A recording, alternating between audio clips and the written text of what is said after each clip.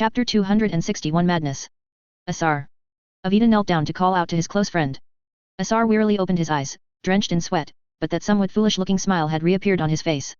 This indicated that he had become a bit more normal. Thank goodness. Avita pulled Asar up. If I hadn't been able to save your life this time, if I hadn't repaid your kindness from when you saved me, I would have felt extremely guilty. Thank you, brother, Asar thanked him, then looked at Qinxia. And thank you, White Knight Lord. Qinxia merely nodded. You should thank them too. Avita looked up at the Grey Knights. The next second, a fist the size of a bucket appeared in Avita's field of vision. Avita's face was struck heavily, and he flew backward half a meter. Asar was about to ask what happened, then he also took a punch. Qinxia reacted quickly, raising his arm to block. The Grey Knight who threw the punch only hit his arm. What in the world are you doing? Avita scrambled up from the ground, yelling, then prepared to unleash his psychic powers to restrain the Grey Knight who had suddenly gone mad in front of him. Qinxia, however, was not surprised. Clearly, the two of them had gone mad again. Qinxia saw that their souls were no longer in their bodies, but not entirely gone. It was a superposition of being in and out, and things related to the warp were rarely not abstract. Quick, get out of the way. Avita shielded Asar, channeling his psychic power, and warned him to avoid hitting Qinxia in front of him. At this moment, the Grey Knight who had been wildly running in a ninja pose in the cabin appeared, taking a running start and delivering a flying kick that sent Avita flying a meter away. Asar immediately tried to stand up to help but was kicked unconscious by the Grey Knight, who turned around. Qinxia wrestled with the Grey Knight. Inside the cabin, there was a series of thudding sounds. Finally, Avita, clutching his chest and carrying Asar, rushed out of the cabin with Qinxia covering their retreat, immediately pressing the door close button on the control panel. He timed it perfectly. Qinxia just managed to slide out from under the door, doing a ground slide. When he looked back, the two Grey Knights were already locked inside the cabin. I can kill you even without a weapon. Heretic. I will tear apart the chests of you defilers of the throne and crush your hearts. If you have the guts, give us back our weapons, and we'll duel honorably. Just as you world eaters desire. You cowards of the blood god. Avita sat down to check on Asar, shaking his close friend vigorously to wake him from unconsciousness. Qinxia, on the other hand, breathed a sigh of relief. It wouldn't be too difficult to subdue those two Grey Knights, but the problem was that he was afraid of hurting them if he acted, especially since they had just helped, and not just then, now that they were intermittently mad, he had to endure it if he could.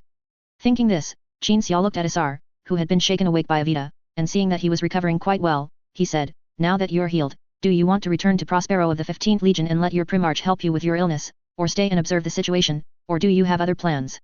Seeing their hesitation, Qinxia added, I think you should stay and let me observe you. It's not too late to leave once we're absolutely sure there are no problems, and the 15th Legion doesn't have any major battles to fight recently anyway. Avita looked at Asar, waiting for his commanding officer to make a decision. Asar nodded in agreement, then I will cooperate with your research, White Knight Lord. It's not exactly cooperating with my research, Qinxia couldn't help but laugh as he explained, it's just observing, seeing how things are. The two men named Asar and Avita exchanged smiles and both nodded. Qinxia also smiled and nodded. Next, the three moved to the medical bay, where Qinxia prepared to thoroughly study Asar's soul condition, to see how his possession in the 30th millennium differed from that of people in the 40th millennium. That's how it is. Asar's condition is completely normal now, and his soul has no issues, he's no different from a normal person. He just needs to recover slowly. A moment later, Qinxia communicated remotely with Angron, discussing the matter of Asar and Avita. Angron looked at the position behind Qinxia on the communication panel and saw Asar lying on the bed, being monitored by various instruments. Qinxia did not mention the feathers growing on Asar. But Angron knew, because he had sensed it when he met the two men named Asar and Avita. So Qinxia wasn't hiding it from Angron, but rather from someone else. Perturabo walked over and pushed Angron out of the frame on the communication panel, then what else is there to say? Go do what you need to do, don't interrupt me teaching my brother. All right, Qinxia nodded expressionlessly. I have nothing more to say. You may withdraw, Perturabo. Just as Perturabo was about to open his mouth to curse, Qinxia closed the communication panel. The Steel Lord turned to face Angron, return to your seat, if you still wish to humbly seek my guidance. You finally found an opportunity to get one over on me. Angron walked to the square table that housed the communication panel and sat down in his main seat. Cough, cough. The Steel Lord lightly coughed. Angron sensed his brother's thoughts, even without sensing them, he knew what his brother was thinking, so he rose from the main seat and moved to another position. Heh. The Steel Lord quietly praised, it seems your mind-reading ability isn't entirely useless, at least it can be used to flatter others. Angron said nothing this time. Perturabo took out specially made teaching aids, arranged a large battlefield with two armies clashing on the interactive holographic image presented by the aids, and then began to set up defensive positions. Angron was learning defensive warfare and trench warfare. Perturabo had indeed given him a book on defensive and trench warfare before, which was true, but the problem was that some of the content was truly obscure and difficult for Angron, a beginner, to understand, even mixed with a large number of defensive facilities that only Perturabo could build and use, which others simply couldn't learn. This was what the Steel Lord wanted. He wanted to make it so Angron couldn't learn it on his own, and then, through the method and process of teaching him, take revenge on Angron for all the previous embarrassments and unpleasantness he had suffered. Angron could even sense that Perturabo was thinking exactly this. Perturabo had now learned a skill called mental surrender. Meaning, if you can sense my mind, then sense it, I'm not hiding it anymore, but that doesn't stop me from finding ways to mess with you. Similar to a dead pig not fearing boiling water, when Perturabo no longer felt awkward and embarrassed by his revealed inner thoughts, Angron truly had no recourse, at least Perturabo believed Angron would have no recourse. Just like now. Let's start learning from the part you, this fool, understand the least. Perturabo pointed to the holographic image. That would be page 47 of chapter 2, the middle part of the third paragraph in the book I gave you. Wait, Angron raised his hand, asking knowingly, how do you remember that so clearly? You didn't just bury something obscure and difficult for me to understand there, and then intend to humiliate me by explaining it at this moment, did you? Perturabo merely twitched the corner of his mouth upon hearing this. Yes, so what will you do? You're really immune now. Angron was surprised that Perturabo remained unfazed after his inner thoughts were exposed again. Undoubtedly. The Steel Lord had developed resistance to psychic sensing and had undoubtedly become the king of resistance. But Angron did not believe that Perturabo had ended the vast power disparity between them. Quite the opposite. This meant another escalation of the struggle. Similar to an arms race, Angron also had to develop new methods to deal with Perturabo, instead of using the same old trick until death. Thinking of this, Angron smiled slightly.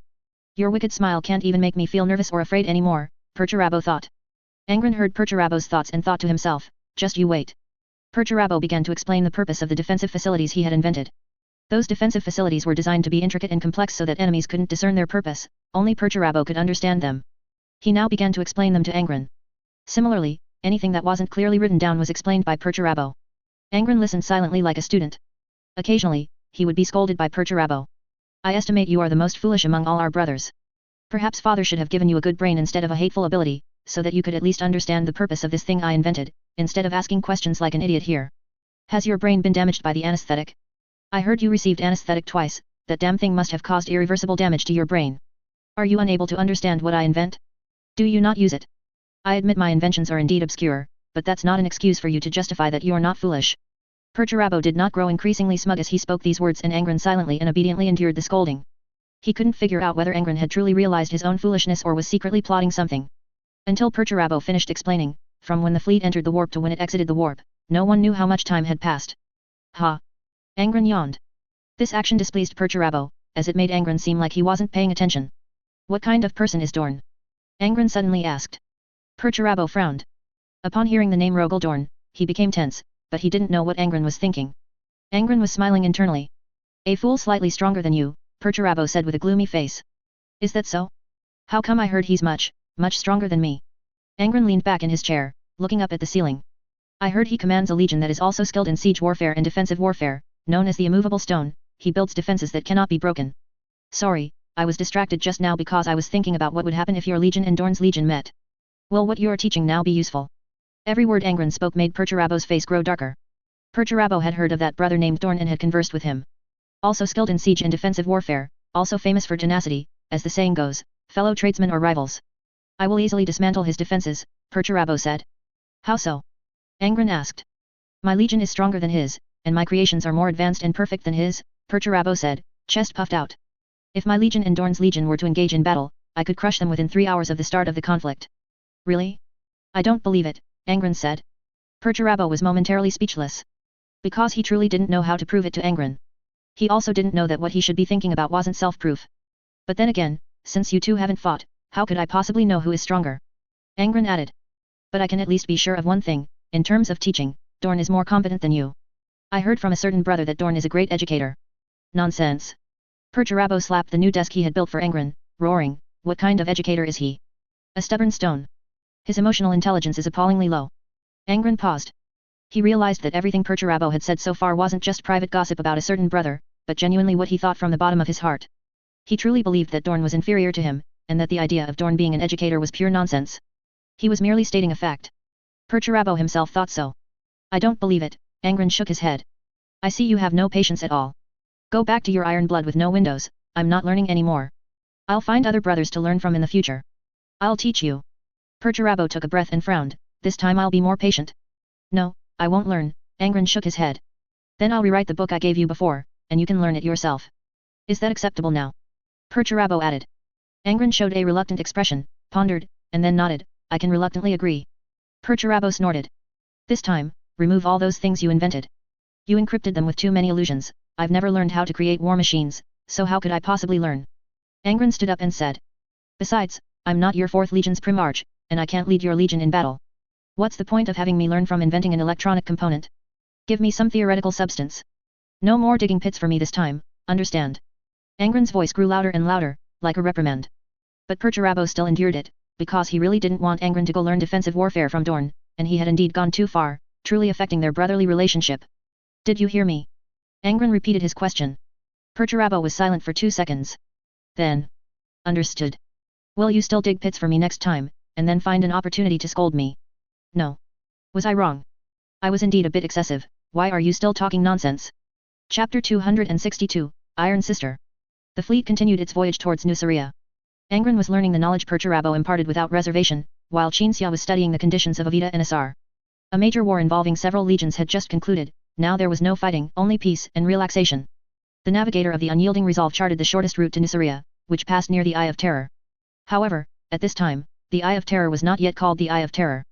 This terrifying place, which would unleash countless malevolent forces upon the reality universe and all living beings within it in the future, was currently just a peculiar astronomical phenomenon observable from Perturabo's home world, Olympia. Sometimes, the Eye of Terror could even bring some benefits. Nisha Andrasta, navigator of the Unyielding Resolve. Currently, this navigator was in her dedicated space, performing the most crucial task for the entire warship and even the entire fleet, observing the warp with her third eye and charting a safe course through that perilous domain. Coupled with the psychic currents Qinxia cast around the entire fleet, the fleet could traverse the warp quickly and safely. I see a vortex. I also see this vortex tearing the entire Milky Way apart, splitting it in two. Nisha's attendant, hearing his master's words, immediately felt alarmed.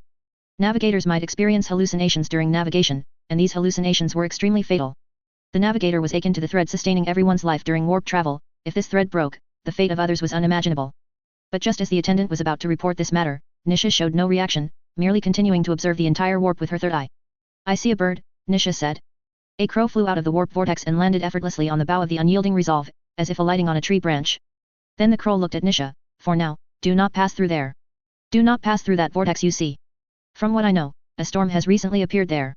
Hearing the crow's words, Nisha looked at the vortex that would be known as the Eye of Terror in the future, the vortex that seemed to tear apart the entire galaxy. The crow had flown out from within it. And after issuing its warning, the crow flapped its wings and departed from the bow of the Unyielding Resolve, as if flying from a branch. Nisha suddenly recalled that when she had encountered great troubles before, it was also something that emerged from that vortex that had helped her. We are about to reach our first objective, Nisha said to her attendant. When navigating, Nisha's words were not spoken with her mouth. To hear her words, one did not listen with ears, but rather by a method trained for generations within the navigator family. The attendant was also a psyker, not a family slave serving Nisha, so he could understand what Nisha was saying. Then the attendant relayed the command. The fleet began to exit the warp. The psychic currents created by Qinxia also ceased flowing. The massive fleet, composed of 2 legions fleets, immediately became busy. All those who had been waiting in safe places on the warships for the warp travel to end came out. All human activities on the warships that had ceased during warp travel resumed. Everyone was very busy every time they exited the warp, just as they were now. The warships were so busy they were even somewhat chaotic. Such signs of disarray were intolerable to Perturabo, so every time the fleet emerged from the warp, he would return to his flagship and bellow at those who, in their haste to complete a task, disregarded whether the situation would descend into chaos. At least, that was usually the case. But now, Perturabo had not returned to his flagship, he remained aboard the Unyielding Resolve. The Steel Lord stood before a viewport, which his own flagship lacked, gazing at the distant planet. This is your home world. Angron walked up to the Steel Lord, looking at the distant planet with him. I thought it would be a particularly harsh planet, but now that I've arrived, I find this planet surprisingly beautiful. Perturabo glanced at Angron. Is there any planet in this universe that looks harsher than Nuceria? What planet isn't beautiful compared to your Nuceria? Angron was utterly unable to refute these words. After a moment of silence, he simply said, indeed. Next, Angron clearly wanted Perturabo to take him to that planet called Olympia to have a look around. Angron was very curious about what kind of environment the planet named Olympia, where Perturabo lived in his youth, could have been to shape his twisted and difficult personality. And what kind of people Perturabo encountered during his childhood. Perturabo had talked about Olympia before, but whenever he discussed Olympia, he would speak of how he was exploited and how the Olympians controlled him with familial affection, a false familial affection. Perturabo said this, but Angron felt that what he said might not be trustworthy. We'll resupply quickly, then we'll go our separate ways. I'll leave here to fight elsewhere, and you'll return to your Nuceria, Perturabo said. The 4th Legion had to rush to fight elsewhere. They were only passing through Olympia, which was why the 4th Legion and the 12th Legion were traveling together. Angron remained silent. Angron could sense that Perturabo had anticipated he would ask to go down and see, and Perturabo did not want to go down. Perturabo's heart, as he claimed, resisted Olympia. he genuinely believed that the Olympians' reverence for him and the familial affection they showed him were all feigned. Their sole purpose was to exploit him. But there were exceptions. Angron sensed a longing within Perturabo, an urgent desire to see a certain relative, but Perturabo was forcefully suppressing this longing. His overly complex psychological state made it difficult for Angron to understand why Perturabo both longed and did not long, both wanted and did not want. If you want to see someone, why don't you just go down and find that person, or if you don't want to go to that planet, you can have your sons bring the person you want to see here. Angron asked. I don't want to see anyone on Olympia. They once controlled me with familial affection, as I said, but now their control will no longer work, because I have my own brothers, Perturabo said, looking at Angron. Brothers. This was, of course, also familial affection. Angron could sense that the familial affection Perturabo longed for was this kind. Sometimes he could sense it. And this perceivable need for familial affection made Angron wonder. He wondered why Perturabo, a man who treated himself and others as iron, fearing anything that might cause him to rust or corrode, would yearn for familial affection. You know that in front of me, no one can hide their true feelings, Angron said. I can feel the longing in your heart, so I think you should fulfill your wish before rushing off to battle, lest something happens later and you can no longer see the person you want to see, leaving you with only solitary regret. After saying this, Angron immediately sensed the surge of impulse within Perturabo's heart.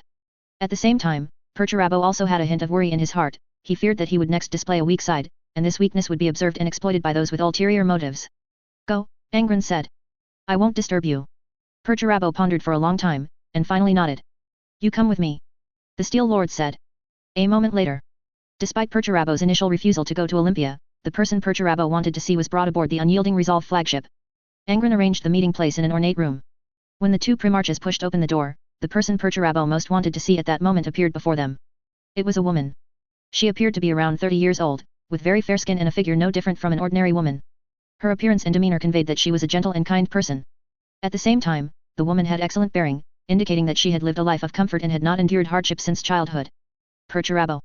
Hearing the heavy footsteps only a primarch could make, the woman immediately turned in surprise, rushed towards Perturabo, and embraced his neck. My brother. When the woman rushed over, Perturabo's instinctive action was to kneel on one knee, so that the woman could reach his neck. Clearly, he had done this before and had developed an instinctive reaction and experience. Califon, Perturabo called the woman by her name. Such a distant address. The woman released Perturabo's neck and said with a smile, Olympians only call out names directly as a greeting after a long absence, you should add sister after it. Ahem. Perturabo cleared his throat and solemnly introduced the person beside him, Angron. My blood brother. Angron. Califon raised her hand towards the tall primarch before her. You look even taller than my brother, so does he call you older brother? Angron leaned down, gently took Califon's hand, and kissed the back of it. We primarches were born at the same moment, there is no seniority among us. He's lying to you, Perturabo said expressionlessly. Actually, he should call me elder brother, but he's too rude and has always refused. Halfway through his sentence, Perturabo suddenly remembered that he also wasn't willing to call Califon sister now, so he swallowed his words. Next, Califon began to converse with Perturabo. She asked her primarch brother how he had been doing all these years, what he had experienced since leaving Olympia, if he had encountered any major troubles, and why he couldn't return to Olympia to see her.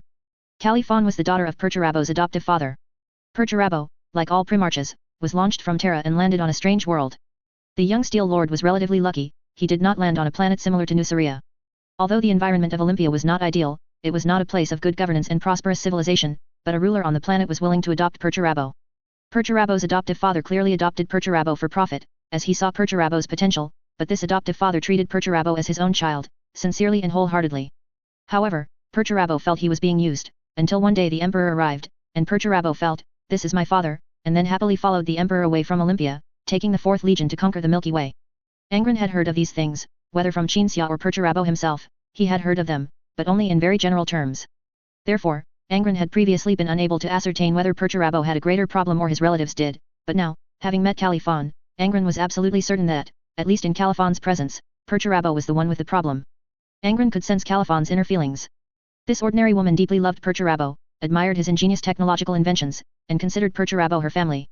In contrast, Perturabo was still doubting whether Califon's familial affection for him was completely genuine, or merely to get him to return to Olympia and continue to conquer cities for his adoptive father's ridiculous and short-sighted so-called great ideal.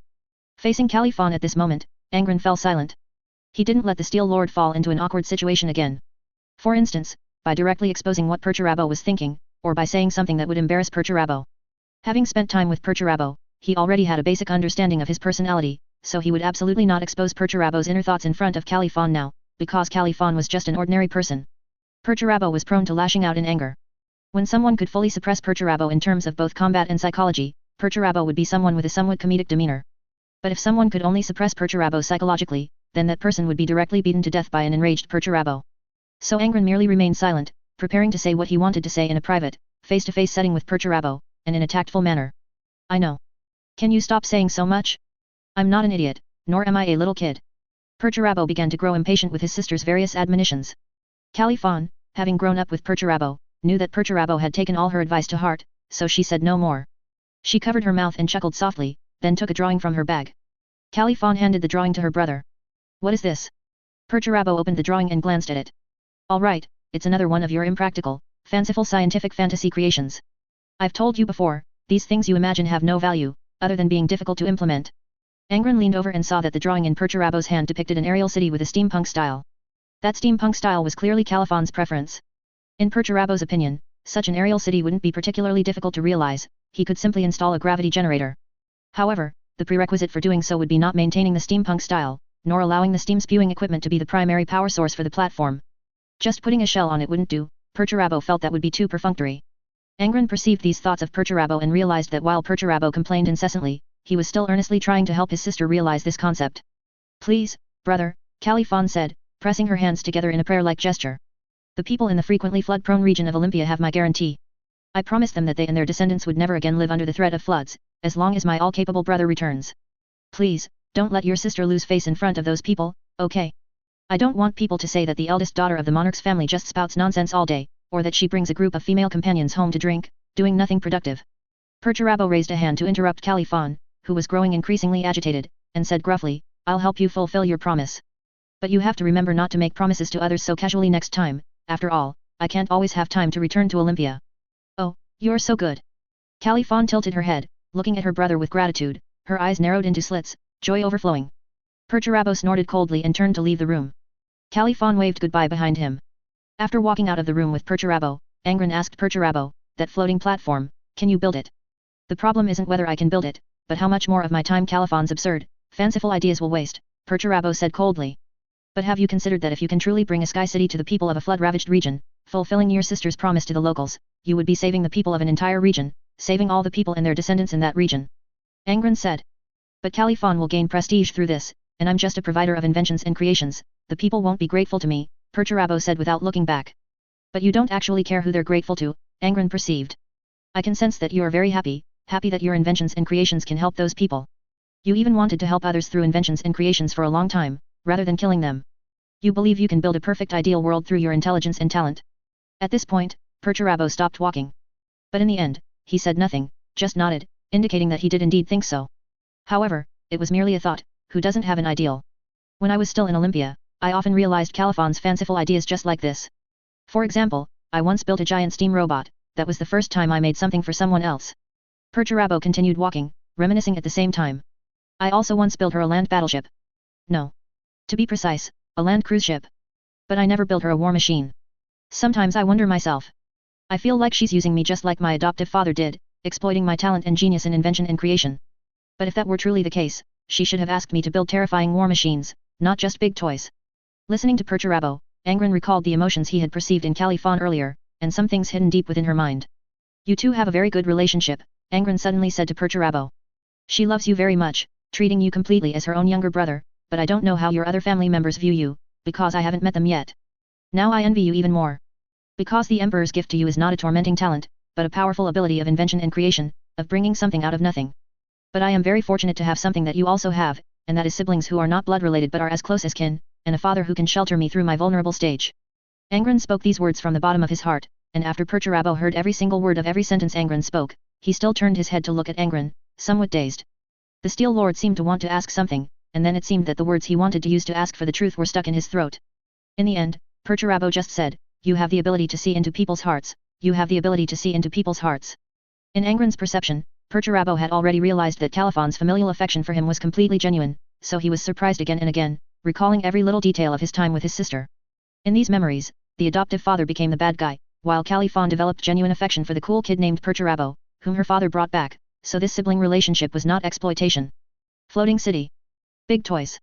Every single thing Califon asked Perturabo to build was not exploitation, but a reasonable request between family members. There was nothing unreasonable about it, wasn't the Emperor constantly asking him, Perturabo, to fight and sacrifice, also a form of demand? After perceiving these psychological activities of Perturabo, Angron was somewhat shocked. Could it be that Perturabo had not discovered such an obvious truth until now? The answer might truly be yes. For someone like Perturabo, sometimes he just needed a warning that could enlighten him, or a persuasion that he would believe 100%. Perturabo quickly departed. Califon walked on the unyielding resolve. The woman thought this vessel was Perturabo's, so she assumed Perturabo must also be on board. Thus, she wanted to find her brother as usual and then quietly watch him bring those astonishing and great inventions to life. The ship's corridor was very empty, and few people were visible. All the crew members were busy, and no one could come to the rest area for the time being. Califon walked slowly, and eventually, by some strange impulse, entered an officer's lounge. Upon opening the door, Califon saw a person sitting in the lounge. This person was as burly as all the superhuman warriors she had seen on her way. However, he was not wearing power armor, but a close-fitting white robe. He sat on the sofa with his legs crossed, holding a book written in a language she did not know. Hello. Qin Xia looked up at Califon. Sorry, did I disturb your reading? Califon said awkwardly. No, no disturbance, I was just casually looking. Qin Xia put away the book. In the blink of an eye, the book disappeared, stored away somewhere unknown. I'm not here to read, but to wait for someone. Who? Califon looked around. I see everyone seems busy with something, no one else has come here except me, who got lost. I'm waiting for someone named Califon, Qin Xia said with a smile. Califon was surprised for a moment, then searched her mind to see if she had ever met this man. Is the Lord of the 4th Legion your brother? Qin Xia asked. Califon did not answer immediately, as she didn't know what this person thought of Perturabo. If this person wanted to use her to get closer to Perturabo, or use her for internal power struggles within the Legion. Califon didn't understand the Space Marines Legion's situation, but she felt that as long as there were people, there would be struggles, and there would be those who wanted to use Perturabo's relatives. So she didn't answer immediately. However, she also knew that the other party seemed to know everything, so it would definitely be impossible to hide. Don't be nervous, I just want to get to know the Lord of the 4th Legion's family, Qin Xia said with a smile. He has already met his brother's family a long time ago, such as me, and his brother's other siblings. Hearing this, Califon recalled Angron, who had come with Perturabo earlier, and suddenly realized, you are Angron's relative. Yes, Qin Xia nodded. He looked at Califon, at Perturabo's sister. He knew what Califon's fate was. In the future, a rebellion would break out on Olympia, and Perturabo would carry out a decimation on Olympia, meaning 1 in 10 Olympians would be killed. Even the Iron Warriors who opposed Perturabo's actions were decimated. Califon, on the other hand, would be personally strangled to death by Perturabo in that catastrophe. This was the fate of someone who could not fully suppress Perturabo, yet got too close to him. But these things could not be directly told to Califon, because the person involved was just an ordinary person, without even concepts like past, future, or threads of destiny, making it impossible for her to believe things that hadn't happened. What Qin Xia wanted to do was to at least allow Califon to monitor the situation on Olympia, and in return, she would be spared the fate of being killed by her beloved brother. However, things couldn't be rushed. Qin Xia wouldn't immediately pull out a psychic construct and tell Califon, quickly take this and be my Olympia agent. The fleet will stay at Olympia for a while to resupply, Qin Xia said, walking towards the door.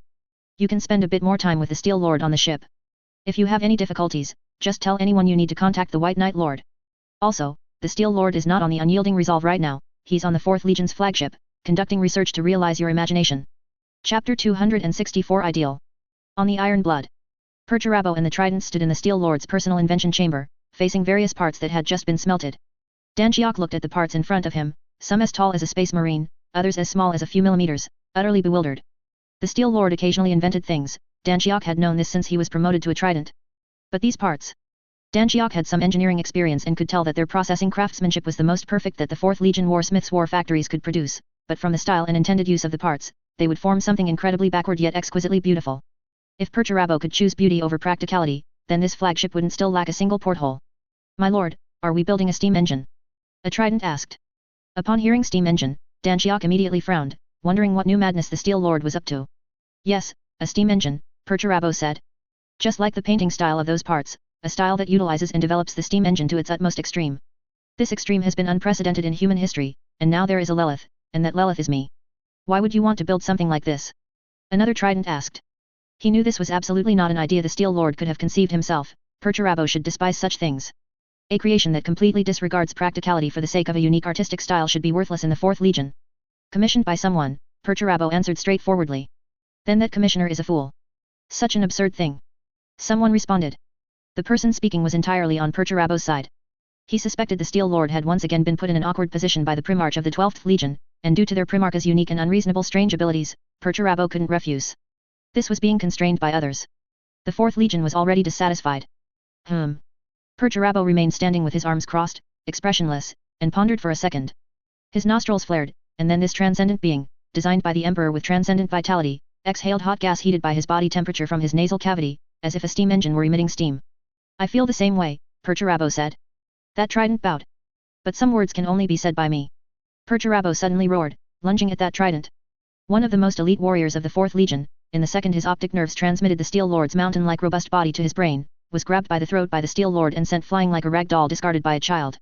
By the time this trident realized he had been throttled by the Primarch, he was already lying on the ground, feeling immense pain throughout his body. Driven by instinct, he scrambled up, wanting to flee, but reason curbed this instinct.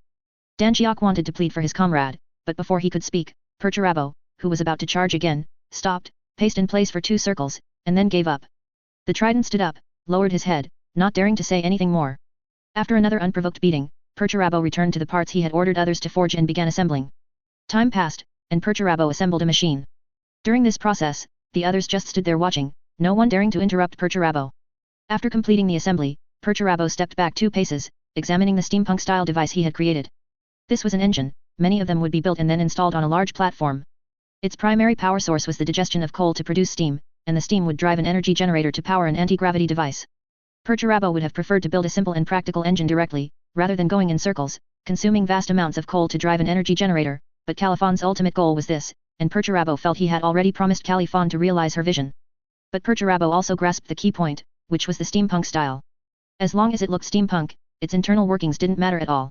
Anyway, Perturabo didn't believe that with Califan's or other Olympians' intelligence, they could disassemble the shell he had created to examine and study the internal structure. They would only think that this thing operated by burning coal. Danjiok also observed this thing. It wasn't great, too much was sacrificed for an art style, but the entire process from design to finished product took less than a day. This was Perturabo's creative ability, a magical creative ability. Moreover, this wasn't invention and creation using psychic, idealistic powers, the rules of the reality universe wouldn't twist and change according to Perturabo's will. Perturabo could create so many miracles within a cold and strict framework, and this point filled Danjiok with genuine admiration. What do you think of this thing? Perturabo asked, his tone cold, as he gazed at his creation. An artwork where beauty outweighs practicality, Danjiok said. That's the only evaluation I can give. Perturabo's head snapped around, his gaze falling on Danjiok's face. The hearts of the superhuman warriors present all tightened. But Perturabo merely nodded, indeed. The Steel Lord immediately turned around and strode out, leaving his offspring with his back in an order. In 9.5 solar hours, at Olympia's twilight, I want to see 20 of these neatly arranged before me. The tridents, except for Danjiok, bowed to his retreating back. Inside a 4th Legion engineering vessel, the primarches of the combined fleet of 2 legions stood on the command deck alongside Califan and some Olympian bureaucrats, observing the entire process of an aerial city's foundation being laid. The items Perturabo had ordered to be manufactured had already been rushed out by the Iron Warriors, then combined with some remaining adamantium-like metals from the 4th Legion to form a floating platform. This platform could not be built like on the surface, where a large pit is dug for a foundation, and then skyscrapers are built step by step. Perturabo designed a house structure specifically for this platform, using special materials unique to Olympia that were both light and flexible. Through the engineering vessel's holographic imaging equipment, everyone could see below the floating platform flooding waters surging along the terrain. And further in the distance, a colossal flood control dam built along the folded mountain ranges. The dam had already collapsed due to the flood, with only some towering structures remaining above the water, letting people know that a massive flood control project had once stood there. The dam I designed back then. At that time, I believed my creation could at least ensure that the people of this region would never again fear the unpredictable floods. Perturabo's tone held a slight hint of surprise and regret as he spoke. It could have been, but recent unexplained rapid geological changes significantly reduced the dam's ability to withstand floods, Califan said. I'm not a flood control engineer, anyway, that's what I heard from others. What the hell causes geological changes in such a short time? Perturabo rarely smiled, a sneering, mocking smile. Did the 12th Legion's mobile orbital defense platform blast my dam? Hearing Perturabo mention the orbital defense platform, Xia and Angron exchanged glances. They both simultaneously recalled the idea that was difficult to tell Califan directly. Actually, there was a better solution for the flooded areas on Olympia than a floating city, such as using the orbital defense platform to bombard the terrain, cutting a diversion channel into the landmass. The equipment carried on the New Star orbital defense platform was not originally weapons, but rather terrain sculpting tools. Once, there might have been no way to control the power of the transformation beam, but Brown and Quadrant never stopped researching the defense platform. They had already found a way to make the beam's power strictly conform to the user's requirements, even without a Golden Age-trained planetary sculptor. That was to leave everything to that platform. The platform itself could operate autonomously. The planetary sculptors, whom Brown remembered as absolutely indispensable, actually only handled certifications and responsibilities. To be honest, Xia genuinely felt it was a good idea, but considering the diplomatic implications, he decided against it. Now they won't have to worry about floods anymore, Perturabo added. Angron detected relief, joy, and even satisfaction in Perturabo's words. Perturabo actually quite liked doing such things, using invention and creation to improve something that was originally very bad. For example, stepping forward like a hero from an ancient myth to save some people. For example, inventing things in a place with extreme resource scarcity, purifying water, bringing food, and then gradually building that place to a state of prosperity and civilization. Angron, while perceiving, combined this with Perturabo's past stories he had heard from various sources, pondering. Perturabo had once stepped forward, slaying a monstrous snake and saving many people. Fierce cruelty and kindness, the bottomless pursuit of practicality and efficiency, and the hope for prosperity and civilization, these contradictory qualities all coexisted within Perturabo. Angron felt that his brother was truly twisted and complex. If he didn't possess mind-reading like perceptive abilities, trying to fathom his personality would be a pipe dream, a wild fantasy. But precisely because Perturabo was complex, after perceiving Perturabo's emotions and thoughts on Nefshenko Doc 5 back then, he didn't view Perturabo as an unapproachable evil. Why can't these bastards just move somewhere else, instead of wasting my energy and time, preferring to float in the sky rather than find another piece of land to live on? Perturabo stepped back a few paces and sat on a chair, looking contemptuously at everything displayed on the holographic image. The refugees who were migrating from the mountain peak refugee camp to the floating city. The flying sailboats traveling between the floating city and the mountain refugee camp. These flying sailboats were also Califon's imagination, another so-called absurd idea that Perturabo had brought to fruition. Perturabo looked at all this with disdain. Being reluctant to leave one's home is a flaw of the Olympians. The Nusrians also have the same problem. No, it should be said that perhaps those ancient civilizations all have the same. Cough, cough, excuse me, brother. As Perturabo spoke, Angron raised his hand and walked towards Perturabo. The latter indeed closed his mouth, then looked at Angron with some dissatisfaction and confusion in his eyes, pondering with some apprehension what Angron would say next. You're actually very happy that you can help them, and you're willing to see them live in a floating city, just like the humans in those ancient stories Ms. Califon told you when you were a child. This way of life and living environment itself represents prosperity and civilization. So you really don't need to say what you just said, making it seem like you were just bothered by others into doing something you fundamentally didn't want to do. We all know that compared to fighting siege battles, you actually prefer doing this. Angron said these words with a very calm tone and expression. Clearly, he was very skilled. Interrupting Perturabo's twisted behavior was now second nature to him. And after Angron finished speaking, Califon let out a snort of laughter, then instinctively quickly covered her mouth, not wanting others to see her bared front teeth as she laughed. Also, clearly, Califon felt the same as Angron at this moment. Perhaps this ordinary woman did not have Angron's talent, but she had, after all, grown up with Perturabo and could mostly understand his personality. Perturabo's face was unpredictable, his expression extremely complex. He opened his mouth as if to speak, then stopped, then wanted to speak again, not knowing what to say. Qinxia spoke at this moment. Steel Lord, if I were you, I'd invent a machine for myself to record every instance of this happening, and then play it on a loop in front of my eyes 24 hours a day. Why do such a foolish thing? Perturabo frowned. Torment myself. Because that might help you learn your lesson. Next time you encounter such a situation, you'll be more honest and say nothing, lest your true feelings be exposed again and you're left speechless on the spot, Qinxia said with a smile. But just take it as me joking with you, you don't have to take this advice seriously, because even if you just think about it in front of Angron, it'll be revealed.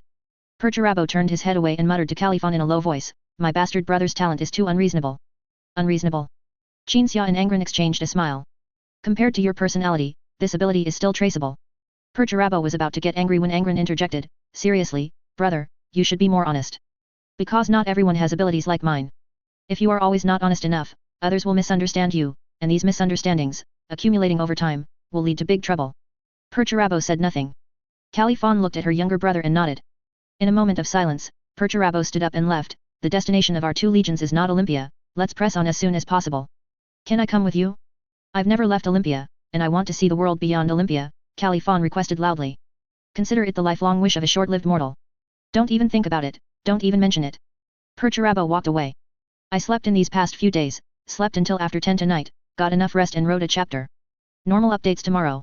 I originally intended for the 18th Company to conquer all worlds along the way to the Legion fleet, offering glory to our Gene Father, just as we conquered over 100 star systems before. But we stop here. We have shamed our Gene Father. Houndstooth. The gloomy tactical room was lit only by the occasional green flashes from the tactical equipment, illuminating the banner hanging on the main wall of the tactical room, fangs and sharp teeth biting through chains. On the green projection displayed on the tactical table, the Houndstooth floated in the void, with transport vehicles approaching it. Half of Margot's body was obscured by the glorious combat robe bestowed by Legion Commander Karn, with half of his crossed arms covered by the robe. The 18th Company's standard bearer stood prominently, head held high, leaning on the banner, one of his arms being reattached to the shoulder socket by an apothecary using a medical adhesive. Margot's champion, Orenst, was covered in wounds and disheveled. The other company officers present were also in poor condition, all looking as if they had just suffered a defeat. They all watched the transport vehicles returning to the company's battleship on the tactical table, knowing that they carried the warriors of the 18th Company, who had been delayed in returning to the battleship and had also just experienced a defeat. Since the 18th Company separated from the Legion fleet to conquer world after world around Nuceria in the Nuclear star system, they had been fighting continuously, conquering hundreds of star systems in a short time, only to be stalled in this star system for half a Terra year. We must face our failure and disgrace, the standard bearers shouted. Our true disgrace is not that we were defeated, but that we were too eager for quick success, trusting the people on that planet below, believing they had truly surrendered to the Imperium and genuinely supported the Emperor's great cause. The result is that we left this star system a few months ago, and by the time we returned, those bastards were ready for war. Legion Commander. We gave them time to prepare for war. The standard bearer's angry words reached everyone's ears. Margot merely pondered in his mind, showing no other reaction. The other officers, however, exchanged glances. The atmosphere became a bit subtle. The source of this atmosphere was the two different approaches to this glorious mission among the company officers after the 18th Company took on the task of conquering the areas around Nuceria. One faction advocated that upon arriving at a planet, regardless of the inhabitants' reactions, war must be waged. Through war, some rulers would be eliminated, and others would be eliminated by tracing their past and uncovering their crimes. The other faction argued that worlds should be conquered as quickly as possible, because the 18th Company was not numerous, and the Gene Father's command was clear, the 18th Company was to conquer and fight, not to rule. Especially after the 18th Company learned that Nucerian warriors would become professional bureaucrats. As the Legion commander, Margot favored the second approach. Then, as the standard bearers said, the 18th Company paid the price for their carelessness. When the 18th Company returned and conducted a small-scale conflict test, they found that even if the entire company of about 1,000 men were deployed, they could no longer subdue this planet. This planet's situation is unique, no matter what choice we make, it's unlikely we can take it with minimal cost, Margot said. The Space Marines had their own thoughts, but since this was still a postponed war council, none of the subordinates, except for the standard bearers, had permission to contradict Margot. And considering that it was wartime, the standard bearers had already expressed his anger to Margot. If he continued to contradict the Legion commander, it might escalate this clash of ideas within the company to a more serious level, which would be detrimental to the company's internal unity. So the standard bearers nodded and said no more. Centurion. A warrior entered the tactical room and saluted Margot. The Angrons have been brought by transport ship. They are still very eager to participate in the battle after seeing the situation on the planet below. Angrons. Margot searched his mind for the term and then remembered that this was a world conquered by the 18th Company as soon as they embarked on their path of conquest. This world was named Angron. Angron was very well informed and already knew about the Imperium. They even proactively sought out the 18th Company to request to join the Imperium of Man. The advantage of the Angrons was their various war technologies. When the 18th Company had compiled information about Angron and sent it to the Legion fleet, the response they received was, the planet named Angron might have been an ancient military world, where everyone was a soldier in very ancient times. But the response also added another possibility. It could also be that Angron was an ancient battlefield, where Lilith brought a large number of war weapons to fight here, clearing out guerrillas or resistance organizations, and then a warp storm hit, trapping both warring parties on one planet, eventually evolving into the current Angron. I invited them, an officer stepped forward. Margot looked at the officer and nodded. This officer was responsible for recruiting people from conquered worlds to form auxiliary forces and then arranging for these auxiliary forces to fight alongside the company. This was his duty. However, due to the auxiliary forces' combat effectiveness leaving a poor impression on Margot, and the new star mortal troops following the Legion fleet everywhere, Margot never counted on mortal auxiliary forces, let alone paid attention to them. Why do you think the Angrons are capable of handling this war? Margot asked. The officer walked to an imaging device and connected his data slate to the equipment. Then the device began to play reasons that would make Margot believe the Angrons, combined with the 18th Company, could fight. The Angrons excel at over-the-horizon combat, their infantry are their weakest unit, while their air force and armored units are their strongest. Their troop carriers have the ability to launch miniature missiles from 500 kilometers away, simultaneously destroying 10 armored targets. Honestly, if they hadn't voluntarily joined the Imperium, I think we would have paid a price fighting on Angron. The officer introduced. The others present watched. The device displayed military exercises conducted by the Angrons for the purpose of participating in the war. Their infantry, wearing exoskeleton armor, walked on the ground as if strolling. Various warplanes roared overhead, and missiles occasionally streaked over the infantry's heads, pulverizing large fortresses in the far distance. The Angrons also had a type of flying vehicle that used anti-gravity technology. This flying vehicle was triangular, and the pilot in the footage flew the vehicle into the planet's low orbit. The pilot activated the detection equipment, and instantly, the pilot, directly linked mentally to the aircraft, saw all detected targets, then fired with a thought. The aircraft's outer shell opened, revealing honeycomb-like racks packed with numerous miniature missiles, which then launched, destroying over 50 detected targets in 5 seconds. This combat result was not the limit of this type of flying vehicle, it was simply that the Angrons had set only 50-odd targets. If there were thousands, like an entire army, the Angron warplanes could still destroy them in an instant. And after seeing all this, Margot lowered his head, pondered for a few seconds, and then commanded, choose a weak target and let them try it. Also, allocate some transport resources for their withdrawal. War reignited. Angrons were heavily deployed onto the planet by transport ships. Some flying vehicles could directly take off from the transport ship's hangar, then activate sublight cruising mode to quickly enter the planet's atmosphere. The Angron commander, in charge of directing the Angrons, surveyed the overall situation, using information transmitted back from the frontline warplanes to see the target assigned to them by the World Eaters. A small city built on an isolated island. The commander suppressed his dissatisfaction with the World Eaters' underestimation of them, then issued the attack order. At the same time, Margot and the company officers observed the battle near the tactical table.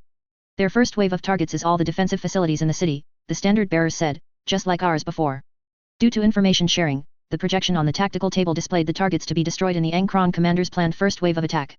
Compared to the Angron's advanced vehicles that could fly directly from one planet to another, the equipment of the planet below, which had once surrendered and then rebelled, could be described as primitive and backward.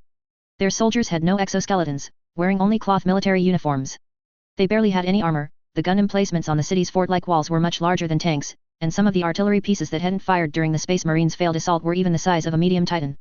The Angron's various over-the-horizon weapons have locked onto all defensive facilities in the city, the standard bearers said with some surprise, putting aside everything else, their detection technology is indeed astonishing.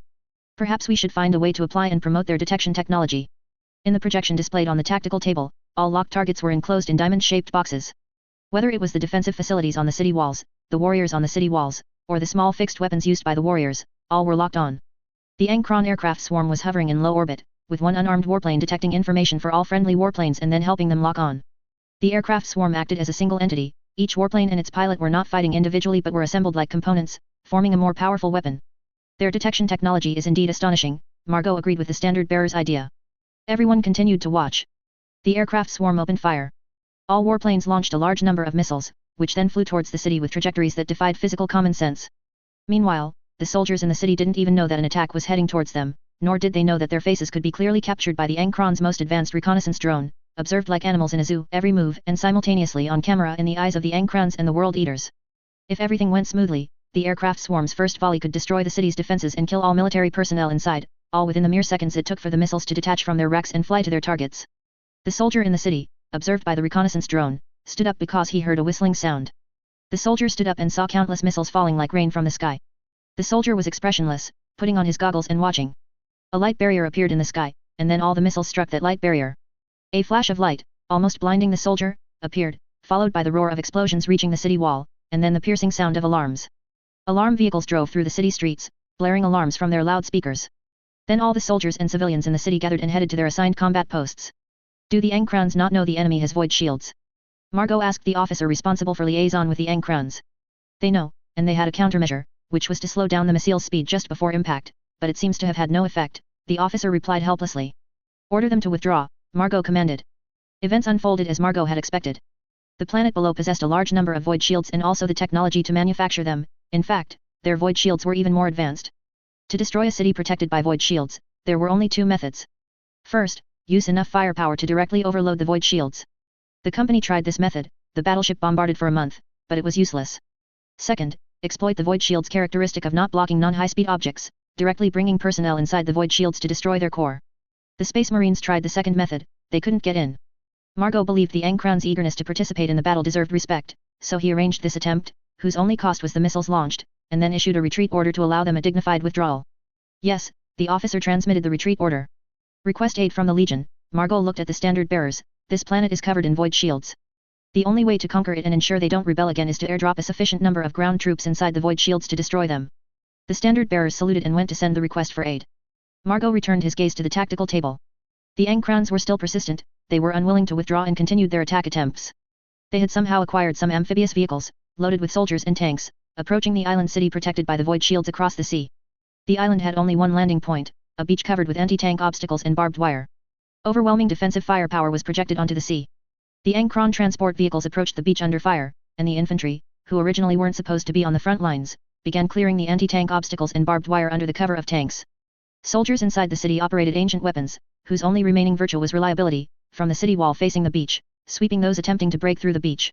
Margot waved his hand, and the image displayed on the tactical table switched to the overall planetary situation.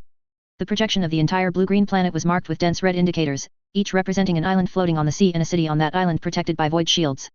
Chapter 266, Professional Reinforcements. A month passed. The 18th Company, which had completely ceased landing operations and switched to blockading the star system, finally received reinforcements. When the rift created by the warp engine at the Mandeville point in the star system appeared, all the Space Marines of the 18th Company gathered together on the hangar deck of the Hound's Tooth, ready to welcome the reinforcements sent by the Legion. The Space Marines lined up on the hangar deck, waiting. Everyone was excited. According to the speculation of some in the company who understood the Primarch's actions and thoughts well, this time the Primarch and his guide would personally come to the star system and participate in this war themselves. The reason was simple: both the Primarch and the guide, who was also the White Knight Lord, would certainly be extremely interested in the void shield technology on the planet below. This was a high-value planet. If the Imperium had discovered it first, there was no doubt the Imperium would have occupied it at all costs. Margot and his warriors not only anticipated the arrival of their Gene Father but also the expression on their Gene Father's face when he learned that this planet would belong to him, and not to the Imperium or the corrupt bureaucrats of the Adeptus Mechanicus. It was precisely for this reason that the warriors of the 18th Company did not look out the viewport. They simply waited in the hangar deck. Transport ship formation entering the Hound's Tooth, Captain Yuta relayed to Margot. They're coming, Margot reminded everyone. The Space Marines stood even straighter. When the roaring sound of the hangar gates opening reached everyone's ears, the Space Marines stood even more uniformly, until they could find no further room for improvement in their formation or posture. The transport ship formation appeared in the Space Marines' field of vision. The mortals working in the hangar waved glow sticks, guiding one transport ship after another to land on the apron. At this point, after seeing the transport ships, the Space Marines' expressions varied. The largest of the transport ships landed on the apron in front of Margot. The hatch roared open. A figure, not towering but robust and heavy-set, walked out of the cabin with heavy steps. Behind this figure followed a group of equally non-towering but strong and sturdy warriors. 4th Legion? How could this be? Orent's mournful cry echoed through the company's internal communication channel. The one who appeared before everyone at this moment was none other than the Lord of the 4th Legion, Perturabo. Surprised. Perturabo walked up to Margot, looking down at the company captain. The 4th Legion and the 12th Legion left the Onus sector together, traveling in convoy. This news, you absentees who didn't participate in the Onus campaign, probably don't know. Hearing the Steel Lord mention the Onus campaign, all the World Eaters lowered their heads.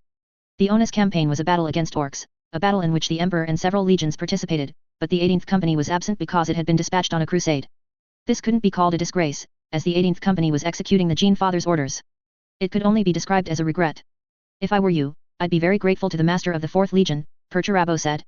Because I was originally staying on Olympia, my home world, but after receiving your distress call. After receiving the extremely sincere and humble request from your Primarch, my brother. I brought my legion here. You should be grateful to me. Listening to Perturabo's words, Margot finally understood why the 4th Legion had come. Because the 4th Legion and the 12th Legion were traveling together. Logically, they should be grateful. After all, the 4th Legion had arrived, and they were also specialists in siege warfare. But Margot felt there was something wrong. The reason the 4th Legion came was definitely not as the Steel Lord had stated. If we win the war with your assistance, we will have to hand over the void shield and production technology on that planet to you. The standard bearers stepped forward. Then we will withdraw our request for aid now, and ask your 4th Legion to leave this star system. Perturabo looked at the standard bearers and said in a deep voice, I quite like you, warrior. When I commanded you back then, I thought, if my legion had someone like you. But that doesn't mean you can make demands of me. When I appeared here, your will became irrelevant. But... Perturabo paused. And continued. But you can keep everything on the planet below, just like on Nefshenko Dock 5. After saying this, Perturabo suddenly lowered his head, lost in thought. Margot thought the Steel Lord had come here for the void shield. But in reality, he hadn't. Perturabo came here because he wanted to, not because Angron made a humble and sincere request. Perturabo still remembered that after he had visited the Unyielding Resolve again, he saw a naval officer rushing into the command deck. Since Angron was not present, he asked the officer what was happening. Then he learned about the 18th Company's request for aid and came here. Perturabo pondered, thinking that Angron must not have known about his 18th Company's request for aid at the time, but he surely knew now, after a month had passed. Margot didn't know what Perturabo was thinking. Nor could he possibly know what was on Perturabo's mind. The only people who could understand Perturabo's thoughts, besides the Lord of the 12th Legion, were Perturabo himself. Regardless, Captain. My brother is here to help you. He brought a legion. A pleasant voice sounded.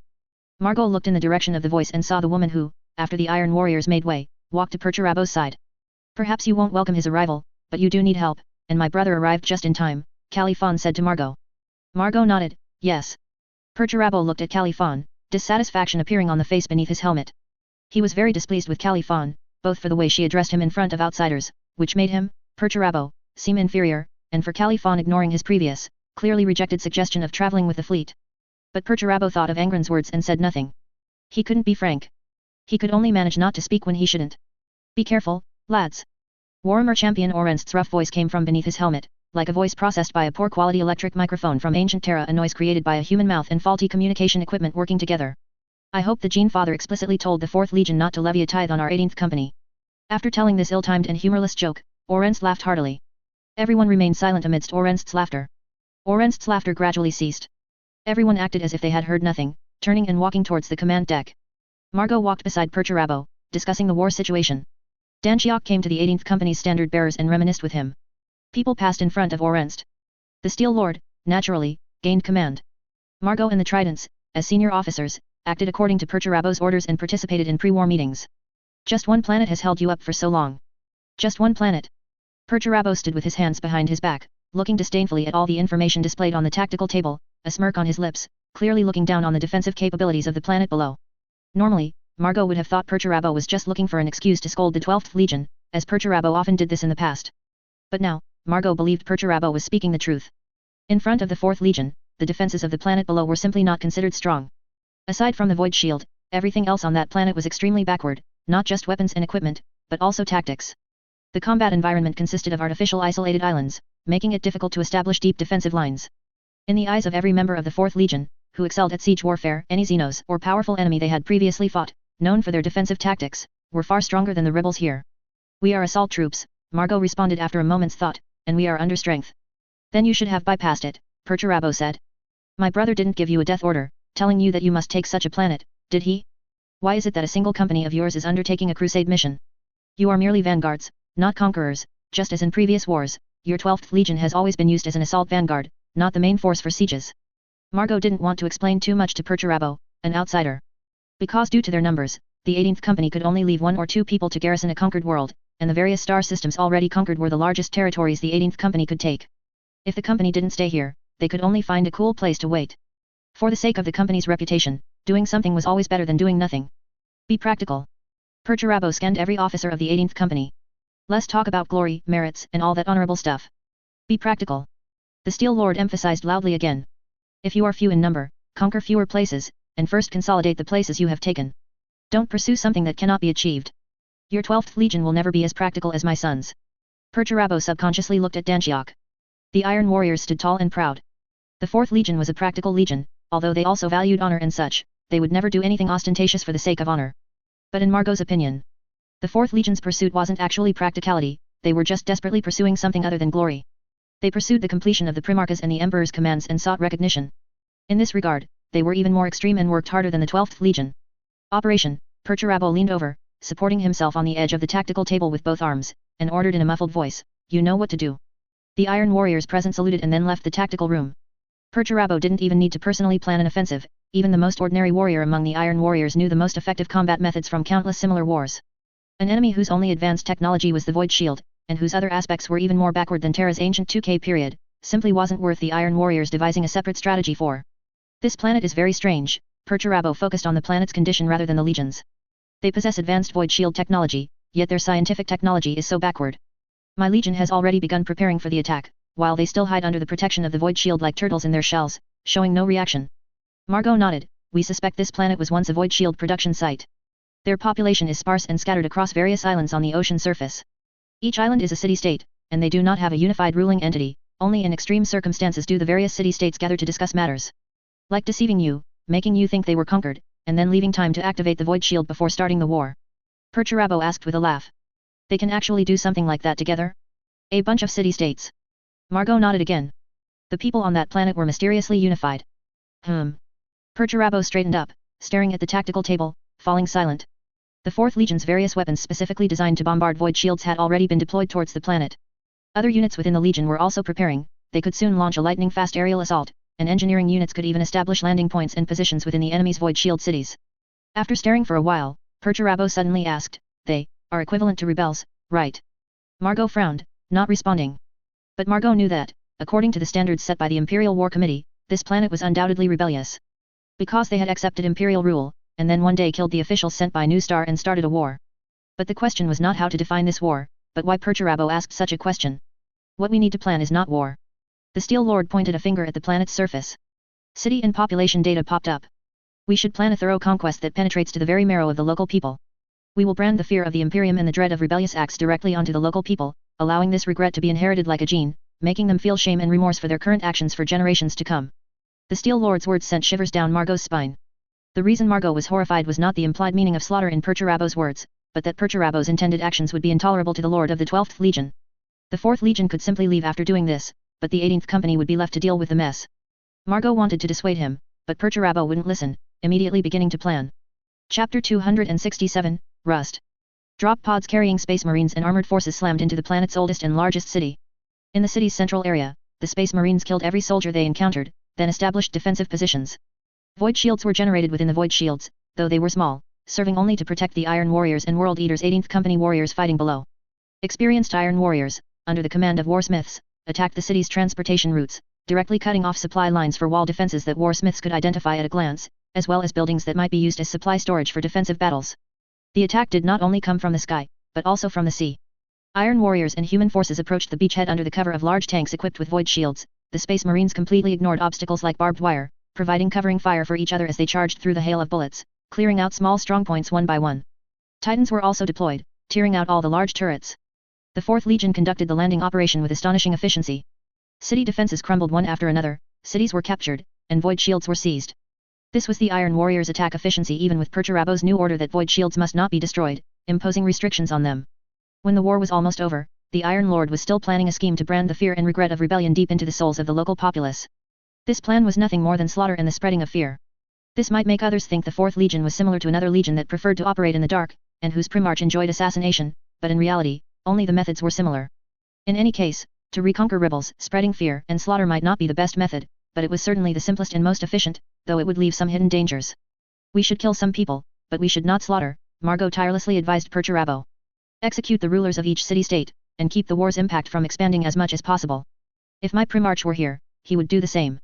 The 12th Legion isn't exactly benevolent either, Perturabo looked up and said, you are cold-killing machines. Do you remember when you were still called the Warhounds? What right does someone from the 12th Legion have to say this? The 18th Company, even during the Warhounds period, refused to slaughter, Margot said firmly. Under my command, the 18th Company has never killed any civilians, not even during the Warhounds period, because I believe it is dishonorable. Fully armed superhuman warriors acting like bandits to slaughter defenseless people is absolutely shameful. Perturabo wanted to argue, but the words died on his lips as he remembered that Margot was indeed different. Although he also came from a background of serious criminals, this fellow used to serve a master, whose master was a military noble from a prosperous city-state on Terra. Honor, order, these impractical things were what people like them would pursue. Shut up, Perturabo lowered his head. If you still want to keep your teeth and tongue. The Iron Lord continued to plan. Margot continued to persuade. By the time Perturabo ordered his subordinates to throw Margot out of the Houndstooth's tactical chamber, his plan was just completed. First was an orderly and non-chaotic lottery-style killing of the people on this planet. Then, interrogating those who survived the slaughter to find out who advocated for war. After that, all those who advocated for war and all soldiers would be executed. Destroy or seize the locals' ability to produce void shields, burn their oldest cities, and then record this period of history. As for resistance under pressure. When Perturabo learned that the people of Nuceria could be slaughtered into slavery for 10,000 years, he became even more convinced that no self-aware intelligent creature would not fear this absolute punishment. Danchiok, let him come in, Perturabo ordered those around him. Soon, Danchiok was brought in. Perturabo looked at his son.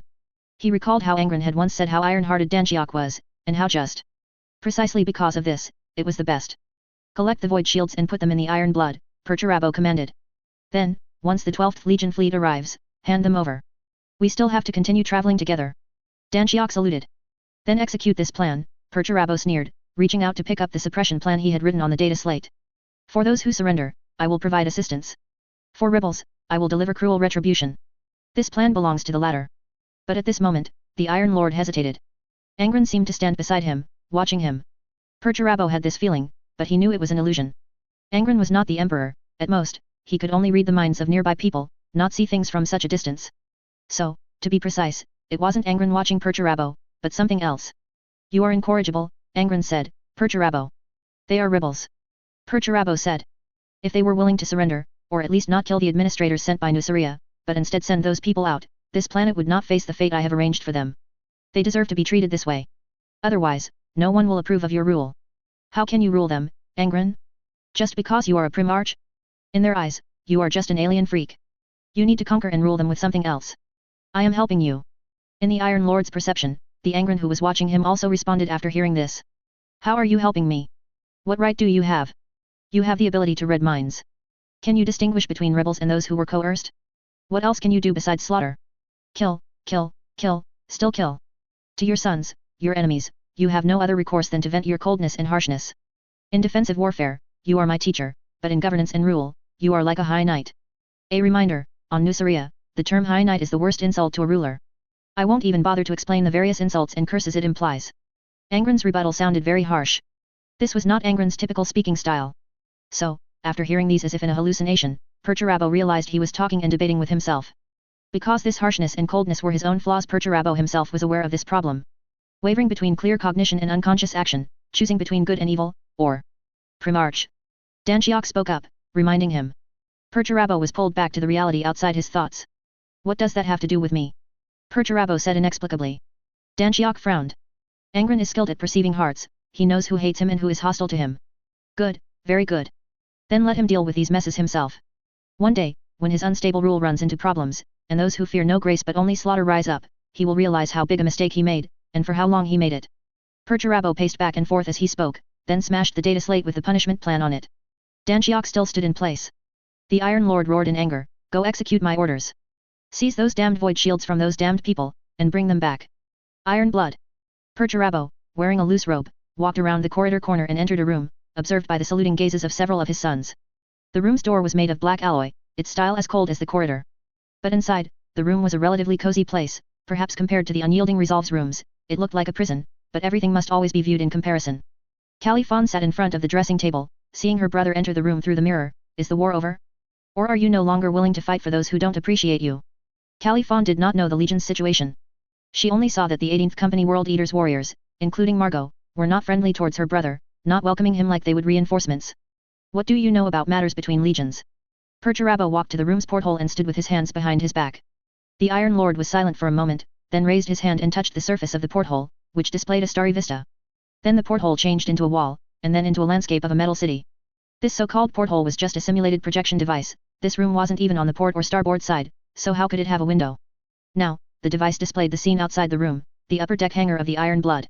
I found. Perturabo began abruptly and slowly. Iron-hearted, this is what I demand of my legion and my warriors.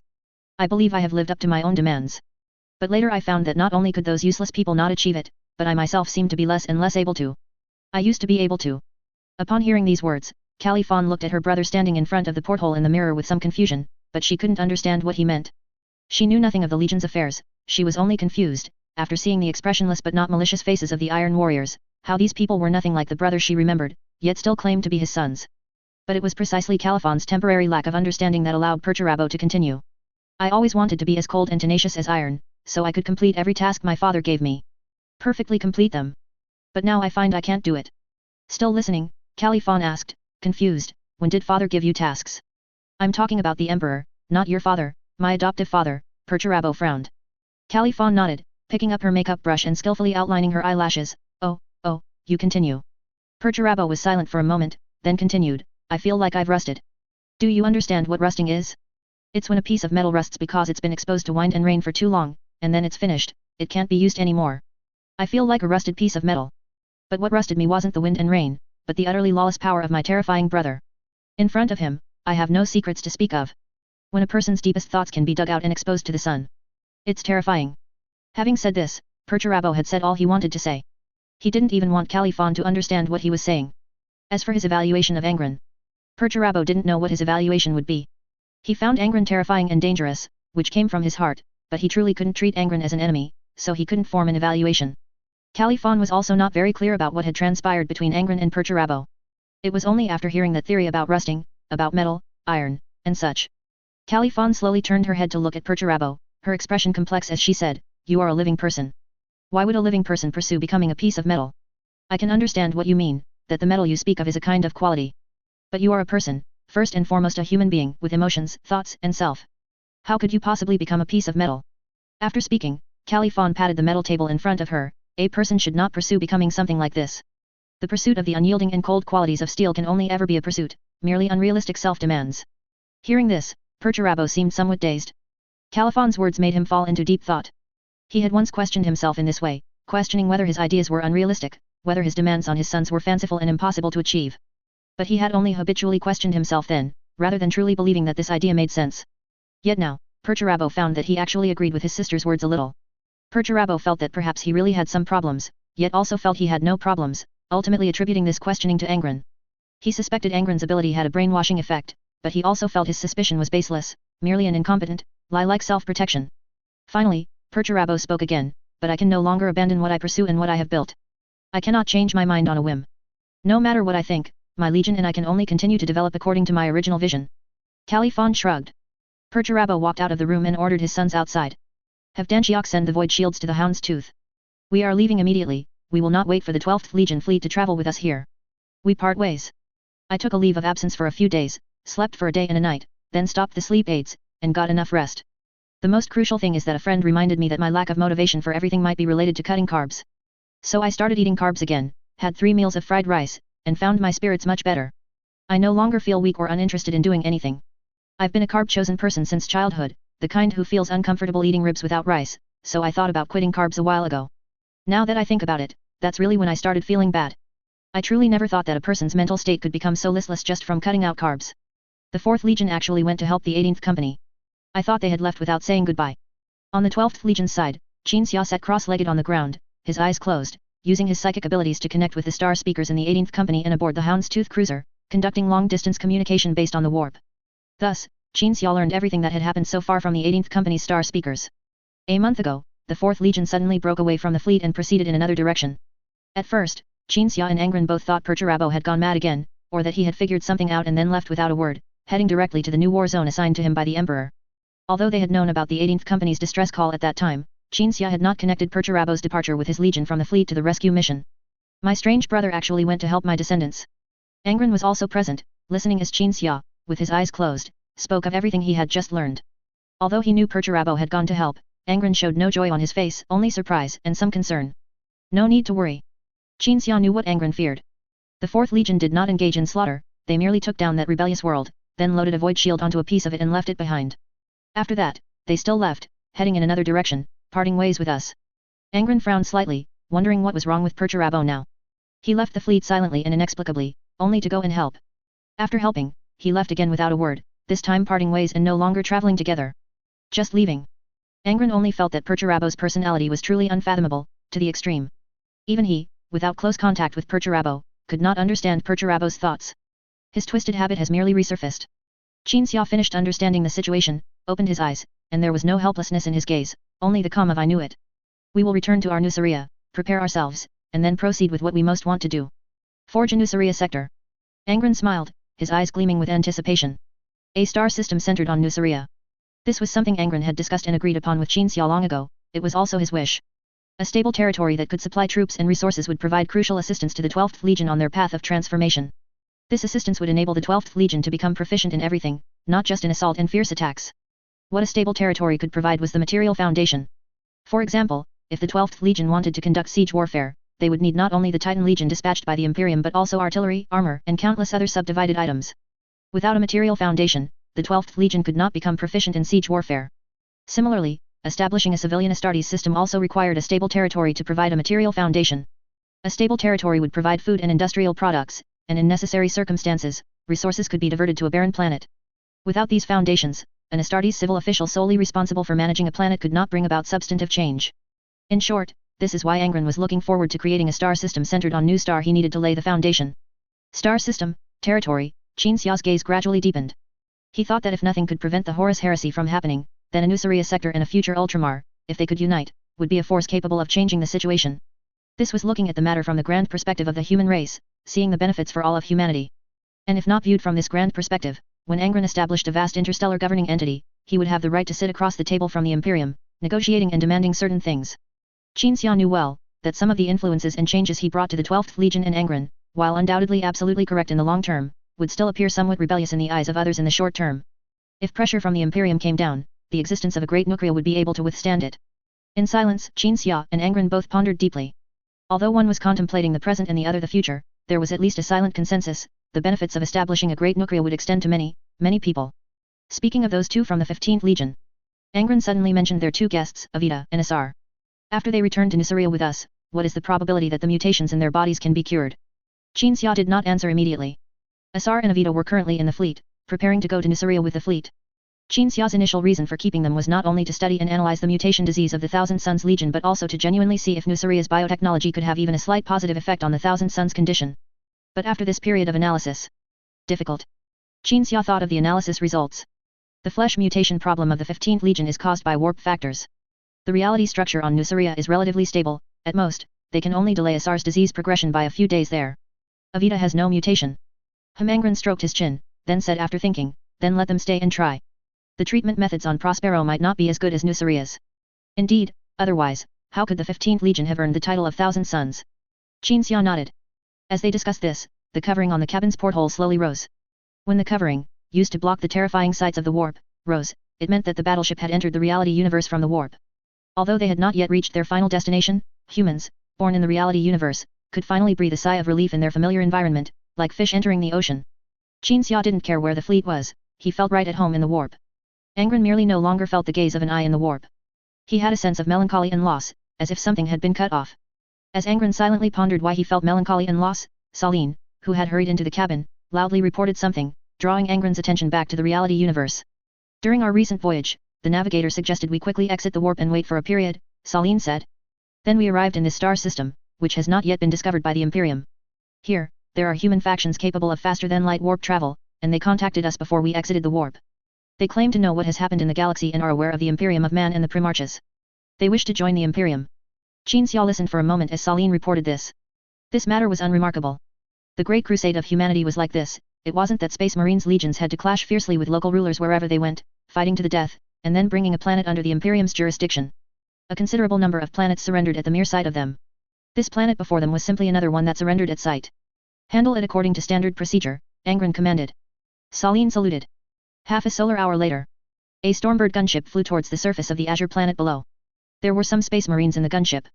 These towering superhuman warriors were considered the Legion's facade. After Angron deemed the diplomatic personnel assigned to the Legion by the Imperium unreliable, he would specifically arrange for Space Marines to conduct diplomatic activities. Of course, this was only temporary, because once the civil administrators sent from New Star were transformed into Space Marines, the Legion would have specialized superhuman bureaucrats. Besides the Space Marines, there were also some mortals. Quadrant had now outsourced the journalist duties to an Adeptus Mechanicus envoy who worked odd jobs on the White Knight. This young man, dressed in red medieval attire, was responsible for photography and recording. There were also 2 people from the Human Historical Research Institute. These mortals and the Space Marines temporarily assigned to handle diplomatic matters introduced themselves and their names to each other. The Space Marines also stated their names. Centurion of the 21st Company, Koalag, the leading Space Marine said. Centurion named Koalag did not need to introduce his identity, others already knew where he was from. His blue shoulder pad bore an emblem, the fanged teeth of the World Eaters, gnawing on the Roman numeral 21 in the center. His armor also had some decorations indicating he was the Centurion, the company commander, of the 21st Company. And upon learning Koalag's identity, a question arose again in the minds of the mortals. That was the title Centurion, within a company, it was not an officer who managed 100 people, but one who managed 1,000 people. Considering that the World Eaters companies themselves had more personnel than normal Space Marine legions, and even during the Warhounds era there was the Tribune role, which was nonsensical for the Warhounds Legion, it wasn't that strange. Qin Xia was currently elsewhere, attaching his psychic abilities to the 2 Institute agents he had sent out, observing Koalag. Koalag. He was a ruthless man. If Angron were to be implanted with the butcher's nails and ultimately embark on the path of rebellion, then in the Battle of Istvan III, where the traitors purged the loyalists, Koalag, as a loyalist world eater, would fight his Gene Father. Then, before being killed, he would caress the wound on his Gene Father's body and say, "Father, this is what I cut out." Angron, in turn, would tell Koalag, "Son, you fought well." Qin Xia knew these things, but they would not affect what was to come, times had changed, so he merely observed everyone's actions with his psychic abilities. The gunship entered the atmosphere. Company Commander Koalag stood by the window, looking down at the planet's surface. It was not as he had expected, this planet had no towering hive cities, nor steel forest cities like Kievar next to the home world of the 19th Legion's master. The local inhabitants seemed to place great importance on the ecological environment, their buildings were nestled among forests and flowers. The gunship quickly landed on the ground. Koalag and his party walked out after the hatch opened. The tall, proud superhuman warriors saw a group of 3-meter-tall people walking towards them. The young man whose recording duties had been outsourced by Quadrant immediately raised his camera to film, and the servo skull beside him began to record the appearances of these locals. The locals were 3 meters tall, and they wore flimsy clothes that could not conceal their perfectly strong muscles and golden ratio body lines. They were like living works of art, born from the hands of the most outstanding sculptors of the human race. However, these people's skin was pale, like corpses, yet the blood vessels distributed like tattoos on their body surfaces showed that they were alive. The locals, each over 3 meters tall, walked up to the Space Marines. The leader looked down at Koalag for a second, then bowed. "We have been awaiting your arrival, my lord." Koalag showed no reaction, his gaze, cold beneath his helmet, swept over the people before him. The mighty man's brain was working, assessing the situation before him. The skulls of these locals looked like human skulls, they seemed to be perfectly proportioned, enlarged humans. Their genetic sequence was temporarily unknown, and there was no need to clarify it. The Imperium distinguishes whether a creature is human based on its skull, unless a creature that does not resemble a human firmly claims to be human, and then the Imperium conducts genetic testing to determine whether the other party is a human subspecies. His Highness Angron, the 12th son of the Emperor of the Imperium of Man, is aware of the situation on this planet. Now, this planet will be brought under His Highness's rule, and you will receive treatment different from most of the ruled subjects of the Imperium of Man. After confirming that the other party was human, Koalik's tone was as calm and uncold as possible. Koalik even prepared to say something he was not good at, such as using some words to appease the other party, to make them realize the difference between His Highness's rule and the Emperor's, and not to engage in wishful thinking or wild behavior. But Koalik did not say these words, because he saw something filthy. A hunched, seemingly very obese but slowly moving, foul-smelling creature approached. This creature appeared to be a slave of the locals, wearing a collar around its neck. The appearance of this slave made Koalik realize that the locals were coexisting with Xenos, but whether this state required vigilance depended on the degree of integration between the locals and the Xenos. Present our precious offering to our guests, the local representative said to the slave. The Xeno slave immediately shuffled forward, its stench causing the mortals around the Space Marines to retreat 3 paces. Along with the stench came a tube of liquid offered by the slave. This is a longevity potion, the representative said. Our biotechnology is superb. Koalik glanced at the potion, then looked at the slave. He found that the slave had no oral organs and could not speak. But one thing was puzzling. That was, the skull of this Xenos, in Koalik's view, was actually no different from a human's, it was just too fatty, and its head was too big. Thank you. Koalik temporarily suppressed his doubts, reached out, took the potion, and handed it to the 2 people from the Human Historical Research Institute behind him. The young man in the Adeptus Mechanicus labor uniform was still recording. He also noticed the strange aspect of the Xeno slave, then picked up professional equipment and quietly conducted a test. When the equipment was aimed at the slave in front of him, it displayed, human. When the equipment was aimed at the 3-meter-tall humans in front of him, it displayed, Xenos. Hiss, the young man muttered to himself, how could Quadrant's creation break so quickly? Chapter 269, Suspicion. When Quadrant's self-developed alien identification device displayed the detection results, it also shared them with the Space Marines. The Space Marines all felt that the 3-meter-tall people in front of them looked more like humans, or perhaps a subspecies. Although skeptical, the Space Marines, including Koalik, felt that seeing was not necessarily believing. If human eyes were that good, why bother developing instruments and equipment?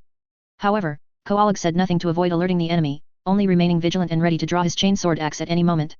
At the invitation of the 3-meter-tall people, the group boarded a dragonfly-shaped flying vehicle and headed to the planet's capital. Along the way, Koalik finally asked the representative, your slaves are ugly and foul-smelling. How could people like you choose them as slaves? Upon hearing this question, the local representative's face showed a stiff smile, and he replied calmly, no, my lord, they are not slaves. This creature I have with me merely does things that a slave would do as a side task. Hearing this, Koalik looked at the slave kneeling on the cabin floor. The slave, whom its master claimed was not a slave, looked up. It could not speak, but its tiny eyes, nestled between 2 folds of flesh, blinked once and nodded, as if confirming that what its master said was correct. At the same time, tears shimmered in its eyes, and its expression was slightly distorted by pain. Koalik felt sympathy and looked away. The captain of the 21st Company recalled something. Something he had once fantasized about in the quiet of night and after battle. Will there ever be such a day? I am sent on a solo mission, then discover a shocking conspiracy hidden on a certain planet. Then I resolve this conspiracy, like Margot, receive the mark of glory, slave breaker bestowed by the Gene Father, and finally, in front of everyone in the Legion, I take off my armor and have the triumph robe carved onto me by the Gene Father's own dagger. Koalik pondered inwardly. Night. Koalik spent the afternoon discussing the specifics of this planet accepting Imperium of Man jurisdiction with the 3-meter-tall people. However, Koalik was merely discussing with them, a temporary measure. After dinner, just as Koalik was about to go find the slave he had seen earlier in the day, that very slave came to his room door. With you. The slave whimpered, offering a document with both hands. It was the terms Koalik had discussed with the locals earlier, which the locals had agreed to. But Koalik did not pay attention to this matter, he was more curious about the true situation of this planet. So, after casually placing the document on the desk, he asked the slave, you people, what exactly is going on with you? Since the locals spoke High Gothic, Koalik did not have to worry about translation issues. The slave understood, but he could not speak. Koalik was not foolish, of course, he did not expect the slave to speak. He only hoped the slave could write down what he wanted to say, so he handed the document and a pen to the slave. But the slave shook his head, meaning, I cannot write. Koalik frowned, Angron will easily know what you are thinking, but I have not yet confirmed your identity, so you cannot see him yet. The slave shook his head vigorously, then reached out and grabbed Koalik's arm, dragging him out of the room. Koalik followed, half believing, half doubting. The two arrived at a quiet place. It was in the forest, where flying insects hovered like colorful lights. The creatures here were clearly abnormal, even Koalik, a world eaters from a heavy penal background, knew that the creatures here must have been reshaped by gene technology. The two stood in place, waiting. Soon, the bushes rustled, and then a person dressed in black, equally fat and short, and emitting a foul odor, emerged. He wore a tattered standard military uniform and held an ancient semi-automatic rifle. He was clearly a soldier. Angel. The soldier immediately knelt at Koalag's feet and kissed the top of Koalag's shoe. Koalag stepped back, vigilantly watching the two people in front of him, then realized that this suddenly appearing person was brought by the slave, or arranged. They are not human. The soldier whispered, roaring, those 3-meter-tall freaks, they are not human, they are not even transformed from humans, they are aliens. They are not the Emperor's children. No. They are the scum that you angels must eliminate.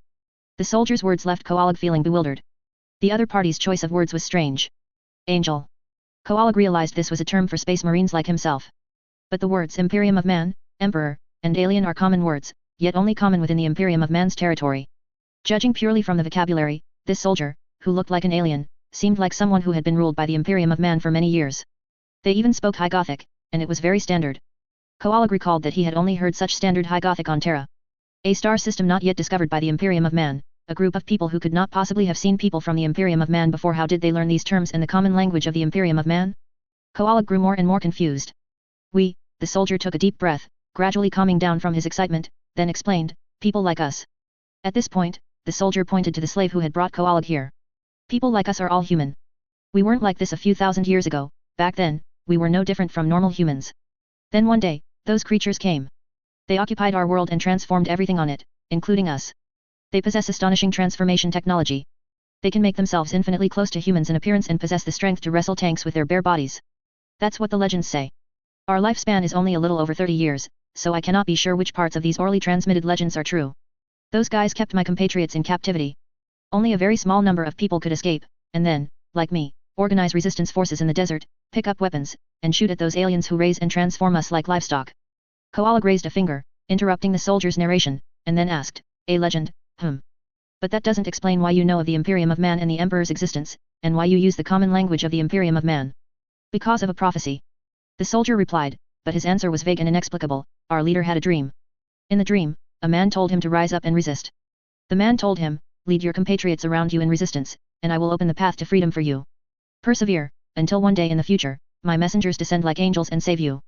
Those aliens, no matter what, cannot transform themselves to be like humans, because I will use a certain power to interfere with them, so that my messengers can discover that they are not human at all. Then, oh right, the leader told me to say that High Gothic was taught by the man in the dream, and then the words alien and Imperium of Man were all things he had heard. That's all. Let me think. I'm sorry. We've been transformed, our brains are getting smaller and smaller, I can't remember many things. I'm sorry. The soldier's words were too vague. Leader, resistance. Although Koalag understood the meaning of these words and realized there was a resistance force on the planet, the information the soldier conveyed was not enough for him to know how the resistance force was established or why it resisted. And whether the phrase raising them like livestock was a metaphor or a fact. Also, where was that leader, what capabilities did he have, and was he the one who sent people here to say these things? The way you speak, sounds like a prophet. Koalag frowned. People with prophetic abilities spoke just like this soldier. They would throw out a large number of terms that perhaps only the soldier understood, then offer no explanation, only stating what their effects would be. Then, because of the urgent desire to make the listener aware of the seriousness of the situation, to know things that only the prophet himself knew, they spoke very eagerly and disjointedly. It was like playing a game, where someone who already knew the walkthrough would simply skip dialogues, skip plot, skip all unnecessary things, and get straight to the point. Ultimately, this resulted in half of what the prophet said being understandable to others, and the other half not. You remind me of a bastard named Varus. Koalag said, when his prophecy sickness acts up, he speaks just like you. The soldier first looked despairing, then tried to continue explaining. But Koalag did not listen to the explanation, because a voice echoed in his ears. Bring this person to the flagship. That was the White Knight Lord's psychic whisper. Koalag raised his hand, interrupting the soldier's explanation, come with me. A moment later. Unyielding resolve. Triumph Hall. Angron and Xinxia stood by the viewport, gazing at the blue planet below. When Koalag brought the person who looked very much like an alien or abhuman into the Triumph Hall, there were only 4 people in total in the hall, making the entire hall seem exceptionally empty. Father. Koalag saluted. Angron nodded, then walked over to the soldier Koalag had brought. Tall man.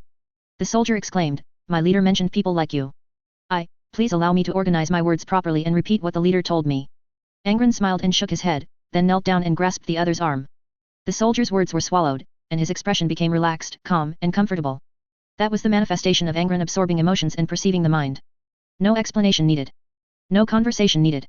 Angron observed everything on the planet from this soldier's perspective. What might have caused misunderstandings, misinterpretations, things that would require bloodshed and sacrifice to explain, deceptions that might take time to unravel, in front of Angron, all became meaningless nothingness. His ability seemed to draw a straight line between him and the truth. Like a sharp sword piercing a body directly to its vital point, it pierced through misunderstanding, deception, concealment. But at this moment, what Angron would feel was not the joy of clarity, but the torment and pain of empathy. Compatriots, I know what those bastards are, they are aliens. In the unseen distance, a nation belonging to us, belonging to humanity is rising, and we will be saved, because I have heard the promise of the Emperor of that Imperium of Man. Angron heard a weak voice giving a speech in his ear, the voice weak, but the speaker tried his best to be clear and passionate. Angron looked around and found himself in a pasture within a circular high wall. He lowered his head and saw gradually rotting legs, a foul-smelling body, and, in the severe myopia inherent in his eyes, a blur where even the manifestations of disease on the body were unclear. Angron looked up at the speaker. He discovered that this was the leader of all the humans on the planet who looked like aliens, the commander of a resistance force. Minds would link, and emotions would infect everyone. Angron experienced it from the soldier's perspective, but he could also see everything from the leader's perspective. He perceived that the person revered as the leader actually knew of the Imperium of Man and the Emperor's existence. A dream had revealed all this to the leader. In the dream, the leader saw a handsome human, conforming to the image of humans in ancient legends that was the Emperor. I know you suffer, I know your genes are defiled, but you need to persevere and fight. If you need a spiritual pillar, then treat me as a deity, and treat the warriors I will send in the future as angels. Although I am not a deity, it is enough if this provides you with spiritual support. Those aliens, they make clumsy imitations of the noble human appearance, but I will not let them succeed. They will find that their biotechnology can never make their skulls equal to human skulls, they will find that no matter how they transform, their genes are always vastly different from human genes, because this is the warning I bring to them.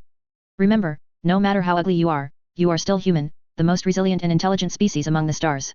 Those aliens, no matter how perfect and exquisite they appear, are an inferior species called Quadrant, a disgusting stain on the biological history of the galaxy. The Emperor in the dream spoke thus to the speaker.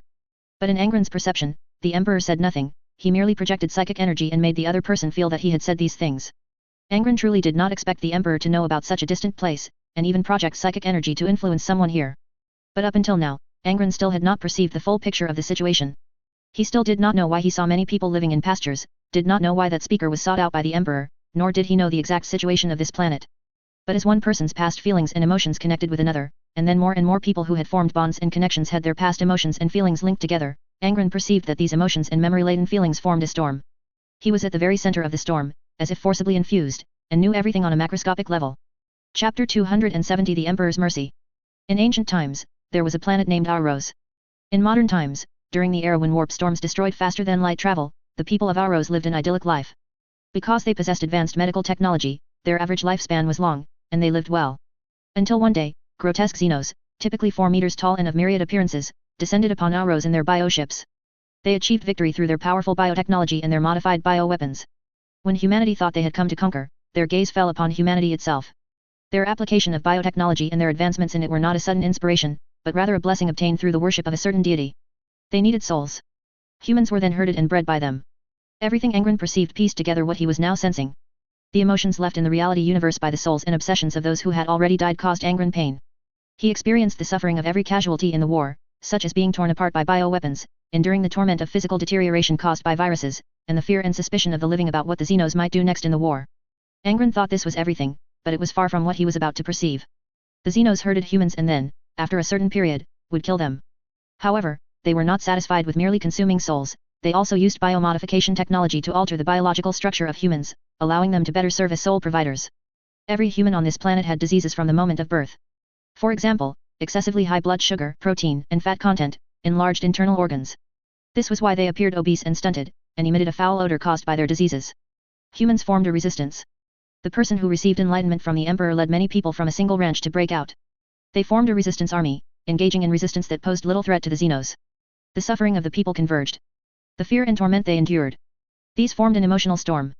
Angron, at the eye of the storm, screamed and felt everything. This was Angron's subjective perspective. To outsiders, Angron was kneeling on the ground in great pain, covering his face, his body trembling violently. His condition was far more severe than what happened when he accidentally touched Perturabo. But the experiences of this soldier and some members of the resistance also contained some happiness, similar to the bond of life and death and joy that arose between the gladiators, Angron and Xia during their monotonous lives. So Angron would also let out laughter, but then the laughter was interrupted by the pain and torment that choked in his throat. Father, Koalag tried to ask Angron how he felt. But Xia stopped Koalag. Because he knew that Angron was in a violent emotional storm at this time. The traces left by the painful souls in the warp resonated with him, putting Angron in a state similar to a hallucination. If Koalag rashly went over and was mistaken for an enemy by Angron, he would either die or be severely injured. In this situation, Angron could only get through it himself. Fortunately, the mental tempering Angron underwent on New Star had laid a foundation for him, and he quickly calmed down, relatively speaking. Who? Angron knelt on the ground, hands covering his face, emitting painful breaths. The soldier in front of him still looked comfortable and serene, yet also worried and fearful, for he did not know why he was no longer in pain, nor why this demigod before him appeared so tormented. You are merely our livestock, you have no right to dignity, health, or even your very existence, which is based on our tolerance and gifts, Angron said. That's what those Xenos told him. Angron's right hand pointed at the soldier in front of him. The soldier, Xia and Koalag saw the Primarch's exposed half-face, pale and haggard, his eyeballs streaked with blood. What should we do? Koalag saluted. Angron was silent for a moment. He empathized with the humans on that planet, he experienced everyone's pain, and he felt everyone's hatred for the Xenos. It was as if he had lived and grown up on that planet, and then, as a bred human, would expect what the Imperial Army would do. This was the order he was about to give. Annihilate them. Angron said. Koalag immediately turned to relay the Primarch's order. The soldier followed Koalag blankly. If war was to break out, he would have to guide the Imperial saviors as a local. Only Xia and Angron remained in the Triumph Hall. Angron lowered his hands, then suddenly vomited what he had eaten for lunch. Xia immediately stepped forward, patted Angron's back, and gently comforted him, your legion will soon cleanse that planet of the Xenos, bringing the people there the salvation they deserve. The Xenos will pay the price. Angron then recounted everything he had felt. Xia saw Angron's reaction and believed what he had heard the soldier say while observing Koalag. But it wasn't until Angron now spoke of everything he felt that Xia understood the specific situation. It seems the modifications they inflicted on humans were not just for abuse and humiliation, Xia speculated. Those Xenos treated humans as livestock, literally. Angron also believed this. Xia also thought that the Emperor giving a dream to the human resistance on this planet. Given the Emperor's temperament, it was likely truly to help a group of humans in despair, and also to incidentally improve his image in Angron's mind, killing two birds with one stone. As for the certain deity worshipped by those Xenos, Xia believed that this worship of a deity escalated the entire incident.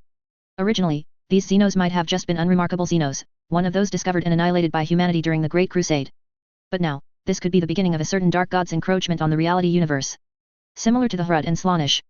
Xia felt it was necessary for him to personally participate in the war, then destroy all connections between this Xeno and the Dark God, pulverizing every blessing they had obtained from the Dark God. They believe humans are not worthy of survival. Angron stood up, raising his head. Those Xenos want to join the Imperium as humans, merely to preserve everything they have built, then continue to enslave humans and indulge in their repulsive biotechnology research.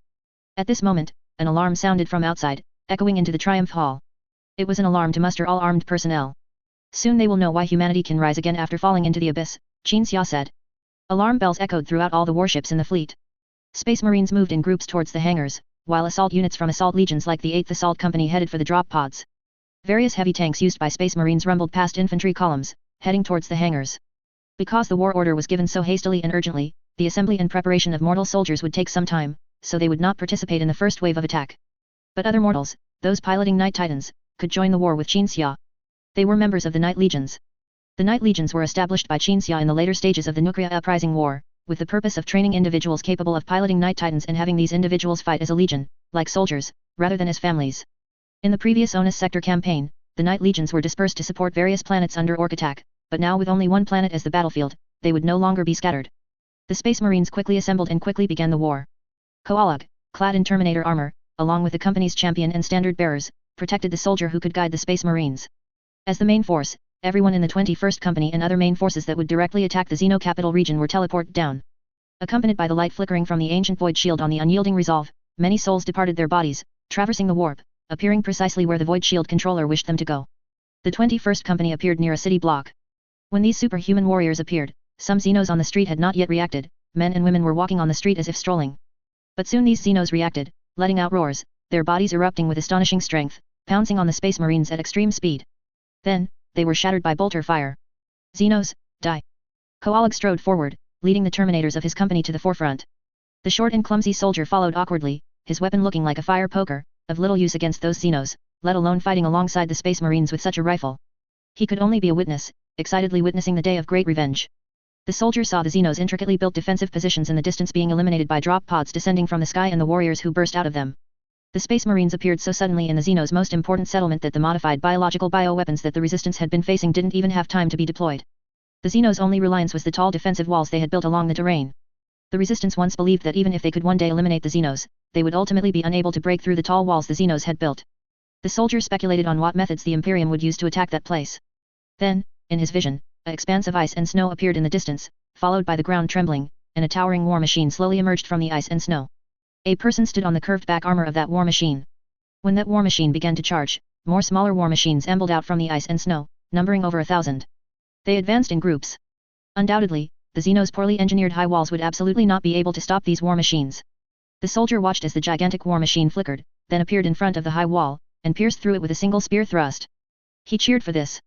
This is what he saw, and in places he could not see, similar wars were also taking place. The Space Marines launched assaults on all Xeno-occupied areas across the entire planet. Chapter 271, Chaos Influence. The moment the God King Titan's spearhead pierced through the high wall, Qin Xia, standing on top of the Titan's back armor, activated his psyker barrier, while instinctively looking at the splashing fragments of the high wall. From a distance, the high wall appeared to be constructed from a black substance, difficult to discern whether it was steel or stone. But observing it up close now, Qin Xia realized it was neither stone nor metal, but a substance resembling flesh and blood. Qin Xia found it very strange. What kind of flesh and blood could form such a wall? Recalling the impact and force when the God King Titan breached the high wall, if not for the splashing liquid and those blurry, reddish, rotten pieces of flesh, Qin Xia would never have believed this high wall was made of flesh and blood. Qin Xia was not adept at refuting established facts or phenomena, he excelled at analysis. So, upon seeing the flesh and blood, Qin Xia quickly accepted it and began to analyze the meaning behind this high wall. Biological laws are violated through the growth and mutation of flesh and blood, forming a specific shape or even producing effects similar to machinery. Qin Xia raised his hand, and the book hanging at his waist immediately began to engrave the words he wished to record. Entering the warp without Geller field protection will reveal this kind of flesh and blood spectacle. This is irrefutable proof of warp influence. I believe this Xeno species is influenced by the dark gods, but I cannot yet determine which dark god's influence it is under. In the reality universe, such a logical flesh and blood growth makes me suspect the god of corruption as the most likely culprit. While flesh and blood mutation is indeed more related to the god of change, I see no particularly strange mutation traces on this high wall.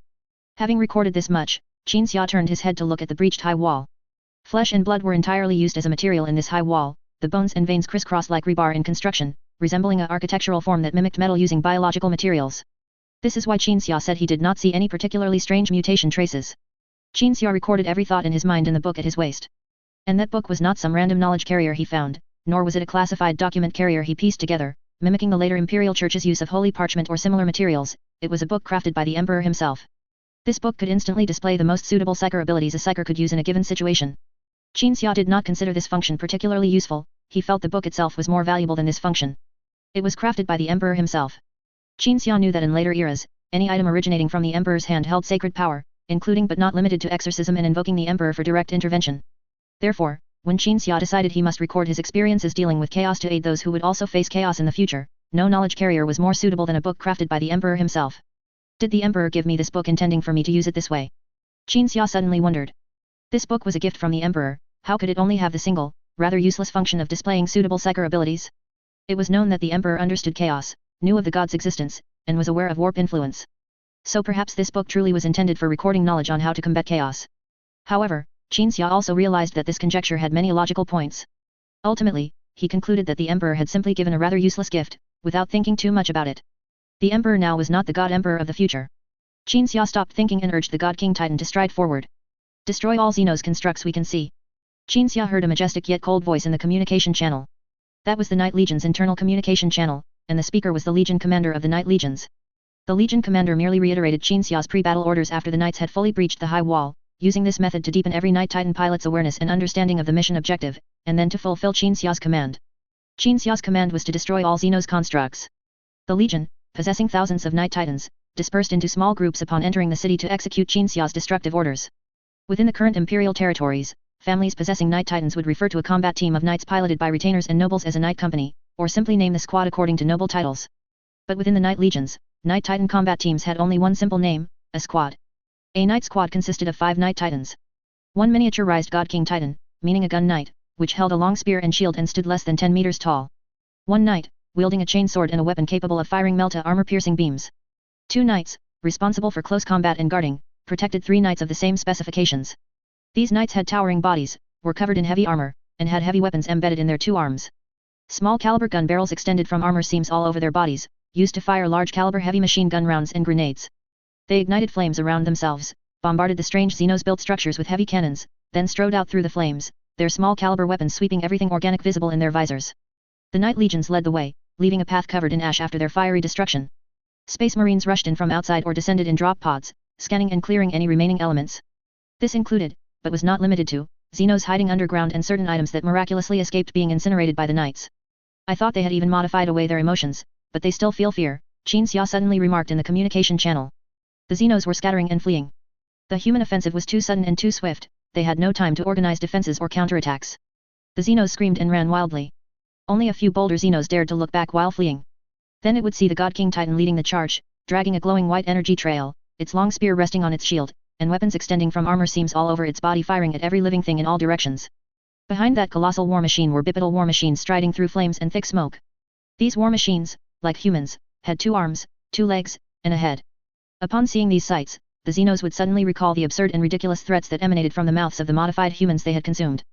Humanity's savior will come here. His angelic warriors will avenge us. They will burn your proud cities to ashes and crush the skulls of you damned usurpers. That will be the day of destruction. The Xenos had never taken seriously the taunts uttered by these humans before they were devoured, but now, witnessing this scene, the Xenos, whose genetic engineering had perfected their memories, found it hard not to recall the human taunts. But they would soon be dragged back to reality by the terror before their eyes. A roar, like a giant machine starting up, echoed across the sky. That was the sound of an important device inside the God King Titan being activated. The Xenos saw the person standing on top of the Titan's armor raise his hand, and then the entire Titan, like a puppet, was controlled, taking a step and charging forward. 100 meters later, the Titan vanished from its spot, then a flash of light.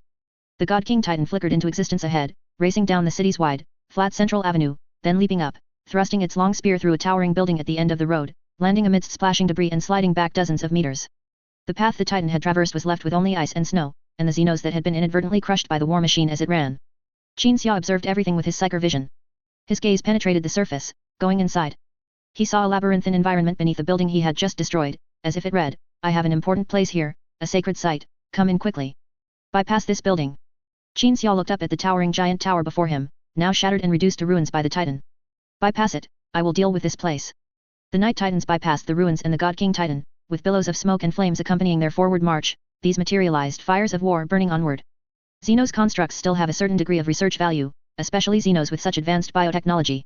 The Titan's cockpit hatch lifted, and Quadrant, who had been hiding inside the Titan's chassis checking various data to determine the Titan's future enhancement direction, pushed open the hatch and climbed out.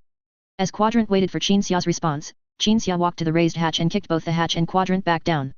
"If these Xenos we're dealing with had nothing special about them, I would have the Academy's agents help you collect biotechnology," Qin Xia said. "But not this time, truly not." A major reason Qin Xia wanted to eradicate this Xenos species was that it was absolutely connected to chaos. Regardless of whether this Xenos species raised humans like livestock, even without that, they still had to be destroyed.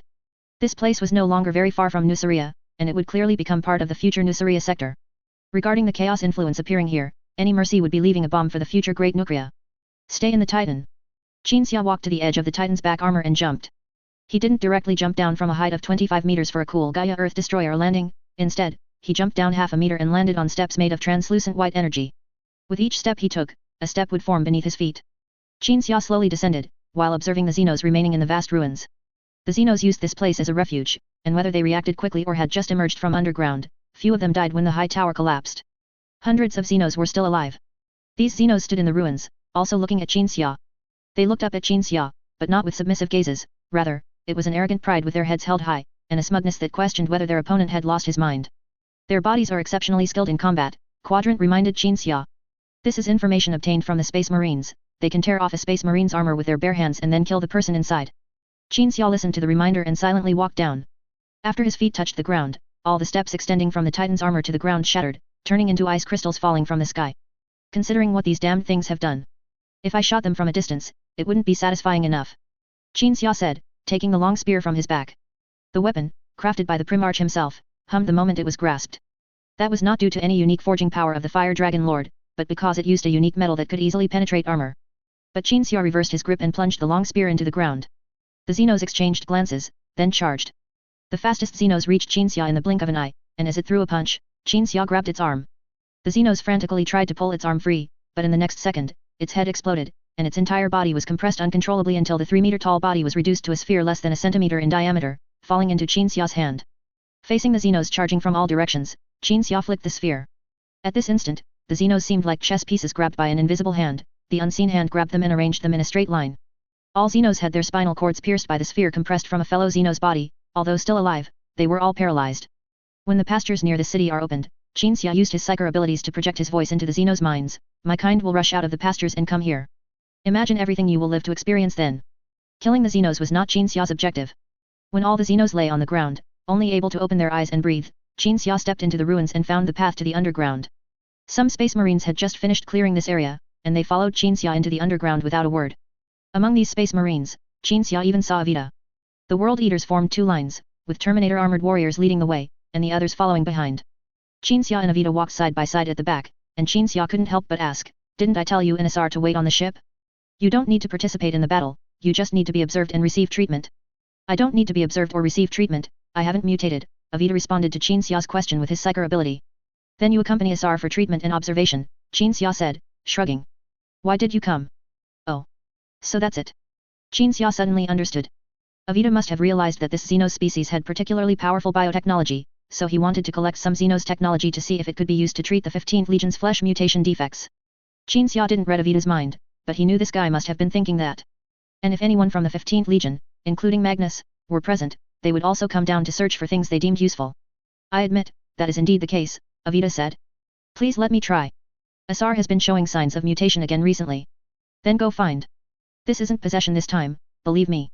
Qinxia was about to say to go find the Grey Knights for a ritual, but Evita excitedly interrupted him. "That's not possession," Evita said, walking while vigilantly surveying his surroundings, his voice low and slightly trembling. "I've seen my brothers mutate many times, and this time I'm absolutely certain it's a mutation, not another instance of possession." Qinxia frowned.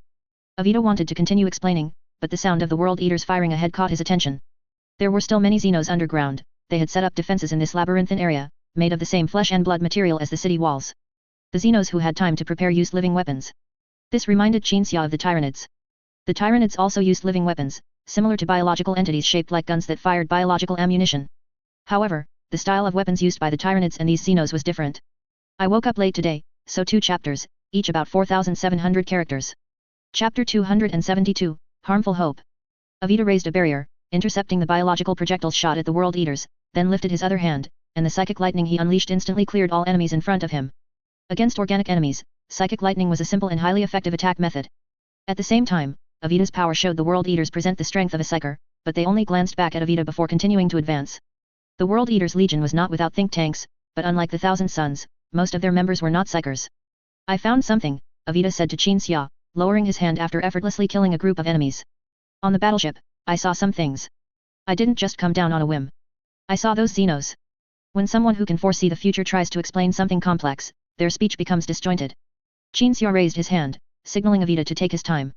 Evita was silent for a moment, organizing his thoughts, then spoke again. "I saw the past of those Xenos on the threads of fate. I saw that they were once an extremely pathetic and ridiculous race, just like all the Xenos in the galaxy. They lived on a hellish planet. Their evolution was always accompanied by danger, and their evolution was ugly and full of flaws. Their gene code was as foul and rotten as a pile of excrement. During this process, they gave birth to a religion, an evolution religion, worshipping a god of evolution. At the same time, they experienced flesh mutation, a mutation more severe than the flesh mutation of our 15th Legion. This is a genetic disease, just like the gene seed of the 15th Legion brought to Magnus' sons. The Xenos genes also brought them genetic diseases. But in the end, they cured their genetic disease." Evita, the future lord of the Grey Knights, a loyalist of the Thousand Suns Legion, was now eloquently recounting his understanding to Qinxia. Qinxia, listening halfway, summarized that Evita believed the Thousand Suns flesh mutation problem was a genetic issue, unrelated to anything else. But Qinxia knew very well that the flesh mutation problem was caused by Xianxia's servants, catalyzed by the miraculous warp sprites that now served the Thousand Suns like dogs. From the very beginning, Evita and his brother's understanding of the flesh mutation was incorrect. Qinxia had tried to persuade Evita using his eloquent speaking skills, but without success. Because at this time, persuasion seemed meaningless to the person involved. The flesh mutation gave the 15th Legion the name Thousand Suns. This terrifying disease, which they perceived as a genetic illness, tormented every son of Magnus, and those who had not yet experienced flesh mutation, like Asar, who was laughing heartily before, could no longer smile. In Evita's eyes, a very optimistic, warm, and learned person thus became gloomy, shutting himself in his room. When he pushed the door open, he could only see Asar cutting his mutated flesh with a dagger, covered in blood. Like a tormented cancer patient who sees another cancer patient cured of cancer, the will to survive drives him to seek and learn, no matter whether that cancer treatment technology is actually good or not. It is the hope of this dying person. Anyone who tries to dissuade him will be seen as an obstacle in the path of hope. Qin Xia. Avita glanced at the world eaters gradually moving forward, hunched his body, removed his helmet, and held it in his hands, saying with utmost sincerity, I know all your previous warnings were correct. I know that those warp sprites are indeed ill-intentioned. Everything you warned me about, I've taken to heart. A light appeared in Qin Xia's somewhat bewildered eyes, as if he saw a turning point. I realize that our 15th Legion, the entire Legion, has made a mistake, Avita continued. I believe everything you say. I believe it unreservedly.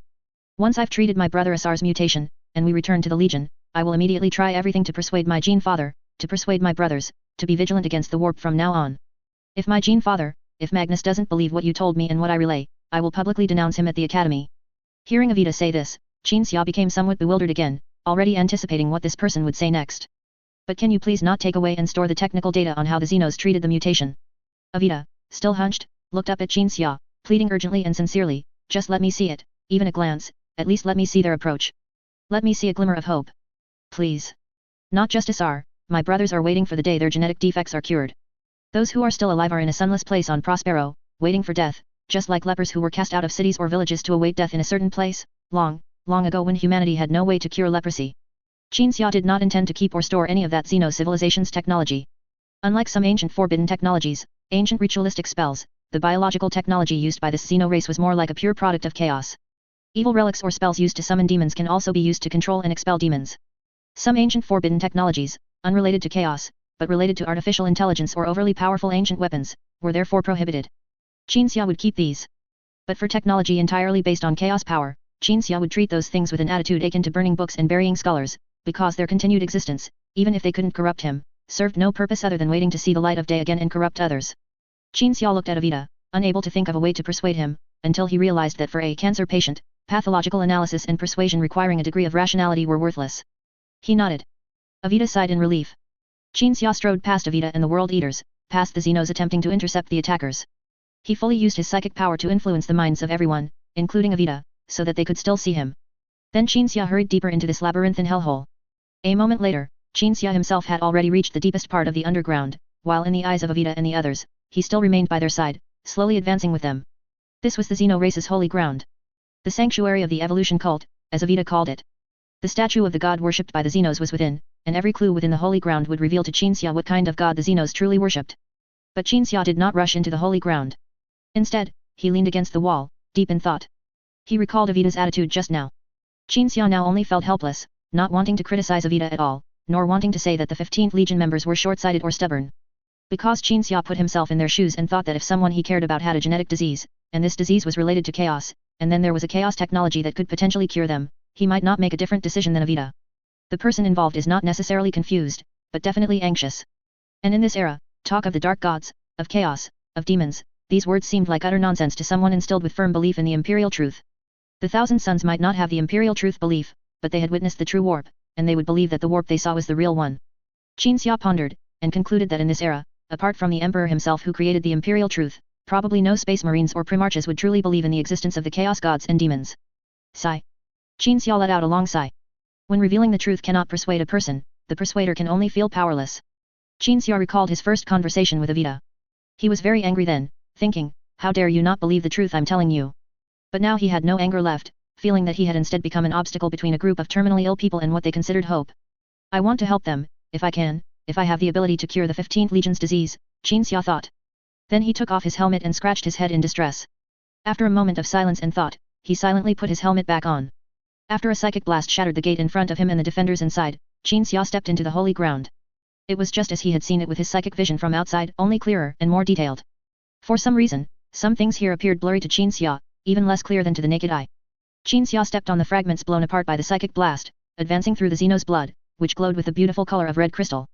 Within this holy ground, every trace of the Xenos' faith was left behind, and these clues revealed their beliefs to Qin Xia. On the murals, the history of the Xeno race was presented. Indeed, as Avita, that person with powerful prophetic abilities, had said, this Xeno race was initially riddled with disease, and their evolutionary path and living environment caused their gene code to be like a pile of excrement. 1,000,000 times worse than the genes of humans before genetic modification in the Golden Age. Innate diseases led these Xenos to believe that all creatures in the universe could only live for a dozen years, and could only survive in pain and torment. Therefore, the Xenos regarded death as a good thing. Their race would not celebrate the birth of an individual, but rather the death of an individual. Because in their view, death meant liberation. I believe this is the influence of the god of corruption. Qin Xia recorded this in the book given to him by the emperor. Disease, this is a characteristic of the god of corruption. In my experience, every planet I have seen affected by the power of the god of corruption is plagued by disease, and people suffer from the torment of disease until they can no longer bear it. This Xeno race might be a race with strong psychic potential, so their connection with the warp is very strong, to the extent that even before the power of the dark gods had heavily permeated reality, this race had already become a minion of corruption. However, that was my previous thought. Qin Xia turned his head, looking at another part of the mural. Now I believe this race has no relation to the god of corruption. In Qin Xia's eyes, the evolutionary path of this Xeno race was fully depicted. From a race like a large, rotting, foul-smelling rat, they became a race that no longer rotted, and then, mimicking humans, evolved into a 3-meter-tall, extremely muscular race. To someone who didn't deeply understand chaos, this wouldn't mean much. But Qin Xia understood chaos. He saw the changes in this Xeno race from weak and rotten to powerful and perfect, their genes gradually perfected, their biological technology developing step by step, their civilization undergoing earth-shattering changes just like their physique. Change. This is Xianzhe's dominion, and also Xianzhe's main source of power. Technology, conspiracy. These two are the inherent impressions Xianzhe leaves on people, but technology and conspiracy are far less important than change to Xianzhe. Xianzhe's title is Lord of Change. This title alone is enough to indicate what Xianzhe considers most important, change. The Xenos pursued evolution, they became different from what they once were. To them, they improved, which is change. On this planet, humans were transformed from their original state into diseased creatures, which is also change. Humans organized a resistance, starting to confront the Xenos, which is also change.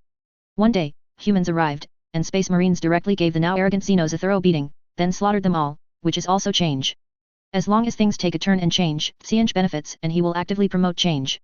For example, the history of the human resistance on this planet, they ran out of the pasture without even clothes, yet they managed to build a city in the desert, then establish a production system, create weapons. Xianzhe must have helped. Similarly, humanity must have also received Xianzhe's help during the Great Crusade. These are the dark gods, the chaos gods. Kern, Nurgle, Xianzhe, Slaanesh.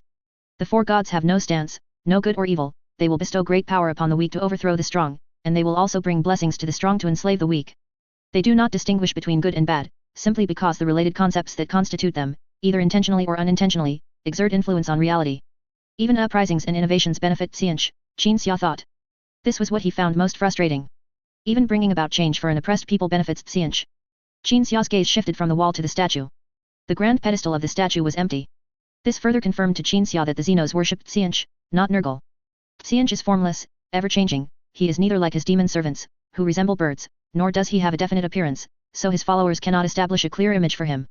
Qin Xia withdrew his gaze again and walked to a device behind the statue. The device, made of flesh, was breathing. Sensing someone approaching, an organ resembling a mouth slowly opened, its tooth-like structure appearing to be some means of extracting and verifying DNA. Qin Xia reached out his hand, placing it on the device's surface. His eyes glowed with psychic light, and a hint of surprise appeared on his face. This device was modified from human components, it was wetware. Qin Xia sensed it again, then destroyed the device, granting it peace. Then, as if a lock on a warehouse door had fallen off, the walls throughout the holy ground slowly rose. Qin Xia realized that the underground part of this tower was itself the interior of a device. He was like being inside a flesh computer, and the labyrinthine structures were actually the computer's circuits, only they were circuits for transmitting neural signals. This kind of elaborate biological technology still made Qin Xia think of Nurgle, because he had personally witnessed Nurgle's omnipotent, machine-like flesh constructs, such as tanks and transport aircraft made of flesh. The technical data Avita wanted was undoubtedly inside. Qin Xia thought for a moment, and ultimately felt that this matter itself was very likely a trap set by Xianzhe, driven by a demon, another conspiracy targeting the Thousand Suns. Whatever the Xenos' healing technology for the same flesh mutation as the Thousand Suns stored here might be, learning such a blessed technology derived from Xianzhe was tantamount to begging for an antidote from a poisoner. So there was only one thing to do. Qin Xia raised his hand. No psychic blast or flames were unleashed to scorch this underground world made of flesh. Only after a massive roar, the God King Titan's spear pierced through the ground and struck the position in front of Qin Xia. Then, as if a creature had been hunted, screams vibrated in Qin Xia's ears, and everything around him began to tremble, eventually collapsing. Chapter 273, Blood Relatives. With a boom, Avita, who was navigating the underground labyrinth towards the alien Holy Land, heard a loud noise, then felt the earth tremble. He immediately projected his psychic energy to check the situation outside.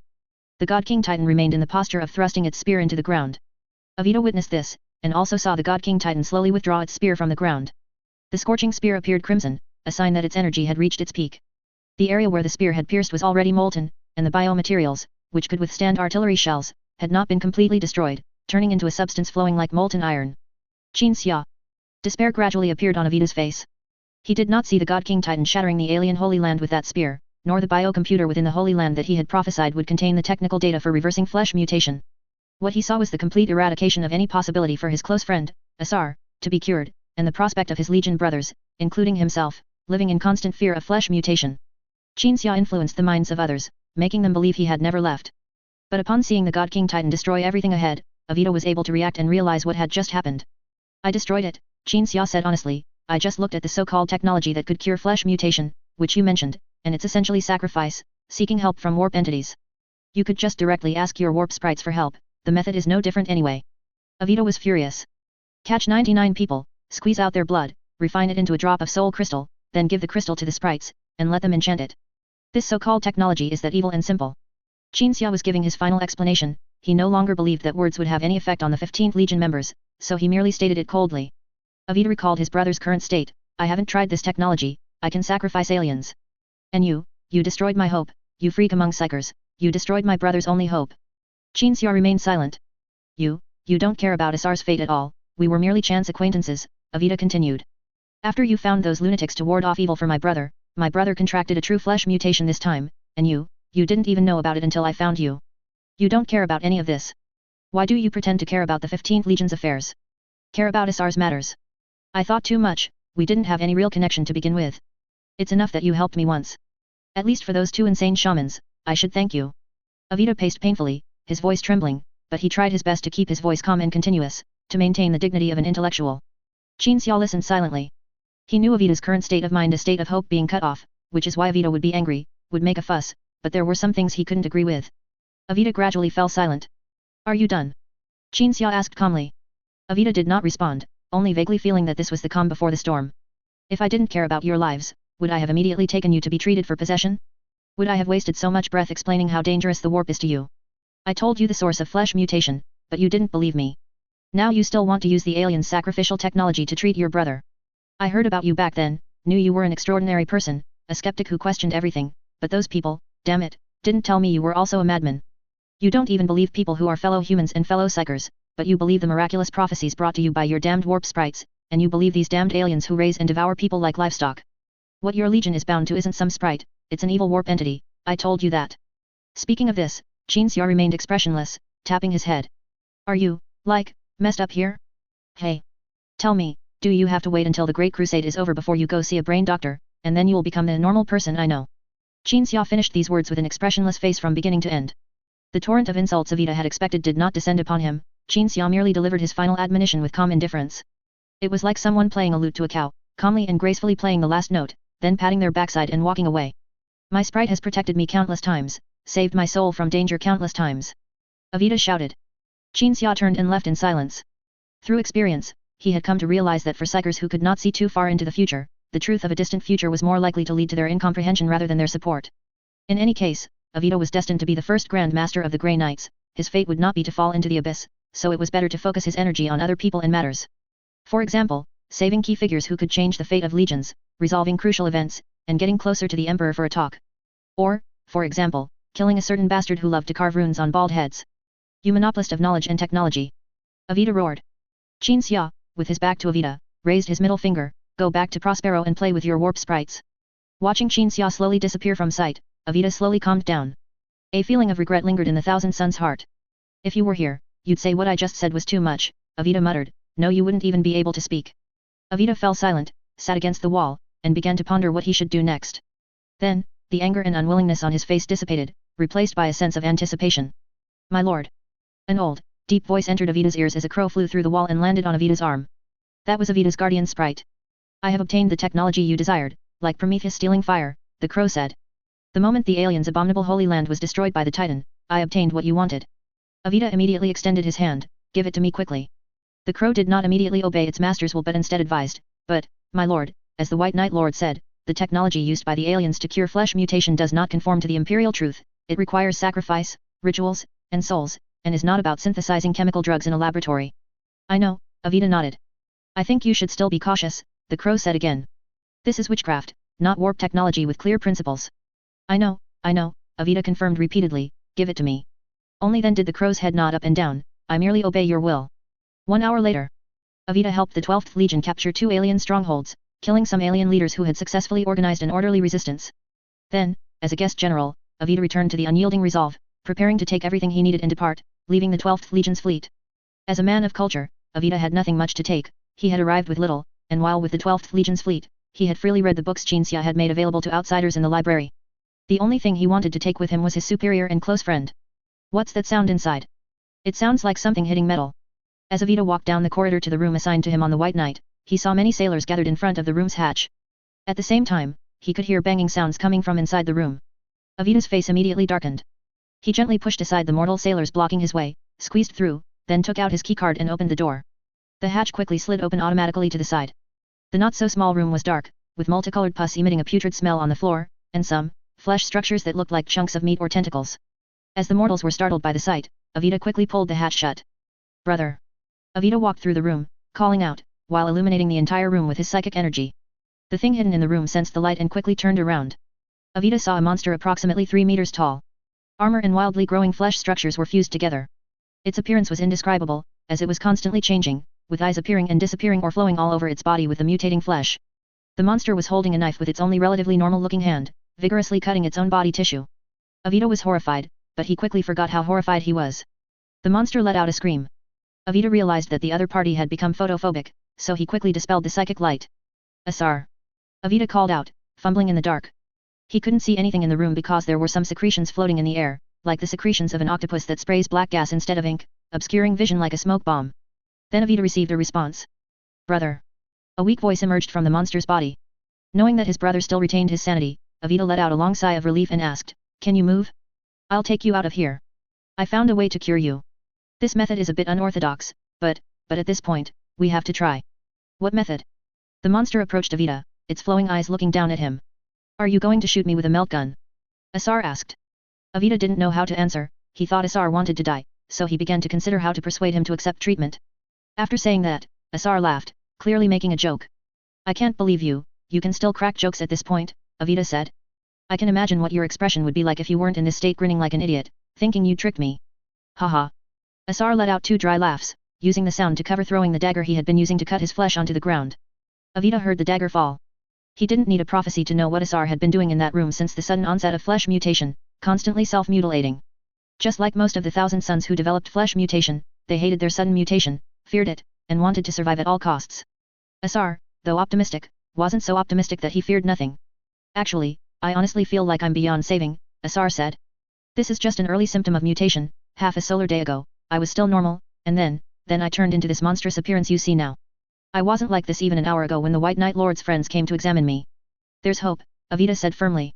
"How can I be saved?" "Witchcraft." Asar's gradually emerging features twisted together, suddenly becoming agitated, waving his giant arm and repeatedly hitting the ground. "Are you going to cure me with those pathetic witchcrafts? Just like Magnus?" The White Knight Lord's warning was not wrong, this is the curse we suffer for seeking power from the warp. I felt it when my soul and yours entered the warp together and almost lost control. But why can't you feel it? This wasn't the first time Asar had said such inexplicable, crazy things. Avita was also a participant in that wondrous warp journey, and he only considered it a valuable experience, because even the Primarch of the Thousand Sons had to shed a layer of skin to enter the warp with his soul.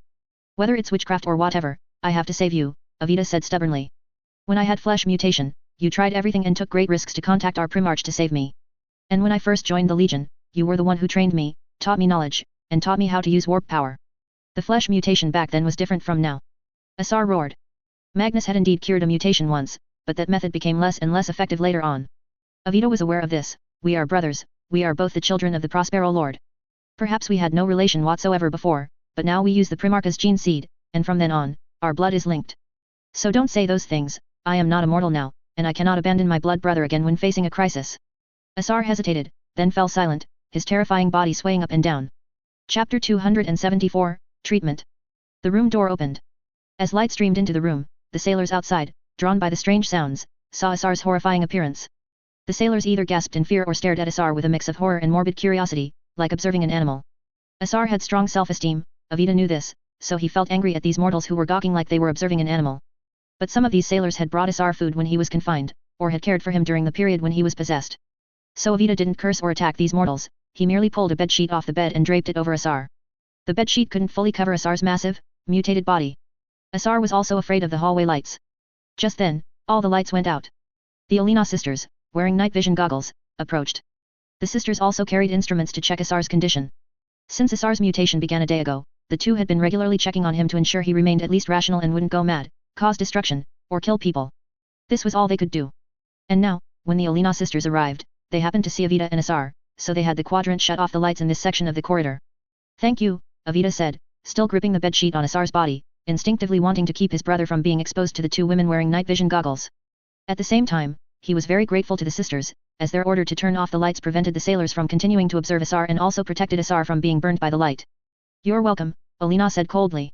Olia naturally finished the sentence, but we are here to conduct a check, your battle brother. No need, thank you, Avita replied for Asar, then, head bowed, covering his brother's body, he quickly led Asar past the sisters. Asar, having been observed like an animal by the sailors earlier, felt his pride so painfully that he curled up, yet he still managed to say thank you as he passed Olina and Olia. The two walked out of the corridor and turned the corner towards the hangar.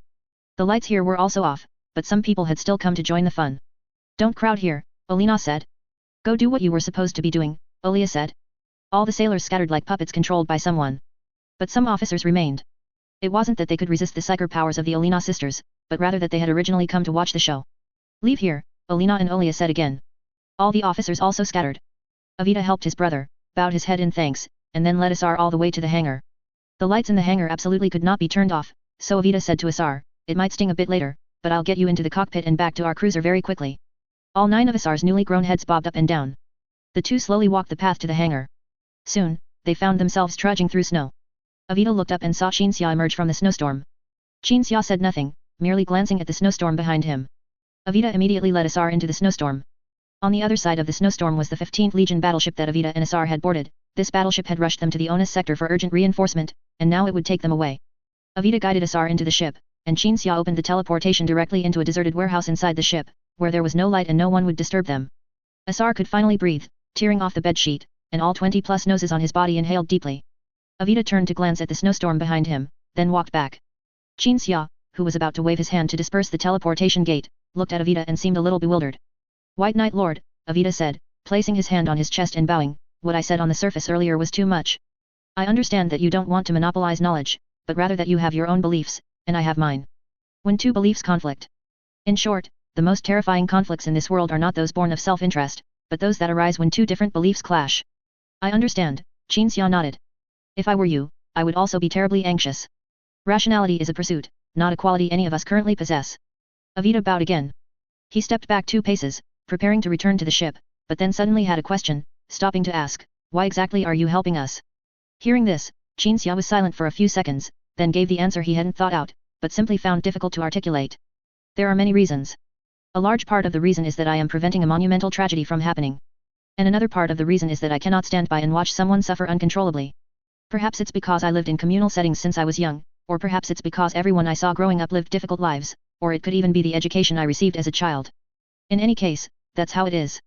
Receiving this answer, Avita pondered for a moment, then finally nodded with a smile. He bowed again, retreated into the snowstorm, and disappeared. Qinxia raised an eyebrow and turned to look at the Olina sisters. One was expressionless, the other appeared sad. Asar's terrifying sight of flesh mutation truly scared Olia. In her horror, she couldn't help but wonder if this person named Asar would be eliminated by the Legion due to his gene mutation problem? Or was he connected to the darkest secret of a Legion, and the Thousand Suns Legion would hide him? Olia always thought a lot, she would even ponder the future fate of a sailor just by looking at them. Flesh diseases always made Olia ponder deeply. Is the war below over? Olina asked. I have a pile of papers I want to submit, and I can't wait to get back to New Guard 1. But that's not what you said earlier, Olia frowned, looking at her older sister. Olina was expressionless, but her eyes held a hint of embarrassment. After 3 seconds of silence, she said, oh, and there's the matter of genetically restoring the local people. It's a small thing, so I forgot about it. Soon, Qinxia replied. The war should end within 2 days, then we'll completely eradicate those xenos and any traces of their existence, and then figure out how to reverse the local human genes. However, this isn't something that can be done in 2 or 3 days. We can take a local person to Nusaria to conduct a thorough study. Maybe you can even get a few papers out of it or something. Qinxia walked past Olina with his hands behind his back. What are you going to do? Olina turned to look at Qinxia. Go do a good deed. Qinxia turned around and walked backward. I said that the matter of the local people's genes won't be resolved in 2 or 3 days. We can research it together once the quadrant has extracted all the gene samples from the local people. Olina nodded. Also, don't pretend not to care about things you care deeply about, Qinxia said.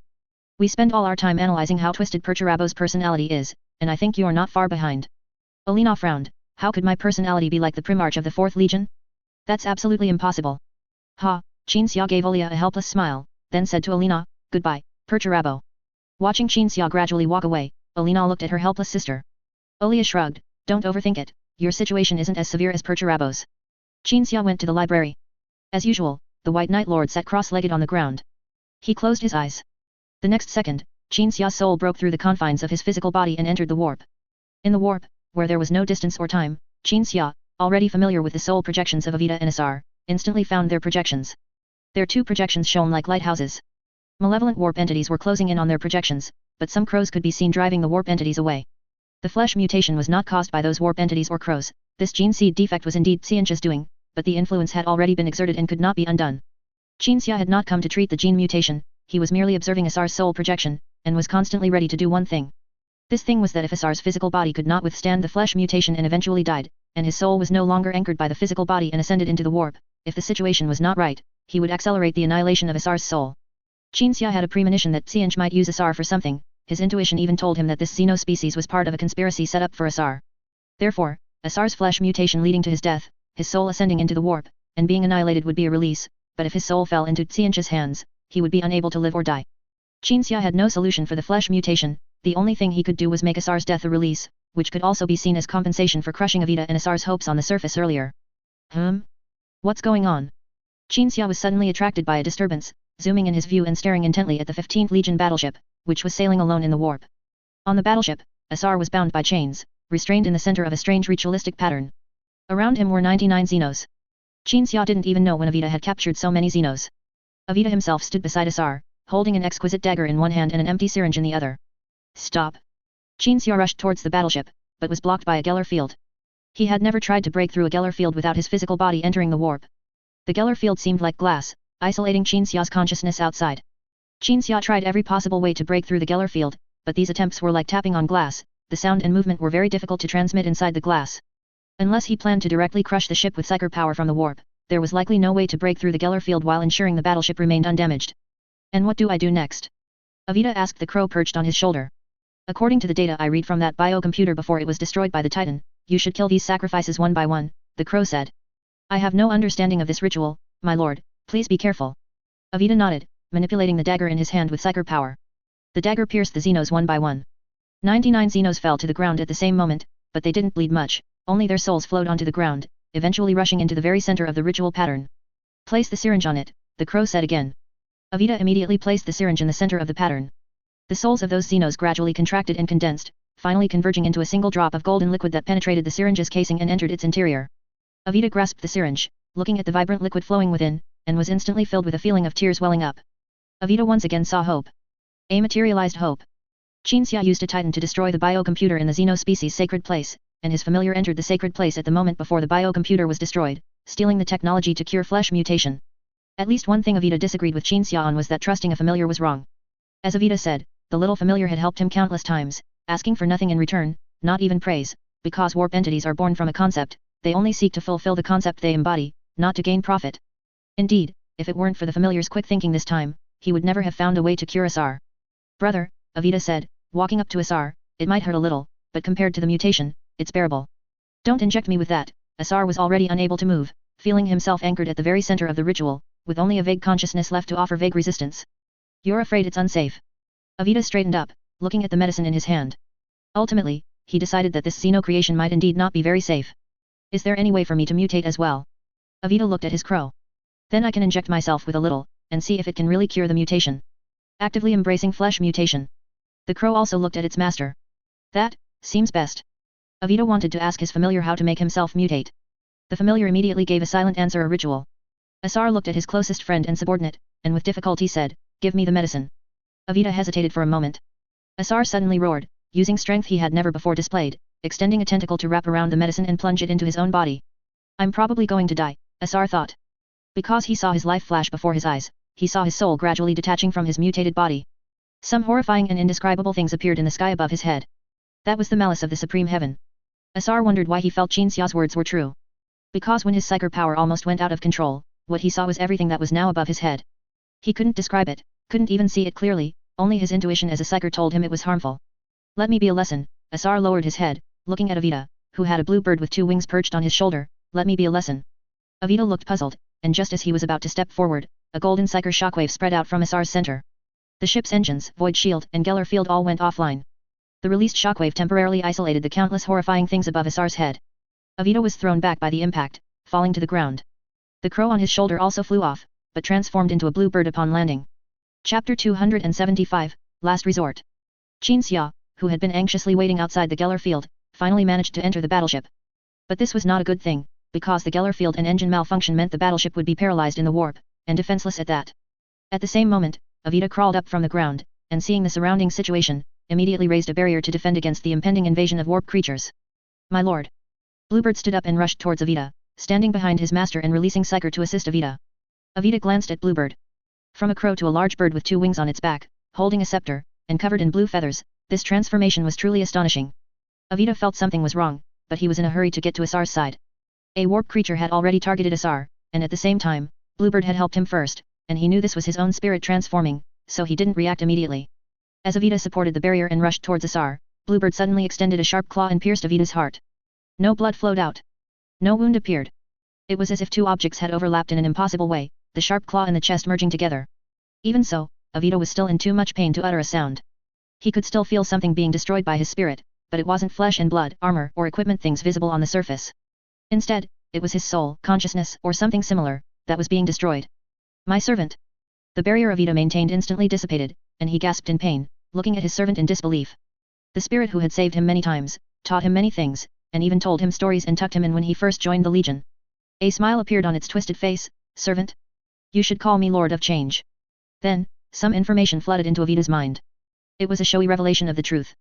The crow, no, it was a demon, and its master was not a reality universe being named Avita, but an entity named Lord of Change. And creatures like it were called Lord of Change, servants of the Lord of Change. It was very powerful, and servants as powerful as it were just one of countless servants. Avita, whose soul and life force were rapidly fading, paid no mind to the truth. He first checked on Asar's condition, and when he saw that Asar was only unconscious and not preyed upon by warp creatures, he immediately prepared to cast a spell. But in front of a Tsiange great demon like Lord of Change, Avita's psyker spells could not have any effect.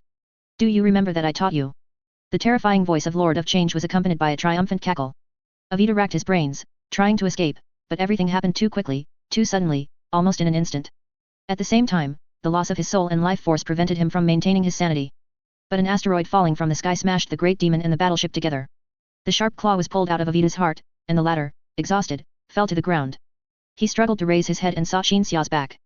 Qin Xia's body was somewhat illusory, so it was clear that this was not his true form. Now was not the time to dwell on where his true form was. Qin Xia propped up a psyker barrier encompassing Avita and Asar, then said nothing, only holding his breath and concentrating, wary of his surroundings. The asteroid that had just smashed the great demon was thrown by him, but in the warp, this level of attack was clearly not enough to defeat a great demon. Sure enough, Lord of Change soon reappeared before Qin Xia. The great demon looked at Qin Xia, waving its scepter and condensing a psyker storm large enough to encompass several star systems of the reality universe. Qin Xia, on the other hand, clasped his hands together. As the storm was about to rush towards him, he compressed the great demon and the psyker storm it had condensed into something no bigger than a palm, then waved his hand to summon 2 more asteroids, squeezing the compressed great demon between them. Any psyker in the reality universe would find this scene unbelievable. Both Qin Xia and the great demon, at this moment, erupted with terrifying power capable of destroying several star systems in the reality universe with a single thought. But no matter how strong one is in the warp, it's all fake. It's like a fish can swim in water, but if thrown onto land, it's considered tenacious if it can flop a few times. Seeing that he had delayed the great demon, Qin Xia felt that the situation was not as serious or difficult to deal with as he had imagined, and he immediately became less solemn. Qin Xia. Avita called out, is that you? Then who did you expect to help you? Kaldor Drago. Qin Xia said irritably. Qin Xia had just thought that Kaldor, that legendary Grey Knights of later generations who caused trouble in the warp, might actually appear, since there was no time in the warp, but clearly Avita wasn't that lucky. No, what I wanted to ask was the sudden psyker surge just now caused by you? Avita asked. No, Qin Xia was very certain. The psyker surge just now did not come from a demon, nor did it come from Avita or Qin Xia himself. But although that psyker surge paralyzed the engine and the Geller field, it delayed the time for the warp creatures to invade. It was a last resort, done out of necessity. Plus, it was golden psyker. Qin Xia could guess with his toes that this was the Emperor's doing. The great demon reappeared, interrupting Qin Xia's thoughts. The man and the demon clashed again. They fought until warp storms gathered, planets shattered, and even some of the strange landscapes in the warp were obliterated. Avita could only watch the terrifying battle with anxiety, and after finding no way to help, he scrambled towards Asar, dragging Asar into a small wreckage of the battleship within the Psyker barrier. When Avita calmed down and observed his brother, he saw that Asar's mutation had not only not improved at all, but had become even more severe. His body had already begun to grow feathers, becoming increasingly similar to that monstrous thing that called itself Lord of Change. However, this change was not constant. Asar's body surface continued to shift, but no matter how he looked, it seemed to form wings and feathers. Brother! Avita tried to call out. Fortunately, Asar still retained self-awareness. You almost killed me. All the mouths on Asar's body opened simultaneously. You almost killed me, Avita. If it weren't for that Psyker surge, I would have been taken away by those abominable things. I would never have found release. Anger filled Asar's soul. In the instant he was almost taken away by those terrifying things descending upon him, he felt many things. He couldn't quite describe what specific dangers he felt, but his intuition told him that if he were truly taken, his fate would be to live in perpetual torment, unable to find death. Avita removed his helmet and wiped away his tears, wanting to tell everything he had just been forced to perceive by the demon. Let's go. Asar's mutated body slowly propped itself up, his hands, now bird claws, still tried to find his bolt gun, then he remembered that his armor had been devoured by this flesh. While I can still help you. Asar stopped fumbling for a weapon, instead quickly moving his new limbs, trying to adapt to this body quickly. The warp creatures had just been driven away by the battle between Xia and the Great Demon, but as the man and the demon fought further and further away, they now swooped back down. Asar moved his body, attempting a striking motion, clearly preparing to buy Avita some time. Avita also realized that Asar's sanity was about to be extinguished, because there was no escape now. This was the warp, clearly. I can never leave. Avita placed one hand on his temple, reinforcing the Psyker barrier Xia had just cast, then pointed to his heart. I feel a part of my soul has flowed out from here. Even if I could leave, I wouldn't be able to survive for long. You know, soul loss is more terrifying than mutation. Asar wanted to say something, but Avita continued to speak urgently. Listen to me, brother. I still have one method, a method I believe has a success rate infinitely close to 0. But as you can see, the situation now is that my most likely successful attempt has failed. My method is a ritual. Not one that damned foolish bird taught me, but our Gene Father. Bang bang. Asar anxiously pounded the ground, roaring and interrupting his brother's words. More witchcraft. More witchcraft. Magnus is not much smarter than you and my past self. You almost turned me into a slave of warp creatures. What do you want to turn me into now? Avita hesitated, then channeled Psyker. The nearby Psyker was drawn away by the warp creatures, and Avita's attempt to control Psyker only gave him a dying sensation. Realizing he couldn't channel Psyker here, Avita reached into an armored compartment and retrieved 2 crystals. Crimson crystals. Asar now knew what they were. One of Xia's research subjects, crystals used to store Psyker. I can still use this. Haha. Avita's face was contorted in agony, yet laughter escaped his lips. Don't interrupt me, listen. Listen to me, Asar. Once, the Primarch and I researched methods to cure flesh mutation. We thought of a method that, while unable to cure the disease, might allow mutated individuals to persist. But this research failed. I don't know the exact success rate, it might be very small, most likely very small. But there's no other way now, I have to try. If I succeed, your flesh mutation will never torment you again. Asar looked away in despair, silently choosing to await death. Avita began to perform what he called the witchcraft with an extremely small chance of curing mutation. He crushed the Psyker crystals, used the crystal fragments to carve a magic circle, then drew upon Xia's pure and safe Psyker to give the circle vitality. I still remember when I first joined the Legion, I was very naive and young. I missed my family, so I tried to run away. When I was caught and potentially facing execution, you and the Primarch appeared together and saved my life. Then you told me that a person who makes a mistake should rightfully bear the consequences. Avita rambled on. That damned crow wasn't my teacher, you are my teacher, and you're also my best battle brother. Of course, you didn't save my life as many times as it did, but if you hadn't guided me in battle, I'm afraid 10 spirits couldn't have saved me. I always question this and that, habitually refuting everything. Others couldn't stand it, but you could. Damn it, why did I question so many things, but not the warp? Asar's gaze had long since shifted back to Avita's face. All 20-something eyes on his body stared at Avita. In a trance, Asar saw a small child, a Prospero child, who had just been led into the hall by a Legion recruitment officer. Tear open a rift with the White Knight Lord's Psyker and leave this place, Asar said. No matter how long you live, you must return to the Legion and tell our brothers everything you've seen and known. Avita shook his head. The ritual was almost complete. Avita sat in front of Asar, crushing the last crystal containing Xia's Psyker. Perhaps in the eyes of the White Knight Lord and you, I am just a damned madman.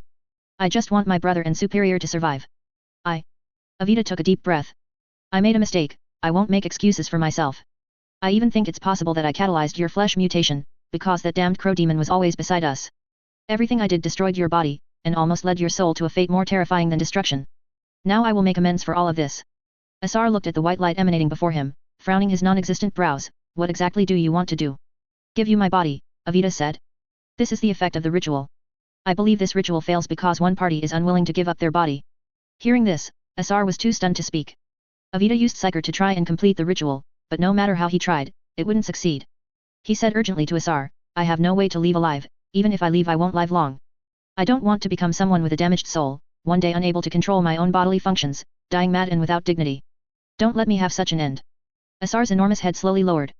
You know what those who have lost their souls or have damaged souls are like, Avita continued to persuade, while I'm still rational, still able to choose my own end like a human. Asar raised his head. The ritual could finally proceed.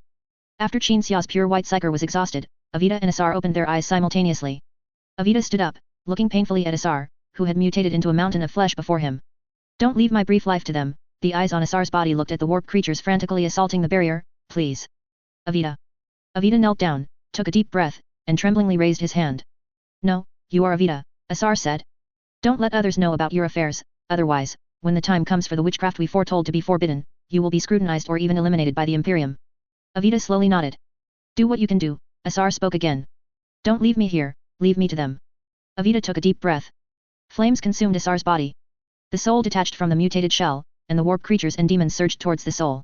But a golden Psyker protected the soul, and the soul finally annihilated in the Psyker torrent of the warp, becoming a part of the warp, this consciousness space. This was the original fate of a reality universe being after the end of their physical body. Avita remained kneeling on the ground, watching his brother's ashes scatter through the gaps in his left hand. From now on, I will spare no effort to bring glory to your name, and let your name be sung by all the world. Avita murmured, slowly rising. The incredibly strong emotions in his heart stirred up waves in the warp. Anger, grief, hatred, these intense emotions from the Psyker drew upon the abundant Psyker power in the supreme heaven. Chapter 276 The Power of the Mind. Chinook energy converged into a torrent in the warp, churning and flowing. Qin Xia and the Xiange Great Demon fought with all their might, an endless stream of earth-shattering Chinook spells emerging. In the warp, powers that would be limited in the reality universe were amplified countless times, those warp entities, like star systems, that were extinguished by a thought from Qin Xia or the Great Demon, or by a momentary mobilization of power, or stars that were snuffed out, they were both real and illusory. Avita analyzed these battle scenes, which were impossible to observe in the reality universe. He thought Qin Xia's power could be wielded more powerfully because he existed as a spirit body in the warp. It could also be for some other reason. In any case, nothing in the warp can be certain. Avita could only be certain of one thing about himself, no matter what, he could not wield power equal to Qin Xia and the Great Demon, not even at this very moment. But emotion drove him to act. Under Avita's command, Chinook energy converged into a meteor and hurled itself towards the Great Demon, who was wielding his staff.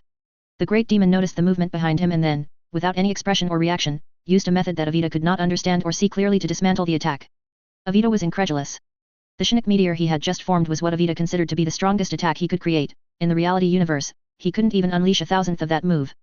He thought this blow would be somewhat useful, but things did not go as he wished. Avita also attracted the Great Demon's attention. Another method, one that Avita could not comprehend or see clearly, only perceiving some changes through Chinook vision, was unleashed. Then, a soul-deep agony tormented Avita. While enduring the pain, Avita continued to analyze the warp creature that he and Qin Xia were challenging. They are not reality creatures, demons are skilled at attacking through abstract or non-physical means. They are impossible to guard against. Some words surfaced in Avita's mind. He had already realized the difference between reality creatures and demons. If reality creatures wanted to attack, because reality is orderly and clear, they would create fire or lightning, just like the meteor earlier. But demons wouldn't do that, they could launch attacks directly. However, mere scholarly analysis couldn't change anything. Avita forced himself to remain clear-headed amidst the torment by thinking, then, like a warp creature, he directly thought about how to defend, rather than what to use to defend. The tormenting pain dissipated, and Avita was convinced that when fighting warp creatures or fighting in the warp, this simple, direct thought of wanting to defend against an opponent's attack or eliminate an opponent was more effective than using barriers or creating attacks like fire and lightning to block and defend. As for whether thoughts alone could kill a great demon, Avita looked at Qin Xia. Qin Xia had also discovered this trick for fighting in the warp and stopped using Chinook spells, directly intending to eliminate the great demon. But it had no effect. As natives of the warp, their utilization of Chinook energy and the intensity of their thoughts were incomparable to reality beings. Evidently, thoughts alone could not kill a great demon. At this time, Avita did not yet know that a warp creature, in most cases, could not be killed, it could only be banished back to the warp or temporarily defeated. But Asar, who had just exchanged souls with Avita and become Avita, had a long road ahead, he would understand later. Go to that place. Qin Xia's voice echoed directly in Avita's mind. Avita momentarily didn't understand what that place was, but he was immediately grabbed by Qin Xia and moved into the largest piece of warship wreckage. In this wreckage, Avita saw many sailors and marines crowded together. All these people were personnel from the warship. When Qin Xia first appeared, he struck the demon with a small planet, also destroying the entire warship. Avita had thought these ordinary people would have been annihilated in the chaotic Chinook torrents of the warp before the warship was destroyed. The barrier projected by Qin Xia protected the souls and bodies of these people, isolating the malice and evil creatures of the warp. I will shelter them. Avita erected a barrier, enduring the harassment of the warp creatures.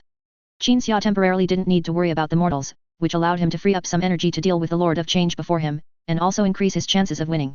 The warp truly lives up to its name as the demon's home ground. Qin Xia looked at the great demon, thinking. The Lord of Change before him was merely a common face, nothing compared to the famous Lords of Change, but even so, this great demon was still difficult to deal with in the warp. Qin Xia found it hard not to think of some even more outrageous great demons. Such as Kyugas, a Nurgle great demon who travels through the multiverse seeking deadly plagues. Such as Kairos Fate Weaver, the omnipotent will master of the multiverse who possesses all ultimate knowledge and commands the Xiange legions. And the Kern Daemon Prince who slaughtered several universes, his roars echoing through the past and future of the multiverse. Even the Emperor's sword could not kill the Nurgle great demon whose destiny was to witness the end of all things. Qin Xia suddenly thought of these, not because he was glad he hadn't encountered those outrageous great demons, but because he felt that all sorts of outrageous things could happen in the warp. He himself could unleash Shinnok attacks in the warp that could destroy multiple star systems, let alone those warp creatures that were originally Shinnok constructs. The warp is called the Sea of Souls by the Ildari for a reason. Everything in here is too diluted. Even if those famous multiverse-level great demons entered the reality universe, they would likely be queued up for decapitation by the formidable figures there. Thinking this, Qin Xia suddenly realized that fighting warp demons in the warp was meaningless. Using Shinnok energy against demons was indeed efficient, but trying to kill a demon with Shinnok energy was like trying to drown a whale with seawater. The correct approach was still to find a way to change the combat environment, or to find another way to incapacitate the demon, such as sealing it. After much thought, Qin Xia came up with a plan. Avita. Avita, who was with the sailors in the wreckage, suddenly heard Qin Xia call his name.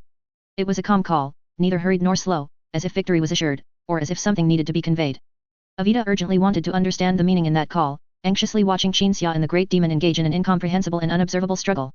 He wanted to help, but no matter how strong his emotions, how firm his resolve to avenge the deception suffered by the true Avita, he had no way to possess his own Shinnok energy in this consciousness space. This meant that no matter how powerful the Shinnok energy he gathered, that damned great demon could, with just a thought, turn this common resource of Shinnok energy into something it could utilize. Hold on. Qin Xia spoke again, then stopped resisting any attacks the great demon projected at him, while simultaneously still using Shinnok energy. The chaotic, churning torrent of Shinnok energy in the warp suddenly converged, then surged towards the wreckage where Avita was located. The wreckage trembled as if constantly battered by waves, and was pushed along. This surge was like a cruel test of will for Avita. He dared not slacken his Shinnok barrier even a bit, because the Shinnok power Qin Xia was wielding was enough to instantly crush the unprotected wreckage. And choosing to endure the surge, the Shinnok barrier required Avita's will to maintain when attacked, and the agonizing feeling reappeared. But this state did not last long. Soon, Avita saw the wreckage being pushed farther and farther, until it was finally swept out before an open warp rift. As the wreckage exited the warp and entered the reality universe, the harsh laws that had not troubled the group in the warp now appeared. Lack of oxygen, weightlessness, extreme cold, various effects caused by the rules of reality were imposed on the wreckage and everyone within it. However, this feeling brought a sense of soul-deep relief and happiness to these reality beings.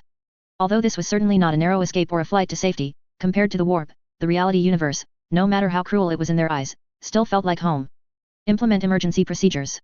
Avita used Shinnok energy to stabilize his body, while shouting loudly and using Shinnok energy to urge on the sailors who remained calm. Some of the calm sailors immediately operated equipment to release oxygen, while others retrieved weapons from the armory and set up a cordon, simultaneously distributing individual oxygen supply devices to the officers or senior naval bureaucrats. These were the emergency procedures. The wreckage itself was completely sealed. It was the escape section at the stern of the ship, a large area, and it also had emergency power supply and some emergency equipment. The only problem here was that too many people were gathered, but the situation was urgent at the time, and Qin Xia could only cram all these people into this piece of wreckage before launching his attack on the great demon.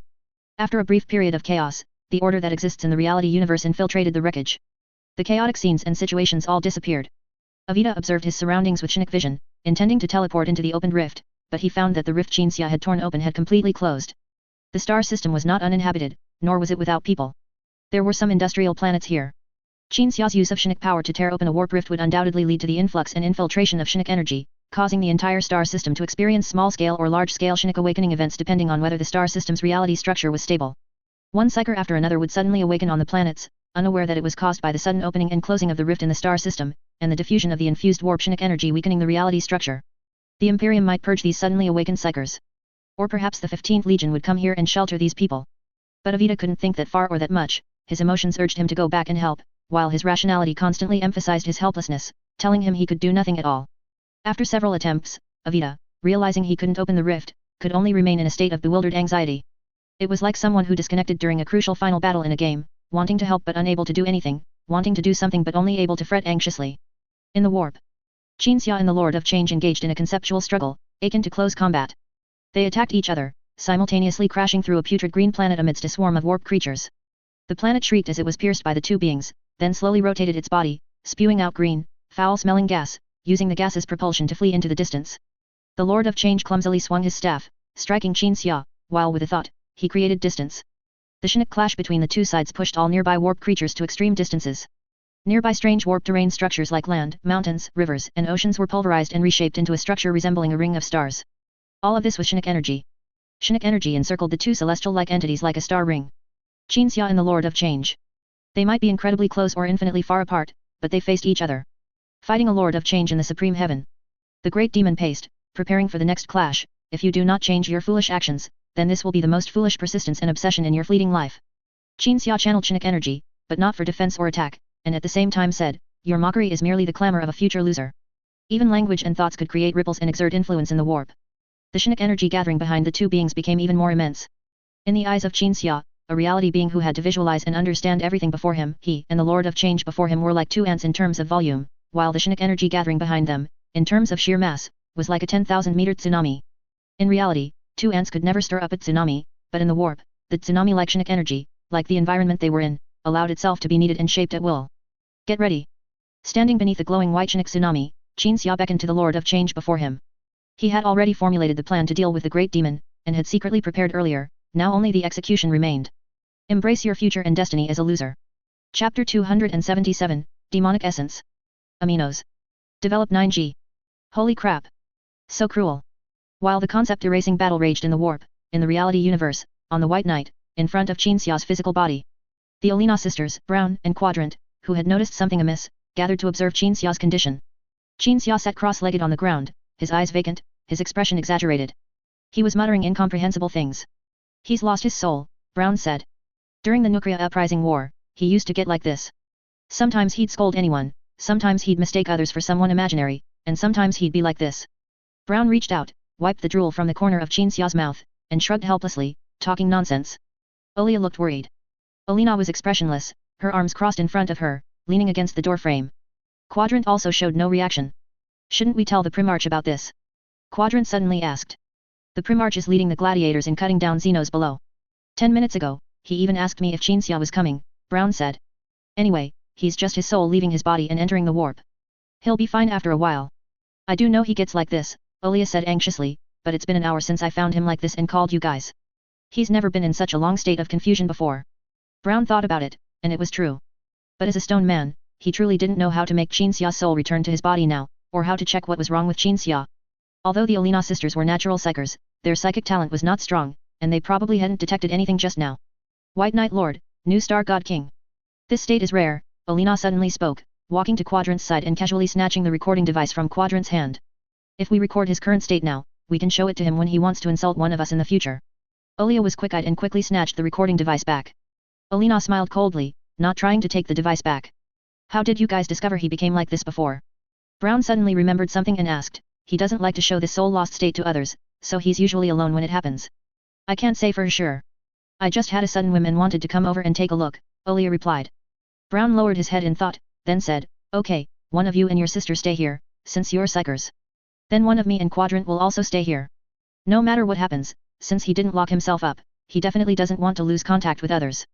I also think it's possible he called me, Olia lowered her head, recalling her feelings just now.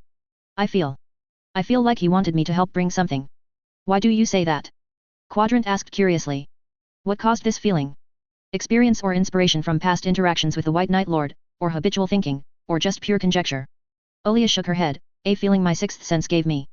Hearing this, Quadrant and Brown exchanged glances. Quadrant stays, Brown said. I'll go get old Qin's things. Everyone nodded in unison. Brown's body collapsed as if melting, and he disappeared. A moment later, some metal, like flowing water, gathered on the ground, gradually forming into Brown's shape. The stone man held a package in his hand. Quadrant's gaze was drawn to Brown. This wasn't the first time Quadrant had seen Brown disappear and reappear. Previously, when he saw it, he would analyze it, believing that the material composing Brown's body had strong fluidity, able to flow between atoms while maintaining the material's properties.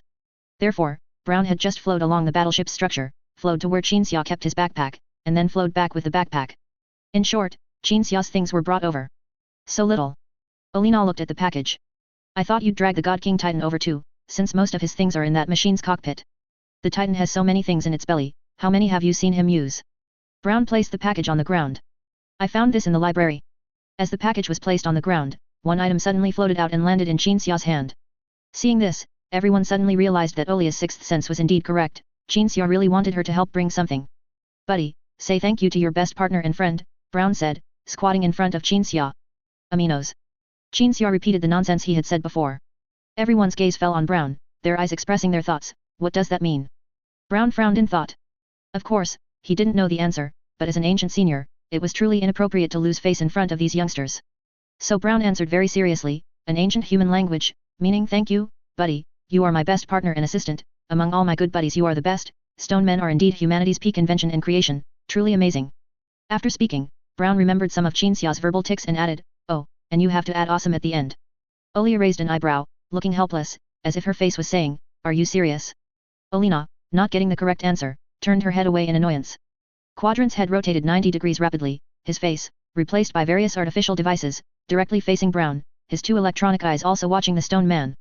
I thought the White Knight Lord was saying, you're the most talkative of all my partners, it's really a pain in the ass.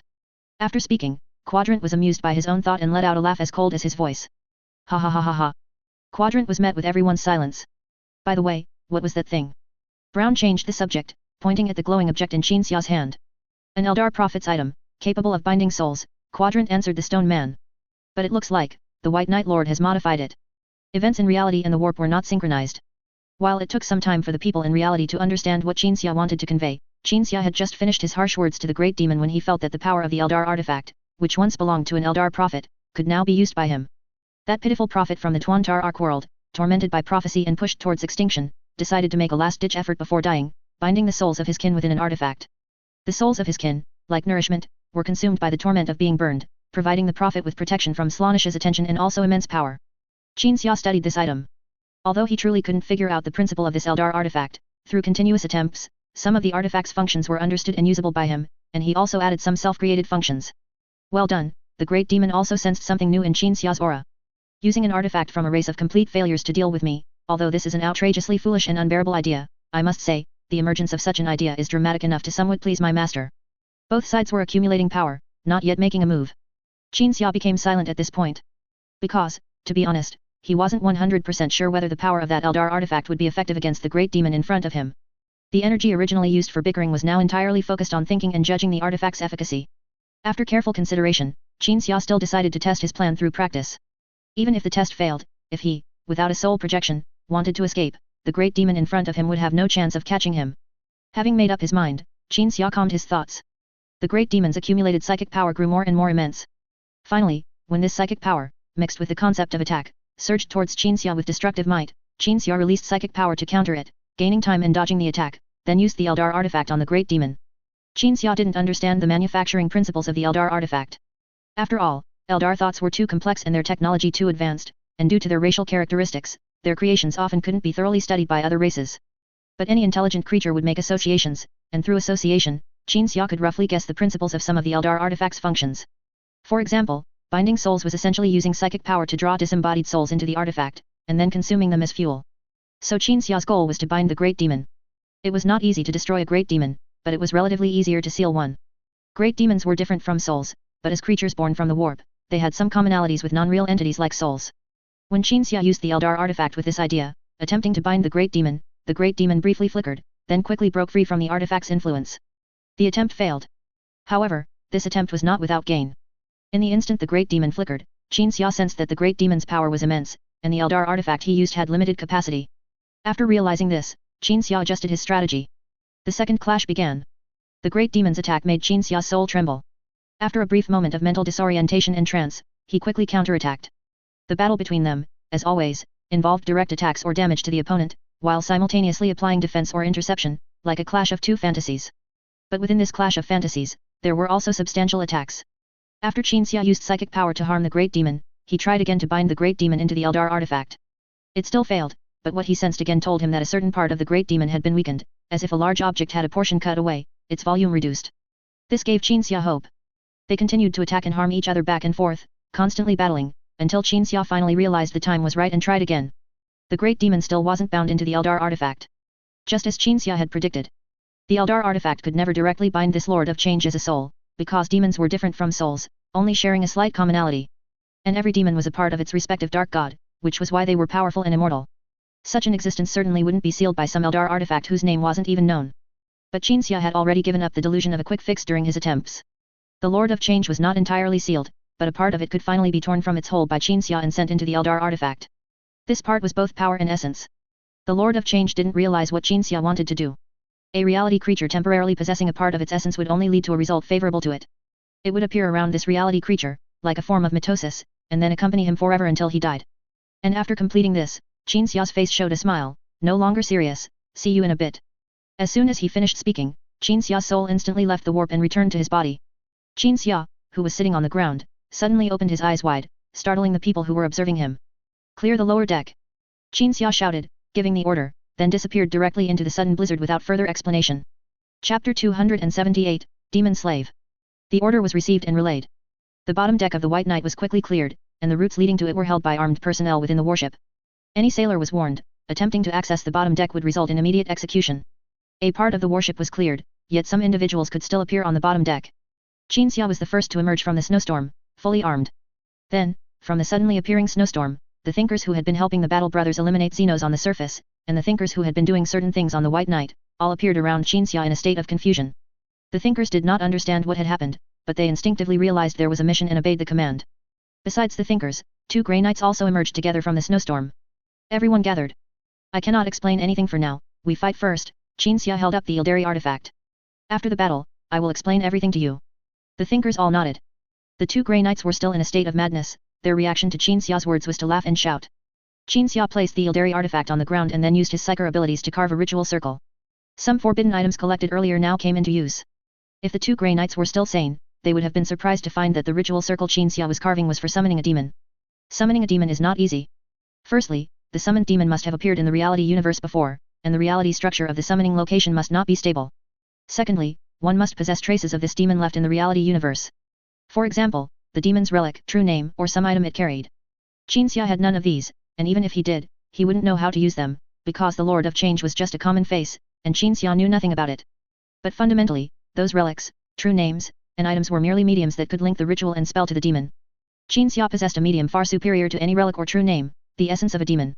As Qinxia used his psyker abilities to begin the ritual, the demon's essence flowed from the Ildari artifact. After a bizarre storm began to rage in the bottom of the ship, the figure of a great demon appeared in the very center of the ritual circle.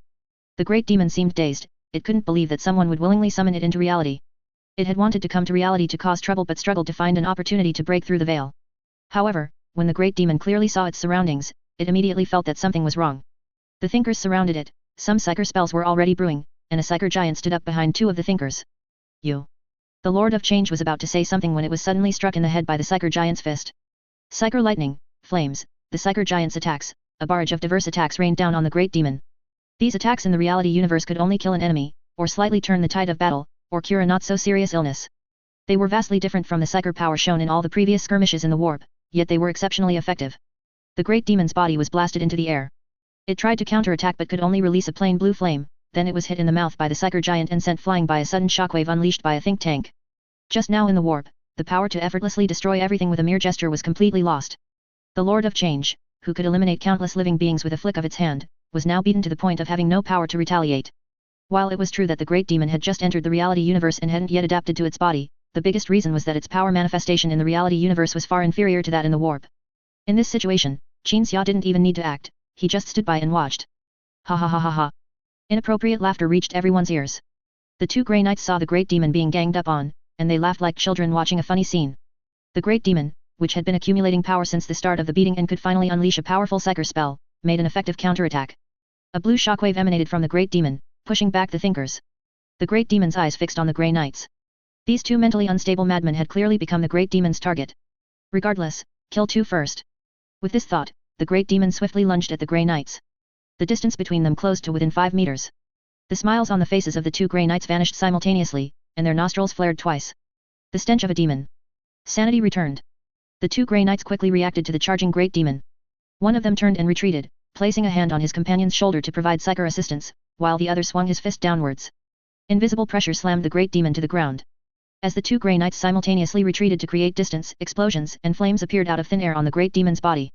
Amidst the dazzling flashes and swirling smoke, the two Grey Knights simultaneously retreated several meters, stabilized themselves, and calmly observed the interior of the smoke, much to the surprise of the thinkers. One Grey Knight blew lightly. A strong wind instantly dispersed the smoke, revealing the great demon's body. The demon, bearing the grand title of Lord of Change, was now covered in wounds. Its beak, the hardest part of a bird, had been smashed by the combined attack of the psyker giant created by the thinkers. Feathers mixed with blue blood flowed down its body's contours. The great demon struggled to stand up, then, unsteady, it knelt again. Its staff had been broken during the thinkers' earlier assault, and no one cared where it had fallen. But the great demon still had the will to fight, it was still preparing to call upon its psyker abilities to counterattack. However, Qin Xia knew that this demon's fighting spirit came only from its impunity. Compared to unwillingly existing in the reality universe, the great demon preferred to be banished back to the warp. Although being banished by a reality being was extremely shameful, it was far better than being trapped in reality. But if it could move freely and hadn't encountered these fearless individuals, then of course the playground-like reality universe would be much better. But Qin Xia simply could not allow this great demon to be banished. If the great demon's fate was to return to the warp, what would be the point of going through all the trouble of capturing its essence to summon it? Thinkers, step back, Qin Xia said to everyone. All the thinkers retreated several meters but still faced the great demon, ready to engage at any moment. Qin Xia walked to the side of the two Grey Knights, faced the demon lord before him, closed his eyes, and began to use his psyker abilities to achieve his goal. In the warp, I cannot kill you, nor can I defeat you quickly. But this is the reality universe. Let alone defeating you, there are even ways to utterly destroy you. White psyker energy formed a light barrier, surrounding everyone. Qin Xia quickly picked up the book bestowed by the emperor, and with a gentle flick of his hand, the pages rapidly turned, making a rustling sound. The Lord of Change could not speak, its completely shattered and bloody mouth indicated that it had been physically silenced by the thinkers and Grey Knights, but some of its reactions showed its fear at this moment. A brand new ritual circle appeared beneath the feet of this Xiange great demon. White psyker energy surged. Eyes solidified on the ground, and in an instant, the great demon found its body frozen, its legs deeply embedded in the accumulated snow. Demons like you sign pacts with the thousand suns, becoming their guardian spirits, and then secretly continue your wicked deeds. Now, the one who controls you, this filthy blasphemous thing, is no longer Avita, but me. However, I will treat you as a slave. Qin Xia placed his hand on a page of the book, speaking simultaneously. Through cruel experiments, I will test what disgusting things like you fear, and by driving you, I will force you to serve my purpose. Then one day, when you become useless, you will be killed by some soulless one I randomly find. That is why I said there is nothing in the warp that can deal with you, but there is in the reality universe. The great demon showed no reaction when it heard it would be enslaved, but upon hearing it would be killed, it immediately felt fear. Demons, creatures that are normally immortal and undying, fear not becoming slaves or enduring torment, but death. Psyker energy cannot kill a demon, but a soulless one can kill a demon, and even the very existence of a soulless one will torment demons just as it torments psychers. And everything Qin Xia said at this moment was not boasting, but a necessary part of a ritual. This declaration, like the previous round of attacks and the ritual circle now appearing beneath the demon's feet, would bind the demon. And the way for a demon to escape being bound is for the demon to be killed or to immediately escape the reality universe. Qin Xia learned this ritual spell from the Grey Knights. The Grey Knights occasionally, out of necessity, summon demons from the warp into the reality universe to question them or make them do something. Some demons are chaos undivided, not belonging to any dark god, so their harm to humans is not very great. Such demons, after making a deal with the Grey Knights, are quite willing to help. Demons that are slaves to the dark gods, however, need to be controlled and suppressed using true names, cruel methods, rituals, and similar means. The two Grey Knights present maintained a wary attitude towards the demon. Within the Grey Knights, they were among those who absolutely did not want to use demons for anything. But they remained silent at this moment, not stopping Qin Xia. The reason was that a unit for combating demons was gradually being established. Demons from the warp were not only the best training tools but also evidence of the true existence of demons. As for the safety of enslaving a demon, rituals, Emperor's artifacts, double insurance unless the Xiange demon involved was Carlos the Fate Weaver, the most resilient and evasive demon, any other demon bound by the set of measures would either immediately seek death from a soulless one or find a way to be banished back to the warp, otherwise, it would truly be tormented for eternity. Chapter 279, The Lost Ones. Luminescent psychic energy coiled around the Xiange great demon, dragging it towards the book gifted by the Emperor in Qin Xia's hand. The great demon struggled fiercely, its shattered bird-like beak attempting to speak, but no sound escaped its mouth.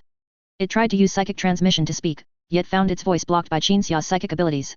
The great demon continued its futile struggles, uselessly opening and closing its mouth as it was dragged, seemingly desperate to say something to these damned reality universe beings. This is part of the plan, Qin Xia suddenly said, holding the book, a phrase that seemed nonsensical to others. However, judging by the effect this sentence produced, everyone believed it to be a spell. For after Qin Xia finished speaking, the Xiange great demon's mouth closed, as if a great weight had been lifted from its mind, and the entire demon was dragged into the book at an extremely rapid pace. Immediately, on a page within the book personally crafted by the Emperor in Qin Xia's hand, the Tsianj Great Demon's menacing form appeared. At the same time, a line of platinum text slowly emerged on the page. Lord of Change. Information, nameless. Level, common face. Great Demon A, Thousand Suns Elf B. Abilities, deception, espionage. Qin Xia categorized and archived the demon, then closed the book. As the book closed, a golden ripple spread out, and everyone present felt as if they were bathed in a spring breeze. Qin Xia once again saw the golden ripple and could sense that it was a psychic ripple. He recalled the sudden golden psychic shock in the warp earlier. The psychic shock had disabled the ship's shields in Geller Field, but it had also ensured that Asar's soul was not taken by the demons. It could be confirmed that this was the Emperor's doing. The golden ripple appearing on the book now could also be seen as proof of the Emperor's power. Regardless of whether the Emperor could obtain information through this book, and regardless of whether the ripple just now meant the Emperor was projecting his power, it did not change the fact that the Emperor, having witnessed Asar and Avita's plight when helping them earlier, must already know about the demons and the 15th Legion. Qin Xia even felt that he had known all along. What we just encountered was a demon. Just like the demons we encountered on the White Night before, they are powerful warp creatures, slaves of evil gods. Qin Xia turned to explain to the thinkers. The thinkers were not particularly surprised at this point, because when the White Knight was hit by the wreckage of a warship captured by an Eldar seer in the warp, a reddish creature from the wreckage had entered the White Knight. At that time, Qin Xia had explicitly stated that it was a demon. Demons seem to come in various types, the chief librarian summarized, red ones, blue ones, and presumably other colors too. We just don't know what the specific differences are between them. That's what I'll teach you later. Qin Xia put down the book, letting it float at his waist. The White Knight Lord's gaze fell upon the two grey knights. They were still calm for now, not having fallen back into a state of madness. What's that? One grey knight raised a hand and pointed to Qin Xia's waist. Besides the book personally crafted by the Emperor, there were other things hanging there. Among the various trinkets, one shone with a white light, clearly not a human creation even at first glance. This. Qin Xia picked up the glowing object, an Eldar creation. It's called a torment circuit. Seeing Qin Xia summon and capture a demon. Seeing Qin Xia reveal the existence of demons to ordinary psychic thinkers. And seeing Qin Xia's various actions that could be deemed heretical before. The Grey Knights said nothing, for they knew what Qin Xia intended to do and believed his methods were necessary. It was the 30th millennium, there were no Grey Knights, and Qin Xia needed a professional anti-demon force. Summoning demons was also for the purpose of destroying demons. Some within the Grey Knights had done so before. But carrying Xeno's artifacts at one's waist at all times, this was something the Grey Knights found intolerable. Demons, Xeno's artifacts, they weren't unusable, anything that could deal with demons was fine, but not summoning them unnecessarily, not using them unnecessarily, this was also a tacit rule among them. If I hadn't used this torment circuit thing to collect a part of the great demon's essence just now, how would I have summoned it? Qin Xia put down the torment circuit. Anyway, it can bind souls, or something similar to souls. That battle just now wouldn't have been possible without it.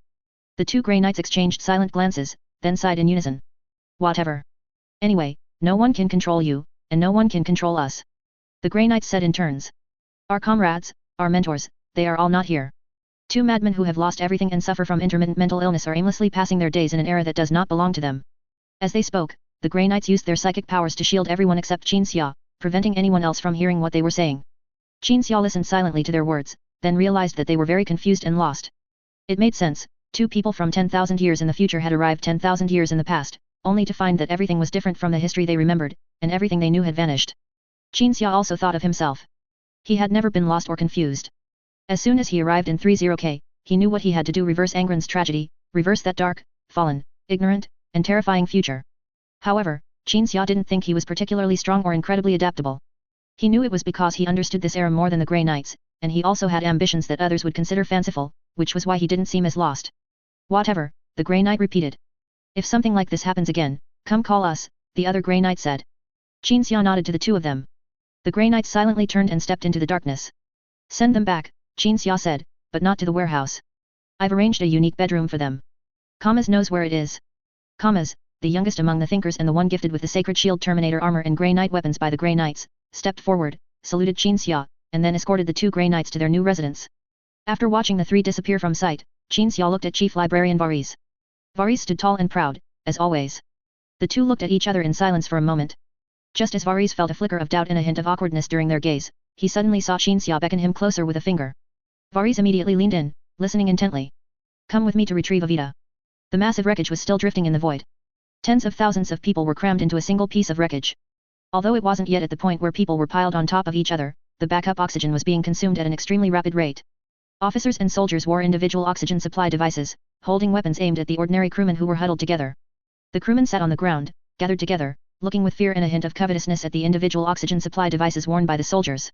Avita could use psychic powers to ensure sufficient oxygen, but now the wreckage was on the verge of shattering due to some damage, and he had to mend the cracks in the wreckage. When most of his energy was used to keep a large piece of wreckage containing tens of thousands of people from breaking apart, in terms of life support, all Avita could do was to keep the carbon dioxide concentration in the air within a safe range as much as possible. I am too weak. A voice echoed in Avita's mind. It was a voice he now found unusually familiar, yet also strange. It was the voice and tone of Asar when he spoke without exchanging bodies with Avita, using his original body. Recalling what he had experienced in the warp earlier, Avita felt from the bottom of his heart that he was very weak. Filled with anger and hatred, wanting to avenge his close friend, yet he couldn't even intervene in the battle. Now that they had entered the reality universe, a new crisis had emerged, and he had no way to solve it. If the inhabitants of this star system did not come to inspect the wreckage soon, everyone who had just escaped the warp would face death again. White Knight. Suddenly, someone shouted. Avita looked towards the viewport in a daze, where a pilot stood, pointing outside and yelling frantically. People, like disaster victims seeing food, frantically crowded towards the viewport just to catch a glimpse of the warship outside, then, under the soldiers' deterrence, they were forced to sit back down. As the first person saw, the warship named White Knight had just emerged from the warp, temporarily pausing at Mandeville Point. Avita saw the White Knight. Logically, seeing rescuers should evoke excitement, but what Avita felt more was shame and guilt. He hadn't been able to help in the battle in the warp just now, and here he was, slowly waiting until rescue arrived.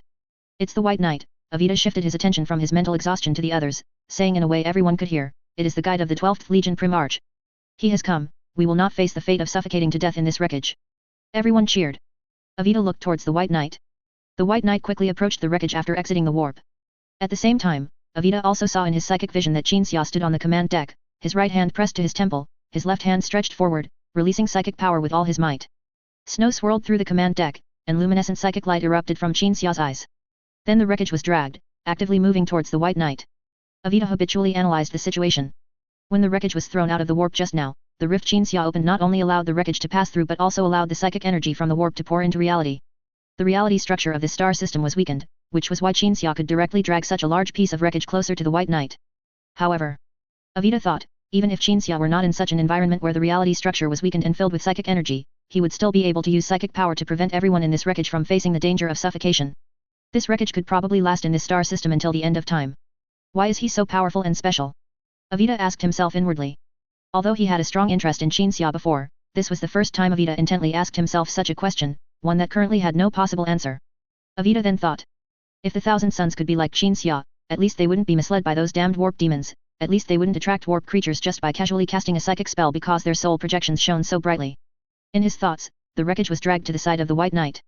Then, under a series of arrangements already made by the captain, the White Knight's engineering personnel deployed the pre-built void corridors with extreme speed and efficiency, connecting to several passages of the wreckage. The crewmen poured into the White Knight through the corridors. There, the medical and logistics personnel arranged by the captain immediately checked everyone's condition, treated the injured, detected pathogens, and sprayed disinfectant. Avita, supporting an injured mortal, was the last to walk out of the corridor. Xia stood before Avita. The two looked at each other for a few seconds. Xia's face showed helplessness. Avita's nose stung, and he lowered his head, closing his eyes. Chapter 280, Metaphor. Avita is dead. He's dead. My best brother, my subordinate, he died there. Inside the White Knight's library, Xia and Avita sat opposite each other. They sat beside the tea table where Avita, Asar, and Xia had sat before. The fireplace burned wood, casting a warm glow and crackling as it consumed the logs. Avita held a teacup filled with steaming hot tea, his gaze somewhat vacant as he stared at the tea within, watching a single tea leaf float on the surface after being poured from the teapot. Avita felt as though he was like that solitary tea leaf. The tea leaf floated in the somewhat murky tea. Just as he, Avita, floated in the dark truth he had just learned. So you are Asar, Xia said, without much surprise. Avita nodded. At that time, Avita's soul was damaged, and my flesh mutated to the point of being unable to survive. He used a sorceress ritual to exchange bodies with me. His soul entered my severely mutated body, and my soul entered his body. In any case, now I can only survive as Avita. Avita recounted his experiences in the warp to Xia without reservation. This included the terrifying demons he saw waiting to capture and torment his soul when he was still Asar, inside the mutated body. It also included the soul exchange. You are Avita, Xia said in a low voice, this is what Avita wanted. He didn't exchange bodies with you out of guilt for messing everything up, he simply wanted you to survive, to help you survive, just as you once helped him survive. These things cannot be told to others. The Imperial authorities are still wary of psychers like us and of sorcery. The 15th Legion has merely not yet waited for the Imperium to free up its hands to deal with you specifically. If the Imperium learns that you used sorcery to exchange bodies, you will be the first to be eliminated. Xia warned Avita very seriously and earnestly. At the moment of the soul exchange, the latter had also heard similar warnings from his closest friend. This conversation was built on complete trust in each other. If Avita didn't fully trust Qin Xia, he wouldn't have revealed the soul exchange. After the warning, Qin Xia fell into contemplation. The current Avita only has Avita's body, his soul is Asar's. Qin Xia summarized this in his mind. I once thought that Avita would be one of the future founding Grand Masters of the Grey Knights, and his lack of vigilance towards the warp was simply because he still needed time to grow. If viewed from the perspective of the soul, Asar is the future founding Grand Master, but he exchanged souls with Avita and now lives as Avita. Qin Xia felt that this matter was truly complex and difficult to express. Such is the changeable nature of the world. Will Avita still be tormented by demons? I mean, Avita's soul. Avita suddenly looked up, asking a crucial question that had just occurred to him. Qin Xia thought for a moment, then shook his head. Normally speaking, he would certainly be sent into the demon realm by the so-called warp sprites he contracted with, unable to live or die. That is the fate of a pitiful soul that falls into the hands of demons. But fortunately, you were lucky and decisive enough. On one hand, you were saved. After the injection, your soul did not completely fall into the hands of the demons. On the other hand, you personally destroyed your original body and Avita's soul within your original body. You gave him liberation. If you had hesitated even a little, Avita's soul would have suffered unimaginable consequences. After explaining, Qin Xia wanted to offer some words of comfort. But Avita didn't need comfort, he had already reviewed the past events and could also realize that what he did at the time was the best decision. I'm sorry. Avita suddenly spoke. We knew nothing of the dangers of the warp before. We treated those terrifying demons as trustworthy guardian sprites. I can finally understand what you said back then. Avita truly regretted it. Perhaps if they had listened to Qin Xia's persuasion back then, the outcome would have been different. At the same time, Avita also felt pain. The entire 15th Legion, from the Primarch to the warriors, was deeply immersed in the exploration of the warp. Only a few did not treat demons as sprites to make contracts with. Avita now realized his mistake and how absurd the 15th Legion's obsession with the warp was. He wanted to persuade his brothers to stop, but because he himself was once obsessed with the warp, he was acutely aware that his persuasion would be useless.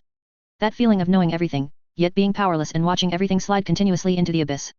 The pain made Avita desperately rub his hair, his handsome features contorted, and he looked as haggard as a mortal suffering from the hardships of life. Magnus once told a parable. In Qin Xia's silence, Avita's bloodshot eyes rolled upwards, his gaze piercing through the gaps between his 5 fingers clutching his hair, directed at Qin Xia. Calling the Primarch by his name already made Qin Xia realize Avita's disapproval of the 15th Legion's Qin Primarch. After a pause, Avita continued. Some prisoners have been confined in a cave since birth, unable to turn their heads, forced to look forward. Their only light source is a fire behind them, which casts shadows into their eyes, making them believe that the shadows are the only real things. When people or animals pass outside the cave, their shadows are also cast into the cave, and the prisoners classify and name these shadows they see. One day, a prisoner breaks free, walks out of the cave, and sees everything: the sun, real people and objects, and then realizes that shadows are merely projections. The freed prisoner returns to the cave and tells his companions about all this, and because what he tells them overturns their understanding, he is ridiculed and even attacked. Upon hearing this, Qin Xia frowned slightly. The story Avita told was Plato's allegory of the cave. Magnus telling such a story implied that he, Magnus, was the freed prisoner in the story. He had walked out of the cave called the reality universe and seen a more real and grand truth. Then he returned to the reality universe, told others what he had seen, and was met with attack and ridicule. The Imperium had been hostile to psychers since its inception. The think tank, as a special unit, was merely composed of individuals who had awakened psychic talents within certain legions, rather than being an officially sanctioned professional psychic combat unit. The reason the Imperium had not yet begun to forbid the use of psychic powers was simply because it currently lacked the time to deal with the matter, or it was in the planning stage, and once planning was complete, the prohibition of psychic powers would begin. The Imperium would sooner or later persecute those who had truly seen the world. Magnus followed this logic. He believed he had seen the world, and those who opposed psychers or constantly claimed the warp was dangerous were bumpkins in the cave, completely unaware of what was real. Avita telling this parable was not to support Magnus, but to express Magnus' way of thinking. I also have a parable, Qin Xia said. Avita lowered his hands, listening intently. It's called the cosmetic metaphor. This metaphor is not profound. I am not a master of philosophy, nor am I a civilized debate master who can participate in debates where cursing is forbidden, but it's the most fitting one I can think of at first glance. Qin Xia rose from his chair and paced as he spoke. Prosperoans value knowledge and were directly relocated from Terra, so they must have a lot of information about Terra's ancient times. So there should also be knowledge about the history of human technological development. For example, humans once abused radioactive elements, believing them to be magical and to possess various astonishing effects. At that stage, cosmetic companies added radioactive elements to their products, claiming that their cosmetics could miraculously rejuvenate people, make them energetic every day, and give them flawless skin, and so on.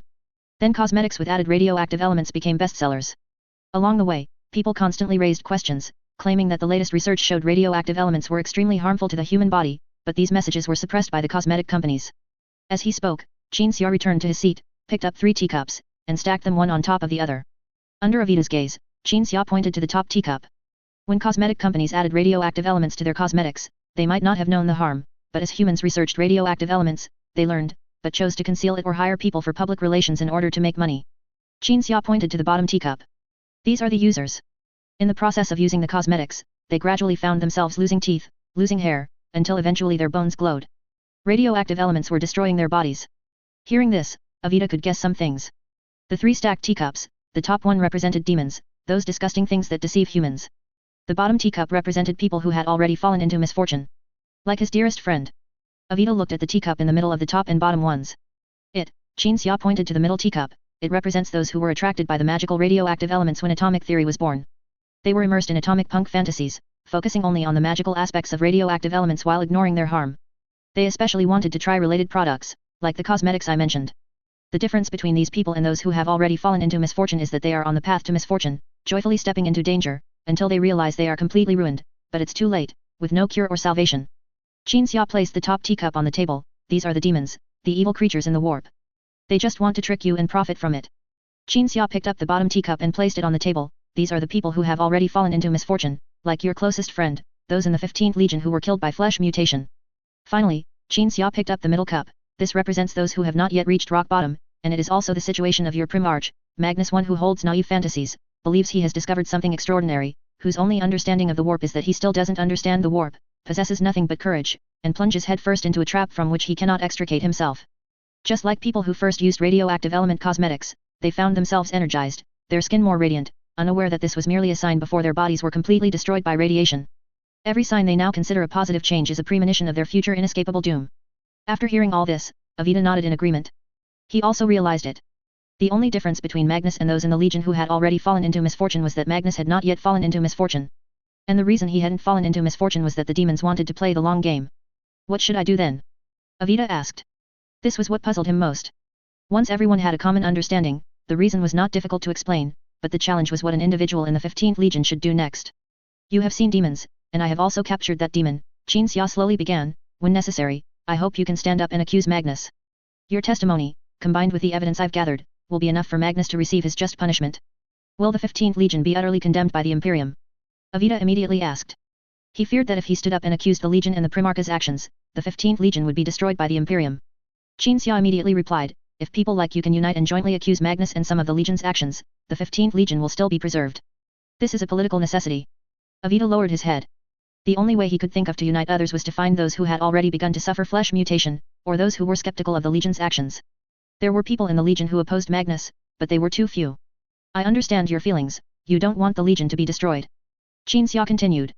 He took a deep breath, and with a sigh, offered his reminder to Avita. But the 15th Legion is already stomping on the gas pedal on the road to ruin.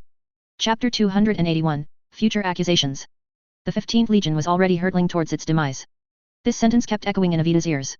At this point, Avita fell completely silent. Though he hadn't yet expressed it, Avita had already made his decision in his heart, he was merely contemplating the consequences of that decision and how he would bear them. He remembered that he was not the original Avita, but Asar. He was afraid that if he lived as Avita and did what Qin Xia said, the identity of Avita would be branded with terrifying negative titles such as traitor and accuser of the Primarch. But why did the original Avita step by step move towards his end? The choice had been made. But fear indeed existed. These two were not contradictory. The ship has been arranged.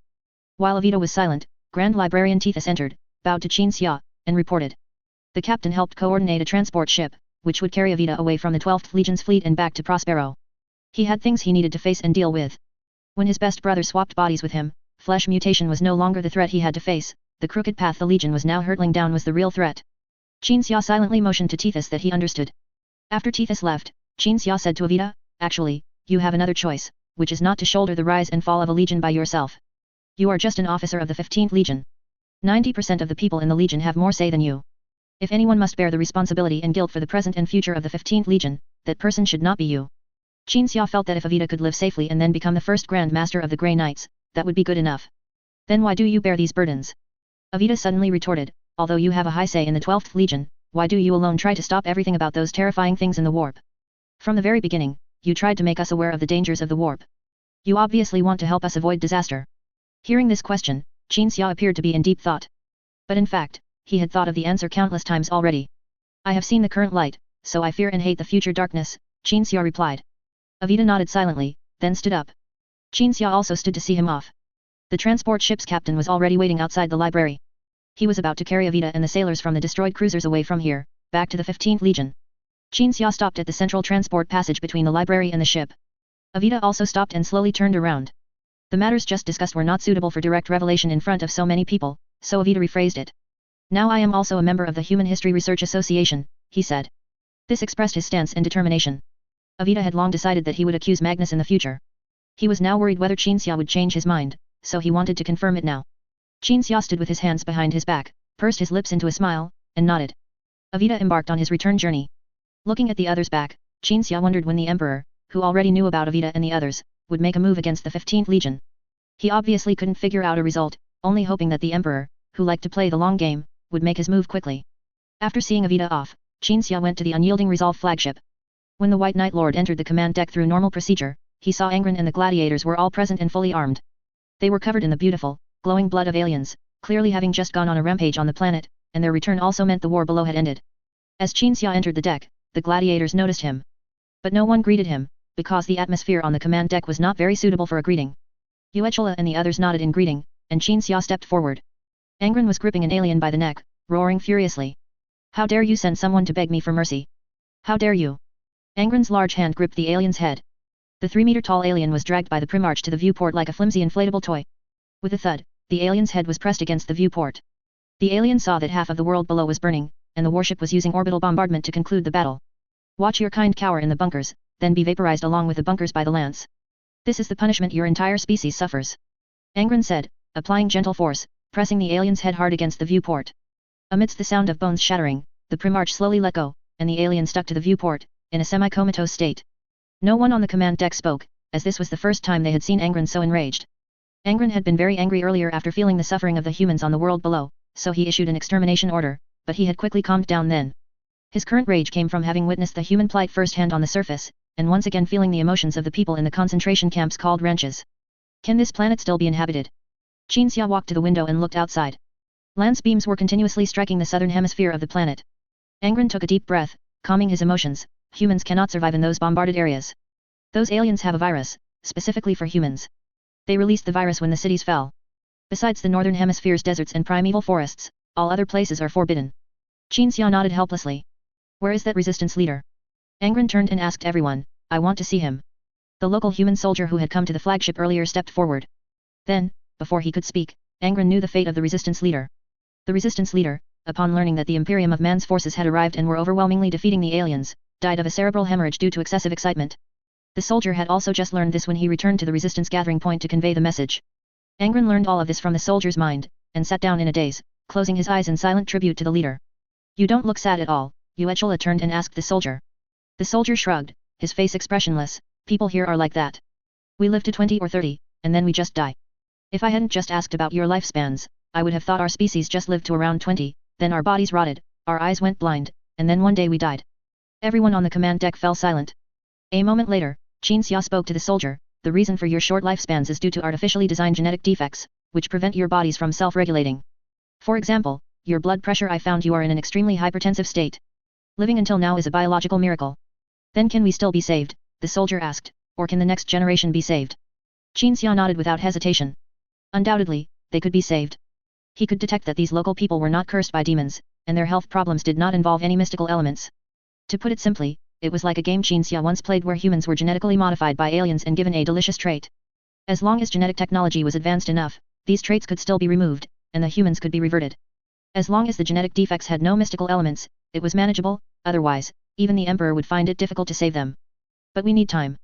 We will take a portion of the people and leave for a place with highly developed biotechnology, Qin Xia said. And before we leave, we will distribute a medicine that can temporarily improve your physical condition, allowing you to live until the day you can receive genetic modification. The soldier's clouded eyes showed no sparkle, but he was indeed very happy. Qin Xia continued, then this planet will be brought under the rule of Angron, the 12th Primarch of the Imperium of Man. You locals will need to pay taxes, provide personnel to join the Navy or Army, and also undergo rigorous selection and training to become Space Marines. This is what you need to accept. The soldier could not make decisions, he was just an ordinary soldier, assigned a task before the arrival of the 12th Legion, to secretly go to where the Space Marines were and convey a message. But some things even the most ordinary person could understand. The people on this planet already knew about the Emperor and the Imperium, and they longed for their own salvation. Accepting imperial rule was absolutely no objection. You are very lucky, Qin Xia looked at Angron.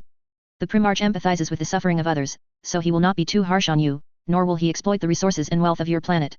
He will bring effective rule, order, and wise management.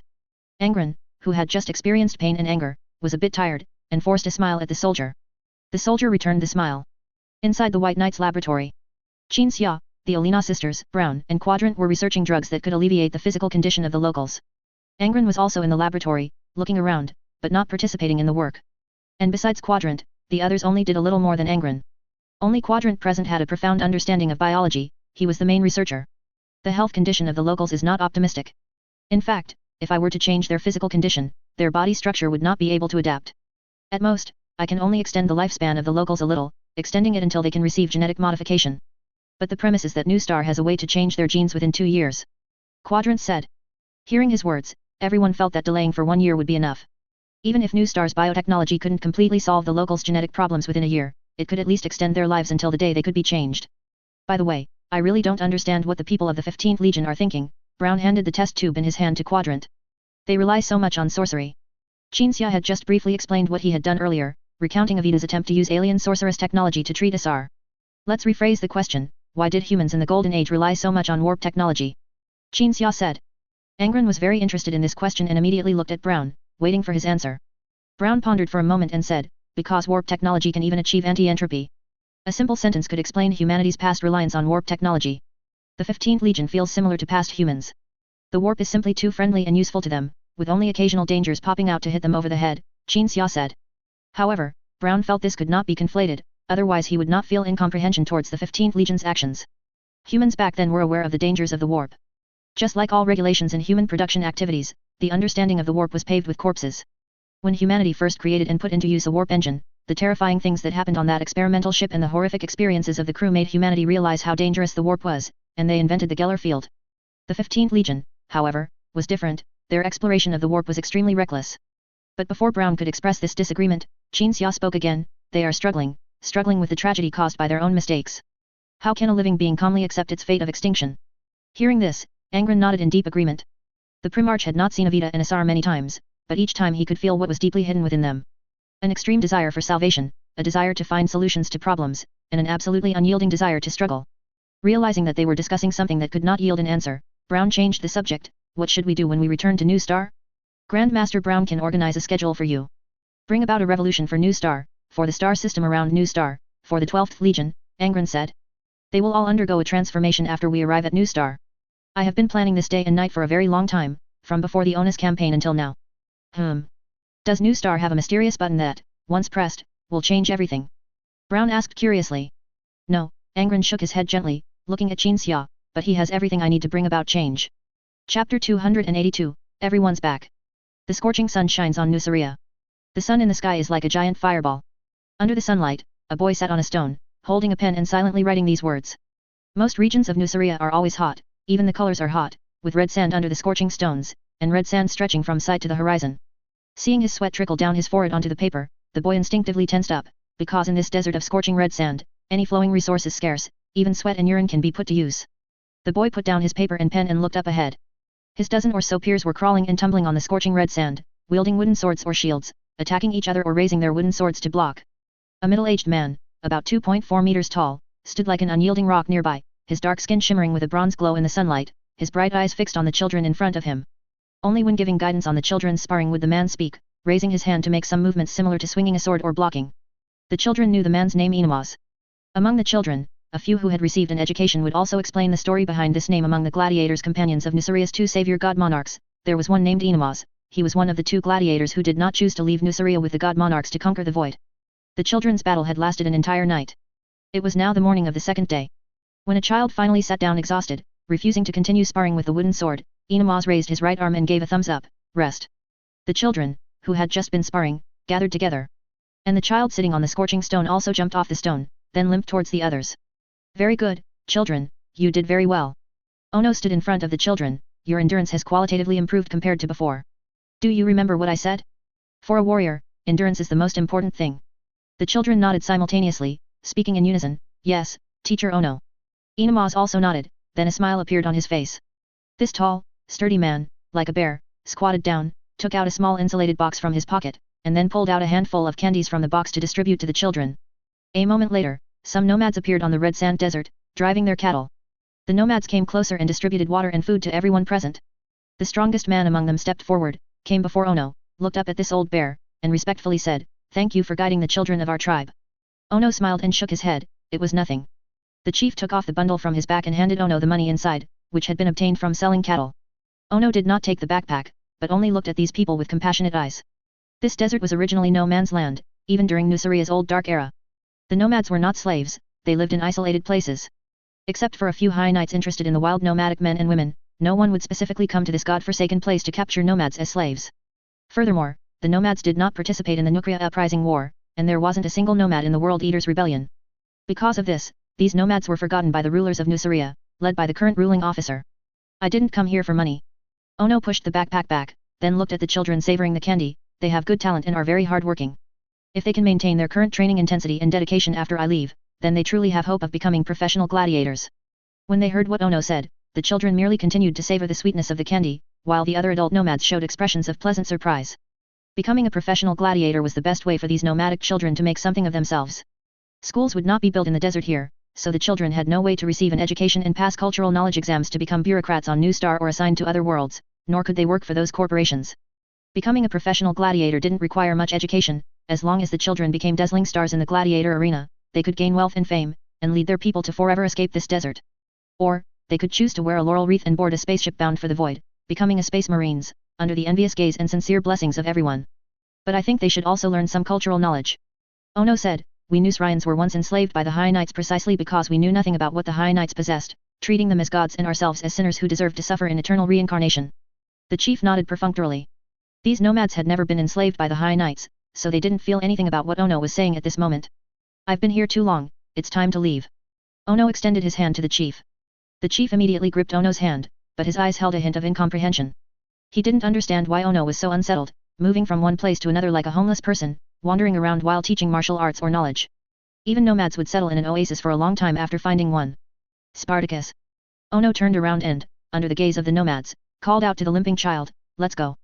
The boy named Spartacus put on his small travel bag, tucked his paper and pen into his chest, and silently followed Inamaz away. The two, one large and one small, gradually disappeared into the vast red sand. The red sand was like a dividing line, separating civilization and prosperity from the desert. When Inamaz and Spartacus walked out of the desert and onto a road, all they saw were anti-gravity vehicles moving back and forth at extremely high speeds. The old bear extended his hand. Soon, a vehicle stopped in front of Inamaz. "Oh." A red-haired woman rolled down the car window and scrutinized Inamaz's body. "It's hard to get a ride near the desert here, but you're lucky, you ran into someone who can give you a free ride." Inamaz raised his hand, the money in his hand obscuring the woman's constant scrutiny of him. The woman hesitated for a moment, but eventually took the money. The two, one old and one young, got into the car and sat in the back seat. The woman glanced in the rearview mirror and asked, "Is this child your son? Or your grandson?" "He is my apprentice." Inamaz looked at Spartacus and replied, "I found him during my travels, and so this child, homeless like me, has followed me from that moment on, learning the skills I possess." The car entered the city outskirts. A colossal structure reaching to near orbit appeared in the eyes of Inamaz and Spartacus. Ono was unperturbed, for he had seen that thing countless times.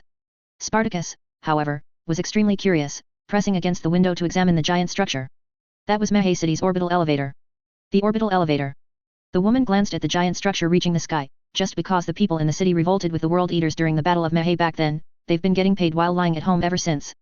Every time that orbital elevator carries something into space, the Mahe people get a share of the money.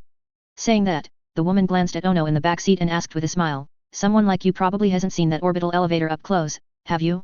Or maybe you haven't even been to a prosperous city like Mahe City." Ono looked at the orbital elevator outside, recalled the events of the Mahe campaign that year, and his voice was deep and calm, "This is my second time here." The car drove onto the Cross-City Expressway.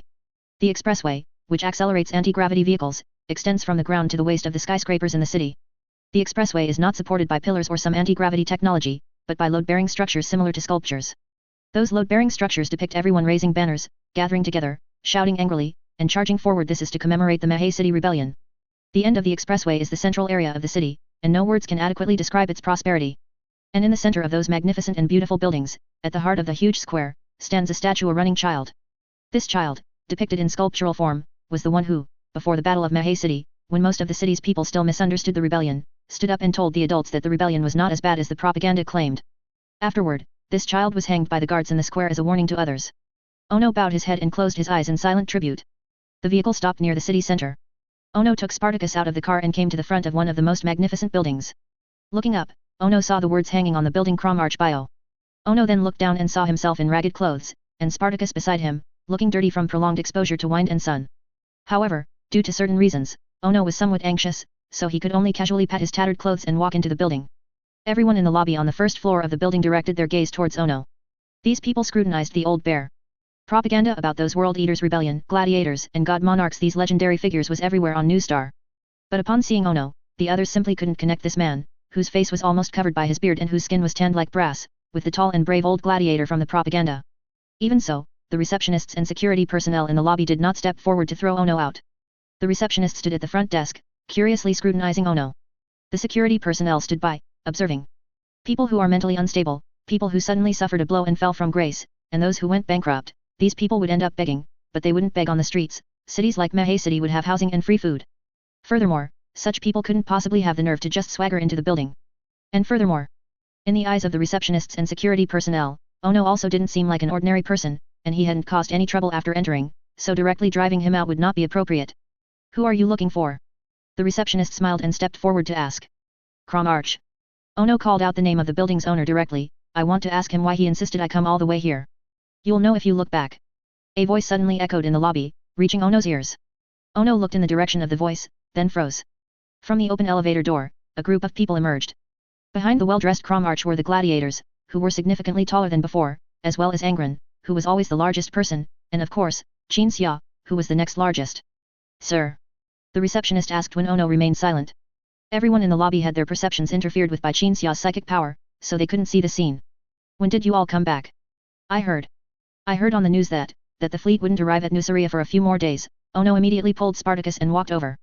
The news was right, Xia said with a smile, but we're not warships, we have ways to get back sooner. Ono stood before his old friends, looked around, and then asked, where's Kleist? And Tisius? Where did they go? Here. Kleist's leg, embedded with an anti-gravity spear, moved, kicking Yuchuka aside, and he, along with the others who hadn't been modified, walked out from behind. Tisius, and the mother of the Yuchuka and Uechula brothers, as well as some of the gladiators' families. Everyone's back. Ono laughed, that's great. Chapter 283 Angron's Grand Plan. The World Eaters' first meal after their reunion wasn't in the Chromarchus corporate headquarters building, but in a more private location. This place was nestled among mountains. It was in these very mountains that Angron had been captured alive by the slave traders. Here, snow covered everything, and it was always winter, all year round. Crom Arch had bought this place 2 years ago and then built a resort-like area. In the living quarters, people's rooms were suspended on cliffs, and to achieve the best possible views, the architectural structures facing the mountains were made as transparent as possible.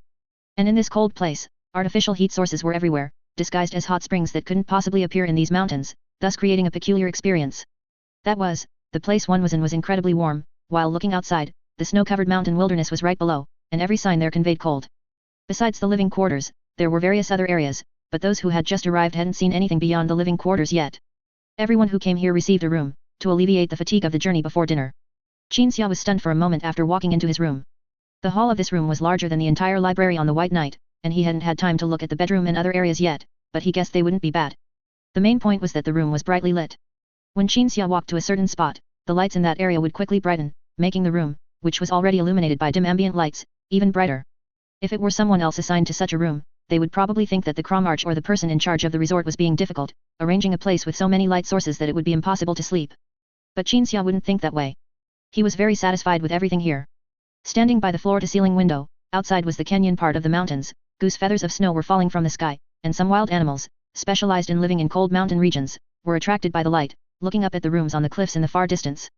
And inside the room, it was incredibly warm, one could hear the sound of flowing hot springs, and the violent wind noise generated when the strong wind blew through the canyon could be easily turned off. Cough, cough. The sound reached Xia's ears.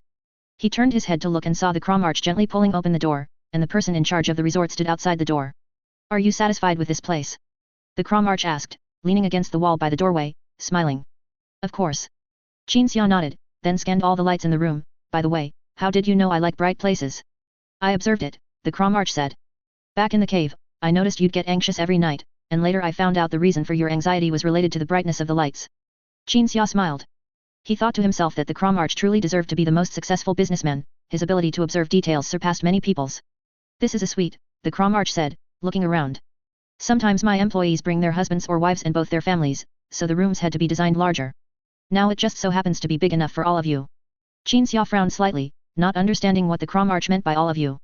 You're going on vacation and not inviting me, hey. Brown entered the room from behind the Cromarch, casually tossing his luggage onto the sofa. Then a mechanical arm gently moved the Cromarch aside, and the massive quadrant squeezed through the doorway into the room. Then came the Olina sisters. We're staying next door, Olina said. Or, at least, I will be staying next door. Didn't you say you had to organize your research first? Now it's like I didn't invite you, Qin Xia said helplessly. Brown began to observe the entire room, appreciating the architectural art, and did not reply. Quadrant immediately handed a data slate to the Cromarch. I've heard of your deeds, Mr. Cromarch. I hope we can work together to solve the artificial genetic disease of the residents of Avon 3. The Cromarch took the data slate and flipped through it for a while, then a look of disgust immediately appeared on his face. A planet of humans with genetic defects designed everywhere by aliens. The Cromarch could imagine what kind of lives the people on that planet lived, and what the aliens sought by designing them that way. But fortunately, this genetic disease was not difficult to solve in a biotechnology paradise like Nuceria. Okay. The Cromarch returned the data slate to Quadrant. Qin Xia, who had arrived in the star system earlier on a small transport ship, knew that the 12th Legion's fleet had already entered the Nucria star system upon seeing the arrival of Brown and others. Those space marines would be arranged to rest on various planets of Nuceria. This place is truly too luxurious, Olina said to the Cromarch after circling by the window. Wasting a lot of manpower and resources just to build a vacation spot, this is unimaginable on New Guard 1. The Cromarch chuckled. I've seen the representatives of your labor council look calm when they come here for vacation, as if the luxury here isn't so unimaginable or astonishing to you. Otherwise, what should they look like? Shouting, extremely shocked, not even caring about their dignity. Olina said. Upon hearing this, the Cromarch ended the conversation with silence. The dinner party is in 3 hours, see you then. The Cromarch said, walking out of the room and gently closing the door, heading to other people's rooms. The Cromarch walked down the corridor and arrived at a room directly facing the place where Angron had lived before entering the gladiator arena. Gently pushing open the door, the Primarch's astonishingly strong figure appeared before the Cromarch and the person in charge. The person in charge of the resort saw Angron alive for the first time. There was no imagined affinity, only genuine fear. He felt himself become infinitely small, facing a powerful being that surpassed mortals in every aspect. Only when he saw Angron's kind eyes and smile did the person in charge's fear lessen somewhat, because he knew psychologically that this demigod would at least not attack him. How did you shrink again? The Cromarch stepped forward and touched Angron's head, then compared his own height with Angron's. You know my height isn't fixed. Angron shrugged, then asked about a serious matter, regarding that medical kit plan earlier. It's done, the Cromarch said. I've already sent someone to get samples. When the 12th Legion fleet was fighting everywhere before, Nuceria had also sent people to the fleet several times, and Angron, during one of those times, conveyed something to the Cromarch through someone sent to the fleet who was about to return to Nuceria. That was to develop a piece of equipment similar to a battlefield medical kit. This equipment would be issued to every space marine, perfectly suited for the space marine's physiology, able to automatically check the injured user's condition and perform emergency medical treatment automatically when the user was injured. The World Eaters Legion has apothecaries, the Cromarch said. Equipment for automatic drug injection can't compare to the delicate skills of those apothecaries. With the drugs and medical resources provided by Nuceria, one of them is worth a professional medical team. Angron sensed that the Cromarch disapproved of the medical kit plan and felt it was unnecessary. The number of apothecaries in the Legion is temporarily sufficient. But if the Legion continues to expand, the number of apothecaries won't be enough, and apothecaries are really not easy to train. If a medical kit is used to perform emergency medical treatment after a warrior is injured on the battlefield, it can greatly increase the survival rate of the Legion's warriors. While explaining, Angron took out a data slate, searched for a medical kit in the more than 400 pages of documents, and then checked the search results, meaning this plan was completed. Legion expansion. The Cromarch was startled. He had learned a lot about the Space Marine legions, and he understood the World Eaters even more deeply. The 12th Legion was a legion composed of assault troops, and the legion's current number was around 160,000. Angron still wanted to continue expanding, which could only mean that the 12th Legion would inevitably undergo reforms, making the 12th Legion more specialized from its previous focus on assault operations. Some would be responsible for assault combat, and others would be responsible for infiltration reconnaissance or forming battle lines like other Space Marine legions. The 12th Legion already has a large number of people. The Legion should have stopped specializing only in assault operations a long time ago, Angron said. This medical kit matter is just one of countless steps I've planned long ago. Next, I will gradually make my Legion more versatile. The Cromarch nodded thoughtfully, considering whether he should establish some military-industrial enterprises. But after thinking about it, the Cromarch decided against it. In terms of heavy industry, New Star really couldn't compete with New Guard 1. Angron sensed the Cromarch's thoughts and pondered whether New Star's heavy industry should also be developed with a focus. As the saying goes, don't put all your eggs in one basket. While contemplating this, Angron did not add this thought to his more than 400 pages of planned documents, because his current thought was only to deepen his resolve, and he had already had such a plan and recorded it in the data slate before. Not only the medical kit and New Star's heavy industry development, but even the Legion's versatility were all parts of Angron's grand plan. Expansion of the Night Legions, expansion of the Legion's armored forces. To let the 12th Legion establish dominance in more star systems after resting, and once the Space Marines specially trained to be rulers complete their modifications, let them go for internships. And among these matters, what Angron considered most urgent was to make up for the 12th Legion's biggest shortcoming, the lack of void power. Some things Angron had already planned and implemented before, such as having the New Guard 1 and New Way people who had previously gone to the 12th Legion's fleet convey some production orders upon their return. And some things could only be done when Angron was on New Star. This series of events constituted Angron's grand plan for reform. He planned all of this with the astonishing mind and energy of a Primarch, and he would also implement these plans with the prestige and energy of a Primarch. The entire Legion returning to New Star was not simply for visiting family and vacationing. I went for a driving lesson today and only came back tonight, so 2 chapters are updated. Chapter 284, Demigod's Blood. 3 hours after the return home. Night. On the highest peak of the resort built into the mountains, a snow-covered mountain. An invisible field isolated a circular area with a radius of 100 meters. Outside the circular area, snow fell and cold winds howled, while inside, it was very warm and completely free of snowflakes. A large round table, once used by the gladiators in their fortress territory, was set here, and the people who had gone their separate ways after the 12th Legion arrived reunited. No serious matters, just eating, drinking, and laughing. Just like every night during the Nukria Uprising War. At the end of the day, you haven't been gone that long. Only a few years. You didn't expect to see Inamaz and me in wheelchairs, pushed by our grandchildren, did you? Cromarch, holding a wine glass smaller than everyone else's, said to everyone. Everyone burst into laughter. Before Cromarch said this, someone had asked why Inamaz and Cromarch seemed to have changed so little in terms of age.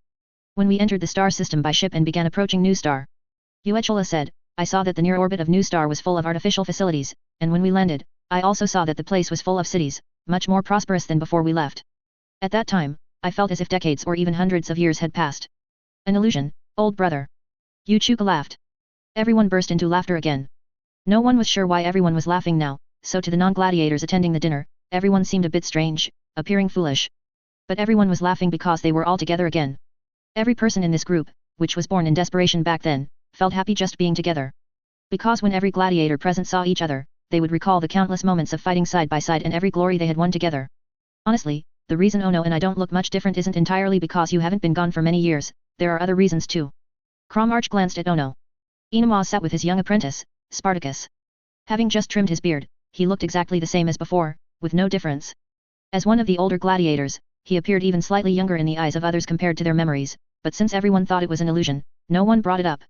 What is this reason? Cromarch stood up with his wine glass and walked over to Uchuka.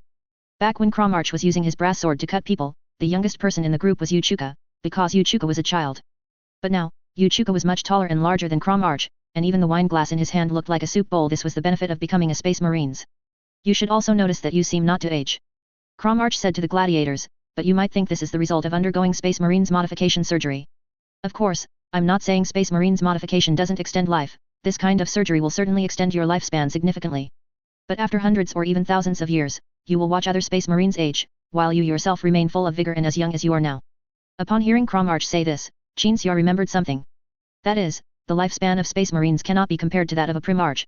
The lifespan of a Primarch may not necessarily be infinite, but it is long enough to be equivalent to the mortal concept of forever or until the seas run dry and the rocks crumble. The lifespan of Space Marines is not that long.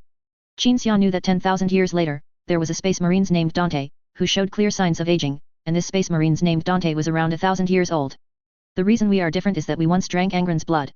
Cromarch looked at Angron. I once discovered through my own research that our bodies have all been changed by the blood. I don't know exactly how long our lifespan is, but it must be very, very long. As soon as the words fell, Inamaz frowned and suddenly looked up. But others have also drunk my blood. Angron smiled. I even used my blood to carve triumph ropes for the most meritorious individuals in the Legion.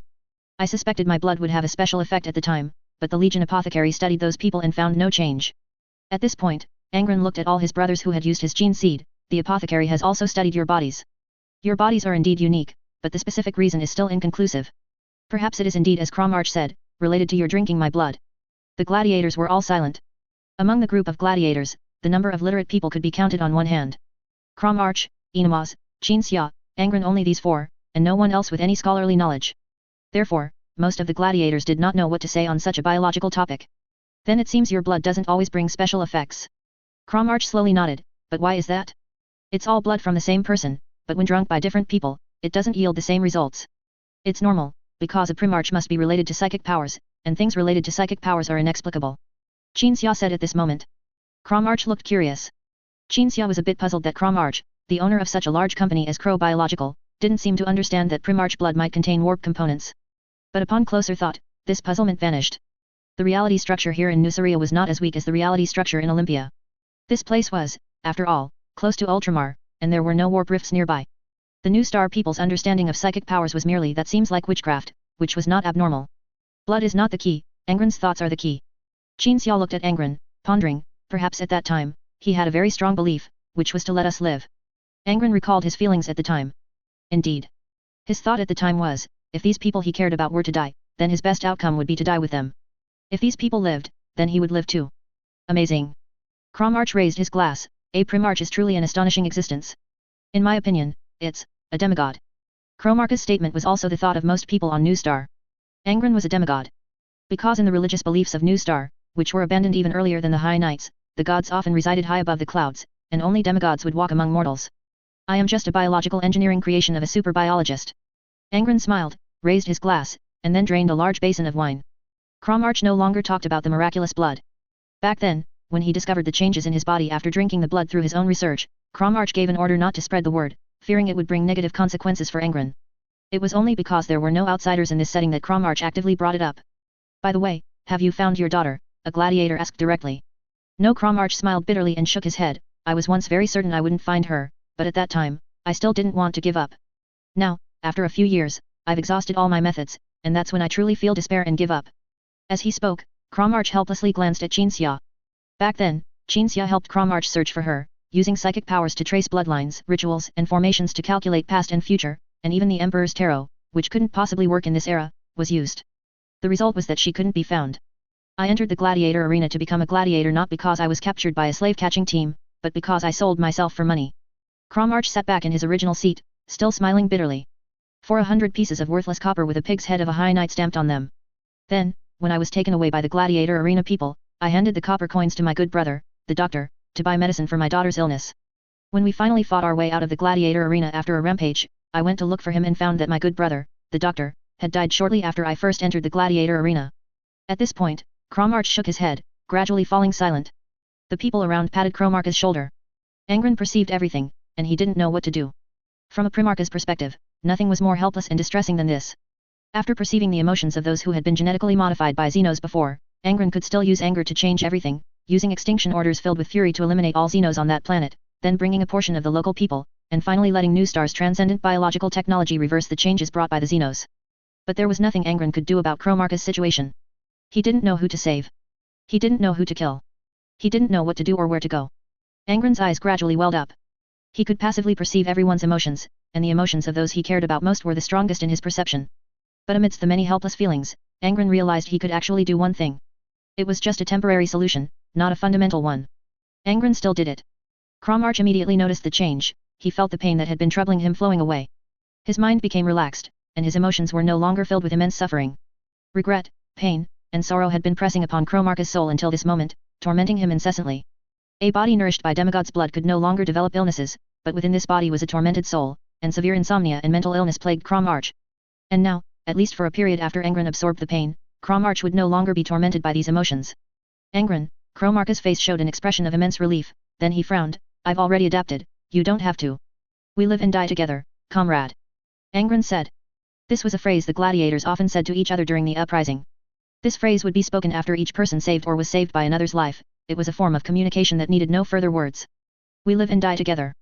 Angron looked left and right, grasping Xia's hand with his left hand, and the hand of the gladiator on his right with his other hand. Xia and that gladiator also opened their hands, grasping the hands of the gladiators next to them. Olina, and those who were not gladiators but had to attend the dinner, such as the mother of the brothers Uechula and Uchuka, relatives of the gladiators before they underwent Space Marines modification, and Spartacus, everyone did the same. Because Xia had no soul projection, he would not be perceived by Angron's mind, but he could act as a medium to transmit Angron's power. The depression and suppressed negative emotions in the hearts of everyone except Xia were transmitted to Angron, and then they felt relaxed. Even Quadrant, who had remained silent and unwilling to join the gladiators' conversation, felt a mental connection with the Primarch. This was Angron's unique quality. All they needed to do was sit together in silence, holding hands, and then feel the spiritual connection through the influence of Angron's power. Then, whether they were strangers or close friends, after such an experience of mental connection with the Primarch, they would most likely be drawn closer to the Primarch. Angron had also used this method to resolve Legion conflicts. For example, by bringing two companies that constantly challenged each other to duels in the warship's gladiator arena, and then having them sit together like this, everyone understood each other, and conflicts were resolved through reconciliation. Qin Xia felt that Angron's talent had brought him something he was best at. That was uniting others. Chapter 285 The Truth. After the banquet. Angron's room. When Qin Xia walked into the room, preparing to see what Angron had planned, he saw Angron sitting under the towering floor-to-ceiling window. The Primarch was wearing a bathrobe, his back to the floor-to-ceiling window and the blizzard and mountains outside. There were no lights on in the room, and nothing glowed except Angron's eyes and the data slate in front of him. When Angron noticed Qin Xia approaching, he immediately pressed a button on the table, making the entire room instantly bright. When someone I spend every day with is by my side, I don't feel so uncomfortable, even in the dark. Qin Xia stepped forward and sat opposite Angron. Angron was holding a data slate, fiddling with it. A moment later, the Primarch spoke, I want to expand the 12th Legion to around 200,000 men. Qin Xia merely nodded after hearing this, not surprised. Expanding the Legion to 200,000 men meant the 12th Legion would need to add nearly 40,000 Space Marines. For some Primarches, expanding to so many men would first require asking if they had the capability. Some legions had extremely small numbers, like the Thousand Sons. Some legions, due to genetic diseases, could not have too many members, like the Emperor's children. Every gene seed produced by a Primarch had mutations, and the quality and mutation of the gene seed affected the size of the legion. A large legion, first and foremost, needed good gene seed. For example, the 4th Legion. Perturabo's gene seed characteristic was that it made the user stout and robust in stature, with extremely strong endurance and remarkably stable gene seed, which was the foundation for the 4th Legion's large numbers. Another example was the 13th Legion. The Ultramarines' gene seed was also very stable, although there were genetic mutations. These mutations led to stronger recovery abilities for the Ultramarines after injury. This was a positive mutation and would not lead to a small legion size. The 12th Legion World Eater's gene seed condition was also very good. The mutation of the 12th Legion's gene seed caused users to be impulsive and bloodthirsty, prone to emotional and extreme behavior, but the gene seed's stability was astonishingly good. Therefore, the 12th Legion was a large assault legion. It could be said that, as a Primarch who produced gene seed, Angron was very prolific, and his gene seed was highly adaptable, so the legion's numbers were bound to be very large. Qin Xia knew that even if Angron had been stripped of his talent by the butcher's nails, becoming a bloodthirsty madman who enjoyed tithing and killing within the legion, and upon his return immediately tore apart most of the 12th Legion's command personnel, the World Eater's Legion would still number in the tens of thousands. With Angron as he was now, even if he did nothing, the Legion's numbers would eventually reach 200,000. Qin Xia pondered for a moment and felt that expanding the Legion to 200,000 was feasible in every way, without any restrictions. It was still the mid to late Great Crusade, and the Imperial Parliament had not yet replaced the Imperial War Committee. There were no major restrictions on various space marine affairs, so from any perspective, it was simply a matter of doing what they wanted. Angron saw his adoptive father's silence and thought he disagreed, looking at him with an inquiring gaze. Sensing the gaze, Qin Xia spoke, I believe there is no problem with this. In the final battle in the Onus sector, the First Legion was going to fight the Rendan Empire. If the war didn't go well, the Emperor of Mankind might have the 12th Legion support the First Legion, so increasing our numbers would be good for dealing with the war. Hearing that his adoptive father didn't think the expansion was impossible, Angron nodded, but then suddenly said, I did consider the possibility that the 12th Legion might go to support other legions in battle, but there's an even bigger reason why I want to expand and make a series of changes. Qin Xia nodded, listening. Angron stood up and walked to the floor-to-ceiling window, looking out at the mountains where he had lived. The Emperor of Mankind, when he didn't know I could sense his mind, was unguarded with me. I could perceive some of his thoughts. He's in a hurry, he doesn't want to continue staying involved in the Great Crusade like this. He wants to do something else. And I believe that the reason all of us Primarches can unite is because the Emperor of Mankind is still on the front lines of the Great Crusade. Once he leaves, most of the Primarches won't respect each other. We might not be able to cooperate as we do now, or even directly erupt into conflict and fight. The current Imperium of Man has the potential for civil war. Angron didn't continue, but his meaning was very clear. These current words were from his heart, the truth. Angron had never spoken them to anyone other than Qin Xia, because he felt that others might consider it an unnecessary worry. The Primarches were united behind the Emperor of Mankind, following the Emperor of Mankind to conquer the stars. Humanity was reclaiming lost territories, restoring its former rationality, prosperity, and civilization. How could internal strife occur? But only the Primarches themselves knew that they were not hand-in-hand good brothers, at least, the relationships between most Primarches were not those of good brothers, and they didn't even bother to maintain a facade of brotherhood. It's true that some Primarches dislike their brothers, but it's not all of them. There are always a few who want to maintain brotherly affection, and some who are honest and simple, Qin Xia said. The current Imperium of Man indeed has the potential for civil war. Firstly, the Emperor of Mankind manages most of the planets under imperial rule in a rough manner, and imperial bureaucracy exploits everything. But the conflicts can still be suppressed because the Imperium is currently in a period of ascent. As he spoke, Qin Xia suddenly felt that Angron's worries might stem from too little interaction with normal Primarches. Angron still hadn't recognized all the Primarches by face, and there were still over a dozen he hadn't met. The one he had spent the most time with was Perturabo. Perturabo was not a normal person. Once Angron met normal brothers and spent more time with them, he would discover that there were still primarchs who genuinely wanted to maintain brotherly relations. Primarchs would not engage in civil war just because some didn't respect others or had bad relationships. That wouldn't be the cause of civil war. In short, this was Qin Xiao's view. It was due to spending too much time with Perturabo. Perhaps I do have unnecessary worries. Angron returned to the table and sat down, resting his head on the desktop, looking somewhat tired. But I've seen those brothers before, seen the people on the worlds under imperial rule along the way. I just feel that many contradictions are being suppressed. Others don't feel it strongly now, simply because they can still be suppressed for the time being. Of course, Qin Xiao nodded. You can perceive others' emotions, and later you became almost a mind reader. Many hidden things would be felt by you, so of course you would have a kind of something big is coming. Don't sleep too soundly tonight, worry, but some contradictions take a very long time to accumulate to the point of eruption. Angron thought for a moment, then said, but I still want to expand the Legion. The 12th Legion's numbers are not enough in my opinion. Of course, if the 12th Legion is to become omnicompetent, good at everything, then it needs to form various units with different functions, so the numbers must certainly be sufficient. Qin Xiao fully agreed. I'm also preparing to replace the core mortal bureaucrats with space marines. Angron opened the data slate and scrolled a few times. I hope there's enough time for these to be completed before we leave Nuceria. Qin Xiao nodded. Having space marines become seal bearers was something Angron had planned for a long time. Because Angron believed that space marines had longer lifespans, were more resilient, possessed great combat power, had faster minds, and far surpassed mortals in energy.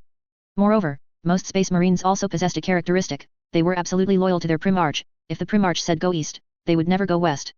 This was the advantage of space marines. Otherwise, if they were invented and weren't stronger than ordinary people, their purpose and value would cease to exist. However, the matter of using space marines as rulers should be kept as quiet as possible, and done very smoothly and with as little disturbance as possible. Qin Xiao had to warn. The Emperor of Mankind dislikes this. Although he is far away and we don't need to obey his likes and dislikes, if this matter causes too much commotion, when the Imperial Parliament takes the stage in the future, we might be used as an example. Hearing Qin Xiao mention the Imperial Parliament, Angron recalled his adoptive father's insightful analysis that the Imperial Parliament would inevitably replace the War Council, so he also took this into consideration. And now that the Imperial Parliament was mentioned, and Angron was certain to establish a great Nuceria, Qin Xiao also had to repeat an old tune, speaking some truths he wouldn't discuss with others. I've analyzed that the Imperial Parliament will inevitably replace the War Council. You also know the nature of these two organizations. Qin Xiao said. Angron, of course, knew these two organizations. The Imperial War Committee. The de facto power institution during the Great Crusade, with representatives from each legion in the War Council, and the chief of the War Council being the Emperor of Mankind himself. Although the Emperor of Mankind did not directly handle the myriad affairs of war, the Emperor of Mankind was fighting on the front lines of the Great Crusade. Qin Xiao had told Angron that once the Emperor of Mankind left, the Imperial War Committee would inevitably cease to exist. The War Council would be replaced by the Imperial Parliament. The Imperial Parliament was managed by the seal-bearer Malkador, and all its members were mortals. Not even half a space marine would be involved. The space marine's influence in the Imperium would not be as great as when the War Council existed, and the Great Crusade, a war of such magnitude, would no longer be the Imperium's top priority for pouring resources into at all costs. The matters of the Imperial War Committee don't matter anymore, Qin Xiao said. I estimate the Emperor of Mankind will withdraw from the Great Crusade after the Rendan Empire is annihilated. At that time, only you primarches will be fighting everywhere, so as I inferred before, the Imperial Parliament will replace the War Council. Other legions should now be trying to gain influence in the War Council, just as they do every year. Our 12th Legion will directly abandon all matters in the War Council, including influence, and try to find a way to win over someone in the Imperial Parliament. This is preparation for the future. Angron listened intently. As an adoptive father, Qin Xiao felt he was not quite up to the task. Because he felt he had only sheltered Angron when he was weak, and indeed taught him a few things, but not many, so when he heard Angron call him father, he was particularly surprised and felt unprepared. Angron, relying entirely on his understanding and empathy for others, possessed correct notions and didn't need others to teach him how to be a person, respect others, or love others.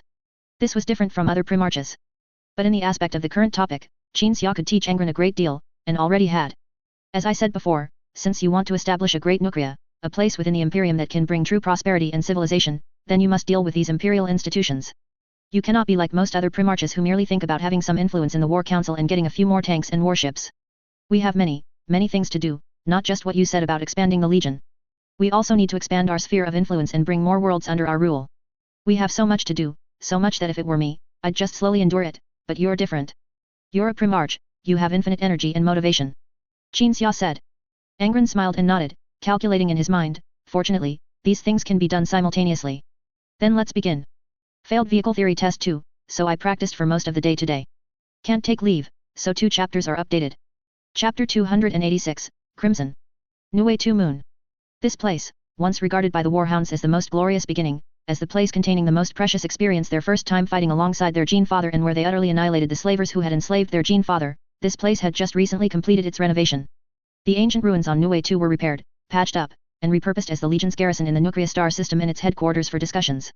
The Legion had been resting for over 2 days, which, for the 12th Legion, which pursued efficiency and speed, meant that 10% of their time had been wasted on idleness. Fortunately, on this day, after the Primarch's return, Kil, who had not yet been relieved of his duties as Legion commander, summoned everyone in the Primarch's name. Each of our companies must disperse to undertake an expedition to bring the world surrounding Nuceria under the Primarch's rule. Remember, I don't care what your company's combat style is, you must adhere to the Primarch's 31 principles. The casualties of neutrals and allies on a world are not allowed to exceed 31. Kil reiterated the rules the Primarch had set for the Legion. The Space Marines showed no reaction. This was because the 12th Legion's military regulations required proper demeanor during assembly, unless it was a special occasion, no talking or other movements were allowed. Another reason was that the Space Marines had already grown accustomed to the 31 principles. For a World Eater Space Marines company of 1,000, attacking an ordinary world and minimizing accidental casualties was not a difficult task. Independent operations. Kil stood with his hands behind his back, chest puffed out, beneath the reliefs of 2 God Kings carved by new star artisans. Independently resolve the problems you face, independently eliminate the enemy, and independently establish temporary control until our new brothers can take over the places we conquer. Because the Primarch wants us to become more versatile, this is an opportunity for us to practice and summarize our experiences. If there are very special circumstances, report them to me, and I will handle them in the most appropriate way, such as a single company not being sufficient to conquer a planet unwilling to accept our Primarch's rule. At this, Kil smiled. It was as if he had just told a joke. The Space Marines remained serious, but they were also laughing internally. The 12th Legion's companies had more personnel than other Legions company-level formations, being a company of 1,000. There were no battalions or chapters above the company, which was to adapt to the assault combat duties assigned to the 12th Legion. However, the numbers were still sufficient, it was inappropriate for a single company facing a planet not to be able to conquer it. The Space Marines were all optimistic, except for 18th Company Captain Margot and the men of the 18th Company, who were not so optimistic. Because before returning to the Legion, they had indeed encountered a planet they couldn't take down. If not for the 4th Legion's help, the 18th Company would still be stuck fighting in that hellish place full of void shields. If you encounter a planet covered in void shields, or one with extremely advanced technology, do not get bogged down. Kil glanced at Margot. Because dealing with such enemies is simply not something a single company can do. We are not as powerful as our Primarch, you must recognize your limitations. You must request assistance. I don't care what price any of you pay in pursuit of glory, I only care whether your pursuit of glory or certain other things will delay the war effort. Kil said this because he strongly agreed with Margot's decision to request assistance back then. Even if the responding support came from the 4th Legion. In Kil's view, not getting bogged down in one place, and not taking on too much in pursuit of glory leading to heavy casualties among battle brothers, was what a qualified 12th Legion Centurion should do. Sacrificing brothers as a price for honor or certain reasons, that was the true shame. Half an hour after I finished speaking this sentence, Kil said, I hope you have already departed from Niue 2. All the Space Marines saluted, then self-consciously lined up and left the hall. Keptra, Kil suddenly called out. The warrior named Keptra stopped, turned fluidly as dictated by Legion regulations, and saluted with his hand over his heart. Keptra was a Centurion, the captain of the 37th Company, nicknamed Crimson. The 37th Company was not an infantry company but an armored company, so its numbers were not large. Space Marine vehicle crews operated various types of tanks to provide support for their brothers on the battlefield. Before you leave, wait for the people from New Guard 1 to arrive, they will update your equipment, and a portion of the newly modified recruits will also be added to your company, so your company will have at least over 200 vehicle crews. Kil said.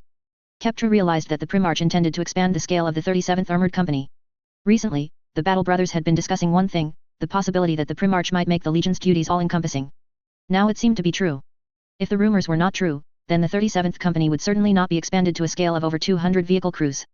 But, questioning and hesitation were forbidden under normal circumstances in the Legion's regulations, so Keptra only thought about it for a moment, without asking or saying anything further, and then saluted again and silently turned to leave. While other companies successively boarded their ships and departed Niue 2, the men of the 37th Company stood with the new recruits, undergoing Keptra's inspection and waiting for the people from New Guard 1. The rules of the 37th Company are simple. No superfluous actions, no superfluous words, no superfluous glances at superfluous things. Keptra paced before the company's 1,300+ men. The standard bearers stood solemnly to one side. The entire company's atmosphere was extremely silent, quiet. The Nuceria-born recruits, however, were quite accustomed to this orderly atmosphere. They were naturally able to adapt to collective life and rules, so they had no objections and were very willing to abide by the 37th Company's regulations. Almost all of the second wave of recruits were here. The Primarch was cautious in selecting new recruits, he wouldn't just casually gather a large number of people, implant gene seed, soak them in an amniotic tank for a while, and then pull them out to be cannon fodder. Keptra strongly approved of this selective method of recruitment, because, just like now, these new recruits had no troublemakers and seemed willing to accept the style and atmosphere of the 37th Company. Rigorous, silent, and disciplined. Complete the Primarch's orders at all costs. Keptra continued to pace and speak. At this moment, a team of people passed in front of the 37th Company, and the leader even teased Keptra. Isn't this Keptra, our Legion's shortest battle brother, who is still trying to prove he's not a 4th Legion spy? Hearing this, Keptra frowned and looked at the speaker. He was indeed short, so unusually short that he was teased as a spy for the 4th Legion, whose members were characterized by having the lowest average height in the entire Legion. Keptra silently scrutinized the speaker. The speaker wore a helmet adorned with red feathers, some called it a broomhead, indicating the person was an officer, at least a centurion. Keptra's gaze shifted downwards, noticing among the speaker's adornments one depicting a chain gnawed through by fangs. This adornment was a mark of honor, indicating that the wearer had independently conquered a world and established effective temporary rule, and because they were the first to do so, they served as an example and thus earned this adornment. At any rate, anyone wearing this was either Margot or Karn. There was no honor cloak bestowed by the Legion commander like Margot's, so it had to be Karn. After analyzing and identifying Karn, Keptra said nothing. Karn had some new recruits behind him. Those new recruits didn't even have armor yet, only wearing cloth clothing. The clothing was adorned with patterns the Roman numeral 2, along with a championship trophy and a laurel wreath. This indicated that those new recruits were from the second-term champion gladiatorial team, having won the championship in the second global selection competition held on Nuceria. These individuals were highly sought after by various companies. The first-term champion team was ordered by the Primarch to form its own company, and now the second-term champion team was given to Karn's 8th company. Within the Legion, this was news. Keptra merely pondered these thoughts in his mind, without retorting to Karn. He knew that the 37th Company and the 8th Company had had some friction in the past, so Karn would always come over and say something annoying. Seeing Keptra remain silent, Karn glanced at the men of the 37th Company and then strode away. At this moment, a new recruit raised his hand. Keptra turned back, asked. Do we have a conflict with the 8th Assault Company? The new recruit asked. Yes, Keptra replied. Questions and answers concluded. Maintain silence. The 37th Company continued to wait until the last company had boarded transport ships to their vessels, then proceeded to carry out the Primarch's will. The 37th Company still waited, without the slightest complaint, and the veteran soldiers showed no reaction or movement. In the profound silence, the 37th Company finally did not wait for a transport ship, but for a sudden burst of wind and snow that appeared before their eyes. The White Knight Lord, clad in splendid armor, strode forth. Follow me. The men of the 37th Company were all very surprised, but because the men of this company were already accustomed to silence, they all followed Qinxia into the wind and snow without a word after saluting. You must be very surprised why I came. It's because my Knight Legions want to learn how to fight alongside Space Marines armored units. Also, I'm interested in some matters concerning your company, so I came.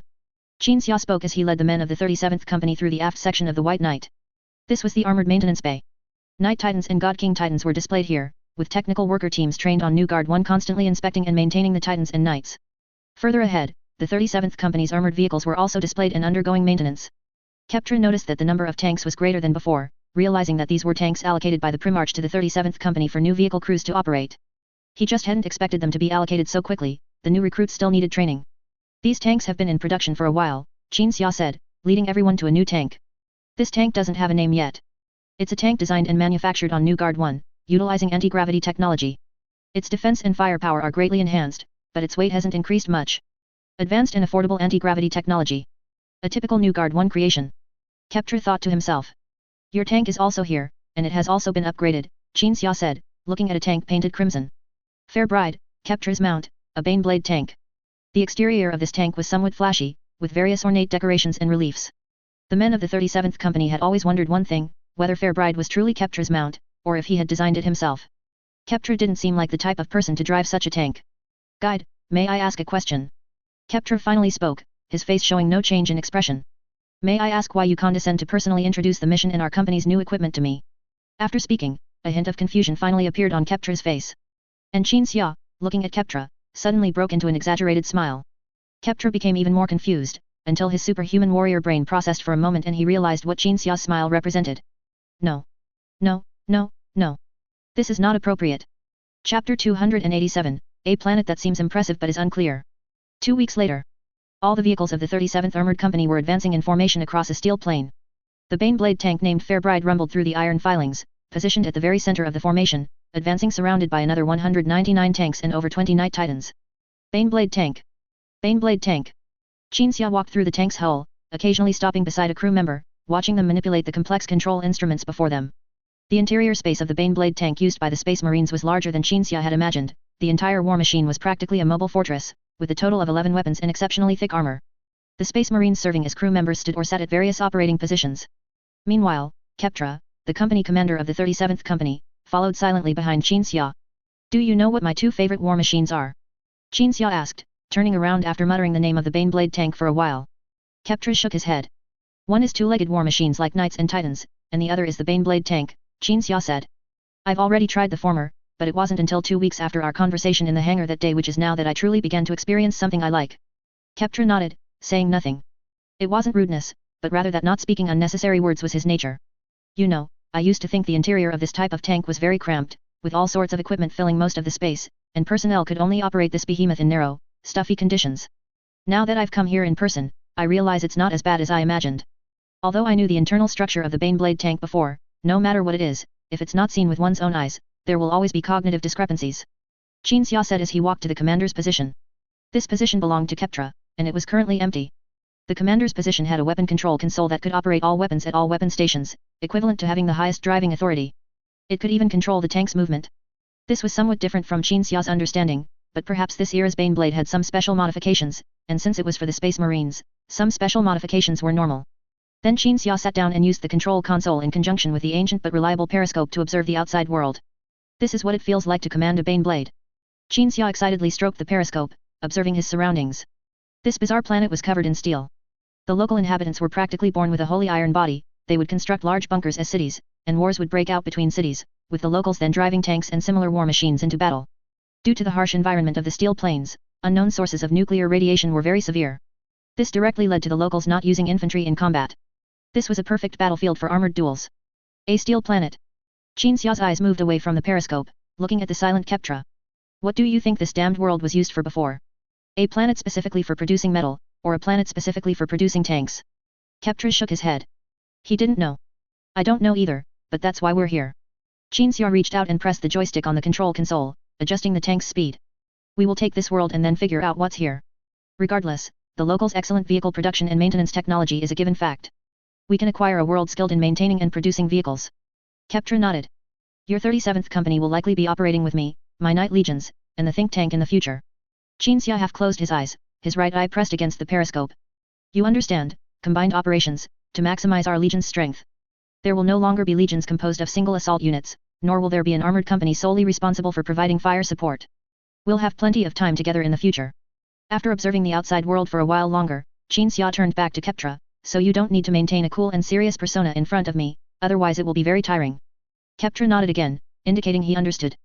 The 37th Armored Company would operate with the Primarch's Guide many times in the future. This was undoubtedly a good thing, as the 37th Armored Company would surely gain more honor.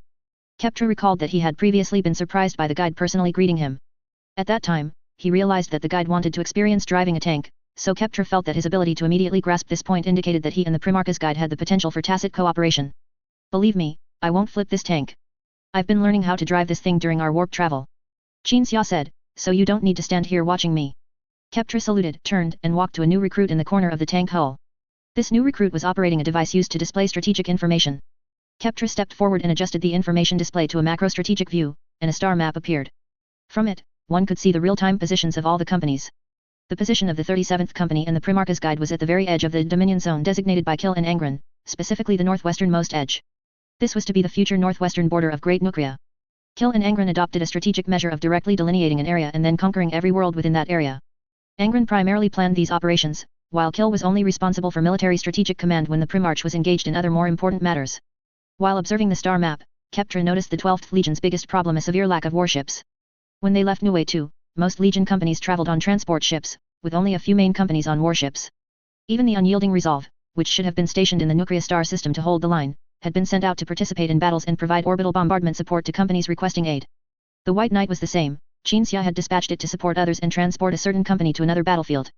This was why Keptra needed to look at the star map, as he wanted to confirm the White Knight's position to estimate when it could arrive to pick up those on the surface, and then finish the battle and complete all necessary tasks before the White Knight arrived. If the Legion expands to 200,000 men, we will be even more short on warships. Qin Xia glanced at the star map. But warships are not something that can be rushed, at least we must do what can be done first. The tank continued to advance during their conversation. Qin Xia's destination was the largest city on the planet, which appeared as a giant fortress in his psychic vision. The people of this planet refused communication and only wanted to fight. Perhaps this was because they were exceptionally martial, so since the locals preferred force, Qin Xia decided to use force instead of communication. All the tanks of the 37th Company, along with some night titans, advanced grandly to the outskirts of the city. Qin Xia saw a towering city wall appear ahead, and various weapons on the wall began firing at the armored forces and knights. The Baneblade tank was hit by artillery fire with loud thuds, but it seemed the locals were better at building fortifications than manufacturing weapons, so none of the weapons could damage the armored vehicles. Qin Xia, inside the Baneblade, felt satisfied with the moment. The Baneblade tank was like a shield that no spear could penetrate, unmoving amidst the torrential firepower. But Qin Xia also knew this was just an illusion. A very excited Qin Xia aimed the fair bride's main cannon at a turret on the city wall that was still slowly preparing to fire, then opened fire. A deafening roar, still audible despite the helmet's sound filter, echoed, and then Qin Xia saw the cannon on the city wall obliterated, not even a speck remaining.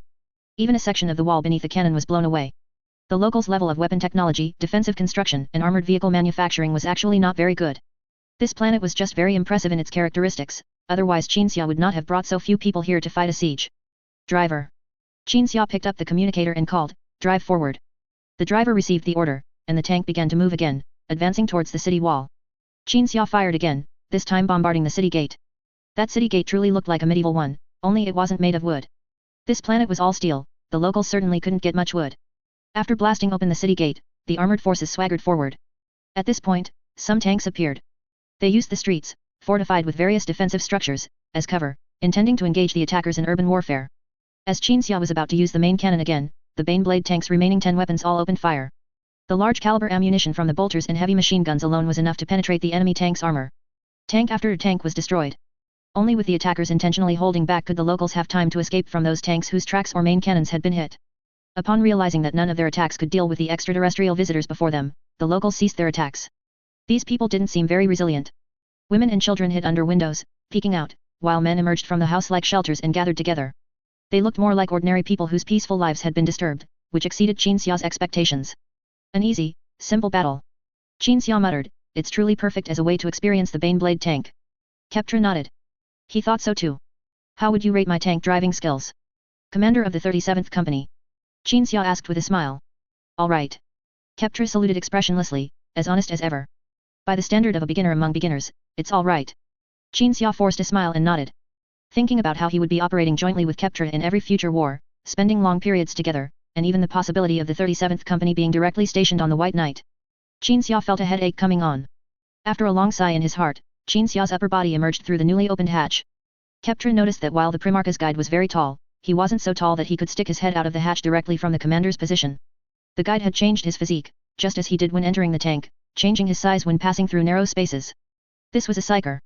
"We did not intend to wage war." Qin Xia's voice echoed directly in the locals' minds, in their language. "But you refused peaceful negotiation and killed a negotiator. You must pay the price for this. If you are now gathering to surrender, then I will execute the person who killed the negotiator later." "Executioner," a man shouted, chest puffed out, "you can conquer our world, but you cannot conquer our hearts. You barbaric executioner." Qin Xia was utterly confused. What executioner? This insult was as baffling as the battle the locals had just fought. He had thought the locals were tough, but now the men were running out to surrender, and the women and children stayed in their homes, fearfully watching the uninvited guests. He had thought the locals' tank and defensive technology were amazing, but it turned out the planet's environment was just particularly impressive due to its metallization, giving an unclear but impressive feeling. In reality, this planet had nothing special beyond its environment. And the insult executioner made Qin Xia even more speechless. When that man cursed, he puffed out his chest, one would have thought he was about to bravely face death rather than surrender. "Besides the person operating the turret and the criminal who will be executed by me later, I haven't killed anyone. How dare you call me an executioner?" Qin Xia tapped his head. "Is something wrong with you? Is something wrong with all of you?" No sooner had he spoken than the locals, raising white flags, all cursed Qin Xia as an executioner, repeating what the man had just said, "You conquer our world but cannot conquer our hearts." Breaking the argument was a gunship diving rapidly from the sky. Qin Xia looked up at the sky, where a blurry outline of a warship had appeared. And the gunship came from that warship, and this gunship was not from the 12th Legion. It bore a white symbol, somewhat resembling a toilet seat, with the Roman numeral 13 at its very center. Chapter 288, Nemesis. Qin Xia had seen that battleship before, but he thought it was one of his own, so he merely glanced at the sky and didn't observe it closely with his psychic vision. It wasn't until a gunship descended from the sky during his current quarrel with the locals, and the mark on the gunship, which was definitively not the 12th Legion's, appeared in Qin Xia's eyes, that he realized the battleship wasn't the 12th Legion's. Ultramarines. Keptra, usually a man of few words, gasped in a low voice. As he said, the sudden arrivals belonged to the Ultramarines of the Imperium of Man. This matter seemed incredibly abrupt and startling to Keptra and the others present, but to Qin Xia, while unexpected, it wasn't entirely so. The reason he brought Keptra to this world which would become the northwestern border of Great Nukria in the future, was not to conquer a world, but to establish the border after conquering it, and then proceed to Ultramar to negotiate with the Ultramarines on behalf of the 12th Legion. Nuceria was not particularly far from the future Ultramar, the latter was to the northwest of the former. This direction was determined by using Nuceria as the central coordinate of the star map to divide the cardinal directions. Contacting the Ultramarines was inevitable, but Qinxia hadn't expected it to happen so quickly, so suddenly. Guide. Keptra suddenly grew anxious. The Ultramarines are skilled at winning hearts and minds and ruling a world. Even if we let them do one thing here, it could lead to this world not belonging to the Primarch. Qinxia nodded, I know. But we arrived first, and we will not give up this world no matter what. Having made up his mind, Qinxia silently watched everything unfolding before him. The arrival of the Ultramarines would at least ensure that there would be no more fighting on this world. They had more battleships and more men, meaning they could deploy more forces. It was estimated that in a few days, thousands of space marines would be airdropped to control the planetary situation. Executioners. Executioners. The people were still shouting, but not at Qinxia, they were shouting at the gunship. Qinxia frowned. At this moment, the gunship slowly descended to a height of 10 meters above the ground. The hatch opened, and 12 space marines jumped out of the gunship in formation. These superhuman warriors landed steadily from a height that would kill a mortal, slowly straightened their bodies, and their tall figures, wielding bolt guns and power swords, appeared before the eyes of the mortals. The armor of these Ultramarines was primarily black. The left shoulder pad was emblazoned with a blue laurel wreath and the Ultramarines insignia. The right shoulder pad bore a skull emblem. The groin plate of the power armor was marked with 13, the Roman numeral for 13. Qinxia's gaze swept over these Ultramarines from head to toe, then finally returned to the right shoulder pad, and then a word of get back was about to escape his lips. The arriving Ultramarines had already begun to act. Bolt guns shot down the gathered civilians, and power swords sliced the people closest to the Ultramarines into something like particles. The Ultramarines began to slaughter. The civilians kept shouting executioners, while frantically rushing towards Qinxia's armored units. These people hid behind the tanks and Night Titans, packed together. They were clever, they made comparisons. Although Qinxia and his group were also enemies to them, these enemies at least didn't immediately start slaughtering like the suddenly arrived Ultramarines. The moment the slaughter began, Keptra saw Qinxia use his psychic powers, while he himself was stunned for a moment. Because the scene before Keptra seemed too incredible, to the point of being earth-shattering. Ultramarines had always treated mortals with a rational and civilized attitude. They were not as compassionate as the salamanders, they were like noble aristocrats, protecting mortals and fighting for them. The Ultramarines slaughtering the people here brought Keptra a shock comparable to Angron suddenly starting to slaughter those around him. Both events were equally preposterous. A psychic barrier rose in front of the armored units. People began to gather towards the psychic barrier. They are Ultramarines, Qinxia said to Keptra, maintaining the psychic barrier, but they are from the 22nd chapter. It was only when Qinxia saw the Ultramarines' shoulder pads that he found the meaning of the skull emblem in a corner of his memory, the insignia of the Ultramarines' 22nd chapter. Unlike the 12th Legion, the Ultramarines had chapter organizations, and the 22nd chapter was one of all the chapters. The 22nd chapter was named Nemesis. They were Terran-born Ultramarines veterans. These Terran-born were known for their cruel methods, and they were skilled at and enjoyed carrying out extermination operations, bringing destruction upon enemies with various weapons, even chemical weapons. In short, these were Ultramarines who were not so much like Ultramarines, they would later be changed by Guilliman, so much so that Qinxia at this moment didn't immediately recall the characteristics of Ultramarines with skulls on their shoulder pads. The Space Marines of the Nemesis chapter shot the bodies on the ground twice more, then looked up, all staring at the psychic barrier and the armored units and people seeking refuge behind it. More and more gunships descended from the sky. One chapter warrior after another jumped out of the gunships. One of the warriors appeared to be an officer. Upon landing, he stomped on a corpse on the ground, pulled out the spine from the blood, swung it a few times like a whip, and then casually tossed it away. Too cruel, a new recruit from Fairbride exclaimed at the sight, too heinous. Indeed, Keptra nodded, speaking quickly in a very soft voice, but our 12th Legion used to be just like them, so we truly have no right to criticize them. The Ultramarines of the 22nd chapter gathered together and approached the armored units. Qinxia leaned out of the tank, looking at the crowd before him. The Ultramarines stopped, gazing at Qinxia. The officer spoke, we are the 5th company of the Ultramarines 22nd chapter, currently on an exploration mission. Our people first discovered this world and, after negotiating with the locals, left to guide the entire company here to conquer this world. In one sentence, he clearly and directly explained what they were doing, why they came, and whose the world's ownership should be. Qinxia maintained the psychic barrier and spoke to the officer in a very official manner, we are the 37th Grand Company of the 12th Legion, and I myself am the Primarch's guide. We are also on an exploration mission, to bring this world under the dominion of the 13th Legion Lord. Upon hearing this, the Ultramarines exchanged glances, then, out of courtesy and not wanting the two legions to dispute over one world, they all saluted Qinxia. If Guilliman, the 13th Legion Lord's foster father, were also alive, they would perform an even greater salute. This was a sign of respect, and in this context, it became a diplomatic tool. The Nemesis chapter preferred direct conquest and didn't bother with diplomatic activities, but this directness was for mortals. When dealing with other legions, their chapter would not be so crude.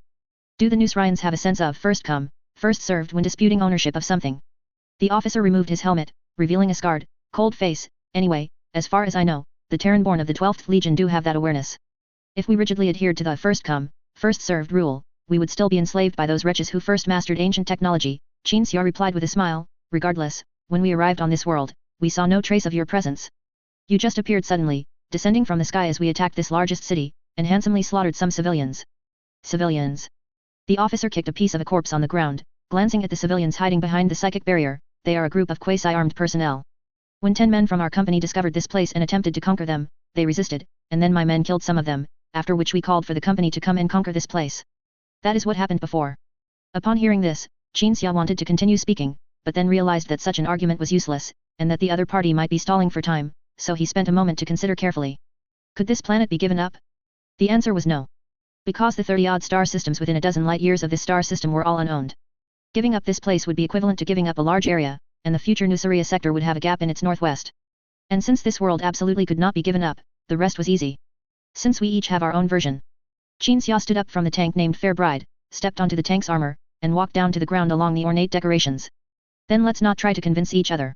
Just tell me directly, how can you return to your gunship and leave this place, and tell your Primarch, this star system belongs to the 12th Legion, your 12th brother. We have given up. Tell me straight how you can do that.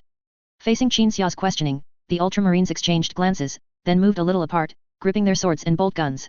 At the same time, the tanks and Night Titans aimed their weapons at the Ultramarines before them. The disparity in strength between the two sides was vast. These Ultramarines wouldn't even leave a scratch on the armor before being annihilated. Who gave you the guts? Who gave you the guts to try and snatch something from the 12th Legion's hands? Keptra's roar came from inside the tank, a heavy bolter aimed at the Ultramarines of the 22nd chapter. Is it our Legion's recent situation that gave you the illusion that you can snatch things from the 12th Legion's hands? I don't want to escalate the conflict, the officer said. Your attitude is too aggressive. You are trying to seize a world that we absolutely cannot lose, Qin Xia said. How about this? You go back and ask the 13th Legion Lord, perhaps he would be very happy to give this star system as a gift to his brother. Both sides fell silent. The Ultramarines of the 22nd chapter deliberated for a moment, then finally all lowered their weapons, preparing to board their gunships and leave. You are right, the officer smiled at Qin Xia. There's no need for us to fight over things with a pack of mad dogs. I suppose my Primarch would also agree. This world is yours, I represent. Having said that, he turned and walked towards the descending gunship. Your chapter truly is a pack of mad dogs, Qin Xia said flatly. Your master, the 13th Legion Lord, wouldn't want you running around here biting indiscriminately, but because you are his mad dogs, he can only tolerate it. Personally, I think his only hope for you now is that one day you bite the wrong person and get killed. The officer stopped. Before he turned to look at Qin Xia, his face was still filled with anger, but after looking at Qin Xia, he smiled. Remember, this world was originally ours. I don't believe our actions will be seen as unreasonable by the Primarch. Yes, it should have been yours, Qin Xia shrugged, looking at the mess all around with a look of regret. If only you could bare your fangs at these weak people instead of just biting them, you could have had this world before we arrived, but unfortunately, you are mad dogs. The officer's face twitched a few times, then he turned and left. Qin Xia looked behind him. Within the psychic barrier, the people who had gathered and surrendered earlier were silent, heads bowed, secretly observing Qin Xia. It was only when Qin Xia saw the arrival of the Nemesis chapter that he understood why he had been called an executioner, because those people had been there before, but only a few were sent, and after killing some people, they called for the company. Do you have a way to contact people in other cities? I know you are hostile to each other, but I need you to gather here and talk to me, Qin Xia said. Will those people come back? An elaborately dressed old man asked. Qin Xia shook his head. Not for now, but if you don't listen to me, I will leave, and then they will come back, so I don't need to remind you what to do, old man. We will arrange a meeting immediately, the old man quickly said. Qin Xia reluctantly averted his gaze. A space marine looked up at the sky, watching the disappearing battleship's silhouette leaving a contrail. Their chapter has roughly the same number of people as our company, and one company can use a battleship. Thank you, Qin Xia said to the space marine, but I don't need you to remind me that the 12th Legion is severely lacking battleships right now. I already know that. Chapter 289, from Ultramar. The Imperium of Man's 13th Space Marines Legion. The Ultramarines. Inside the Legion flagship, the Macrag's honor. The Nemesis has finally received the order to withdraw after their expansion operation was stalled, and they have pulled back, awaiting your latest command. The captain of the 22nd Company, 3rd Company, hopes you will order the recapture of the world named Telro 3. He says it should have been ours, and we shouldn't have given it up. If we show weakness, we will be at a disadvantage in our future interactions with the 12th Legion. Marius Gage, 1st Captain of the Ultramarines Legion, held his helmet and stood beside the tall Primarch, reporting the latest situation in a calm and powerful voice. As one of the first veterans of the Ultramarines Legion, a venerable warrior, and the leader of the Legion's strongest company, the 1st Company, Gage was given a mission: keep an eye on the Nemesis. They said they don't want our entire legion to be subservient to the 12th Legion, so other Nemesis companies are also starting to demand we retake Telro 3. Gage continued. Guilliman listened silently, gripping the edge of the tactical table with both hands, his brows furrowed, veins protruding from his forehead. But he quickly calmed down again and looked at Gage. Telro 3, that world made entirely of steel? The 12th Legion's expansion has reached there? That place is only about 2 light years from the Ultramar border. Gage nodded, yes. So if I ignore what the 22nd Company said, what else will happen besides Telro 3 being renamed by my brother? Guilliman paced on the command deck. Last time you came, you told me about their situation. They said they arrived at that world first. And then let me guess what happened.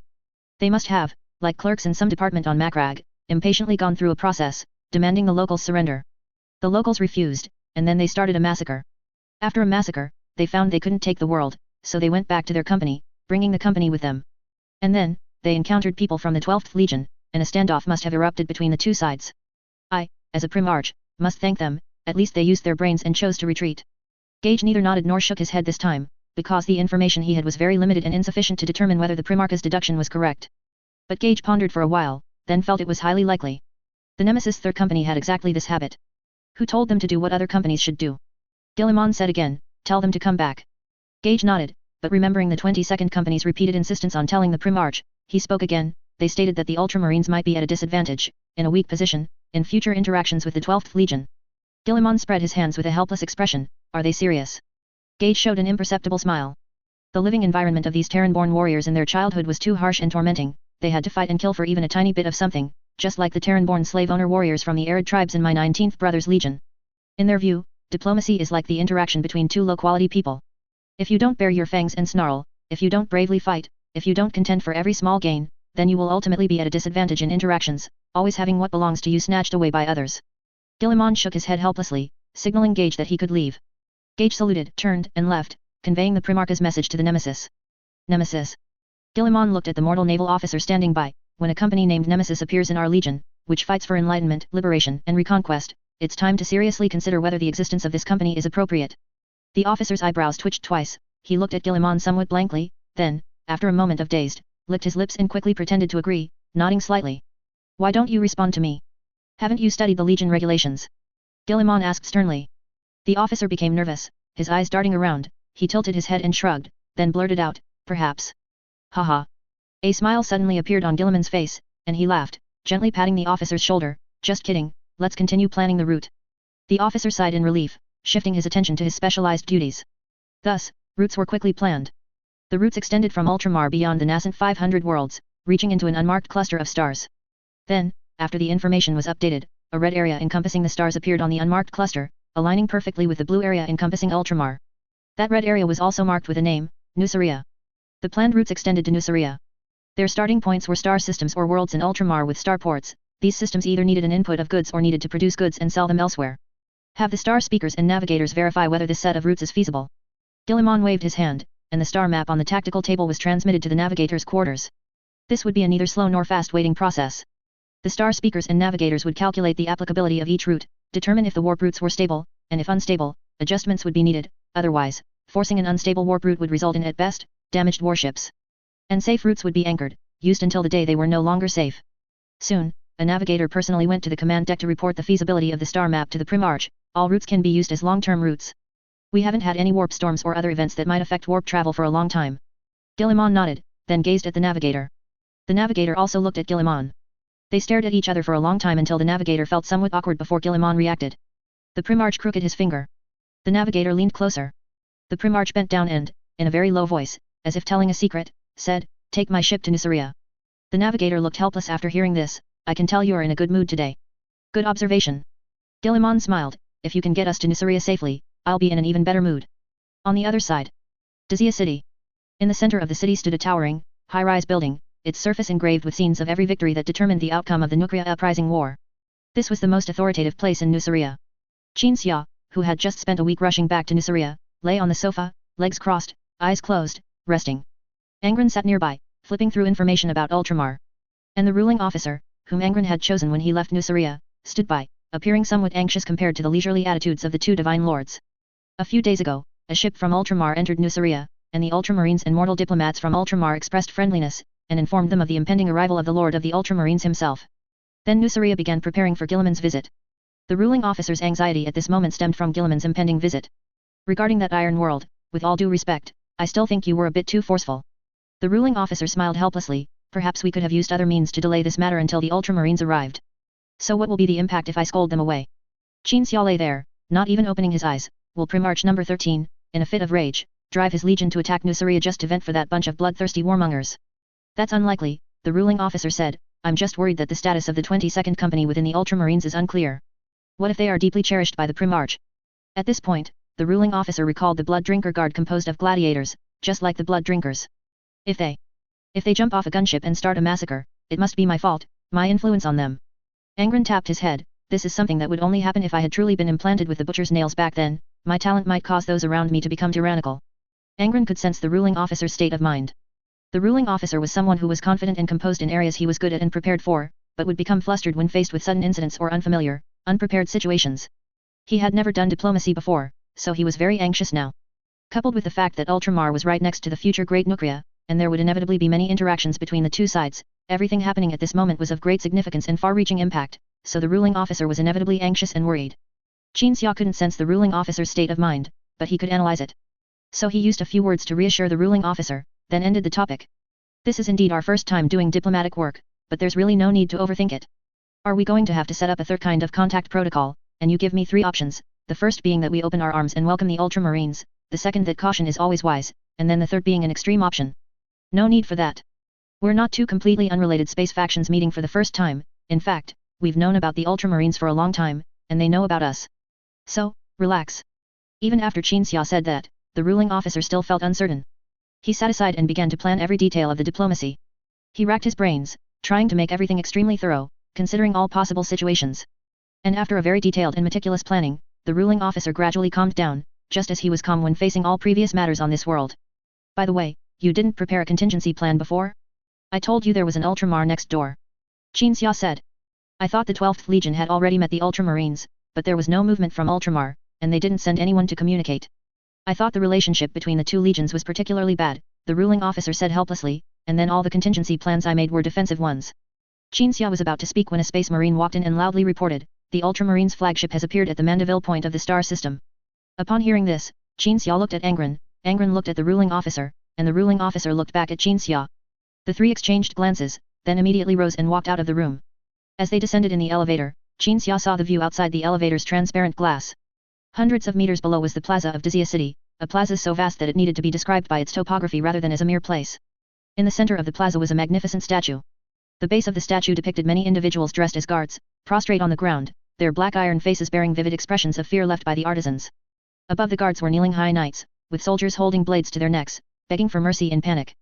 And even higher above the high knights were statues of Qin Xia and Angron, standing together, looking forward, their hands raised and pointing forward, just as they did when they ordered the advance into the Dizia region back then.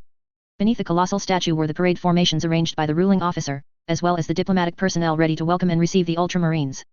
Various other ceremonial robes and items were also fully prepared. Chapter 290 Nobles and Rebels.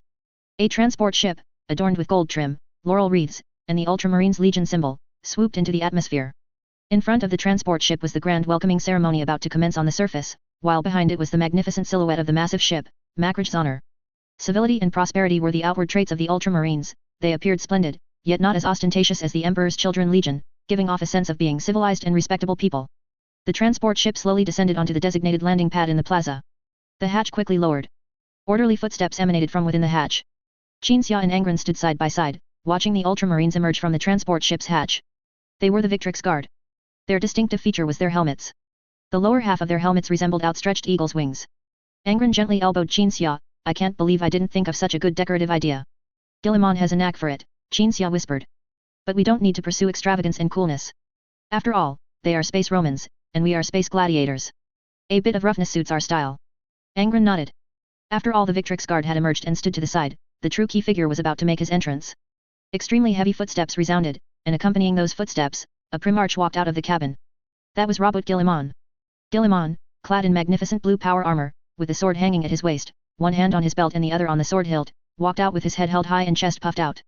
He was like a general in an ancient Roman TV show, crowned with laurels and returning in triumph. Guilliman had already keenly pinpointed the locations of the photographers and reporters.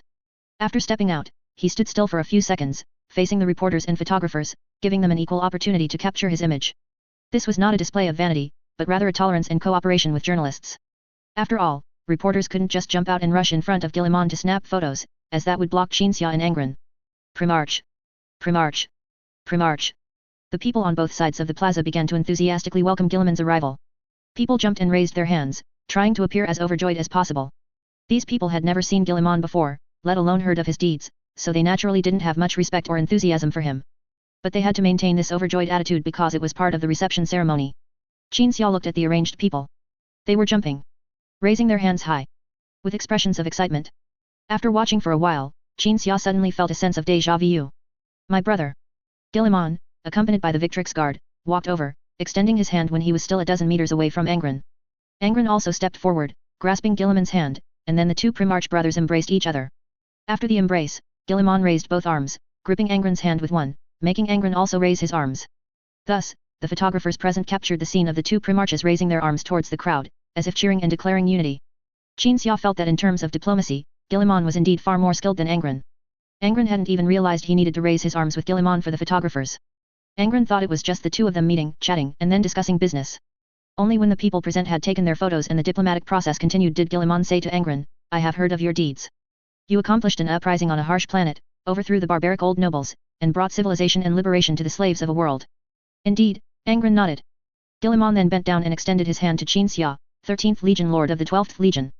I have brought my think tank unit, hoping they might be fortunate enough to receive your guidance.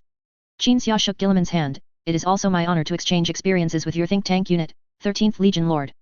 Guillemon smiled and nodded, then looked at Angron. Angron was habitually sensing Guillemon's inner self, trying to determine what kind of person he was and what he was thinking. So at this moment, Angron appeared somewhat serious. Guillemon made a joke, I come only with goodwill, after all, I am not Crassus.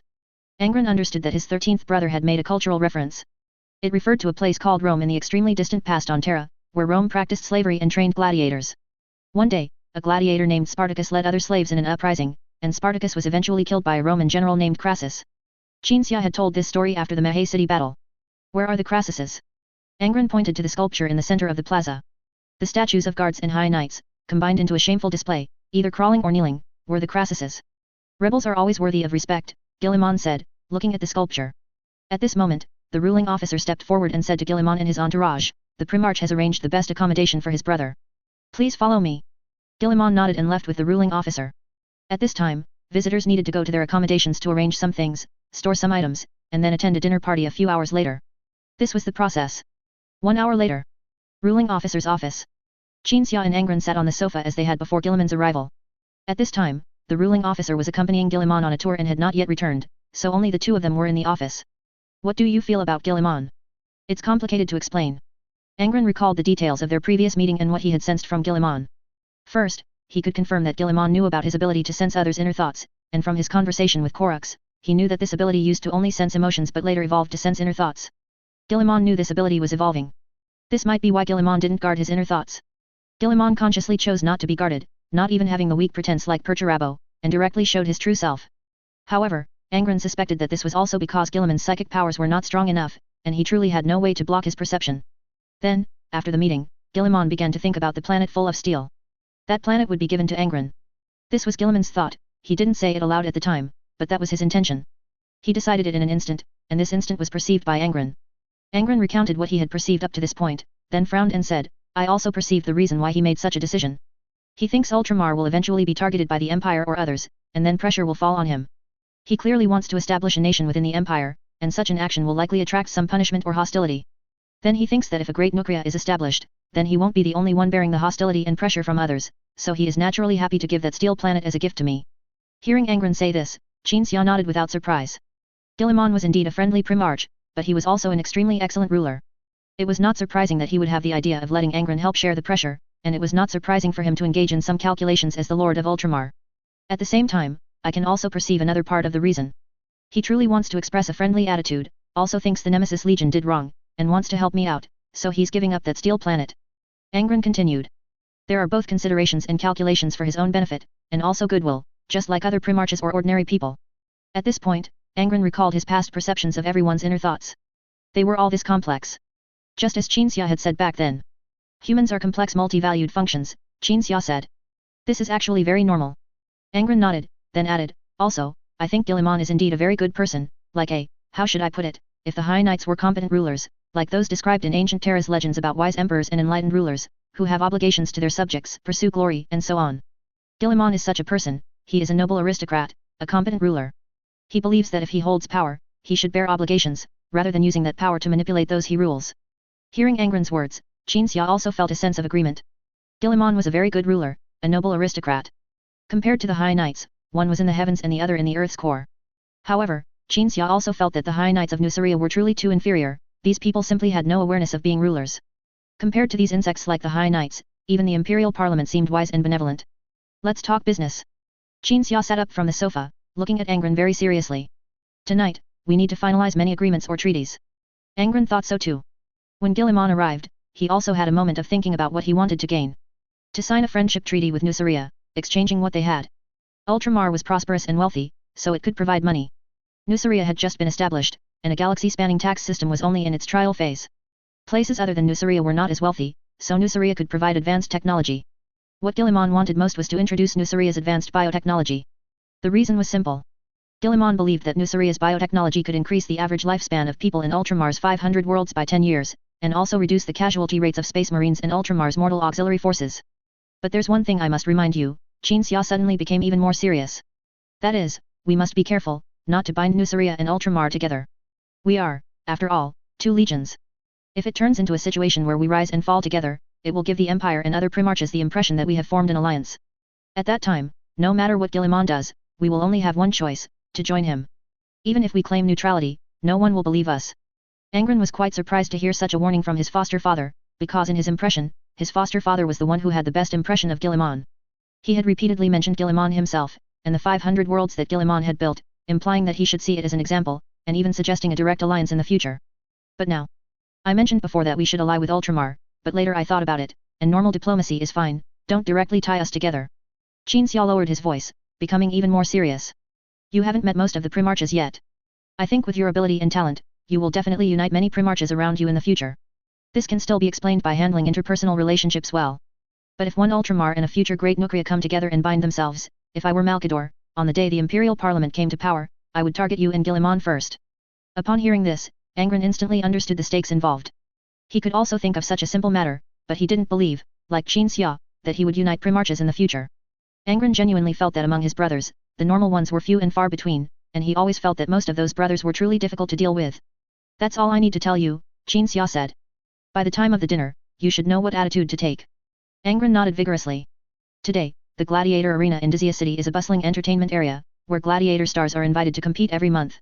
The Gladiator Arena is surrounded by commercial streets and entertainment venues, as well as the headquarters of the Gladiator Arena operators and the most luxurious hotel on all of Nuceria. Guillemon's assigned residence was a top-floor suite in the tallest hotel, and its comfort was in no way inferior to the resort Cromarch had opened in the mountains. In the open-air bath, Guillemon soaked in hot spring water drawn from underground, looking down at the gladiator matches taking place below. Amidst the cheers of the crowd, teams of gladiator stars made their dazzling entrance. These gladiator stars were dressed in exaggerated costumes, solely to catch the eye and allow the audience to instantly recognize their favorite star during the gladiatorial combat. Guillemon disliked gladiatorial combat and duels. In his opinion, it was a waste of military resources, without value. I detest the gladiator arena in Dizia City. I once wanted to destroy this place, leaving only the cave where I, my adoptive father, and my siblings lived. But later, when I found that even the youngest slave, after being freed by me, would ask me, Lord, will I be qualified to enter the gladiator arena as a freeman to watch gladiator fights from now on? I could only choose to preserve all of this. A voice came from behind. Guillemon turned around and saw Angron and Qinxia enter the room and sit on the sofa. Sometimes we all have to follow public opinion.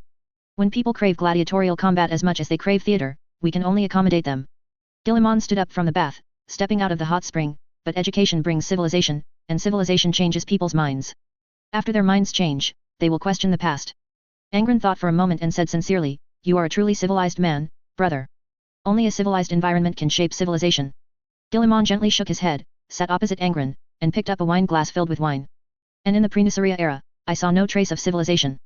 Guillemon took a sip of Nuceria's wine and reached out to turn the pages of a book. The book was a history book recording the War of Uprising. You carried out a root and branch, grave-digging extermination of the High Knights. Regardless of gender, age, or youth, you killed them all. It is recorded as such here. Guillemon said, looking at Qinxia. Qinxia's face was unruffled, he merely admitted calmly, what is recorded in this book is not the whole story. We also carried out a root and branch, grave digging slaughter of the guards. There was a place on New Star called Fortress Territory. That year, my siblings, Angron, and I launched a slaughter there, killing so many that the canals ran dry, and eventually, the blood of those slave owners' lackeys reopened the canals. Qin Xia did not shy away from mentioning the events of that year. Even now, he never shies away from discussing the cruel acts of that time in any setting or in front of anyone. Because Qin Xia wanted the Nusryans to remember what once existed here, and what kind of cruel actions were necessary to eliminate that existence. Angron also did not shy away from these things. He also believed that these events were proof that he was not kind enough, only capable of empathizing with the weak. Therefore, he would tell his children that he was not a saint or truly kind. He felt that, truly kind people might be able to directly influence others like Sanguinius, or like Guillemon. If it were Guillemon, he should have had a better way to deal with the High Knights and the guards. I am not trying to make a moral judgment on your actions, I am merely trying to prove my point that only a civilized environment can foster civilization. Guillemon put down his wine glass, placed the book on his lap, and flipped through it. If you allow me to comment on New Star's past. In my opinion, the High Knights, the guards, and the slaves had already been alienated into different species. There was no opportunity to ease tensions and sit down to talk. All you could do was kill the High Knights and the guards, or be killed by the High Knights and the guards. Guillemon pondered and spoke his insights. New Star is a peculiar planet. The legitimacy and source of power for the High Knights, as the ruling class, were not people, but objects. Within the High Knights, status was also divided based on the strength of the objects they possessed. This led to them, as nobles, not even evolving a way of interacting that involved resolving matters at the negotiating table rather than escalating to mutual slaughter. You must have noticed this point as well. The way High Knight families solved problems was to exterminate the opposing family, exterminate members of the opposing family, or exterminate members of their own family. A hint of mockery appeared on Guillemon's face. They couldn't even evolve a way to solve problems without risking their lives, just by talking. Qin Xia and Angron listened to Guillemon's analysis, recalling that they too had conducted sociological analyses of the pre-New Star era. Just as Guillemon analyzed. Because of the existence of ancient technological artifacts, the High Knights' rule was not based on people, and power flowed from top to bottom. High Knights had never resolved anything through negotiation, neither with slaves nor with each other, they simply relied on using ancient technological artifacts to solve everything. Even a form of governance that humanity had evolved in tribal civilizations during the pre-space era resolving some problems through talking rather than mutual slaughter New Star had not evolved. The reason was that ancient technological artifacts not only led to a vast disparity in power between High Knights and slaves, but also a vast disparity in power within the High Knights themselves. For example, after Tark, a madman, acquired those ancient technological artifacts, he could kill whomever he wanted. After killing his nephews with a clumsy conspiracy that everyone could see through, his family members still dared not speak out in anger. The law of the jungle, no order, no reasonable way to resolve disagreements and conflicts, Angron said in a deep voice, this influence even extends to the present. When a New Star person suffers injustice, their first choice is not to accuse and seek help, but to grab a knife and kill the person who bullied them. Guillemon nodded, like the former New Star people and High Knights, New Star people only had two states, servile subservience and violent, fierce resistance. The two primarchs reached a consensus. We need enlightenment, we've known this for a long time. Qin Xia said, we promote education at all costs. There is a man named Ono, who was one of us. He was given a school, but he found that one school was not enough, so he traveled around, spreading education and enlightenment. You need time. Guillemon glanced at the bustling city outside. Low civilization level coupled with high technological level led to the pre-New Star era. It's still the same now, your people possess advanced technology, but their civilization level has not yet caught up with their technological level. But given time, they will eventually be educated to know what civilization is. Qin Xia found it hard not to agree. After speaking, Guillemon suddenly imagined what decisions he would make if he had been born into this world, without the love of an adoptive father and mother, and without an environment as relatively civilized as Macragge. For example, how should the High Knights be dealt with? What to do? Only kill. Guillemon sincerely believed that the High Knights, for whom even amusement and body modification were forms of entertainment, could not possibly be treated with leniency. Only the most despicable, vile, insane, and ruthless slave owners and tyrannical executioners would feel sympathy for the High Knights and collude with them. Only the most despicable, vile, and insane moral performance artists would show sympathy for the High Knights and grant them leniency. Not killing people is not civilization. Those who deserve death will receive the punishment of death, and those who abide by order and are kind will live free from fear and humiliation that is civilization. In Guillemon's thoughts, the group fell silent for a while. When Guillemon finished his contemplation, he realized that the topic he had started was inappropriate and very heavy. All three were silent. Guillemon was silent for about 2 minutes, then suddenly couldn't help but break the silence.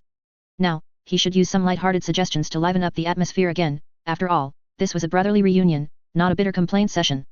How about an RTS? Guillemon suddenly suggested. Angron was stunned for a few seconds. What? RTS? What is that? Guillemon immediately got up. Soon, when Guillemon returned, a device was placed in front of Angron and Qin Xia. This is a game console, an ancient game console. When a player connects to it, they can enter a virtual world and play a war game. I played this with Korux. I brought it with me when I decided to visit you recently. Guilliman said, beginning to set up the gaming device. Qinxia recalled that this was something Guilliman and Korux had used. The two played a war game, and then Guilliman was defeated 3 times by Korux. After developing a special strategy, Korux could no longer beat Guilliman. Perhaps Guilliman thought this thing could help build rapport, so he brought it along. War game, real-time strategy, that is RTS. Consciousness dive. Angron said, pointing at the device, is it that kind where you just put on the device and immediately enter a world exactly like the real world, and then you can do whatever you want? Guilliman nodded, how do you know so much detail? Do you have these here too? We have plenty of these things here. Angron gestured with a square box.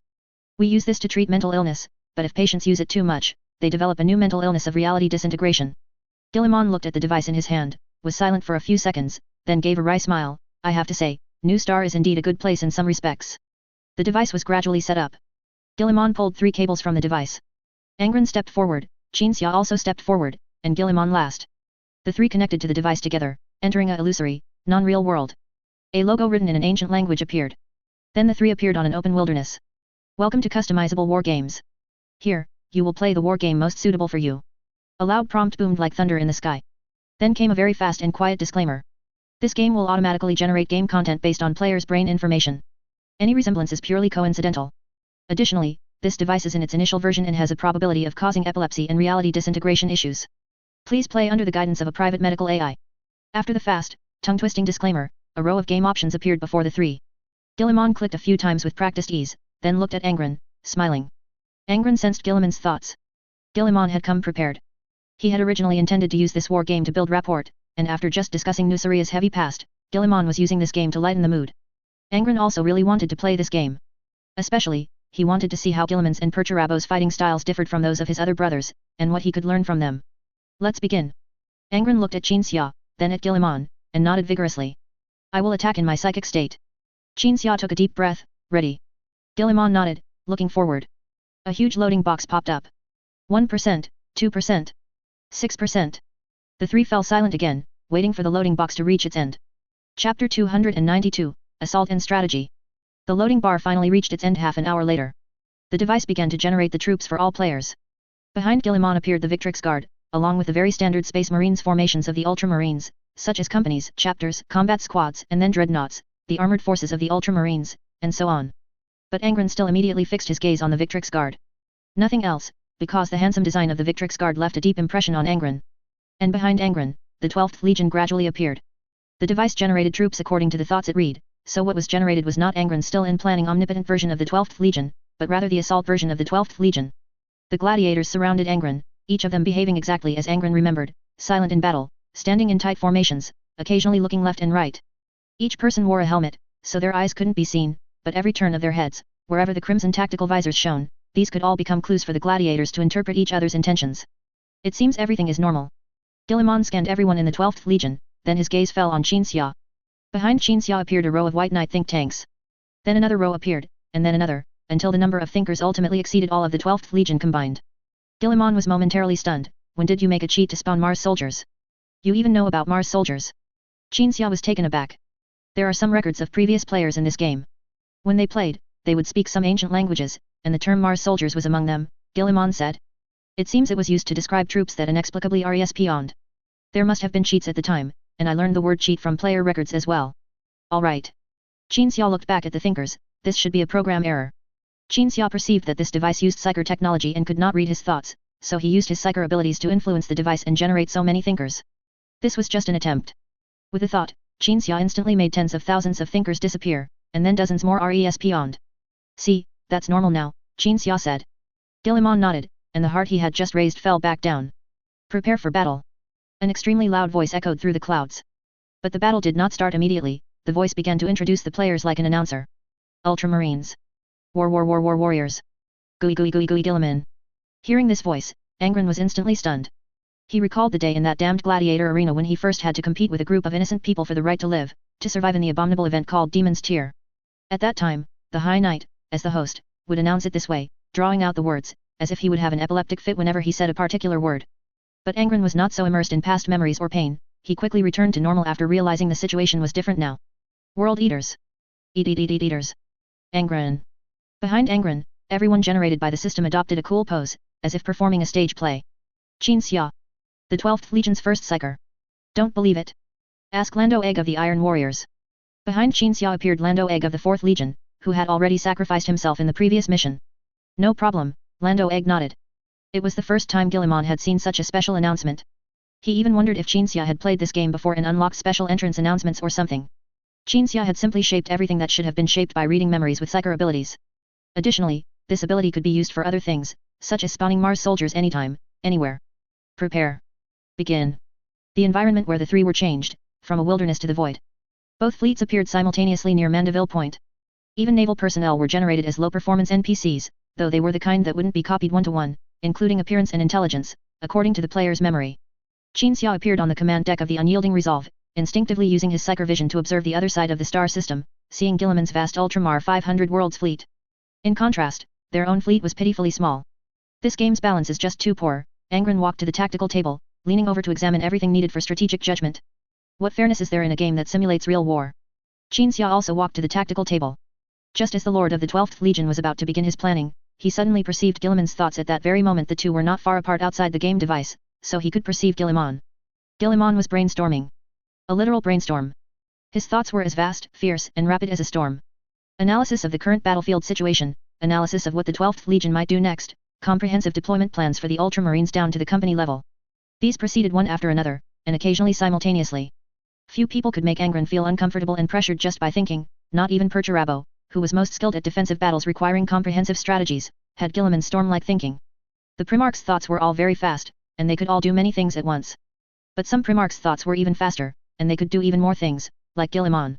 What is he thinking? Qin Xia stepped forward and asked.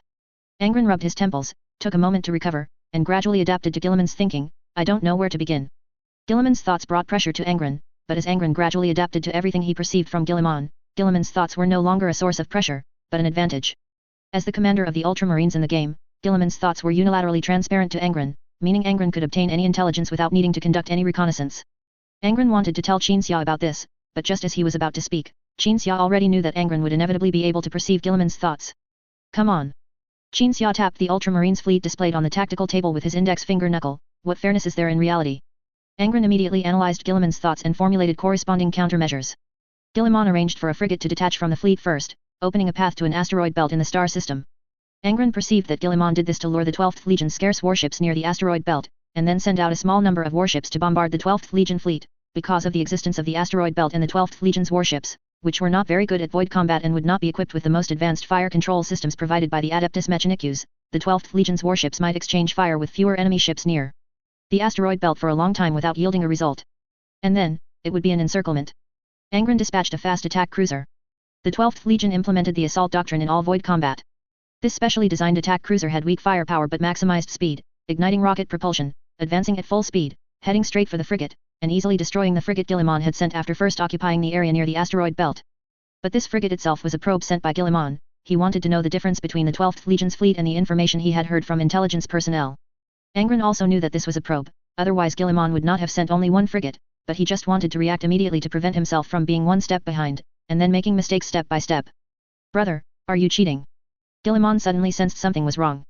He felt that his strategic deployment could not have been detected so quickly. The large fleet would indeed be displayed on both tactical tables, but how could a frigate detaching from the chaotic information flow near the large fleet and heading towards the asteroid belt be detected? Oh.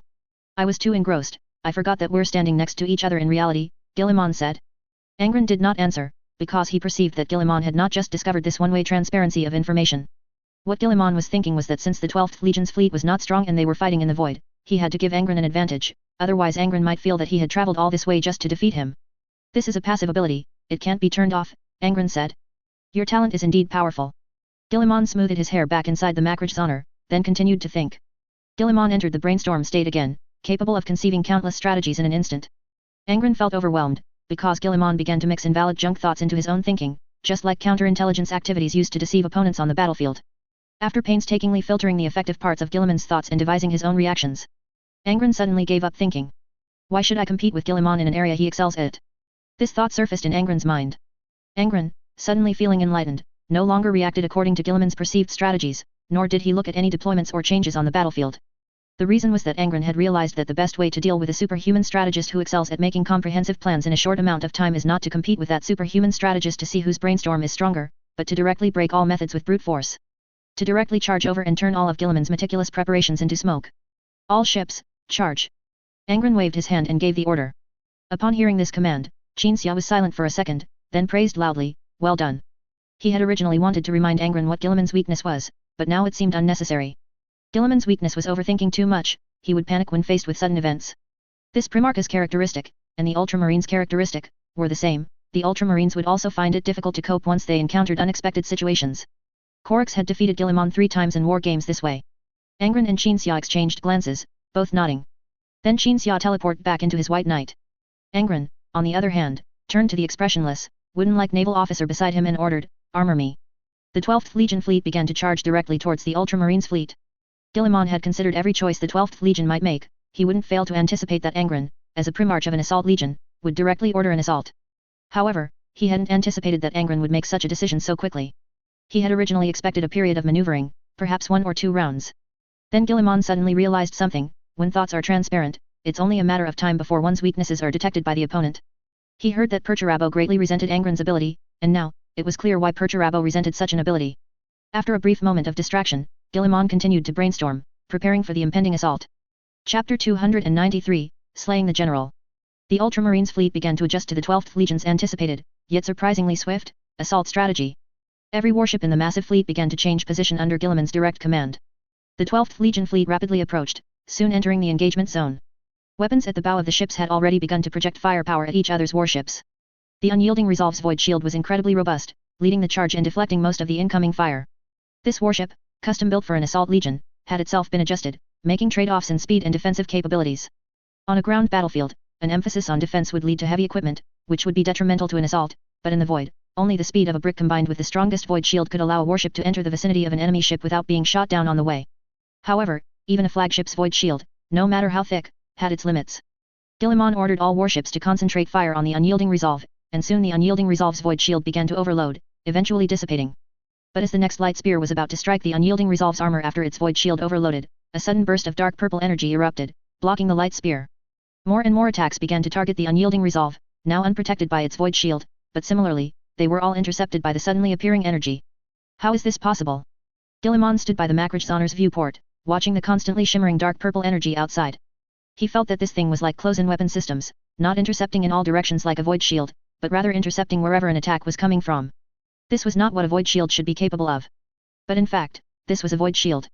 An ancient void shield, born from humanity's peak era.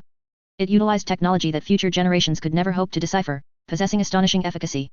When such ancient creations were deployed on the battlefield, whether they were the small, personal weapons and equipment once stolen by the High Knights, or large constructs requiring deployment on warships, their mere presence on the battlefield was a declaration. A declaration of the glory and power humanity once possessed. The unyielding Resolve is closing in. Guilliman heard the naval officer's report. He had already seen it. Those 12th Legion warships had now dispersed, beginning to draw nearby Ultramarines warships into close-range brawls, and also initiating boarding actions. The unyielding Resolve headed straight for the Macragez's glory. Activate defensive plan, Guilliman ordered. A cruiser swiftly moved from the side of the Macragezonner towards the unyielding Resolve. That cruiser carried the 1st Battle Company, and the troops led by 1st Battle Company Warlord Gale never disappointed Guilliman. However, that 1st Battle Company cruiser failed to intercept the unyielding Resolve, and was instead intercepted by another enemy ship. The unyielding Resolve began a wide turn, followed by a warp rift appearing ahead, from which the White Knight heavy cruiser burst forth, accompanied by ice and snow. They had performed a short-range warp jump. Guilliman was very surprised. He speculated how Qinxia inside the White Knight had managed it, perhaps by having the warship jump into the warp, then using the abundant psychic energy within the warp to tear open a rift to the reality universe, and then controlling the warship to pass directly through the rift. It was like a short distance, fast warp lane within a star system. The White Knight appeared suddenly, and the 1st Battle Company cruiser was unable to dodge in time, resulting in a collision. The White Knight was also a cruiser, but an ancient heavy cruiser. Its size, of course, could not be as massive as a battleship, but it was still the largest among all cruisers. This warship once belonged to the 1st Legion, Guilliman still remembered this, but now this warship belonged to the 12th Legion. Lion! Guilliman exclaimed, how did Angron do it? A flash appeared. The White Knight rammed through the bow of the 1st Battle Company cruiser. 2 other cruisers carrying the remaining personnel of the 1st Battle Company moved forward. Guilliman turned and ordered the officers, open the internal monitoring of Cruiser 11. The screen on the command deck immediately displayed the internal monitoring footage. The White Knight could not break through the encirclement of 3 cruisers in a short time. Qinxia either chose to board, or be boarded. Guilliman had already witnessed the power of the think tanks, and for this reason, he deployed all the think tanks in the Legion within the 1st Battle Company's warships. The enemy has boarded. Intercept. Gage waved his sword in the footage, shouting to urge on the nearby mortal auxiliary forces. The Ultramar mortal auxiliary forces were well equipped, with extremely high tactical proficiency and fighting spirit, like the Nusari immortal troops who were not poor and lacked the high knight equipment buff. These mortal auxiliary forces quickly kept pace with the Space Marines. The Space Marines also slowed their pace, allowing the mortals to catch up as much as possible, because they were about to fight in conjunction with the mortals, just as they had trained countless times before. The enemy's boarding point was in the bow area of the cruiser where Gage was located. The people there reported witnessing enemies suddenly appearing in the warship, and then lost contact. Gage felt that the enemy might not honestly fight their way out from the bow, so he had the think tanks stand by, calculating whether the enemy would use their teleportation ability again to go elsewhere. But the subsequent sounds of engagement proved that the enemy had no intention of teleporting away, nor did they want to use diversionary tactics like running around. Follow me. Gage led the think tanks towards the bow. Guilliman observed all of this. Mortals operated heavy weapons, aiming at the entrance to the bow, while Space Marines stood sideways, aiming. Gage arrived with the think tanks. Qin Xia, at this moment, also happened to burst out from the entrance. The bullets that instantly assailed him were easily intercepted by a psychic barrier, and then the shockwave released by Qin Xia's backhand swept away all the Space Marines and mortals in front of him for dozens of meters. The Ultramarines think tanks attempted to launch a psychic confrontation, and the 12th Legion's White Knights also intended the same. Both sides' think tanks stood opposite each other, and the battle was on the verge of breaking out. The psychic giant named Communion rose up, with lightning and flames flying everywhere. Qin Xia charged directly at Gage, thrusting his spear. In armed combat, Qin Xia's skill could not match Gage's. Gage easily parried the spear, but the next second, the spearhead released flames that instantly engulfed everything within dozens of meters around Qin Xia. First Battle Company warlord sacrificed. A cold prompt sounded. Guilliman's breathing was heavy. The Gage here was just data in a game, the real Gage was not dead, and he didn't even know that his Gene father was playing war games with him and others. But because everything here was too real, Guilliman still felt uncomfortable. He suddenly understood something. That was why the general who once owned this device and was addicted to the world within the game eventually stayed here until he died. This game also had a career mode, where one started from scratch alone until finally becoming a warlord, an emperor, and could even marry and have children, and meet good brothers who would fight alongside him in the future. It was hard for ordinary people not to become addicted to the beautiful illusion created here. Guilliman shook his head, shifting his attention to the screen. The unyielding resolve had already approached the Makraj's glory and began teleporting.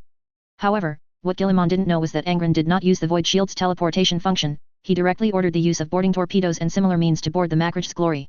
Follow me, Guilliman said to the Victrix Guard, who were lined up neatly and silently on the command deck. The Victrix Guard, with a large shield in one hand and a long sword in the other, escorted the Primarch out of the command deck and headed straight for where Angron had boarded. In the vast hangar, embedded with boarding torpedoes, boarders and anti-boarders fought in a chaotic melee. The 8th Assault Company, wielding chainsword axes, fought at the very front, while other World Eaters ran on their left and right flanks and to the rear, tearing apart the Ultramarines' defenses in the most direct way.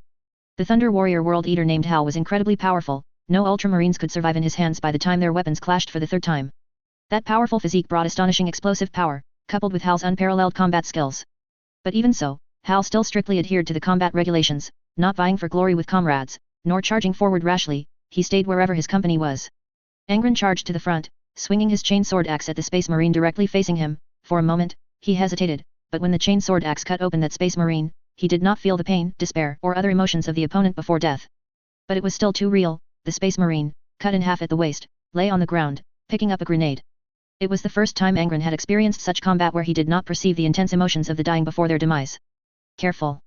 Yuechola stepped forward, chopped off the Space Marine's head, and kicked the grenade aside. Amidst the explosion, Yuchuka, Yuechola's younger brother, rushed forward, and all the other gladiators converged around Angron. It's too real, Angron said in a daze, looking at the gladiators, your every move makes me feel like you are all real. What nonsense are you talking about? Are we not real? Yuchuka's face under his Terminator helmet showed confusion. Angron still wanted to talk to these virtual people, because he had not previously thought that data generated by a device could be very real, so he had not experienced the virtual world due to preconceived notions. But he had no time to experience more, because Guilliman arrived with his men. Brother, Guilliman drew his sword, come and spar with me on fighting techniques. Before he finished speaking, Guilliman had already rushed to the front. The Victrix Guard followed closely, and the Ultramarine Space Marines also quickly converged towards their Primarch. The Victrix Guard were the first to engage the invaders. Some World Eaters were easily cut down by them. A gladiator shoved aside a World Eater in front of him, and together with the other gladiators, blocked the Victrix Guard. As both sides charged towards each other, this elite-on-elite battle began. There was no skill or strategy in this battle, just one-sided killing and being killed. The number of Victrix Guard rapidly decreased, and Guilliman, charging towards Angron, noticed that the gladiators were like precisely assembled killing machines. But such killing machines were still unlikely to stop a Primarch. As Guilliman swung his long sword, a gladiator, along with his Terminator armor, was cut in half. Angron's heart felt as if it had been gripped by something, he couldn't feel the gladiator's emotions before death, but he saw the gladiator die. Don't get close to him. Get away from him. Get away from him. A heartbroken Angron roared, telling the gladiators to get away from Guilliman, and he himself swung his twin axes directly at Guilliman. The two primarchs fought a great battle. The battle between primarchs was like two incredibly fast, blurred images intertwined, with only flying sparks and clashing sounds to remind observers that the two primarchs had engaged in close combat multiple times in an instant. Angron's physique was larger than Guilliman's, giving him a slight height advantage. Guilliman often had to raise his weapon and look up at Angron to block or slash. In close combat, Guilliman began to ponder again, thinking about what techniques he should use to defeat Angron. As a result, while contemplating, he made a careless mistake and had his weapon chopped away by Angron, and then was struck in the throat by the twin axes. Guilliman out. Angron, Qin Xia, victory. Chapter 294, The Infallible Rule. Again. Again. After the three appeared in the wilderness, Guilliman eagerly clicked on the option. Angron seemed uncomfortable, he didn't want to continue playing. Although he couldn't feel the emotions of the characters in the game, Guilliman didn't even show much emotion when he was killed, having gotten used to it during previous games with Korux. But Angron still felt uneasy. He recalled scene after scene of gladiators being cut in half by Guilliman. Every time he thought of it, he felt a pang in his heart. Angron, now understanding psychology, realized that this game touched his deepest fear, the fear of losing those he valued. Are you ready, brother? Guilliman smiled as he looked at Angron. Angron felt joy and satisfaction emanating from him. Guilliman truly enjoyed such war games and the feeling of strategizing against opponents of equal caliber, which made him very happy. Angron was silent for a moment, then forced a smile and nodded, let's begin. Qin Xia patted Angron's back. He had already noticed Angron's discomfort. Angron shook his head. The game started again. As always, Guilliman began brainstorming, and Angron began his assault. Since it was still a void battle and the battlefield environment hadn't changed, the overall process was exactly the same as the previous game. The unyielding resolve charged forward with its void shield active. Qin Xia boarded the ship. However, this time Guilliman made appropriate adjustments, taking the initiative by having the first battle company directly board the unyielding resolve. The World Eater's 18th company went to intercept the first battle company. Qin Xia and Angron boarded the Macrage's Glory. Guilliman also deployed defenses, even more thoroughly than last time, but this time, when Qin Xia appeared before everyone, he was accompanied by a God King Titan emerging from the ice and snow. Guilliman, along with the command deck, was obliterated by the psychic torrent released from the God King Titan's spearhead. Again. Again. Guilliman started a new game once more. Despite losing twice, he was still very happy because the intelligent AI generated by the equipment when he played alone offered no challenge, whereas Angron was different. Angron and his legion always brought surprises to Guilliman. A game is only interesting when there are wins and losses. The environment for the second game remained unchanged, only Guilliman's strategy shifted. This time, when Qin Xia, accompanied by the God King Titan and Angron, boarded the Macrage's Honor, a large siege weapon provided by the Adeptus Mechanicus was deployed. It was neither a volcano cannon nor a general's cannon, but a weapon Qin Xia had never seen before. This weapon easily pierced the God King Titan. Only when the God King Titan was gone did Qin Xia realize that the weapon fired psychic attacks. But in the end, Angron and Qin Xia still managed to defeat Guilliman. The third game began. Since each game was largely similar, with one side directly assaulting and the other defending, Qin Xia found it somewhat uninteresting and no longer fully focused on the game. Instead, he began observing some of the weapons used by the Ultramarines that he had never seen before. Qin Xia even managed to seize one of the weapons and used it to blast away the Macrage's Glory's command deck. The only difference in the fourth game compared to the previous one was that Guilliman wasn't obliterated along with the command deck. Instead, he engaged in close combat with Qin Xia and Angron. Angron sensed that Guilliman actually enjoyed this kind of close quarters combat. A super marshal who planned everything meticulously yet possessed the heart of a frontline warrior. It wasn't until the fifth game that Angron sensed Guilliman had changed his mind. This time he should change tactics, Qin Xia said. Angron looked at the tactical display. Guilliman's strategic deployment was different from the previous 4 games. From the third game onwards, he could have beaten us, but his idea was, let's play another game of combat. Angron stood with his hands behind his back, gazing at the tactical display, his voice low. He will indeed change tactics, but how should I respond? I know how I should respond. But I have no way to implement it. Angron pointed to his fleet. The 12th Legion is an assault legion. I want to use different tactics at this time, but I have no way.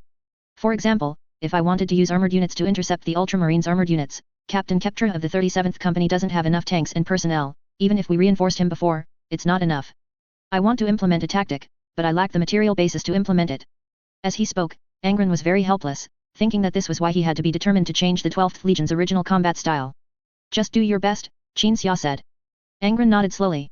Facing the 12th Legion's assault, the Ultramarines began dispatching scattered warship formations to hinder the 12th Legion's advance. And Angron sensed that Guilliman was now thinking in a way different from every previous battle. Time was being prolonged. And with every passing second, Guilliman would have a new thought. Every choice of the 12th Legion was considered, and Guilliman had also planned how to respond to any choice made by the 12th Legion. Guilliman's mind was like an impenetrable fortress, encircling the 12th Legion. No matter what Angron chose to do, under circumstances where his tactics were extremely limited by material constraints, his choices would only be solved in various ways by Guilliman. After thinking through all the experience gained from previous games, Guilliman began to act. Every warship in the Ultramarines fleet began to adjust, they no longer maintained formation. Angron tried to eliminate the few warships in front of him, but then he noticed that other warships and the flagship had fallen behind, now inevitably entangled in combat with enemy ships appearing from other directions. The unyielding resolve was quickly subjected to continuous bombardment again. The regular void shield overloaded and dissipated, and the ancient void shield began to intercept the frontal firepower. As always, no amount of firepower could break through the ancient void shield's interception. Until a large number of the Macrag's carrier-based aircraft began to take off and rushed into the void shield's interception range, dropping bombs regardless of cost amidst the obstruction of close-in defenses. Boarding torpedoes were also launched. "I'll go board the Macrag's Glory," Qin Xia turned to leave. But then the holographic image on the command deck projected the internal situation of the warship. Near the void shield, numerous boarding torpedoes were embedded in the hull, and Ultramarines in Terminator armor emerged. "I'll go to the void shield," Qin Xia teleported out of the command deck. Just as Qin Xia appeared near the void shield, ready to protect this most important facility, the ship's engines were also boarded. The World Eaters had already gone to intercept them. Another portion of the World Eaters was led by Angron to board the Macrag's Glory. Guilliman had long since moved his position, he wasn't commanding from the command deck himself, but rather issuing orders from a small command device in a corner of the massive Glory Queen-class battleship. There were even no Space Marines by the Primarch's side. Everything in the war became cold. Guilliman, expressionless, faced the command device, issuing orders according to his pre-planned strategy, like a ruthless command machine. Confirmed execution. When a subordinate's voice sounded in the communication channel, Guilliman, who had been asked to approve a special action, confirmed it. Subsequently, on the other side, near the area where Qin Xia was defending the void shield, a team of carrier-based aircraft flew at extreme speed, regardless of cost, through the anti-aircraft fire net, with only one aircraft successfully launching a torpedo in the end. The torpedo exploded near the target hull. Guilliman saw the scene there. The right side of the unyielding Resolve's hull was twisted by the explosion, and the violent blast illuminated the dark void. Qin Xia, transferred off the field, spread his hands. "What can I say? Qin Xia out." A loud notification sounded. Qin Xia was very helpless. Because the device was virtual and his actual body wasn't there, when he was just blown up, his passive precognition ability, which usually activates when encountering great danger, didn't even work.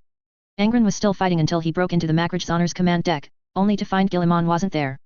But the White Knight thinkers firmly stated that Guilliman was on the command deck. Guilliman wasn't there, but the Ultramarines thinkers were. The next second, the thinkers teleported Angron alone into an empty cabin. As Angron looked around, the Macrag's void shield deactivated, and a cruiser that had always stayed around the flagship began firing at its own Ultramarines flagship. The cabin Angron was in was hit repeatedly by lance beams and macro cannons. Angron out. Guilliman wins. The game ended, and the illusory battlefield that had been created completely disappeared. Qin Xia and Angron looked at Guilliman approaching. Guilliman smiled. "Hey. Your strategic mind is truly powerful," Angron praised sincerely. "I feel like I'm competing against a staff of strategists, a staff composed of Primarchs." Guilliman looked slightly pleased but quickly became serious. "This is a game, it can be restarted. If it couldn't be restarted, I don't know how many lives I would have to sacrifice to achieve victory." Angron thought for a moment. "From the second game, you could have gained the upper hand. In the third game, you could have completely defeated us." In Angron's view, once the battle time was extended, Guilliman's win rate would increase. The only way to defeat Guilliman was a swift, precise, and ruthless assault. Even if he had a legion similar to the Ultramarines and competed with Guilliman in various tactics, the outcome would most likely be defeat. "We each have our strengths, brother," Guilliman said. "Your talent is a double-edged sword, it will hurt you, but it will also bring you greater benefits. For example, you can unite some people, allowing those who are good at what you are not good at to rally around you. When I select generals, strategic ability won't be what I value most, because no matter how strong a person is, there will always be someone stronger than him in the vast universe. Ultramar has never lacked powerful generals and warriors, or strategists, or even managers whom I find impressive. It only lacks one kind of person, and that is the kind of person who can unite these extraordinary individuals instead of letting them consume each other in internal strife." Guilliman spoke of his insights. He felt that Angron might have been created by the Emperor to unite others. A bond that maintains brotherly relationships, and so on. Just like Perturabo. Guilliman recalled what he had heard about Perturabo's recent situation. Firstly, Perturabo hated Angron's ability, but he also liked to be around Angron.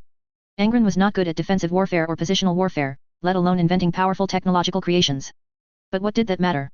If he could unite Perturabo, he only needed to ask for help. No matter how much Angron learned about defensive and positional warfare, could it be more effective than Perturabo himself being present to fight on his behalf? Guilliman thought so. "You don't have to force yourself to be good at things you're inherently not good at," Guilliman said again. Angron nodded slowly. "I understand." "You understand Jack Squat," Qin Xia thought to himself. What Guilliman was saying now, Qin Xia had also said, just not as deeply, but Angron just wanted to learn everything himself. Perhaps the Perturabo incident made Angron feel that getting along with brothers, who were also primarchs and had strong personalities, was not an easy task. Chapter 295, Small Calculations, Great Feelings. The relationship between the 13th and 12th primarchs evolved from formal diplomatic exchanges into a brotherly bond through gaming and heart-to-heart conversations.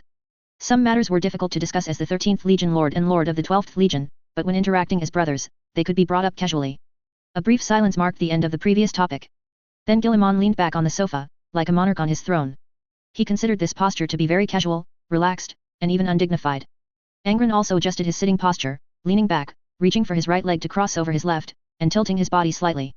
Guilliman wouldn't evaluate Angron based on etiquette, but after observing Qin Xia, he noticed that Qin Xia's sitting posture was identical to Angron's. After a simple observation of their sitting postures, Guilliman's brain began to churn rapidly again. Angron sensed Guilliman's thought process, which was more intense and rapid than when he was in the game. This didn't mean that Guilliman was thinking about the upcoming conversation with more seriousness than he would a war, rather, it meant that the thought-reading function of the gaming device limited Guilliman's mental performance in the game. Now our sitting postures are very relaxed, indicating that our relationship has improved significantly. This is a good atmosphere and a good sign. Guilliman mused in his mind. Angron will sense what I'm thinking, and he'll also sense my thought process. Will he find my unintentional transparency more genuine? Looking at his expression, probably. Anyway, I can't hide my thoughts, so I might as well be completely open. Angron sensed it. He had grown accustomed to reading others' thought processes this way. After much deliberation, Guilliman slowly spoke. Recently, all our legions have been busy selecting a representative to the Imperial War Committee to discuss matters. Has the 12th Legion chosen its candidate yet? Before Guilliman spoke, Angron had already sensed why Guilliman chose this topic. And Guilliman was also aware that Angron would be aware of why he spoke. But it wasn't just Guilliman and Angron present. Of course, we just picked someone randomly, Angron said truthfully. Other legions care a lot about this, but in the 12th Legion, this matter was just known to us, and then I let my legion commander arrange it casually. Kill is still the legion commander. Guilliman was a little surprised, but he didn't ask Angron why he didn't choose to personally assume the duties of legion commander after returning to the legion. After a brief silence, Guilliman asked with a smile, this is a very important matter, we can't be careless. Warships, equipment, Angron spread his hands. All we can get from the War Council are these things, but the 12th Legion's reputation used to be very bad, you know that. Those who dislike the 12th Legion on the War Council won't give us any benefits. Guilliman nodded. Angron sensed his brother thinking about the 12th Legion's affairs. In Guilliman's view, the former 12th Legion indeed had a notorious reputation, so much so that even after Angron's return, the 12th Legion was still paying the price for past events, but this was only natural. Guilliman genuinely believed that the 12th Legion was undisciplined. Regulations like the number of accidental killings of allies and civilians must not exceed 31, which were incredibly strict to the point of being outrageous in planetary conquest wars, should be tethered to every war dog's neck. But regardless, Angron's return was changing the Legion, and the War Council should indeed reconsider its various arrangements for the 12th Legion. So you don't plan to invest too much in the War Council? Guilliman asked. What Guilliman thought in his heart was disconnected from what he said, but this was his brilliance, he thought about many things simultaneously. Multithreading. My foster father believes the War Council will be replaced sooner or later, so of course, brother, if the Empire didn't have strict regulations, I would refuse all matters concerning the War Council starting now, Angron nodded. Upon hearing this, Guilliman's eyes instantly locked onto Qin Xia, then a smile with complex meaning appeared on his face, with a hint of confusion in his brows. Qin Xia nudged Angron. He felt that Angron was performing very poorly at this moment, without even a hint of caution. However, Angron had already sensed what Guilliman was thinking, otherwise he wouldn't have said this. Guilliman asked in a deep voice, Why do you think the War Council will be replaced? Qin Xia quickly came up with an answer other than because I am from the future. Guilliman listened. What exactly does the Imperial War Committee do? Qin Xia asked a question that sounded somewhat foolish at first glance. If taken literally, it seemed that a high-ranking member of a legion didn't even know what the War Council was. But in fact, this question had a deeper meaning. No one can say for sure what it actually does. The only certainty is that it is an organization personally led by the Emperor during the Great Crusade and ordered to be established. Just like the Great Crusade itself, it was hastily put together. How are officials selected? Unknown. Power and functional details? Unclear. Qin Xia spread his hands. An organization whose existence is known to all of us at this stage, but whose functions and significance are vague, indicates that its very establishment was born out of a fleeting idea, so it became a temporary existence. A temporary thing won't last long. After listening to this reasoning, Guilliman smiled and nodded. He thinks so too, Angron said to Qin Xia. Guilliman held the same view. The Imperial War Committee gave a vague impression. On the surface, it was responsible for matters concerning the Great Crusade, but who cared?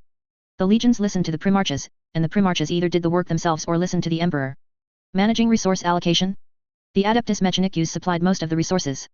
Once the Forge Master General was chosen, to demonstrate the cooperative relationship between the Adeptus Mechanicus and the Empire, this responsibility would inevitably be taken away. This was Guilliman's judgment. But in fact, if Qinxia wasn't looking back in time to deduce cause and effect, making judgments with hindsight, it would be impossible to be certain. Nevertheless, the War Council existed, even if only in people's words. Qinxia pondered carefully at this moment, feeling that if he were a person of this era, he would probably think that the War Council had a greater chance of becoming permanent, meaning the Primarchs and legions would directly control all aspects of the empire. It's likely no one could believe that the superhuman legions, as the absolute main force, would be excluded from governance. But that was a matter for later. To be honest, I'm not sure what the person I sent to the War Council does every day, but it still exists for now, Guilliman said. If it is replaced, whatever replaces it will not take a blind eye to Ultramar and Nuceria. Angron nodded. Qinxia also nodded. But Qinxia added in his heart, originally, Ultramar would have been tolerated once the deed was done, but now Nuceria has emerged, and that truly cannot be tolerated, even with a pinched nose. If that time comes, we should stand united, Guilliman said sincerely. Whether as brothers, as neighbors, as the lords of two legions, we should stand united at that time. Angron nodded. Qinxia also nodded. Guilliman felt that he still hadn't completely convinced these two, because in Guilliman's view, he was the one who needed Angron's help. Let's shoulder the burden together in the future. This was Guilliman's thought. And asking others to shoulder the burden together, to jointly face the future pressure from the Empire that might be exerted on Ultramar and Nuceria, this could not be described as a mutually beneficial cooperation, but rather a request for help. However, in Qinxia's view, Ultramar would have been fine originally, but now that Nuceria has emerged, Ultramar has to bear the burden with Nuceria. This matter cannot be called a request for help. The War Council would have no opinion on Ultramar, nor on Nuceria, and the Emperor, being busy with the Great Crusade, would do nothing. But later, Imperial Regent Malkador and the Imperial Parliament, as the true representatives of the Empire's power, might originally have been somewhat helpless about the birth of an Ultramar, not taking any major actions, just a gentle reprimand and then tolerating it. After all, the deed was done, and the Emperor might even like a civilized and rational place like Ultramar. But some things cannot come in pairs. Perhaps, one day, after Malkador finished his mountain of duties, he would hear about Nuceria's 500 worlds appearing next to Ultramar, and then he would think that Angron, who could unite others, would certainly push for the Primarch's warlordization. And then, thinking of all the Primarchs establishing their own territories, he would suddenly feel like the sky was falling. Qinxia shook his head, clearing these complex thoughts. Ultramar and Nuceria are undoubtedly going to cooperate, there's no need to worry, 13th Legion Lord. Guilliman smiled and nodded. Angron detected a hint of smugness in Guilliman's heart, as if thinking, the purpose of this journey has been achieved. Nuceria will bear the pressure from the Empire alongside Ultramar in the future. It's settled. But Guilliman still felt a little guilty, because he felt this was actually, quite calculating. Yet, as the master of a legion, the master of a sector, if one didn't calculate this way, how could one preserve a beacon of civilization and prosperity? Angron possessed a coveted ability not through capturing subtle clues, but by directly discerning a person's nature upon meeting them. Such a person could build a rational, civilized, and prosperous sector, like Ultramar, or even surpass Ultramar. If Angron, like his other brothers, handed over to the Empire what he should have done himself and could have done well, merely replacing the aliens or slave masters over the heads of the people ruled by the Empire with a new group, that would truly be. Such were Guilliman's thoughts. After feeling guilty and helpless, Guilliman wanted to compensate. The 12th Legion is currently busy transforming from being only proficient in assault operations to being proficient in all combat. I can offer some assistance within my capabilities, such as warships or weapons and equipment. Thank you, but it's not necessary, Angron shook his head. Guilliman's thoughts were unilaterally transparent to Angron, and Angron knew that Guilliman wasn't actually taking advantage, so it was truly difficult to accept further benefits from Guilliman. Seeing himself refused, Guilliman nodded, touched, feeling that Angron had helped him greatly. But immediately, the 13th Legion Lord detected something amiss in Angron's attitude. Qinxia couldn't read any information from Guilliman's face, which showed no rapid emotional changes, and simply changed the topic subconsciously.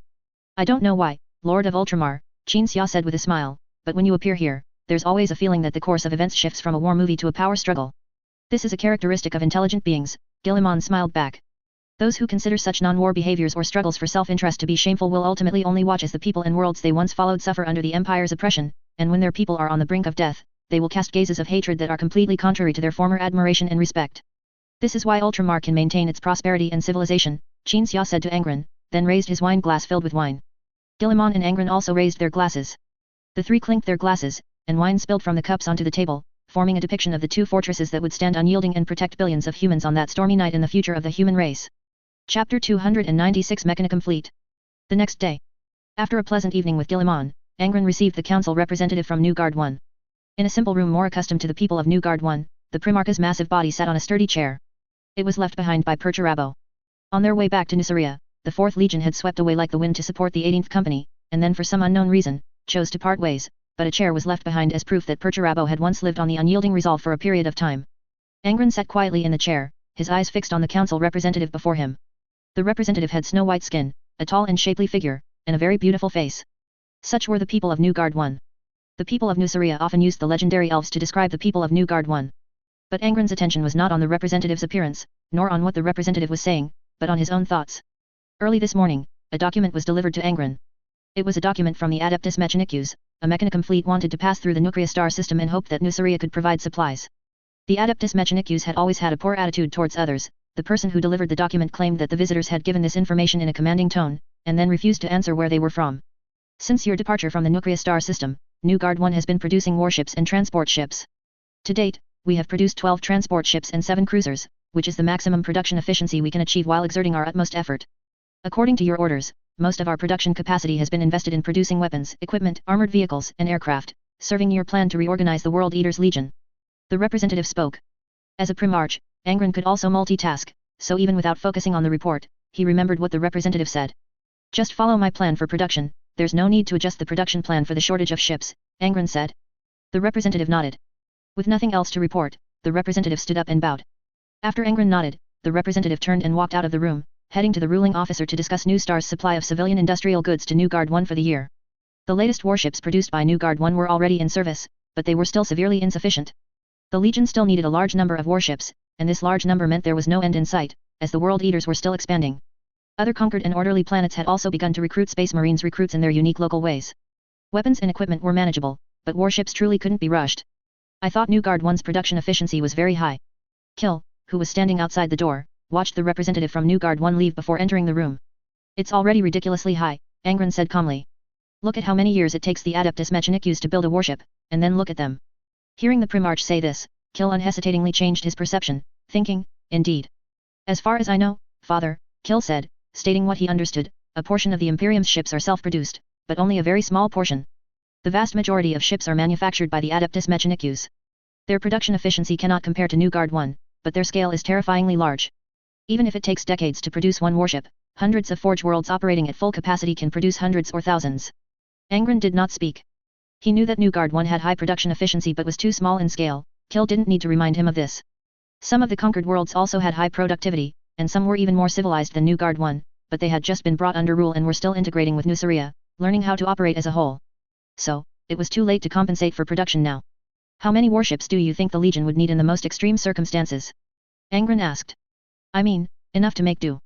Kill was silent for a long time, and after a series of calculations and experience references, he replied, about double the current fleet size. Angron thought that this was similar to his own calculations. Do you think the Adeptus Mechanicus is easy to get along with? Angron suddenly asked a question that surprised Kill. No, they are not, Kill replied. Indeed, I think so too, not to mention that I previously prevented the Adeptus Mechanicus personnel who maintained the dreadnoughts from monopolizing power. Our relationship with the Adeptus Mechanicus is not good, Angron said. But the Adeptus Mechanicus is very fragmented. Kill continued to elaborate on his insights. Before your return, we often encountered situations where the Adeptus Mechanicus commissioned us to attack other Adeptus Mechanicus factions, of course, with Mars attacking other Adeptus Mechanicus factions. So I think even if we offend a part of the Adeptus Mechanicus, another part of the Adeptus Mechanicus would be very willing to cooperate with us. Upon hearing this, Angron suddenly burst into laughter, haha. You must have cooperated with the Adeptus Mechanicus many times before, acting as their enforcers in exchange for warships. Wait. The smile on Angron's face vanished. Because he suddenly sensed that Kill was thinking that 80% of the Legion's warships were actually obtained by Kill himself, leading the Legion to do dirty work for the Adeptus Mechanicus. Forgive me, Father, Kill said. The 12th Legion, as an assault force, has always been a supplementary force to other legions. We were like this in the 13th Expeditionary Fleet. The unyielding resolve came with you. Before I knew your whereabouts, I didn't even know that the Emperor had arranged a flagship for our Legion. Kill now felt that his past actions of helping the Adeptus Mechanicus were a stain. This included his past roles as a butcher and enforcer for the 4th Legion and various other legions and imperial agencies, which he also considered a stain. Kill even spoke of this without hesitation. Shortly after Angron's return, Kill had said the following at a Legion assembly. We must obey the Primarch's arrangements, and this obedience must not only be physical compliance without inner compliance, we must comply in both mind and body. This is so that no other Primarch, or some commissar wearing a gold-trimmed helmet, can come to our Legion and point fingers at us as if they were our Primarch, and then walk out alive after doing so. To prevent any of these situations I've mentioned. Whether during the Warhounds period or the World Eaters period, the 12th Legion yearned for independent combat. So this is why Kill viewed his past actions of fighting for other legions and even imperial or Martian organizations as a disgrace. However, Angron could also sense that Kill believed this was unavoidable, and if given the chance to choose again, he would still firmly choose to work for the Adeptus Mechanicus for the sake of warships. Because a legion that even had to borrow ships from others was not qualified to gain glory in war independently. Angron was silent for a moment, then said, "It's nothing. I said all this just to ask if there's any possibility of getting some warships from the Adeptus Mechanicus." Kill nodded. Angron then asked, "Do you think it's feasible to exchange scientific technology?" Kill was silent for a moment, his voice as calm and firm as ever. "If you want my advice is that it's not feasible. We shouldn't do that, because the Adeptus Mechanicus is extremely greedy, they are willing to pay any price for technology. When the Adeptus Mechanicus discovers that we are not particularly firm in holding on to the technology we possess, they will have many ways to make us do business with them while feeling disgusted." Angron hadn't expected Kill to think this way. He thought Kill didn't care much about New Star's high technology or understand its value. Early this morning, when Angron learned that the Mechanicum fleet would be passing through, he discussed it with his foster father, and his foster father's attitude was consistent with Kill's. Now it seemed that dealing with the Adeptus Mechanicus was not feasible in anyone's eyes, so it was not feasible. It was better not to be stubborn. "Father, there's another way," Kill suddenly said. Angron sensed Kill's thoughts, but he still listened to Kill finish in shock. "When the Mechanicum fleet arrives, we can simply seize them. Take every ship's crew along with the ships, and pack those Adeptus Mechanicus personnel into transport ships and send them back to where they came from. I've investigated thoroughly. This fleet that wants to pass through Nuceria and request supplies comes from a forge world very far from Terra. They are delivering ships to the Luna Wolves." Kill grew more and more agitated as he spoke. "The Primarch of the 12th Legion has returned, so why doesn't the Adeptus Mechanicus, whether from Mars or other places, send warships to the 12th Legion? Even without the Imperial War Committee's approval, the warships should be sent to the Legion.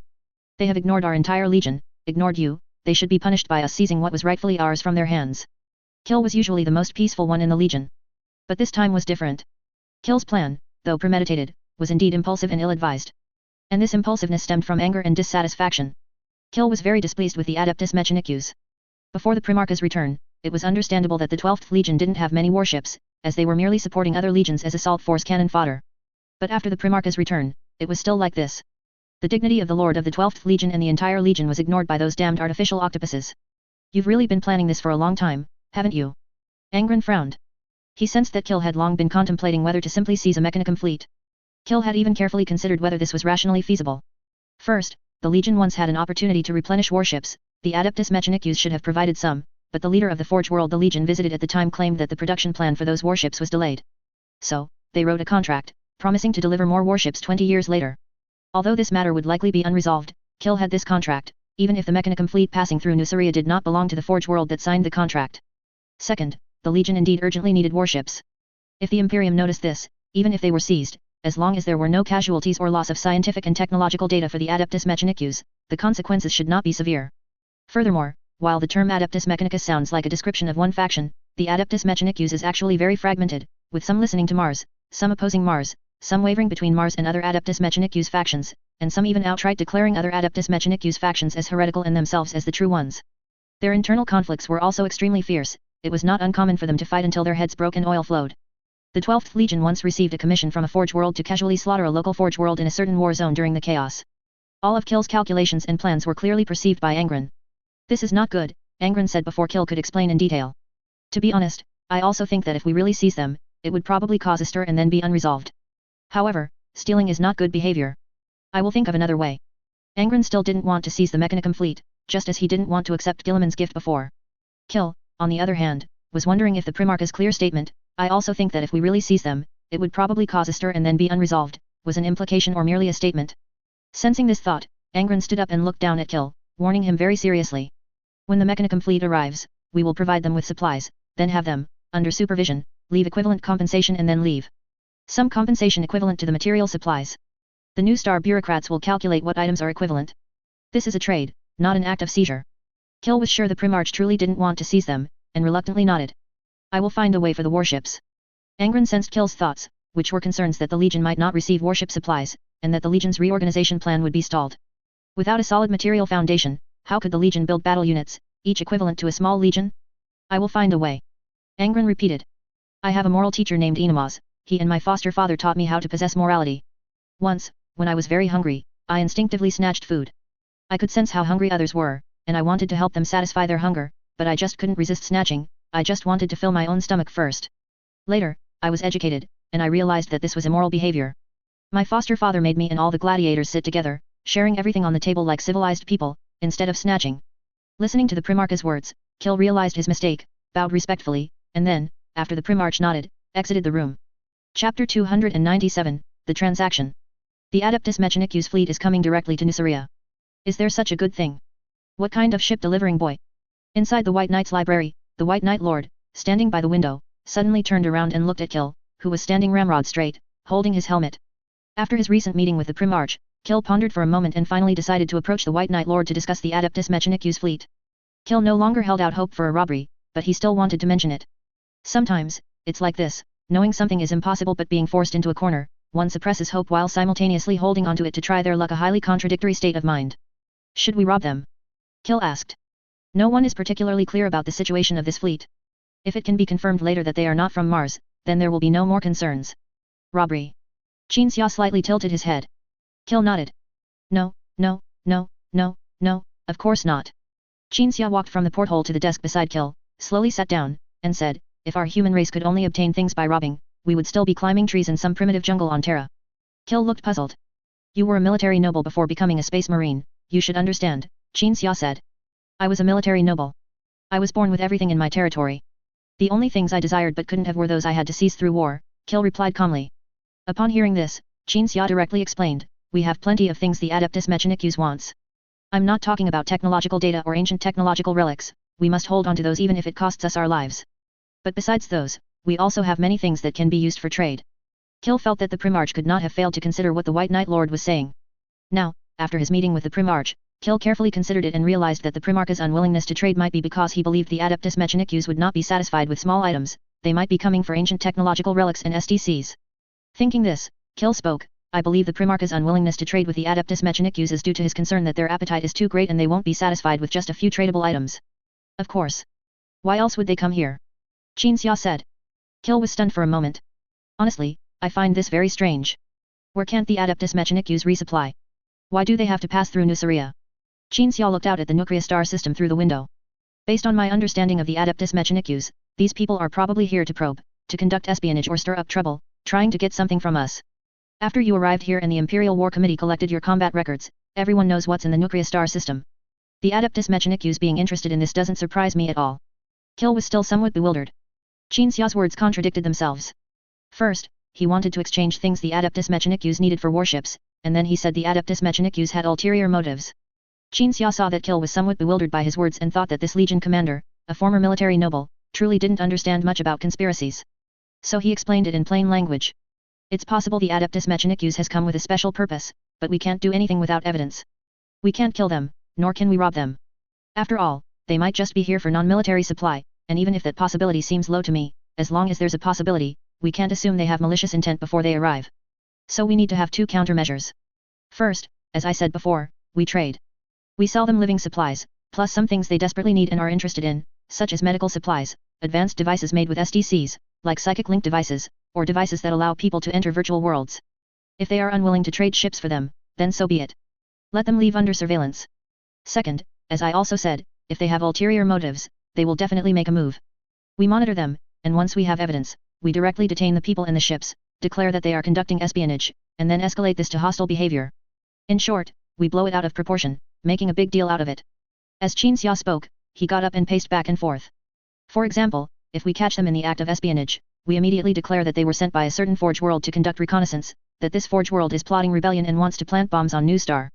If the 13th Legion Lord is visiting New Star, we say they want to take the opportunity to blow up the 13th Legion Lord and provoke a war between the two legions.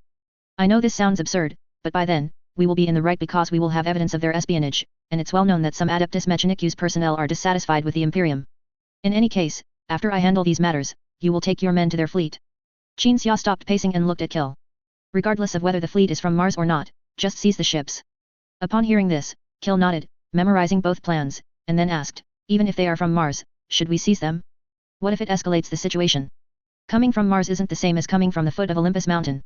A bunch of artificial octopuses, merely stamped made in Mars on their backs, acting high and mighty, do they really think they're important? As long as what they do after arriving here is as per my second plan, seize them without question. Qin Xia said. Kill's eyes shifted, and he nodded, I need to report this to the Primarch. Of course, you must report it, so Angron can keep an eye on you all. After all, the Adeptus Mechanicus fleet might genuinely be here simply for supplies. It wouldn't be good if you all went rogue and just robbed them. 2 weeks passed in a flash. The Adeptus Mechanicus fleet had already arrived in the Nuclear star system. Fewer than 10 cruisers were docked at the New Guard 1 spaceport. On the surface of New Guard 1, Kill had assembled 3 companies, quietly awaiting orders. They are about to finish resupply. Karn's right hand was on the COMM unit in his ear, listening to the report from the New Guard 1 spaceport staff. In another hour, the Adeptus Mechanicus fleet would complete its 12-hour resupply and then depart Nuceria. Stand by for 1 more hour, Kill ordered. Karn nodded. Kill's resolute face, like a helmet, concealed his true emotions. At this moment, the Legion commander felt utterly disappointed.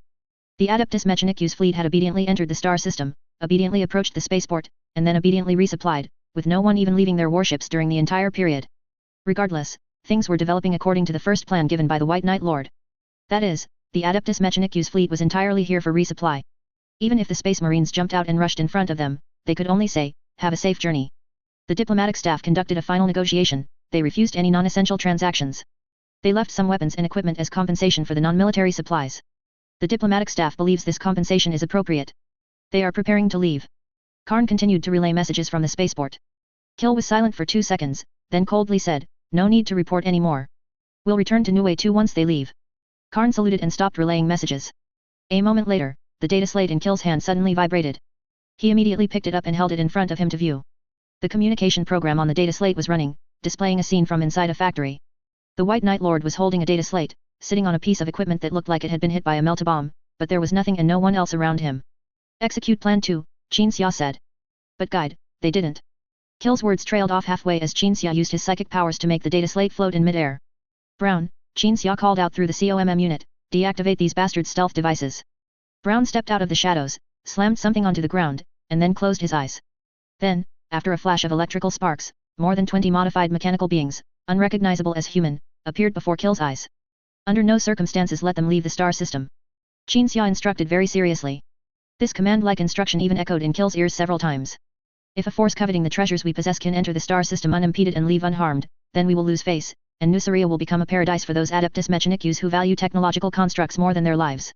Remember, the warships are no longer the most important thing. Make them pay the price." Qin Xia continued to instruct. Seeing Qin Xia's unusual seriousness and ruthlessness, Kill felt that the matter might be quite serious. Perhaps the infiltrators, somehow sent down by the Adeptus Mechanicus, had caused some losses. "Yes," Kill nodded, put down the data slate, and looked at the Space Marines behind him. With a single glance, everyone understood the Legion commander's order, quickly gathered, and then were teleported out of New Guard 1 amidst the sudden falling snow. The Adeptus Mechanicus ships had already begun to detach from the New Guard 1 spaceport. To outsiders, they seemed to be leaving in a hurry, moving out of the spaceport even before the connecting bridges used for transporting supplies had fully disconnected. Inside the command deck of the leading warship of the Adeptus Mechanicus fleet, Kill and his group suddenly appeared before the busy crew. The Adeptus Mechanicus personnel, who were giving orders, saw the suddenly appearing Space Marines, and even the information transmission of their bionic components briefly interrupted. Kill held up the data slate to everyone on the command deck, showing footage of the mechanical beings being captured alive. "You conducted espionage on New Star and attempted to assassinate the Primarch's foster father. We are hereby ordered to arrest you. Immediately order your fleet to cease all activity, otherwise, the 12th Legion fleet will come and destroy you." Kill wasn't even wearing a weapon, but the Space Marines he brought aimed at everyone on the command deck. However, the Adeptus Mechanicus personnel present still felt they had a chance to fight when they saw them, until the silhouette of the unyielding resolve appeared outside the porthole. Only then did these people gather together. Orders were silently transmitted as data. The fleet gradually stopped. A tech priest in front of Kill, armed with various bionic modifications and nearly as tall as a Primarch, slowly approached and looked down at Kill. "How did you detect us? How did you infiltrate New Star under the surveillance of various monitoring methods?" Kill retorted. The tech priest was silent. Kill also fell silent. Transports took off from the unyielding resolve. Through the porthole, one could see the formations of those transports dispersing towards various warships. "Issue the order," Kill said, meeting the tech priest's gaze. "Disarm and submit to arrest and investigation." The tech priest responded, "We are from Mars." Kill hesitated for a moment when he heard that the other party was from Mars, but ultimately, he just took a bolter from a nearby guard and pointed it at the tech priest's head. "The 12th Legion has plenty of Adeptus Mechanicus personnel from Mars, and some of them hold a much higher position than a freak like you who's been modified. What can you do, tech priest? After you infiltrated Nuceria and attempted to kill our Primarch's foster father, do you think your manufacturing label can change your fate of being arrested?" Kill continued. The tech priest was silent. However, this silence did not come from composure, but from the unadaptability caused by everything happening too suddenly. Everyone except Kill, and a very small number of people who knew about the infiltration plan, felt completely bewildered. Everything happened too fast, too suddenly. And this speed and suddenness stemmed from both sides being prepared in advance. After a few seconds of silence, the tech priest spoke, "I hope you can be this firm and calm later." "I will be as you wish," Kill replied indifferently. The tech priest remained unmoved. The people on the command deck refused to do anything without the tech priest's order. Just as Kill was about to fire, he suddenly heard an emotionless voice from an Adeptus Mechanicus personnel questioning him.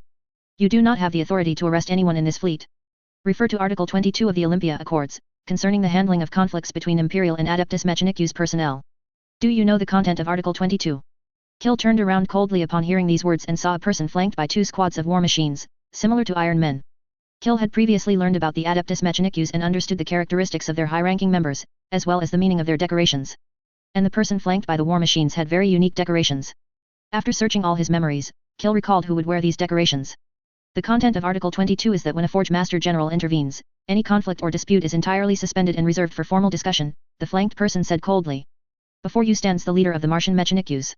The tech priest raised his hand and pressed down the barrel of the bolter in Kill's hand. The current Forge Master General of Mars, Kyle Boer. What you see is just a small void combat force from the vast fleet outside the Nuceria sector. If you don't want the 12th Legion's already limited warships to be destroyed, then I advise you to speak and act carefully. Sir. Chapter 298, Humiliation and Endurance. Legion Commander. Ken's index finger rested on the chainsword axis button, while his other hand tightly gripped a miniature meltagun from New Guard 1. The assault company commander's voice privately reached Kill's ears through the comms channel. The situation at this moment was beyond everyone's expectations, and the atmosphere was extremely tense. Kill had no time for small talk, nor did he have a countermeasure to give to Ken yet. Kill's eyes shifted to look beside the Forge Master General named Kyle Boer. Those war machines, the Adeptus Mechanicus should call them combat servitors. Kill couldn't distinguish the specific models, but he vaguely remembered one type of combat servitor called a Domitor. This type of combat servitor's combat power was comparable to a dreadnought. Kill didn't recognize the remaining types of combat servitors guarding Boer, he hadn't even seen them when he fought alongside Adeptus Mechanicus personnel. However, being present to protect Kyle Boer, they could surely quickly and thoroughly kill him and the people Ken brought without difficulty. Kill observed for a moment but resolved in his heart not to back down. Can a Forge Master General send people to assassinate the Lord of the 12th Legion's adoptive father? Kill questioned.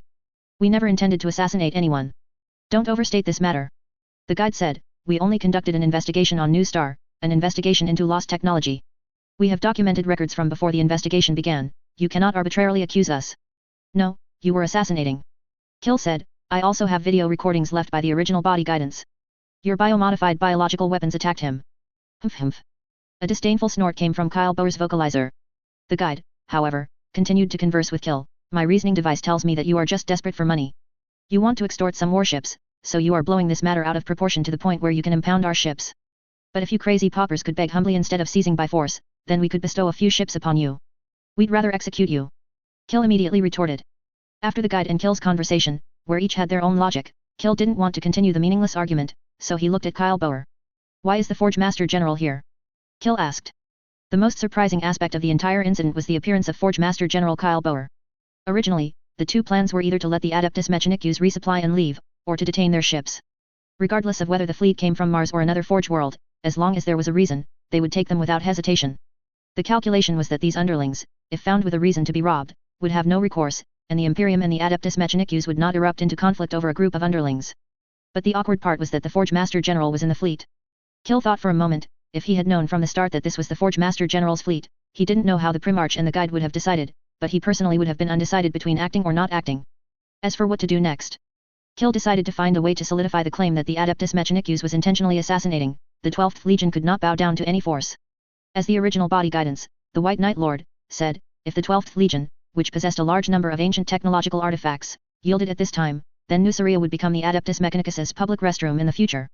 Coming and going as they pleased, doing whatever they wanted, constantly having their bottom line challenged, constantly provoked to avoid this future, escalating the conflict was worth it. This is an assassination. Kill emphasized again, then aimed his bolt gun at the guide, intending to pull the trigger. Behind him, Ken and the others, seeing the Legion commander's actions, also took action, charging towards the people nearby. Wait a moment. A voice that made all the World Eaters stop their movements rang out. On the other side of the command deck, Shou and a fully armed Angron emerged from the snowstorm. Kill mentally reminded the Primarch that a bloody conflict could erupt here at any moment, making it very dangerous, while Angron felt that Kill shouldn't have to bear this alone. Forge Master General. Angron looked at Kyle Boer, who was surrounded by servitors. How did you end up here? The guide immediately replied, the newly appointed Forge Master General is temporarily away from Mars, touring Forge worlds to confirm that those Forge worlds remain loyal to the Imperium and the Adeptus Mechanicus alliance. Angron frowned, looking at Shou. Shou had been a bit helpless when he first came out and was currently deep in thought, not exchanging glances with Angron. If you truly wish to understand the details, you might as well ask your father. The guide added, this trip is by the Emperor's command. When the guide spoke the words Emperor's command, Kyle Boer let out a cold humph. Angron merely wanted to use questions to make them think more, thereby reading their emotions and inner thoughts, so he now perceived more details. Kyle Boer was indeed the new Forge Master General of Mars, and this trip was indeed to tour various Forge worlds, aiming to make those Forge worlds, either actively or passively, acknowledge Kyle Boer and Mars's status. The guide before them belonged to the faction within the Adeptus Mechanicus of Mars that believed the Emperor was the Omnissiah. Kyle Boer, however, was not. Kyle Boer believed the Emperor was merely a deceiver, that was what he thought in his heart, and the guide and most people on Mars knew that Kyle Boer thought that in his heart.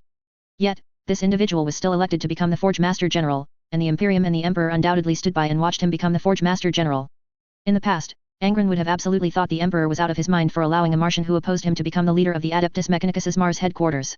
Even if the Adeptus Mechanicus wasn't subordinate to the Imperium, as an ally, couldn't the Emperor find a way to mediate or obstruct? If the Emperor had no time, couldn't Malkador act on his behalf? But now Angron felt that it wasn't that the Emperor was out of his mind. Of course, the Emperor was indeed a bit abnormal, but the Emperor might have been the driving force behind Kyle Boer becoming the Forge Master General.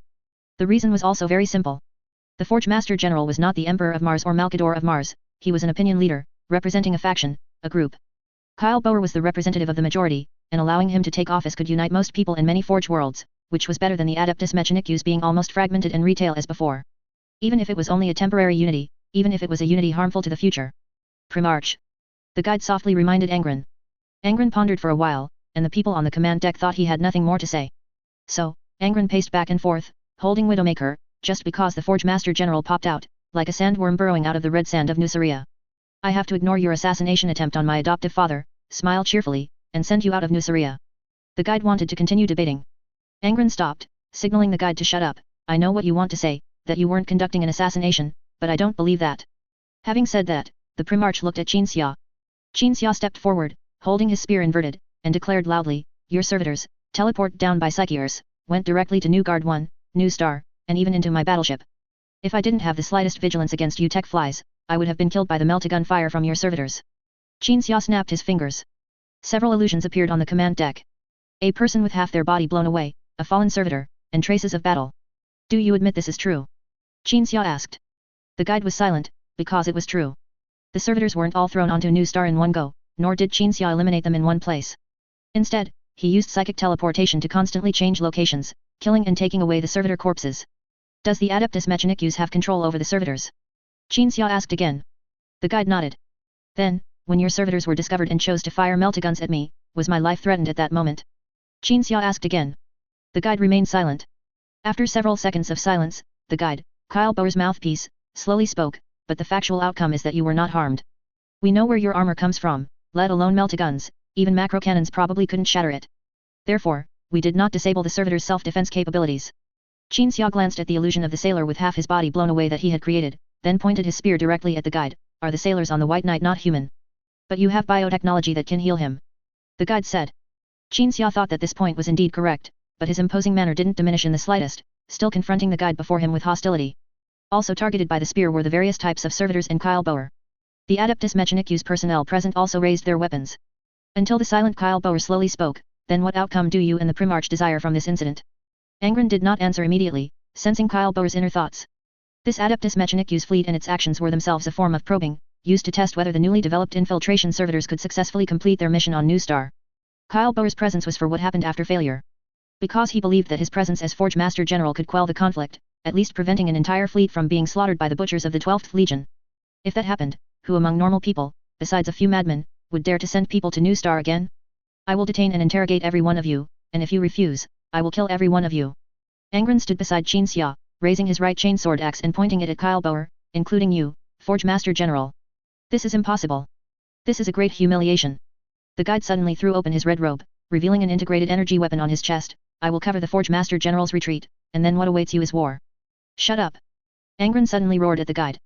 Qin Xia, on the other hand, directly used his psychic power to sever the guide's vocalizer connection wires. Both knew that the guide's purpose was to express negative opinions for Kyle Boer that the Forge Master General found inconvenient to voice. For example, the Forge Master General couldn't well say, our fleet is outside the Nuceria sector, waiting to fight you, but he wanted to say it, so the guide would say it for him. Then, such words couldn't be blown out of proportion because they were only spoken by a guide, and afterward, Kyle Boer could simply give the guide a promotion that was actually a demotion as punishment. When things had progressed to this point, the guide no longer had the right to speak. You, what are you, Kyle Boer? Forge Master General.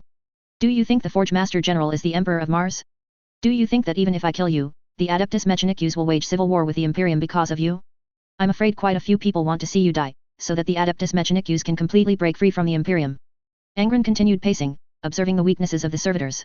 I give you 10 seconds, accept my investigation and arrest, or we fight here, and I'll chop off your head and send it outside the Nuceria sector. The Primarch's coercion undoubtedly took effect. The Adeptus Mechanicus personnel exchanged glances. Kyle Boer, meanwhile, stepped out from among the servitors, extended his hand, and simultaneously said to the people on both sides, see how the Primarch, who represents the Imperium, treats us. As I once said, let us endure humiliation, my brethren.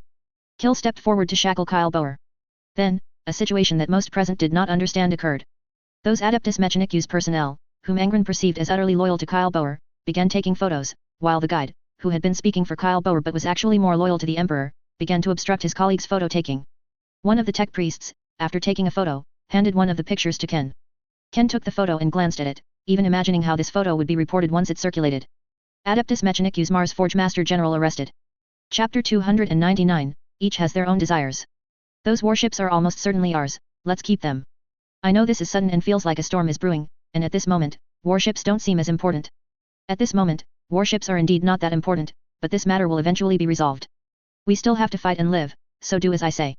Qin Xia stood in the elevator, waiting, while communicating with Karn. The elevator ascended to the very top, and the doors opened, revealing the incredibly prosperous night view of the Dizia region before Qin Xia's eyes. Standing at the very top of the building, which symbolized New Star's highest authority, Qin Xia could still see the statue in the plaza below, and further in the distance, the giant crater that occupied almost half the city's area. That giant crater was blasted out by the Mad King Tark, who carried an engineering bomb back then. People rebuilt their homes in the deep crater, establishing everything more prosperous than before, completely ignoring the deep crater. Angron. Qin Xia briefly observed the night view, then walked over to Angron, who was standing at the edge of the rooftop looking down, and leaned against the edge of the rooftop, also looking down. Father, we are not perfect victims, Angron said. Qin Xia nodded with a complex expression. In terms of motivation, that was indeed not the case. To be honest, before Kyle Bo jumped out, Qin Xia was quite relieved that the Adeptus Mechanicus chose to infiltrate and investigate, because that way he could impound the warships. Angron and the Legion needed warships. Initially, it was just for the warships, and then no one expected the Forge Master General to suddenly appear, escalating the situation. The entire matter would not end with the Forge Master General's arrest and investigation, it would only be the beginning. A storm was brewing. I admit that at first, I was just after the warships. When you refused Kill came to me, and I gave him the idea. Qin Xia said. But this is a motive known only to us. From an objective perspective, it was merely the Mechanicum fleet conducting an infiltration and reconnaissance operation similar to an assassination. Such behavior was tacitly allowed and ignored in the past, but once brought into the open, it is absolutely forbidden. We just intercepted them very promptly and did not let them withdraw safely. Of course, you are right. In terms of motivation, we are not perfect victims. It could be said that both the Adeptus Mechanicus and I had our own little schemes. Angron nodded, thinking that sometimes the development of events truly exceeded everyone's expectations. Originally, it was just one party wanting to acquire warships, and the other wanting to infiltrate and steal things. The two parties met. Until Kyle Boer jumped out, changing the situation from each according to their ability, each taking what they need to a conflict within the alliance formed by the Adeptus Mechanicus and the Empire. Kyle Boer was the Forge Master General no matter what, and this matter wouldn't just be dropped. Those who supported Kyle Boer wouldn't undermine him like the opposition, but would escalate the matter for the dignity of everyone Kyle Boer represented. This is why the matter changed from each taking what they needed to an allied conflict. Now that Kyle Boer has been arrested, the situation has entered a calm period, but it is actually a brief calm before the storm. Kyle Boer even seemed a little happy when he was arrested, Angron said. He opposed the alliance between the Emperor and the Empire and the Adeptus Mechanicus. He was quite pleased to see something like this happen. Qin Xia pursed his lips and nodded, but he was in that fleet. He came with the fleet to cause trouble, whether purely to cause trouble or for those ancient technological relics, they just came. What do we do? Watch them leave unharmed, and then use this experience and the limits they tested to prepare for their next action. Angron felt the same way. No matter what, Kyle Boer was in that fleet. The course of events was inevitable, it was merely a matter of what choice was made on the command deck at that time. The choice to arrest Kyle Boer was the right one. In Angron's view, even if a storm descended upon Nuceria, as long as he held Kyle Boer, the situation would not worsen to a terrible degree. Let's wait and see, Angron said, looking at his adoptive father. I need to have a heart-to-heart with my brothers and sisters, and then with the people in the Legion. Want to come along? Spending time alone and having pleasant conversations with the gladiators was even more unshakable than talking with Legion members. Qin Xia often participated in the former, but occasionally might not go. I still have some things to do. Qin Xia shook his head. You go first. I need to go back to the White Knight and take Quadrant to see Kyle Boer. Quadrant. Angron was a little confused. Quadrant was Kyle Boer's apprentice, once. Later, he was exiled by Kyle Boer to another place and became our legion's recorder, Qin Xia said. Angron was very surprised, not expecting that Quadrant, who seemed unremarkable, was actually Kyle Boer's apprentice. He had little contact with Quadrant and had never understood Quadrant's thoughts or past, so he didn't know about this. Is Quadrant willing to see Kyle Boer? Angron asked softly. He was exiled by Kyle Boer, there might be a conflict between them. If for the sake of the Legion's matters, Quadrant is asked to build a relationship with Kyle Boer. Quadrant requested that I arrange the meeting, Qin Xia said. This was something even Qin Xia himself hadn't expected. Quadrant had indeed voluntarily requested to meet his former mentor. As for the reason, it was currently unclear. But since Quadrant requested it, Qin Xia was willing to arrange it. Angron thought about Quadrant's situation, then couldn't help but think of Kyle Boer, and then recalled his earlier feelings, expressing his confusion. Be careful of him. I feel that my ability isn't very effective with Kyle Boer, a strange feeling, maybe he has a way to intercept my perception. I don't know how to explain it, it's like I can't see the entirety of a person. Listening to Angron's vague words, Qin Xia frowned slightly, and a bad guess formed in his mind. 1 hour later. New Star Security Monitoring Organization headquarters. Qin Xia and Quadrant squeezed into the elevator, descending a kilometer underground. Qin Xia stood by the elevator door, silent, with his back to Quadrant. Quadrant stood behind Qin Xia, head bowed, lost in thought. In a very rare silence, the two gradually reached their destination. The elevator doors opened. Some security monitoring personnel stood in the corridor. Kleist, wearing ancient relic armor, and a portion of army armed personnel were also in the corridor. There were also some space marines in the corridor. In addition, naturally, there were also some Adeptus Mechanicus personnel. You didn't go to tonight's gathering. Qin Xia walked towards Kleist. Kleist shook his head. The person in charge of security monitoring invited me to oversee. At this moment, a man in black attire walked over and saluted Qin Xia. I was fortunate to witness your heroic bearing as you piloted a Titan to clear the guards during the Battle of Mehe City. I salute you again, Divine Lord. Qin Xia smiled and nodded to the person in charge. I remember you. You were the one who held up the banner and led the militia to charge the guards' defense line back then. After a brief conversation, Qin Xia turned to glance at Quadrant, who was deep in thought, and led Quadrant to continue forward in the corridor. The Space Marines, soldiers, and security personnel saluted Qin Xia, while at the end of the corridor, the Adeptus Mechanicus personnel standing together all stopped their conversations, each looking at Qin Xia warily. Qin Xia noticed two individuals among them with very distinctive features. One of them was a woman. Her face had little biological tissue, it appeared to be a patterned bionic mask with a visor, and her eyes were opaque modified ocular implants. Her body, however, was different. She wasn't wearing the large red robe but rather armor that looked like it was made of bronze, so she resembled more of a warrior.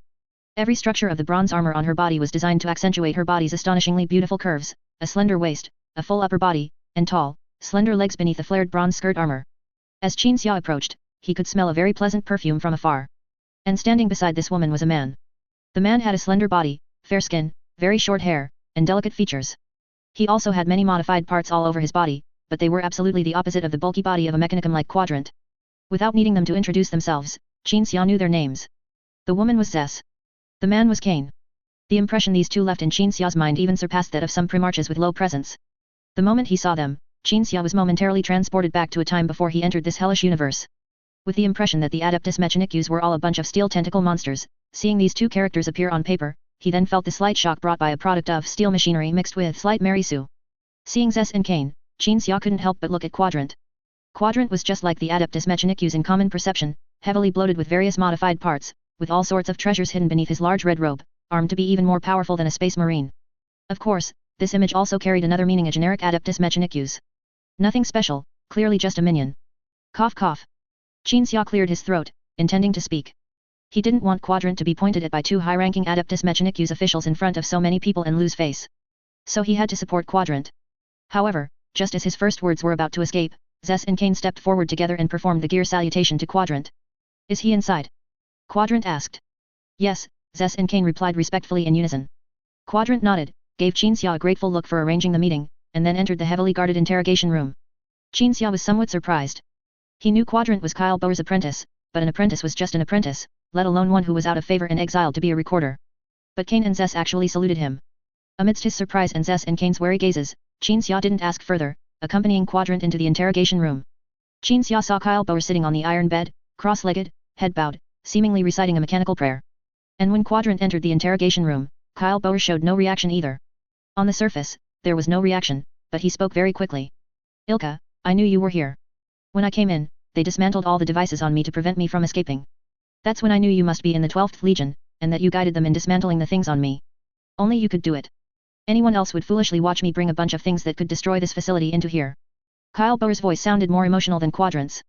Of course, as the Forge Master General, the modified parts he used were definitely the best. Quadrant remained silent. You should have greeted your mentor 3 milliseconds ago, Kyle Bower said again. Quadrant remained silent, but Qin Xia could feel Quadrant's hesitation. Finally, Quadrant did not salute, but he did speak, Mentor. Kyle Bower then looked up, the electronic devices on his eyes glowing red, his gaze falling on Qin Xia's face. Do you see? This is my good apprentice, Ilka. Naturally intelligent, blessed by the god of all machines. I wonder if you've noticed, 12th Legion Original Body Guidance, my good apprentice has 2 preferences. Kyle Bower said. First preference, wasting his talent and the grace of the god of all machines. Second preference, being a masochist.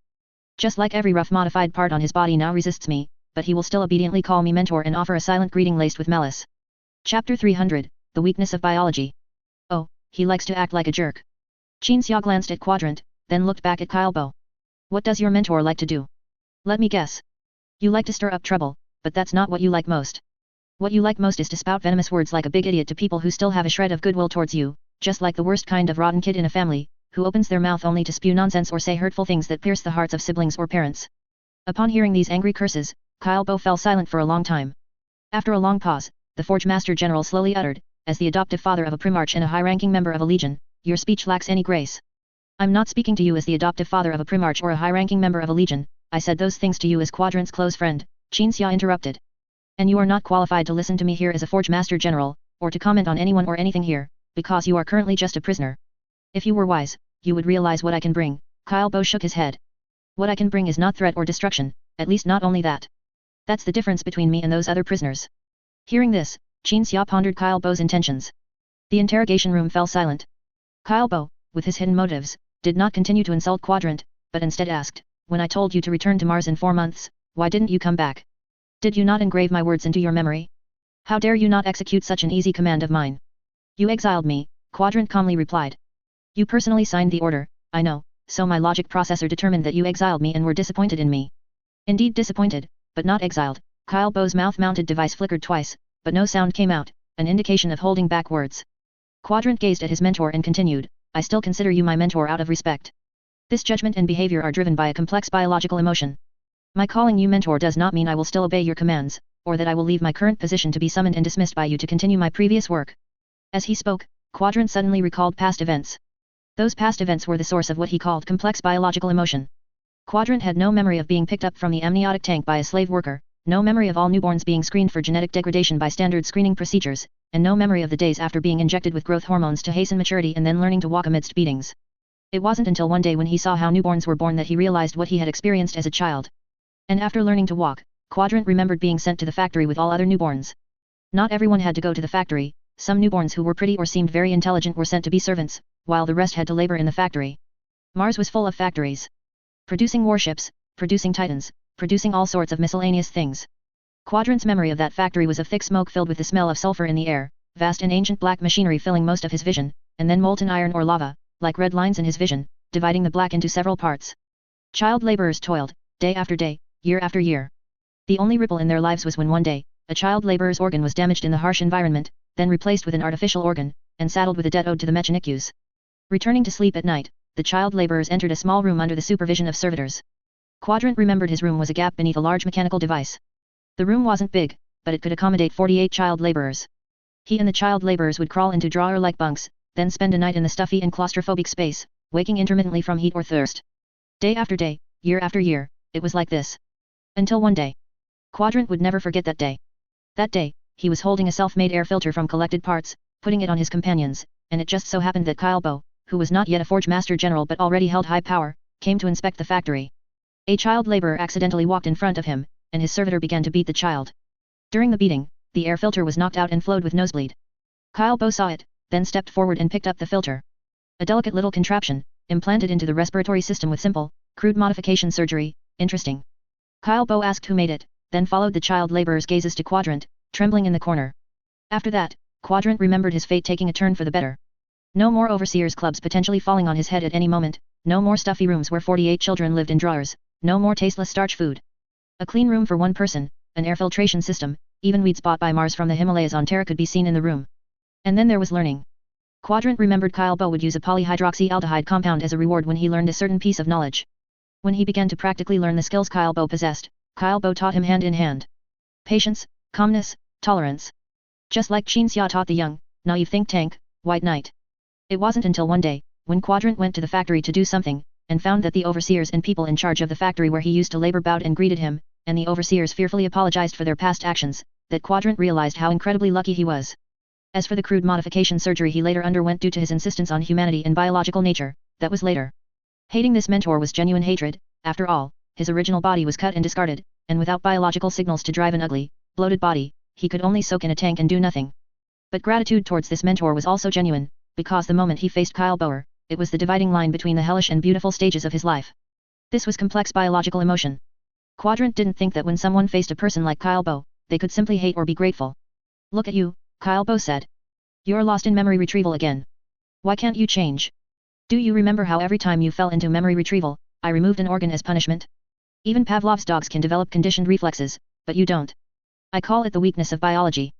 Quadrant, even changing your name to such a ridiculous one cannot rid you of your weaknesses and inherent flaws. Listening to the insults from his mentor, Kyle Boer, Quadrant couldn't say a word. He remembered that he might have been quite eloquent before, but modification changes a person's biological habits. Who doesn't have weaknesses and inherent flaws? For example, your weaknesses and inherent flaws are acting on impulse and your verbal abuse towards people who still hold a glimmer of hope for you. Qin Xia spoke up for Quadrant again. Honestly, you're quite lucky, Mr. Boer. If your mentor were an asshole like Mr. Kyle Boer, someone like you would have been thrown into the Martian forge to carbonize the steel long ago. But perhaps not. After all, I think you're the type of person who flatters superiors and bullies subordinates. You'd definitely be more filial to your mentor than a normal human grandson to his grandfather, never daring to speak ill of him. Hearing this, Kyle Bo nodded, then shook his head, slowly looking at Quadrant. Tell him, is your good mentor the type of person who flatters superiors and bullies subordinates? Do you remember how I retaliated against my damned colleagues and superiors when they tried to belittle me by belittling you? I didn't just talk, I took direct action to avenge their insults to my apprentice. Qin Xia delivered an uppercut that sent Kyle Bo's head crashing into the wall. I can also take practical action for my friend. I didn't act before only because I thought you still had some dignity. Kyle Bo was silent, only looking at Quadrant. Qin Xia was very puzzled. Why was Kyle Bo saying so much to Quadrant? What was his motive? Did he want to reawaken Quadrant's gratitude towards him and then release him? Or was he just hoping that Quadrant would side with the Adeptus Mechanicus at this point? Qin Xia felt that if Kyle Bo were sane, he wouldn't expect Quadrant to do anything. And Kyle Bo's inner thoughts weren't as complex as Qin Xia imagined. He simply wanted to take advantage of being in the interrogation room, with no one else present, to ungracefully curse his disappointing apprentice and vent his dissatisfaction with him. I pulled you out of the factory, I fed you, clothed you, taught you knowledge and skills, but just because I gave you a small punishment, you dare to disregard my orders and hate me? What a heartless wretch, I must have been blind to choose such a heartless ingrate as an apprentice. This was Kyle Bo's thought. So his previous words were merely to vent emotions. Now that he had vented enough, Kyle Bo straightened his collar, sat up straight, and brought out the aura of a Forge Master General. Be grateful to me. You and the Primarch should both be grateful to me, because my actions have given us a legitimate reason to talk in a private location. Kyle Bo said something that puzzled Qin Xia. And I should thank the Master of the Imperium. If not for his ridiculous delusion of unifying the Adeptus Mechanicus through non-military means, I would have had no way to openly leave Mars.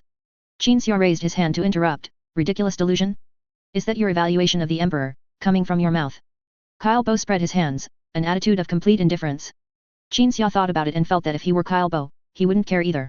So he thought of something else. Considering Kyle Bo's attitude just now, as if he would do anything for this conversation, as well as Kyle Bo's life, thoughts, and attitude. Qin Xia could easily guess Kyle Bo's intention. That was to come to Nuceria, find a way to get a private conversation, and the purpose was to win over the 12th Legion. As for why Kyle Bo would do this, Qin Xia had heard some recent rumors about the 12th Legion. The 12th Legion's reputation had indeed improved somewhat, but in the eyes of some other primarches and legions who firmly obeyed the Emperor's every arrangement, the 12th Legion was still rebellious. The reason was that Angron publicly insulted the Emperor on the day of the Emperor's arrival, and after their duel, Angron still demanded the right to self-rule. Coupled with the current Nuceria sector plan and the Legion expansion and reorganization plan. As a future rebel faction, and someone who already harbored dissatisfaction with the Imperium, it was already clear why Kyle Bo sought them out. As he thought about it, Qin Xia suddenly felt a sense of dread. Oh no! We've become rebels. We're already attracting people from the rebel faction.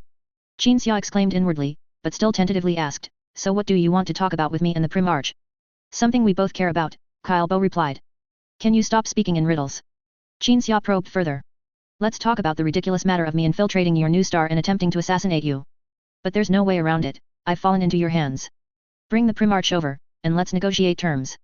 If Kyle Bo's face could show expression, it would surely be a sly smile right now. His words were nonsensical.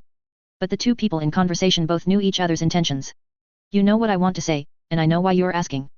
Two people who had never met, regardless of their attitude towards each other, at least at this moment, their thoughts were synchronized.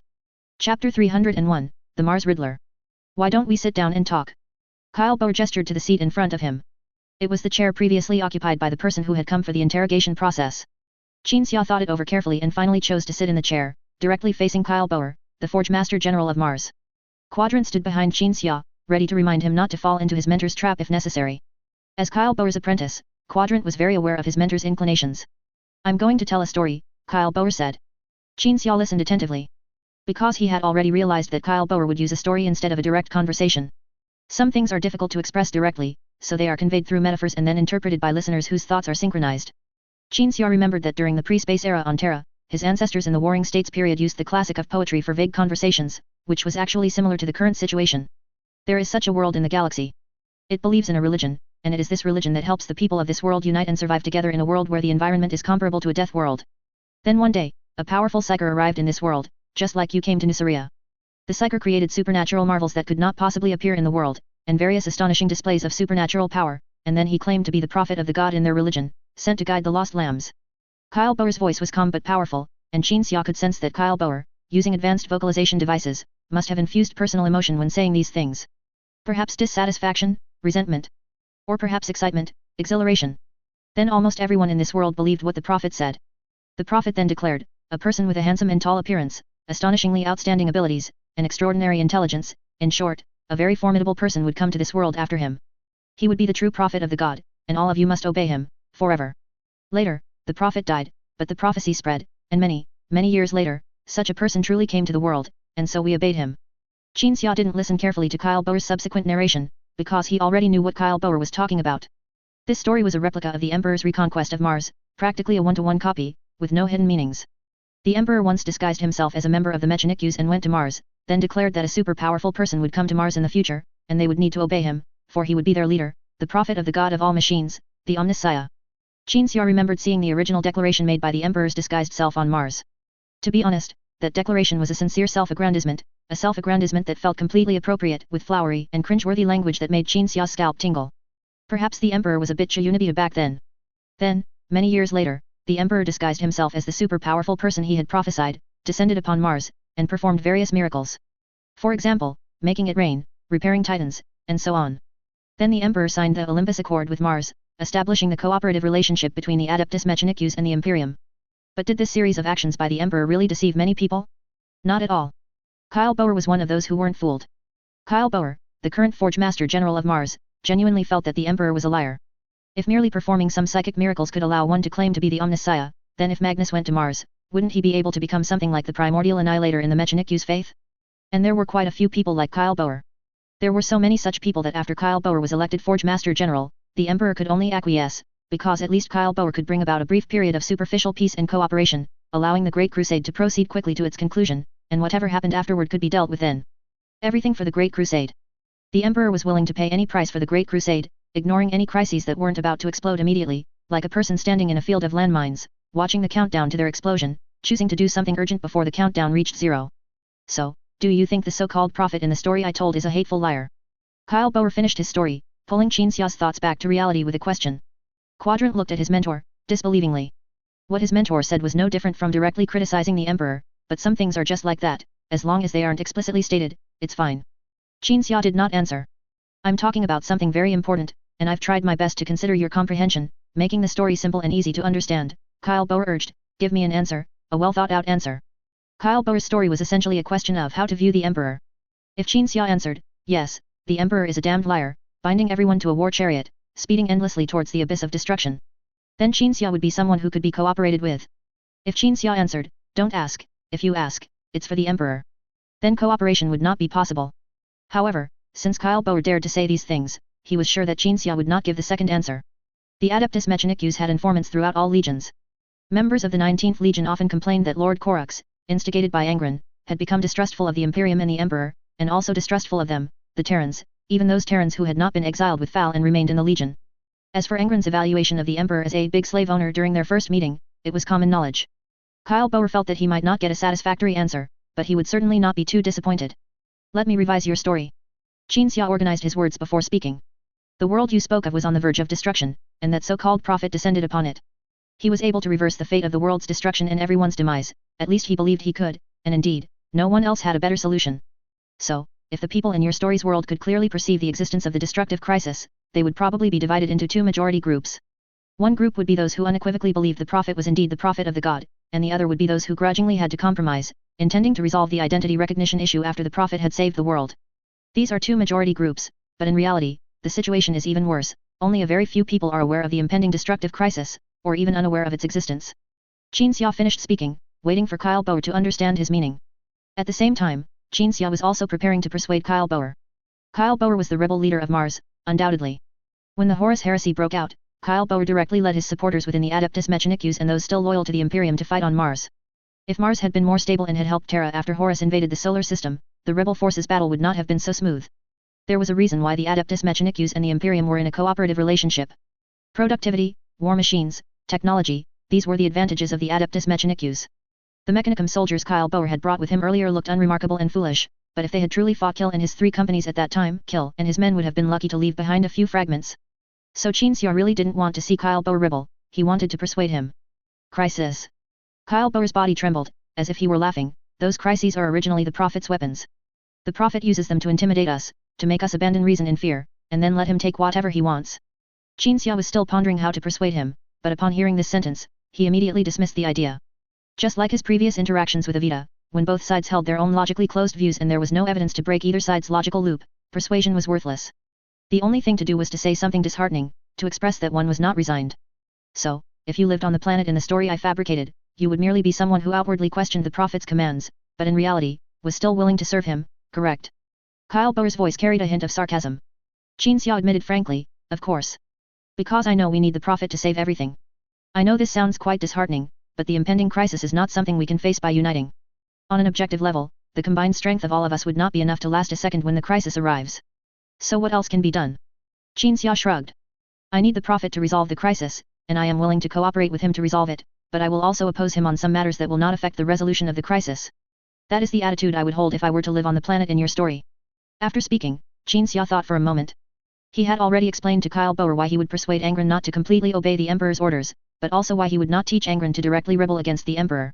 The human race needed to accomplish many things in a very short time, and those things were beyond ordinary human capability. As long as the goal was not to see the human race perish, one could not stand completely against the Emperor. At the very least, there had to be cooperation. Your problem is that you are truly foolish enough to believe that the crisis used to threaten us into obedience will occur, and then you are in a self-contradictory psychological state. Kyle Boer spread his hands, expressing his opinion, but I believe your true reason for not resisting is not that, but rather cowardice, fear, timidity, and a complete lack of courage to resist someone who is truly enslaving you. Upon hearing this evaluation, Qin Xia's face remained calm. Regardless, the person who saved the Primarch and exterminated the slave owners in the Hell of New Star is not someone who constantly proclaims how to resist, but in reality is dominated like a plaything who says one thing but does another, able to be judged. However, at least one thing you said was correct. Qin Xia raised his index finger. I am indeed afraid. I fear the crisis whose arrival I have personally witnessed. I fear that after the crisis, everything that was once flourishing will once again plunge into an abyss of ignorance and chaos. My fear comes from having personally witnessed those horrors, not from believing the empty words of a damned tyrant's mouth exercises. Kyle Boer listened in silence to everything Qin Xia said. Suddenly, the Forge Master General realized that Qin Xia might be from a certain point in the future, as the Adeptus Mechanicus had not been able to determine the origin of the gene seed he used. But this thought was immediately dismissed. As Forge Master General, Kyle Boer himself possessed several ancient technological relics that could foresee the future. The future he saw was one under the enslavement of a tyrant, a future where the Mechanicus' faith gradually declined and was completely discarded after being exploited. The prophetic abilities of those Golden Age creations even surpassed the most powerful psychers, and they were certainly more convincing than the words coming from Qin Xia's mouth.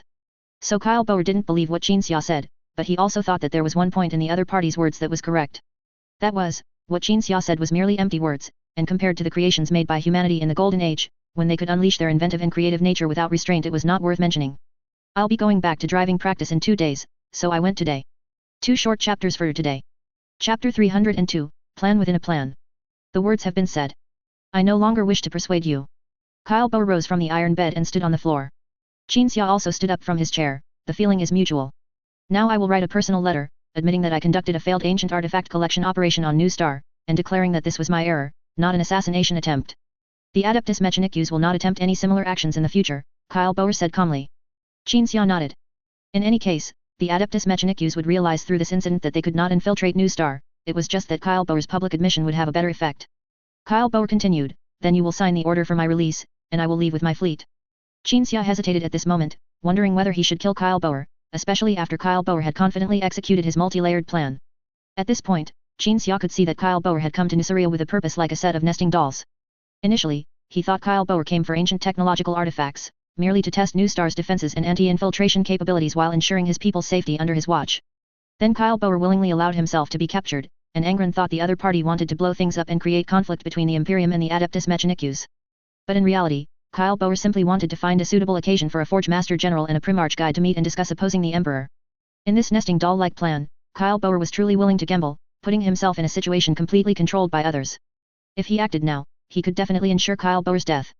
This is your last chance to strike at me after our disagreement, Kyle Boer suddenly said. In the crisis you believe you see, am I a participant in that crisis? If I were you, I would strike and kill myself. Qin Xia calmly looked at Kyle Boer, his thoughts undisturbed by these words. He was merely considering the consequences of acting and determining if he could bear them. Forge Master General Kyle Boer was not the Emperor of Mars, he essentially represented a Martian collective. Therefore, whether killing Kyle Boer would lead to an irreparable conflict with the Imperium would depend on the outcome of discussions among the high-ranking Martian officials who held different views. But Qin Xia felt that if Kyle Boer were killed, Mars would go to war with the Imperium. If Kyle Boer were truly insignificant, if the factions on Mars opposing the Emperor were also insignificant and a minority, how could Kyle Boer have become the Forge Master General of Mars? Even the insidious Malkador did not trip up or assassinate Kyle Boer, which could only mean that the Emperor and Malkador believed that Kyle Boer becoming Forge Master General of Mars would bring more stability than not, making it more likely for humanity to safely muddle through until the Great Crusade ended and the Webway project was completed. But what if Kyle Boer absolutely had to be killed? The Emperor had contingency plans for civil war between Mars and the Imperium. The First Legion would activate a plan called Icarus to prevent it when the Adeptus Mechanicus went out of control. Thinking of this, Qin Xia suddenly remembered that the First Legion should already be on its way to the Rendan Empire. Then he thought of Kyle Boer coming to Nusaria during this time. If this was a coincidence, if it was a coincidence, that would be truly excellent, because at least it would mean Kyle Boer did not know those secret plans made by the Emperor. If I kill you, there will still be Kyle Boer 1 and 2, not to mention I don't know if your true body is here, or if I can even kill you, Qin Xia said calmly, shaking his head. In Qin Xia's psychic vision, the Kyle Boer in front of him was completely blurred, clearly protected by something that could obscure psychic sight. Thank you for at least being willing to talk to me, Kyle Boer performed the gear ritual. And then you'll just leave? Just slink away like that? Don't you Adeptus Mechanicus care about face? The Forge Master General was captured, and that's just the end of it. Qin Xia asked. Face.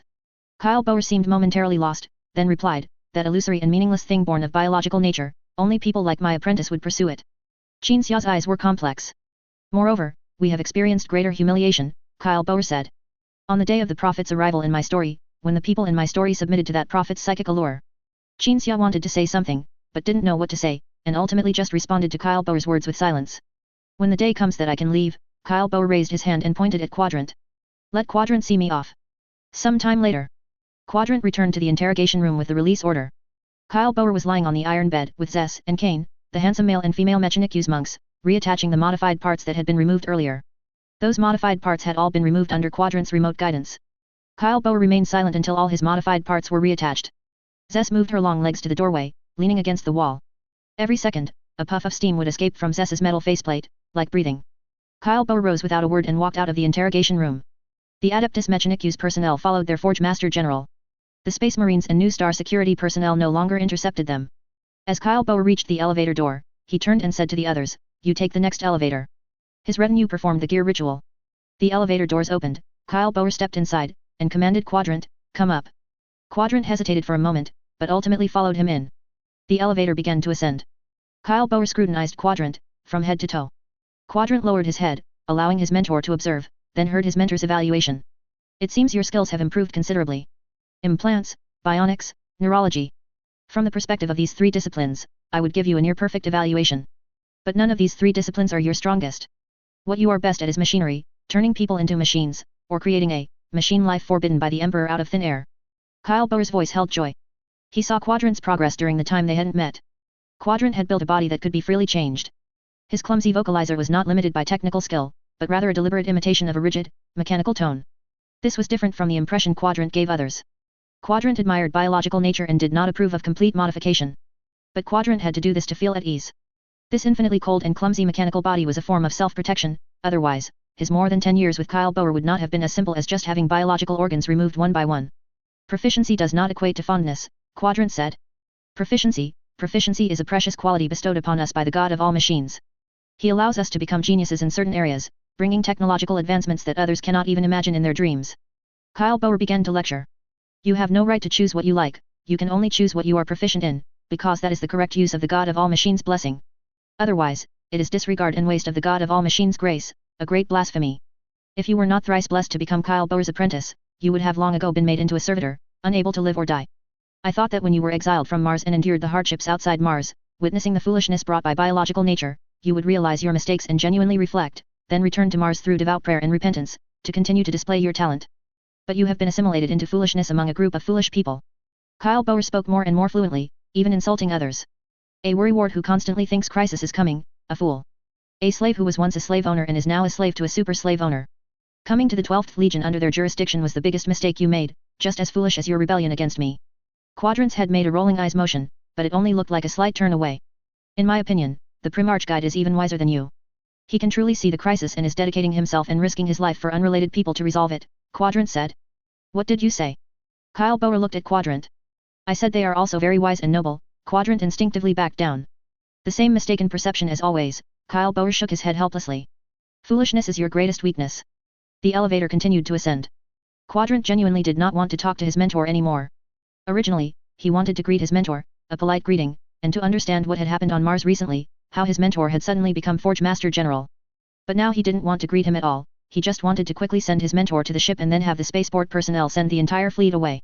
Here. Kyle Boer suddenly produced a box bearing the Mechanicus symbol. Quadrant recognized it as a locking system terminal, which could be used to connect to the locking systems of many creations. Only the holder could unlock the lock on the terminal. What is this? Quadrant asked.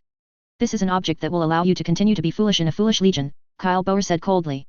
This terminal uses whitelist control, and you are the only name on the whitelist. Connect your brain, which is soaked in dog shit, to it and see what it connects to. Omnissiah. You and the White Knight Lord must still have common ground. Quadrant helplessly raised the terminal, and a mechanical arm pulled out a connection cable from behind his skull, connecting it to the terminal. Quadrant saw the information inside the terminal. It was a list of warships. 23 cruisers. 40 frigates. And 10 other warships similar to cruisers, but with stronger firepower and heavier armor. The types of these warships were not actually uniform, for example, the cruiser category had many sub-branches, and these sub-branches had their own strengths in design, but were collectively referred to as cruisers.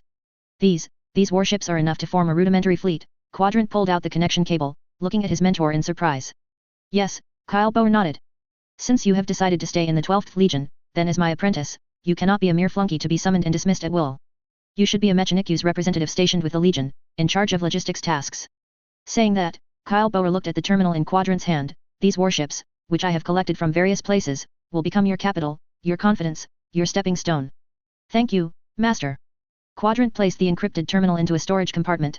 Grateful, Quadrant recalled his relationship with his mentor. His mentor was like this: when he completely hated him, there were always some things he couldn't hate, but when he completely admired him, there were always some things that made people hate him. Kyle Boer nodded. But the Forge Master General's idea was not entirely for his apprentice's position in a legion, rather, if these warships could be indirectly received by the 12th Legion, it would be a gesture and a beginning. Even if outsiders might consider this compensation after the Forge Master General's public explanation and apology, it didn't matter. If the 12th Legion accepted it this time, they would accept it many more times. In Kyle Boer's contemplation, the elevator reached the surface. Kyle Boer walked forward in silence. Master. Quadrant called from behind. Kyle Boer stopped and looked back at Quadrant. He thought of the time he spent with this apprentice, and most importantly, the benefits and help this apprentice could bring him. Kyle Boer wanted to say something, a final attempt to see if he could pull Quadrant back to Mars to work for him. But the words caught in his throat, realizing Quadrant couldn't possibly return to Mars, so he gave up. Kyle Boer looked at Quadrant, feeling that Quadrant's call was a farewell, so he raised his hand, waved, and gestured for Quadrant to return. The landing pad is that way. Quadrant pointed in the opposite direction to where Kyle Boer was standing. Chapter 303, Grand Strategy. As Qinxia and Kyle Boer concluded their conversation, Angron, on his end, who had been speculating on all the potential consequences of the Kyle Boer incident, suddenly felt sleepy and then fell into a deep slumber. Just like his previous dream. Angron found himself on the Emperor's dream, with the Emperor standing before him. The entire command deck had come to a complete standstill. Angron glanced at the star map and saw that the Emperor's fleet was not far from Nuceria, near a small warp rift. Because the distance wasn't particularly far, and being near a warp rift, the Emperor was able to pull Angron back into their conversational illusion directly, and this time the illusion felt incredibly real, without that hazy dreamlike filter. You captured the Forge Master General of Mars alive? The Emperor asked coldly. No, Angron lied instinctively. The reason for his instinctive lie was that the Emperor gave Angron the impression of always liking to consider problems from a macro perspective. Angron worried that the Emperor would want him to send Kyle Bo away unharmed, and might even apologize to Kyle Bo to maintain unity. If Kyle Bo truly left unharmed, Nisaria would be like a public restroom filled with treasure in the eyes of the Adeptus Mechanicus, open for anyone to enter. The situation is urgent, no lying. The Emperor moved his finger, and a psyker attack struck Angron's brain. The psyker attack caused Angron pain, but he did not fly backward as he had last time. I can see most of what I want to see, the Emperor stood up. You cannot hide anything from me. Angron charged at the Emperor, throwing a punch. The Emperor flashed to the side, now call Qinxia over and tell him, the Kyle Boer matter will be handled properly, but no matter what, no matter how the situation develops, he cannot kill Kyle Boer, and you, as a Primarch, cannot kill him either. Kill the Forge Master General. Angron frowned. That's too extreme, it's not my style. Not your style? Didn't you indiscriminately slaughter the High Knight and the guards? The Emperor suddenly sneered. Indeed, I slaughtered them thoroughly, Angron said with an unruffled expression. But Kyle Boer, as a Forge Master General, is at least willing to allocate Mars's productivity for the Great Crusade to reclaim humanity's former territories. This is different from the High Knight who brought no benefit to humanity. The Emperor hadn't expected Angron to be unprovoked by his words, instead, he was curious about how Angron's mind categorized everyone he faced, as a basis for adopting different attitudes. But now was not the time to worry about thoughts. You might not kill Kyle Boer, but Qinxia will, the Emperor explained. He tends to nip crises in the bud, without sparing any means. Angron's brow furrowed deeper. The Emperor thought Angron was about to defend Qinxia, so he said what he had prepared, that's why he praised you when you tricked those people who were going to kill civilians to create panic. Using your 9-grid classification method that you learned from him, he is lawful evil, he. Stop talking nonsense. What do you really think? How will this be resolved? Angron sensed the Emperor's anxiety beneath his calm exterior. The Emperor was truly worried that Qinxia would kill Kyle Bo. But Angron couldn't sense anything more from the Emperor, perhaps even the anxiety he perceived was deliberately shown by the Emperor. Call him over, the Emperor commanded. I will tell you both the rest. The illusion vanished. Angron awoke at his desk, taking a second to ponder everything the Emperor had said in the illusion, then picked up his communicator to call a think tank who could directly contact his foster father in the interrogation room via Psyker. Psyker communication was indeed efficient. A few minutes later, Qinxia teleported beside Angron, and as he emerged from the teleportation gate, he was about to open his mouth to ask, when he suddenly found himself and Angron pulled into an illusion. The Emperor stood nearby. Qinxia looked at the Emperor, puzzled. The Emperor spoke very calmly and indifferently, what is Kyle Boer's current condition? Qinxia frowned, thought for a moment, and replied, not dead. The Emperor slowly nodded, Kyle Boer is not a person who values dignity. You can negotiate with him, reach a mutually beneficial agreement, then release him, let him do what he needs to do what I want him to do. Upon hearing this, Qinxia was momentarily stunned, then shook his head repeatedly, no. You don't know.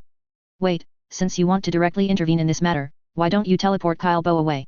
Who are you asking? The Emperor replied coldly. You carry a Soulless One artifact from 10,000 years ago used to defend against Psyker. You ask me why? Qinxia frowned. He didn't know if the Emperor was pretending not to see through the portable Soulless One artifact just in case, or if he truly couldn't see through it. Alright, Qinxia stopped dwelling on the matter, then stated his view, I rather hope Kyle Bo is detained, not to punish or warn an Adeptus Mechanicus individual who coveted New Star's technology, but for matters of the more distant future. Are you aware that Kyle Boer is someone who opposes you?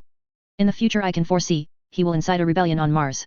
As he spoke, Qinxia did not use honorifics for the Emperor, nor did he show respect, because he wanted to firmly express his attitude and stance, as well as the seriousness of the matter.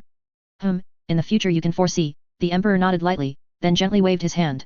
A pale white dome replaced the surrounding environment. Thread-like things were attached to the dome. The Emperor's finger moved slightly, and notes like things appeared on the threads. All of them were about Kyle Boer's future and past. I can foresee countless pasts and futures for Kyle Boer, from him opposing me to supporting me, from him inciting rebellion to dying for me, and even him living an obscure life wasted in a Mars factory. What you can see is only one of them. For me, I cannot be certain what his future truly is. I can only determine how I should treat him now, to maximize my interests and minimize his threat. Listening to the Emperor, Qinxia looked around. He found that the Emperor only revealed a small portion of fate nodes, not even Kyle Boer's complete life from beginning to end, just some vague futures, not too distant futures. This indicated that the Emperor's prophetic abilities were actually limited. When Qinxia wanted to explain, the Emperor spoke again. From your way of acting and some statements witnessed from others' perspectives, I have deduced your approximate origin. You are from the future, you have witnessed many things firsthand, but you are afraid of being exposed, of being viewed with hostility, so you claim this is a prophetic ability.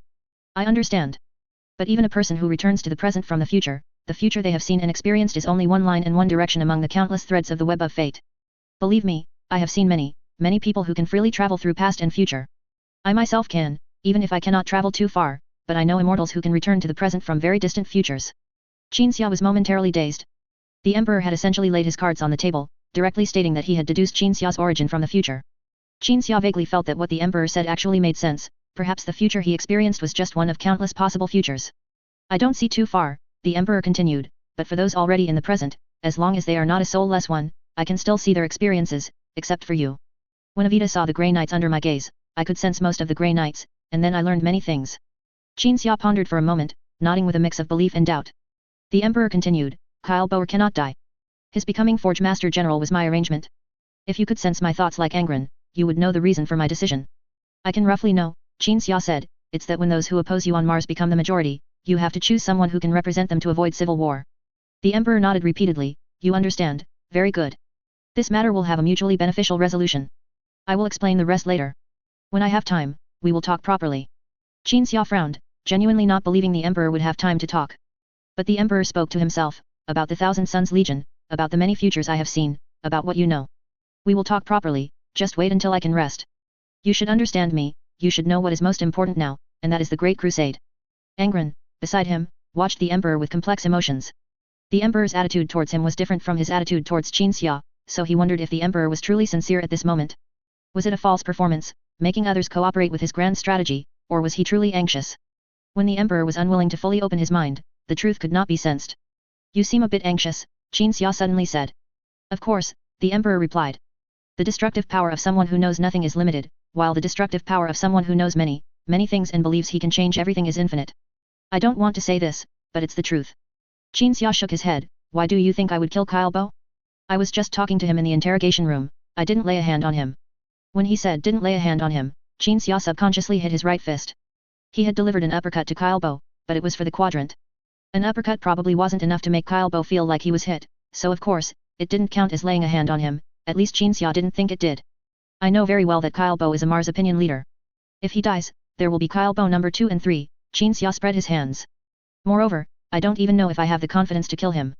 He must have many good things on him, like something that can prevent Angron from sensing all his thoughts. The emperor nodded vigorously, then looked at Angron, this is the quality you should learn from your foster father, which is the big picture. Indeed, Angron nodded.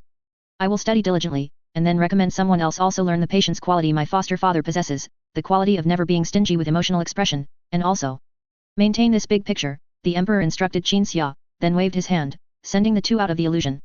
Qin Xia awoke to find his hand on Angron's shoulder. This indicated that when the emperor pulled him into the illusion just now, he used Angron as a psyker spell medium. After getting rid of the emperor, Angron immediately asked, what did Kyle Bo say? He told a few stories. Also, Kyle Bo didn't come for our technology, he came to talk to us discreetly, Qin Xia said. To talk about opposing the emperor. We should be careful now, and absolutely avoid getting involved with these anti-imperial people. Aren't we people who are anti-imperial and anti-emperor anyway? Angron asked. Qin Xia was speechless. Angron spread his hands. The matter is resolved. Qin Xia changed the subject. There will be no pressure from Mars, nor from the Imperium. As the emperor said, this matter ended in a win-win situation. Because before I came back, Kyle Boer had already provided a solution to the problem, so I let him go. But the emperor's persuasion was not without meaning, at least we know what he thinks now. Chapter 304, The Adeptus Mechanicus of the World Eaters. That old forge master really knows how to do favors. Qin Xia lay on the sofa, watching the encrypted terminal in Quadrant's hand with Angron, who sat beside him. After sending Kyle Boer away, Quadrant came to the office, ready to give the Legion what he had obtained. What do you mean? Quadrant asked, utterly confused. An Imperium of Man official just arrived on New Star and delivered something, Angron said, picking up a document with a two-headed eagle printed on it from the table. It's a backup, for the archives. It contains an order from the Emperor for your mentor to deliver some warships along the way.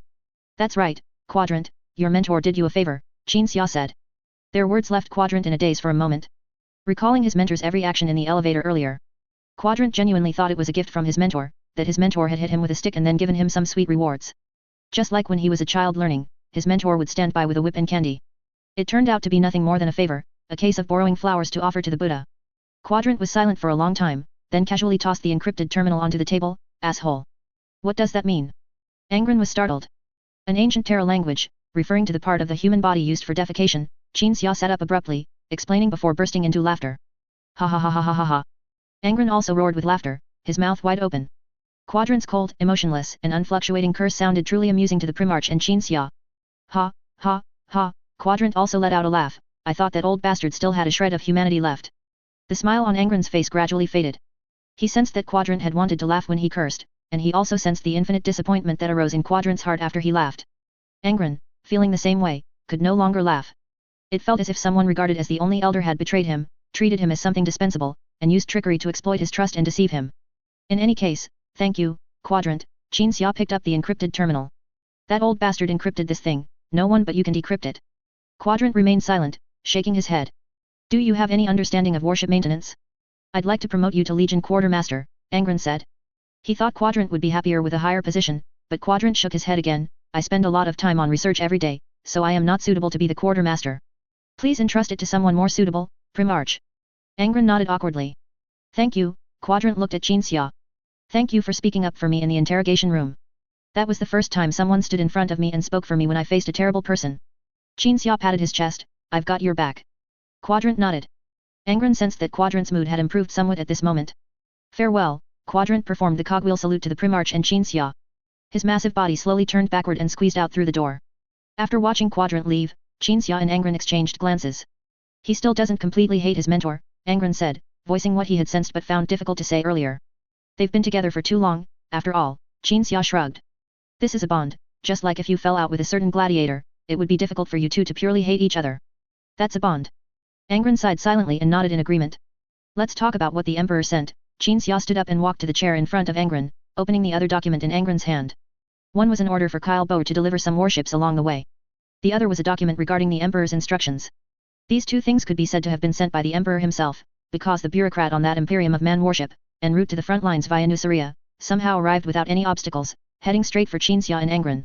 Besides the Emperor, who else could do things with such a characteristic method of I am not a god, but I'll subtly display a bit of divine power? This is an order, Angron frowned. Why give us an order that cannot possibly be accepted? We are currently busy with our own affairs, how can we possibly carry out an seemingly insignificant order? The order the Primarch referred to was precisely the content of the document Qin Xia had just unsealed. Qin Xia read silently, deep in thought.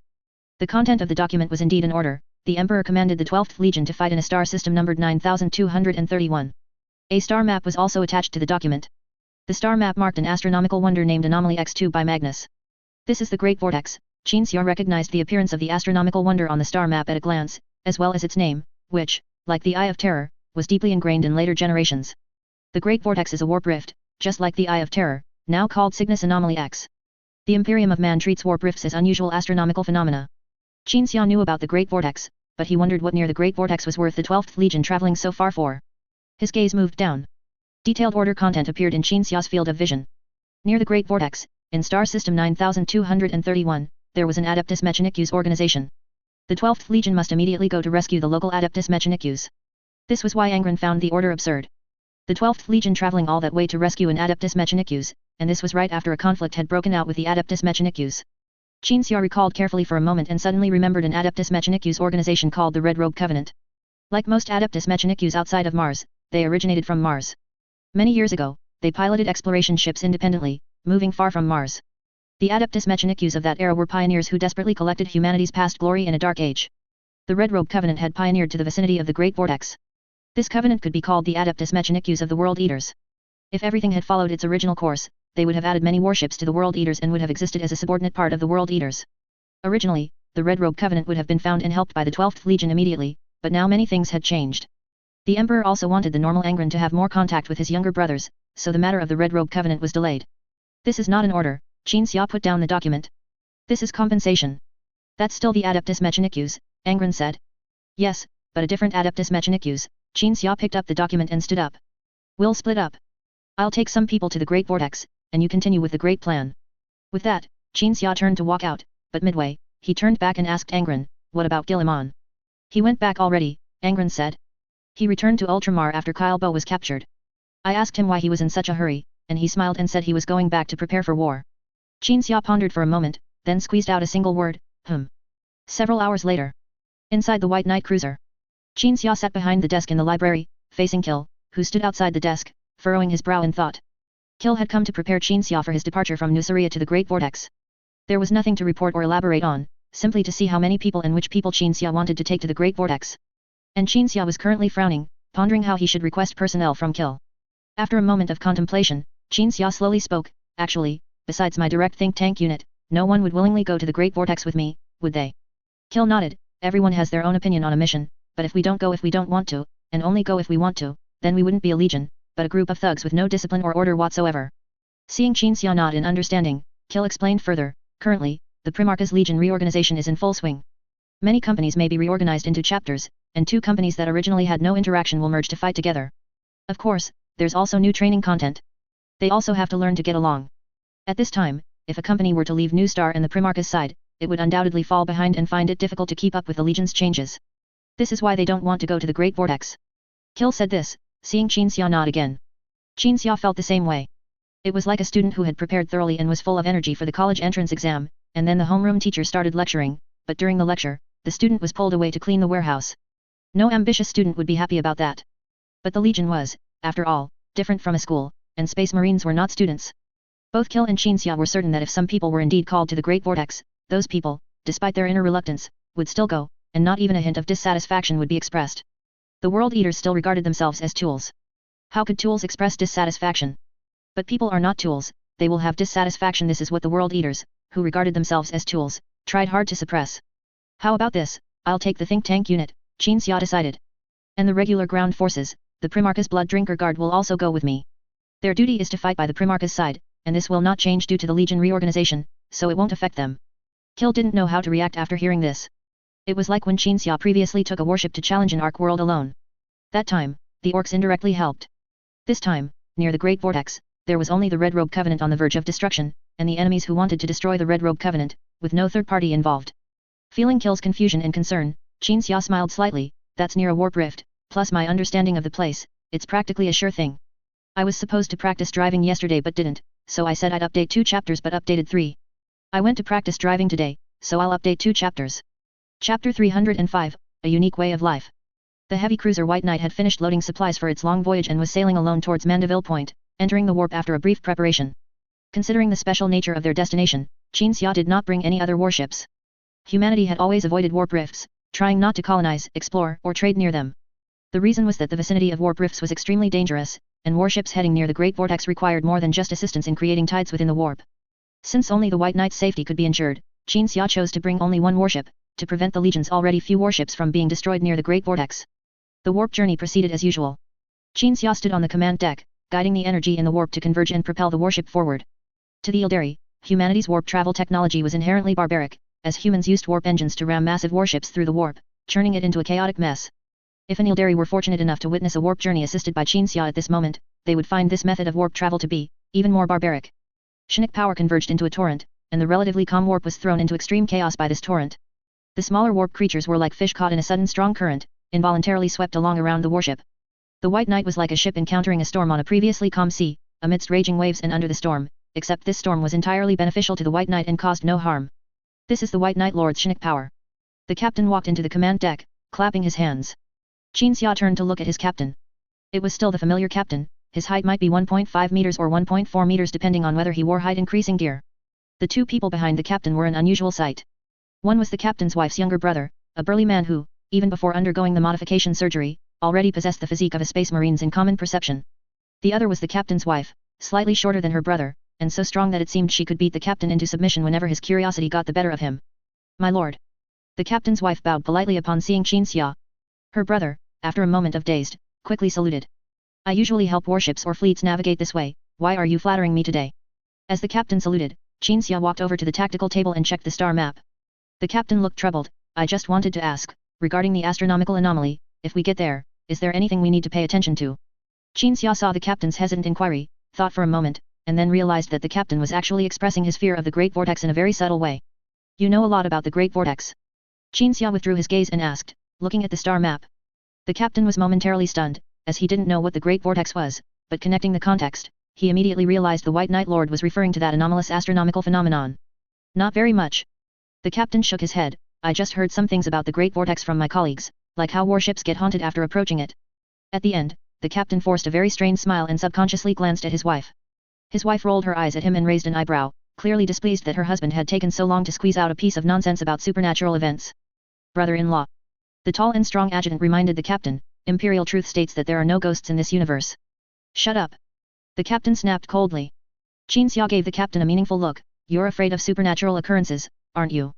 Who? The captain let out a long breath, pursed his lips, scanned left and right, then said, there is a little bit, indeed. Qin Xia shook his head. If it were just supernatural occurrences, it wouldn't be much, but the key is there are even more terrifying things near the Great Vortex. All the rumors you've heard are just a part of the terrifying things there. But don't worry, with me here, it's not a big problem. Upon hearing this, the captain breathed a sigh of relief. He just wanted to subtly ask the White Knight Lord if this journey was a high-risk adventure, and it was good as long as the White Knight Lord was still confident. Qin Xia also saw this and was grateful for the captain's trust. For someone to be reassured by just another person's verbal promise, that must be a great deal of trust. But to be honest, Qin Xia was not entirely confident, even a 1% chance of something going wrong was still a probability. However, he still had things to do, and it was not good to scare people. Go do what you need to do. Qin Xia's gaze shifted from the star map to the captain's wife. Did you come with your husband because you had something to say? Yes, my lord. I have already arranged accommodations for the Primarch's guards, and their daily needs will be attended to. If they have any requests, someone will respond. You can rest assured. Good, thank you. After leaving the command deck, Qin Xia walked towards the library. At this time, they were in warp travel, and the armored plating blocked any means for the crew to peer outside. Most crew members also stayed in their rooms, waiting for the warp travel phase to end. This was different from the later generations of travel Qin Xia remembered. During warp travel in that era, people wouldn't casually stay in their rooms or in some gathering place, but rather in the quietest corners of the warship. Priests of the ecclesiarchy would chant scriptures, and their acolytes would walk among the people with incense and various religious artifacts. Warp travel was dangerous then. Qin Xia truly enjoyed the storm brewing but not yet arrived feeling of the 30th millennium, because when he let go of his obsessions and fully integrated into this era, there was a sense that everything was flourishing and the human race was on a hopeful ascent. At this time, the malice of the gods had not yet fully revealed itself to humanity. We might be staying on the White Knight for quite a while, because old Qin is taking us to rescue a world. I don't care, because I really like the environment on the White Knight. Why? Is it because I'm here? He. That's right, it's because you narcissistic bastard, are here. Qin Xia's superhuman hearing suddenly caught a whisper, and he instinctively leaned against the wall, looking in the direction of the sound. He saw two people chatting on a floating bridge in the vast and deep internal space, outside a corridor window within the warship not far away. Kleist and Yuechula. Qin Xia recognized the two, very surprised. Wait. Kleist appearing on the ship did not surprise Qin Xia, as the mortal army was also involved in this operation. 300,000 elite troops from Nuceria, led by Kleist, had arrived at the White Knight and set up quarters. What surprised Qin Xia was that Kleist and Yuechula hadn't seen each other for a while, and their relationship hadn't progressed much since they fought their way out of the gladiator arena. He had thought the relationship between this pure-hearted boy and the tall female gladiator who saved him would never get any closer. Qin Xia said nothing, observing left and right, confirming no one was around, then continued to observe secretly. The female gladiator Kleist's strength was far beyond that of a normal man even back at the gladiator arena, and Angron's blood seemed to have kept her physique and appearance forever, as she seemed unchanged now. Yuechula, on the other hand, used to be not only shorter but also weaker than Kleist, but now he had become very tall due to the modification surgery. As Qin Xia continued to observe, he suddenly heard footsteps, and immediately left the corner to walk on the path. After turning a corner, he saw Yuechula, Yuechula's younger brother. Yuechula was squatting by the window, looking at his older brother, but now he suddenly stood up, facing backward. Qin Xia saw the two brothers' mother approaching with a formidable aura. What mischief are you planning to pull this time when your brother and Kleist are making progress in their relationship? Humph. The two brothers' mother walked towards Yuechula with her hands on her hips, then extended her hand. Yuechula instinctively hunched over so his mother could pinch his ear. He was like this when he was little. After playing pranks on Angron, his mother would pinch his ear, and if he willingly let her pinch it, it wouldn't hurt as much. Even now, as a 2.4-meter tall space marines, Yuechula hadn't forgotten this getting hit trick. No. I was just looking. I was wrong. Yuechula gasped, being dragged away from the window by his ear by his mother. Mother and son bumped into Qin Xia, who was standing at the intersection. Yuechula's mother showed an awkward but polite smile, just like every time she disciplined her son and was discovered by Qin Xia or Angron. Yuechula, on the other hand, lowered his head and did not ask Qin Xia for help. Because Angron would help Yuechula out of trouble, but Qin Xia would not. Instead, he would scold him along with his mother. It's not good behavior to squat in a corner and peek when others are busy with serious matters. Qin Xia lectured sternly. Yuechula wanted to explain again. Qin Xia turned to the two brothers' mother and said, "Leave Yuechula to me. I'll watch him and make sure he doesn't mess with Yuechula and Kleist." That would be wonderful. Yuechula's mother immediately handed over her son's ear. Qin Xia grabbed Yuechula's ear and led him to the library. Upon entering the library, Yuechula found that all the thinkers were gathered there. Including those who had just completed their modifications, there were 28 people in total. Modification surgeries, especially for psychers, did not have a 100% success rate. Use my Shinic power to observe the situation at the target location. Qin Xia commanded. The thinkers immediately began to utilize the Shinik power Qin Xia released after he finished speaking. Upon entering the library, Qin Xia had released Yu Chuka's ear, so Yu Chuka wandered around the library, looking here and there. Will me looking around the library disturb them? Yu Chuka asked cautiously. Qin Xia shook his head. Yu Chuka continued to look around, eventually coming to a portrait with the words "calm" written on it. Who is the person in this painting? Yu Chuka asked curiously. Caesar, Qin Xia said, someone who died in the gladiator arena cave before you arrived. He blew his own head off due to improper use of Shinik power. I use him to warn the thinkers that they must remain calm under any circumstances. Yu Chuka suddenly remembered that the name Caesar had appeared many times in his memory after hearing this. Alright, Yu Chuka examined the portrait. From childhood to now, every time I hear that name, I always feel like he has lived on in a unique way. Keep him in mind and use him to warn yourself often. Qin Xia said sternly, because you also have Shinik potential, and perhaps when the opportunity arises and you fully awaken your Shinik power, you might become a think tank in the future. You must also learn from Caesar's example. Chapter 306, Supernatural Event. While the White Knight Lord conversed with those who had been with him through life and death, the thinkers observed the situation near the distant Great Vortex. The thinkers wore items previously gifted by the Great Seer on the Eldar Ark world, something that could hide their souls from the gaze of warp creatures. This allowed them to stare directly into the Great Vortex without anything happening. After the observation, the thinkers suddenly seemed to become one, taking turns to speak, jointly recounting everything they had seen in the Great Vortex. I saw a subhuman faction controlling cyborgs and employing orcs, currently attacking a forge world named Serum. I saw Serum suspended at the junction of the physical and psychic worlds, its center shining with a crimson light. The people of the forge world have begun to evacuate, leaving behind their last defenders in their homeland. The subhuman faction's robots and greenskins have already airdropped to the surface, occupying most of the area. Qin Xia listened to everything the thinkers said, then slowly spoke. The forge world is named Serum, and that subhuman empire is called the Destroyer Brotherhood. The thinkers gradually returned to normal. Yu Chuka, however, asked with great astonishment. They said the Destroyer Brotherhood employed greenskins. Can greenskins even be employed? Qin Xia nodded. Greenskins are considered intelligent beings after all, so of course they can be employed by humans. Anyway, I've seen greenskins used as mercenaries many times. Qin Xia wasn't surprised when greenskins were mentioned, because he knew that the Destroyer Brotherhood employed greenskins for combat. Whether he came or not, whether the World Eater's situation changed or not, this fact remained unaffected. Creatures like the Eldar, who are not as brutal as greenskins, are unlikely to work for humans unless there are extremely significant interests involved. But greenskins often work for humans. In fact, at the border between the Imperium of Man and Greenskin factions, there are specialized headhunters who introduce various clan mercenaries to humans who go there. Inquisitors really like these spore creatures. Everyone has worked hard, rest now, Qin Xia said to the thinkers. The thinkers rose, bowed, and left the library in a line. Yu Chuka watched the thinkers leave, then looked at Qin Xia, wanting to say something but not speaking.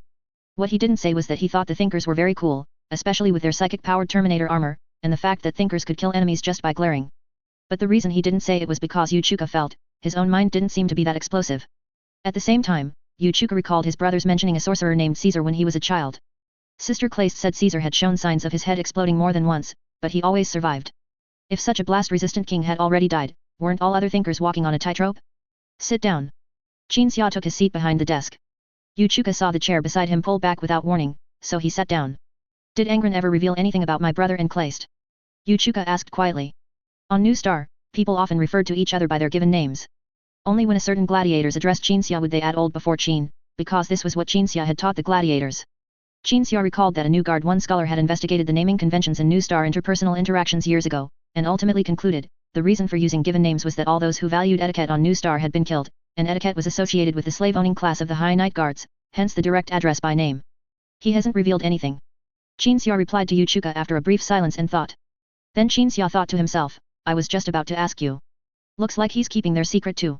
Yu Chuka leaned back in his chair, somewhat disappointed. I only know one thing, and that is, even though Claste is tall, big, and strong, much stronger than my brother before his modifications, she was quite shy when she was with my brother, sickeningly sweet.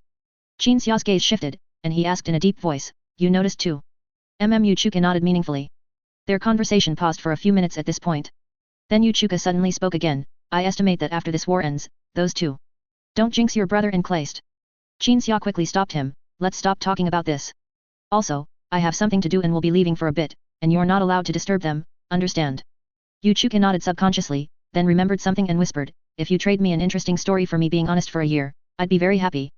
Qin Xia glanced at Yu Chuka, but still spoke, back when we were gladiators and your mom was a slave, your mom had a very good friend. That friend later escaped the gladiator arena with us. Yu Chuka nodded. Then one gladiators fell in love with your mom's friend, and another gladiators also liked her. Eventually, the two gladiators got into a fight over this, and dueled in the pouring rain. But in the end, they didn't fight at all. They cried in the rain, explained everything, and then chose to live with the women they loved. Yuchuka was greatly surprised after hearing this. I see why you gave them 3 houses together back when we were allocating houses in the fortress territory. Qinxia shrugged, you were too young then, you didn't notice, it's normal. Yuchuka digested this shocking news, then realized that the gladiators' relationships were indeed extraordinary. It was normal for 2 people to be on the verge of dueling but then be reluctant to duel each other, and also unwilling to part with their loved ones. They wanted both their comrades and their lovers, so such an ending was normal. That's a thrilling story. Yuchuka stood up, I swear to be honest for a year. Qinxia nodded helplessly, stay here, I'll be right back. Yuchuka watched Qinxia stand up from behind the desk, then walk out of the library, until he could no longer hear his footsteps. But when Yuchuka quietly stepped out of the library to observe, he found Qinxia standing at the door, pointing at him when he came out. Honest, honest. Yuchuka nodded repeatedly, turned, and returned to the library. Only then did Qinxia truly turn and leave. The library on the White Night was often the most secluded place. Unless absolutely necessary, no one would disturb the tranquil atmosphere here, perhaps because to others on the White Night, the library was an extremely mysterious place. Even the cleaning here was not done by ordinary sailors, but by the thinkers, who maintained the environment and organized everything. Yuchuka sat in his chair, waiting silently. Having become a space marine and experienced many battles, he wasn't someone who had to constantly wander around, nor did he suffer from hyperactivity that even space marines' modifications and legion discipline couldn't restrain. Instead, every time the White Knight traveled through the warp, Yuchuka would become extremely anxious. This feeling was like being in a room full of venomous snakes, and a person with ophidiophobia had to enter this room and spend a night in it, and the room was also dark. Restless, on pins and needles, and incredibly anxious. He could only alleviate it by finding something to do or having someone nearby. Who? Yuchuka's breathing grew heavier and heavier, and he kept swallowing, trying to reduce his fear by constantly self-hypnotizing with thoughts like this is the White Knight, the safest place. Fortunately, the warship soon exited the warp. The Geller field shut down, and the armor covering the viewports began to rise. Yuchuka felt like rain after a long drought, opening his mouth to breathe freely, but he was startled when he saw the scene outside the viewport. Outside the viewport was not the reality universe Yuchuka was familiar with. It was a very strange star system, with one planet shaped like an eye being the most prominent, and other planets were also bizarre. On the surfaces of some of these planets, one could even see mountains flowing like some kind of tentacles. Yuchuka's breathing grew heavy again. At this moment, the library's door opened, and Yuchuka again felt a sense of relief, looking towards Qinxia, who he assumed had finished his business and returned. But what he saw was not Qinxia, but a woman in a wheelchair. Yuchuka instantly recalled what had happened when he was young. Yuchuka and Yuechola were not biological brothers. He once had his own family and birth mother, until one day the high knight he and his birth mother served decided that a woman in a wheelchair and her child were useless parasites, and thus issued an execution order. But he was very fortunate, Yuechola's mother secretly hid him, and he later changed his name. Mother. Yuchuka called out in a daze, but then vigorously shook his head, no, you shouldn't be here. I saw you beheaded by the guards. You're not real. His birth mother sat in the wheelchair, looking at Yuchuka with deep affection. Then, she softly spoke, stay clear-headed here, son, don't believe what you see. Yuchuka paused, then realized that his birth mother in front of him began to dissipate, and everything around him also began to change. However, it was as if a filter applied to everything around him had been removed. In Yuchuka's eyes, there was no drastic change in his surroundings. Just as Yuchuka was wondering, a voice suddenly echoed in his mind. Awaken. That voice was all too familiar to Yuchuka, it was Qinxia's voice. The power contained in this voice did not cause any reaction in Yuchuka, but he vaguely felt that something bad was happening, and a sense of being needed compelled him to leave the library and run towards the closest cabin to the library, the cafeteria. Yuchuka himself didn't understand why he had to go there, but he simply felt compelled by a sense of being needed. And when he arrived at the cafeteria, he saw a mother holding her daughter, trembling in a corner, bullet holes in the wall above their heads, and an officer holding a pistol standing in front of them. Yuchuka rushed forward in 3 strides, knocked the officer unconscious with one slap, snatched the pistol, and calmly observed his surroundings while asking, he wanted to kill you. No. Yes. No, the woman shook her head and nodded, finally saying in an incredulous tone, he's my husband. Seeing no other danger factors in the cafeteria, Yuchuka gradually lowered his guard and turned to examine all traces at the scene. In his opinion, this was a strange incident that could occur during warp travel.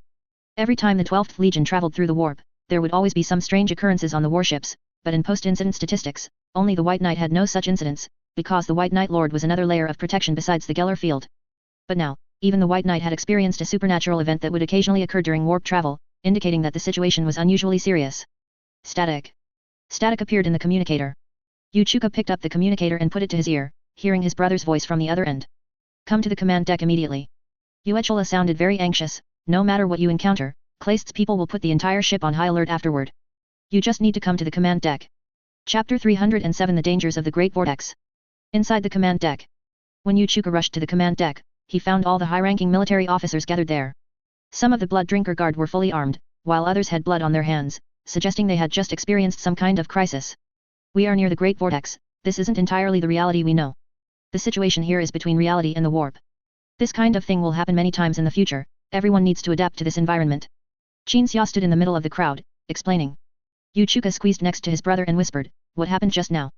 Many people suddenly lost their minds, immersed in illusions. Yuechola whispered in response, these illusions cause people to see all sorts of things, and their reactions in the illusions are then projected into reality, leading to injuries, self-harm, and even suicide. Hearing this, Yu Chuka looked down at the blood on Yuechola's hand, you killed someone too. Space Marines like us aren't affected. Yuechola shook his head, New Star people were also mostly unaffected, all those who had problems were children of the void. Children of the void. Yu Chuka paused at the mention of the term, then remembered what it represented, people born on a warship and destined to die on a warship. Children of the void often had some physical mutations, as well as weakness and brittle bones, because they were born in a zero-gravity environment. The slight mutations in their bodies were due to the ship's inevitable warp travel, some children grew up during warp travel, and some were even born during the warp travel phase. Anything touched by the warp always brings unexpected problems. Because of the many issues with children of the void, those born in the void are always discriminated against and ostracized. An engineering crewman came at Kleist and me with a melta-bomb. Yuechola looked at the bloodstains on his fist, this isn't my blood, nor Kleist's. Did you hear that voice just now that woke everyone up? An older gladiators next to Yu Chuka patted his shoulder, old Qin yelled, and nearly 100,000 children of the void across the entire ship woke up. Yu Chuka thought about it. He had indeed heard it, and unlike other space marines, he had fallen into an illusion and seen his birth mother. All those who had problems were children of the void. A rough, aged voice reached Yu Chuka's ears. That was the person in charge of the 2 broadside gun decks, he had a fiery temper and complained about the children of the void. How can normal humans be born in the void? Everyone on our ship should retire after a certain number of years, not just freeload on the ship. Some people snuck onto warships decades ago, maybe death row inmates, maybe exiles, and then they parasitized on our ship. They have nowhere to go, don't know where else to go after leaving the ship, or rather, where else they can get free food. And then they breed like livestock, breeding to this day, waiting to hit us hard one day, ultimately bringing down the entire warship. The words of the gun deck person in charge resonated with many. Everyone present was a high-ranking officer on the White Knight, most of them normal humans. Only a very small portion were children of the void, representing all the children of the void on the warship. It was not easy to get this group of people to agree on one thing and be on the same side. I suggest we immediately seal them off. Seal off the children of the void, lock them in the lower decks, at least until we complete our mission and leave. I used to have no prejudice against the children of the void, until my daughter and granddaughter were almost shot by their husbands and fathers in the mess hall. Shut up. Qin Xia spoke, his booming voice silencing all the curses. Look at those ghostly planets outside the viewport, and you'll understand where we are. Nothing is strange here. Illusions, self-harm, mental derangement, none of these can destroy us. Only one thing can destroy us, and that is internal strife. The White Knight Lord's fair words earned the approval of the very few children of the void officers present. Then Qin Xia walked towards those few officers representing the children of the void and made his arrangements. It is an objective fact that people born in the void are more susceptible to supernatural events, do you agree? All those officers nodded. So we can't do nothing. Qin Xia glanced back at those who wanted to lock up all the children of the void, then said to the pale, thin, and tall individuals in front of him, I will never allow them to lock you up, but from now on, we must formulate a martial law plan. We will live under the martial law of the army, as long as we are not imprisoned. One of the children of the void officers said, I will never deny the objective fact that we are easily affected, but I cannot accept us children of the void being locked up like prisoners somewhere. We have also bled for the White Knight. When dealing with the Eldar Xenos, my compatriots rushed into the flames one after another to repair the hull. As I said, we have also bled for the White Knight. Qin Xia nodded in agreement, then looked at Kleist, who was standing next to the gladiators. Kleist floated half a meter off the ground using the anti-gravity spear on his leg. Seeing Qin Xia look at him, he immediately nodded, I will make arrangements for the army to enforce martial law throughout the warship and also pay extra attention to the situation of the children of the void. I will carefully consider the specific plan, but what I can think of now is to station a company of armed personnel, equipped with non-lethal weapons, in every corridor of every residential area. When someone again falls into an illusion and attempts suicide or murder, soldiers will immediately respond to reports and use non-lethal weapons to stop them. This will ensure the safety of the vast majority of the children of the void. After Kleist finished speaking, he waited for the reaction of the officers representing the children of the void. Those officers saluted Kleist. Then that's how we'll handle it. Qin Xia nodded in satisfaction, then scanned left and right, where's the captain? My brother-in-law was stabbed by a children of the void and is in the medical bay. The captain's adjutant stepped forward and said. Qin Xia nodded helplessly, I'll find a chance to visit him. For now, everyone on the entire ship will directly obey my orders. The naval personnel present saluted one after another. Recheck the condition of the ship, then ensure it maintains normal operation. Once everything is ready, we will head to the star system 1 light year away, which is our destination. Everyone must be prepared for battle. We have a tough fight ahead of us. Qin Xia issued several commands in quick succession. And people, upon hearing the part of the command that pertained to their duties, would leave the command deck to execute the orders. Yu Chuka and all the Blood Drinker Guard also left the command deck. Only a few naval officers responsible for combat duties remained on the command deck, discussing with Qin Xia the various details of the void battle that would obviously take place upon reaching the target star system. Everything is normal on our gun deck, because we are all normal people. We. The gun deck person in charge was speaking when he suddenly stopped, his gaze not on the tactical table, but out the viewport. Outside the command deck's floor-to-ceiling window, a strange star system was visible. Planets with eyes, planets where mountains seemed to flow. Those planets looked incredibly strange, but the monitoring personnel on the warship had already used various detection equipment to probe the planets in the star system. The giant eyes on the planet were merely special natural environments formed by various landforms, not actual eyes. The flowing mountains were also not mountains flowing, but rather the planet's clouds were peculiar, refracting some of the surface conditions, and then due to the fluidity of the clouds, presenting astonishing visual wonders. Qin Xia knew very well that this was near the Great Vortex. Everything here could not be regarded as some kind of natural phenomenon explainable by science, but rather, in the strict sense, supernatural. Even if the giant eyes on that planet were just landform formations, it was still a type of supernatural phenomenon. The environment around the Great Vortex was eroded by the warp, and everything here was developing in strange directions under that erosion. Quite astonishing, isn't it? Qin Xia said to the gun deck person in charge. My apologies, my lord. The person in charge withdrew his gaze. It's my first time seeing such a strange reality. Qin Xia did not blame him.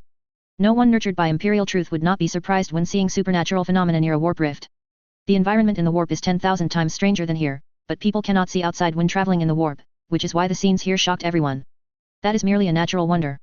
An officer suddenly spoke. Imperial truth teaches us that there are no supernatural phenomena in this world. Everything that appears to be a supernatural phenomenon is simply something our current knowledge or scientific technology is not yet advanced enough to explain. Cheer up, comrades. Nothing can scare us. Nothing can stop us. Not supernatural phenomena, nor ferocious xenos. Only advance.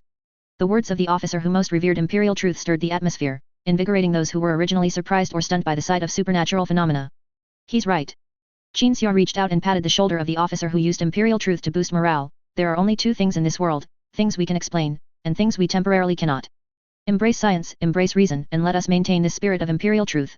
These words were insincere, but Qin Xia felt that the lie was very effective at this moment. The reality structure near the Great Vortex is very fragile, meaning that the mind truly can change everything. When near the Great Vortex, many people do not believe in the existence of demons and ghosts, firmly believing that everything in their cognition is real. That idealistic power truly resists the erosion of demons and ghosts and stabilizes the reality structure in their cognition. Qin Xia recalled a Space Marines unit that existed 10,000 years later, called the Black Templars. The Black Templars do not have a think tank. When they encounter warp creatures, they rely on their firm materialistic faith to resist erosion, and it is indeed very effective. You leave the command deck now and go to the broadcast station. Qin Xia said to the officer who particularly revered imperial truth. Also, take some people who don't have duties and go to the broadcast station to collectively recite imperial truth, ensuring everyone can hear it, especially the children of the void. Hearing this, the officer looked puzzled. You understand, in a crisis, people need something to boost morale, like imperial truth. Qin Xia said. The officer nodded vigorously. I'll go right now. Chapter 308 Serum. For humanity. For the Emperor. My human brethren. Do not fear anything we should not fear. Do not let fear stifle the courage and creativity of our race. Amidst the broadcast, the warship quickly regrouped and entered the warp, then soon exited warp travel, re-entering the reality universe. This time, they arrived directly at their destination, the star system containing the Serum Forge world. Compared to the previous star system, the White Knight was now deeper into the area near the Great Vortex, but this time, upon exiting the warp, as the Geller field shut down, only a few children of the void were seen having visions and committing suicide or murder. However, in this star system, the White Knight faced dangers 1,000 times more terrifying than mere illusions.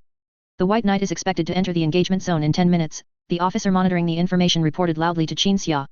Immediately, various other reports followed, with everyone on the command deck, as stipulated by naval combat regulations, reporting everything from engagement range, to enemy ship count, scan results, star system environment, all the way to the types of enemy warships. The captain who had been hospitalized needed this information to assist his judgment, but Qin Xia's right eye, glowing with a brilliant white light, had already helped him perceive all of it. Amidst the reports, Qin Xia walked to the towering floor-to-ceiling viewport at the front of the command deck, standing with his hands behind his back. There were over 30 types of enemy ships in the star system, including destroyer Brotherhood warships and greenskin mercenary vessels. The former, as a subhuman empire, naturally had warships that retained some human characteristics, such as symmetrical structures, but they did not appear as sharp as the Imperium of man's current vessels. As for the greenskin ships, Qin Xia had already evaluated them, and paid them no mind now. Sir, how shall we respond? An officer asked. Prepare for ground assault, Qin Xia commanded calmly. While preparing for a ground assault directly without a void battle was a pipe dream, since it was a command from the White Knight Lord, things would unfold as he said. If he said no void battle was needed, then none was needed. As the ground assault preparations began, Qin Xia reached for his waist, taking off the book gifted by the Emperor. Qin Xia held the book in his left hand, casually flipping through the pages with his right. The rapidly turning pages stopped when they reached the Lord of Change. The page was like a transparent glass, and the Lord of Change, sealed within, desperately pounded on the page to no avail. Its wide-open mouth seemed poised to utter some mocking or cursing sound, yet no matter how its mouth moved, not a single sound escaped the page. As Qin Xia loosened his grip on the book, it floated in the air. After taking a deep breath, Qin Xia closed his eyes, pressed his palms together, and concentrated with all his might. The floating book began to glow, and the Lord of Change, sealed within the page, pounded even harder on the page's surface, but it was still useless. Finally, as if completely drained, it turned into a mere illustration on the page. Like converting from .gif to .jpg.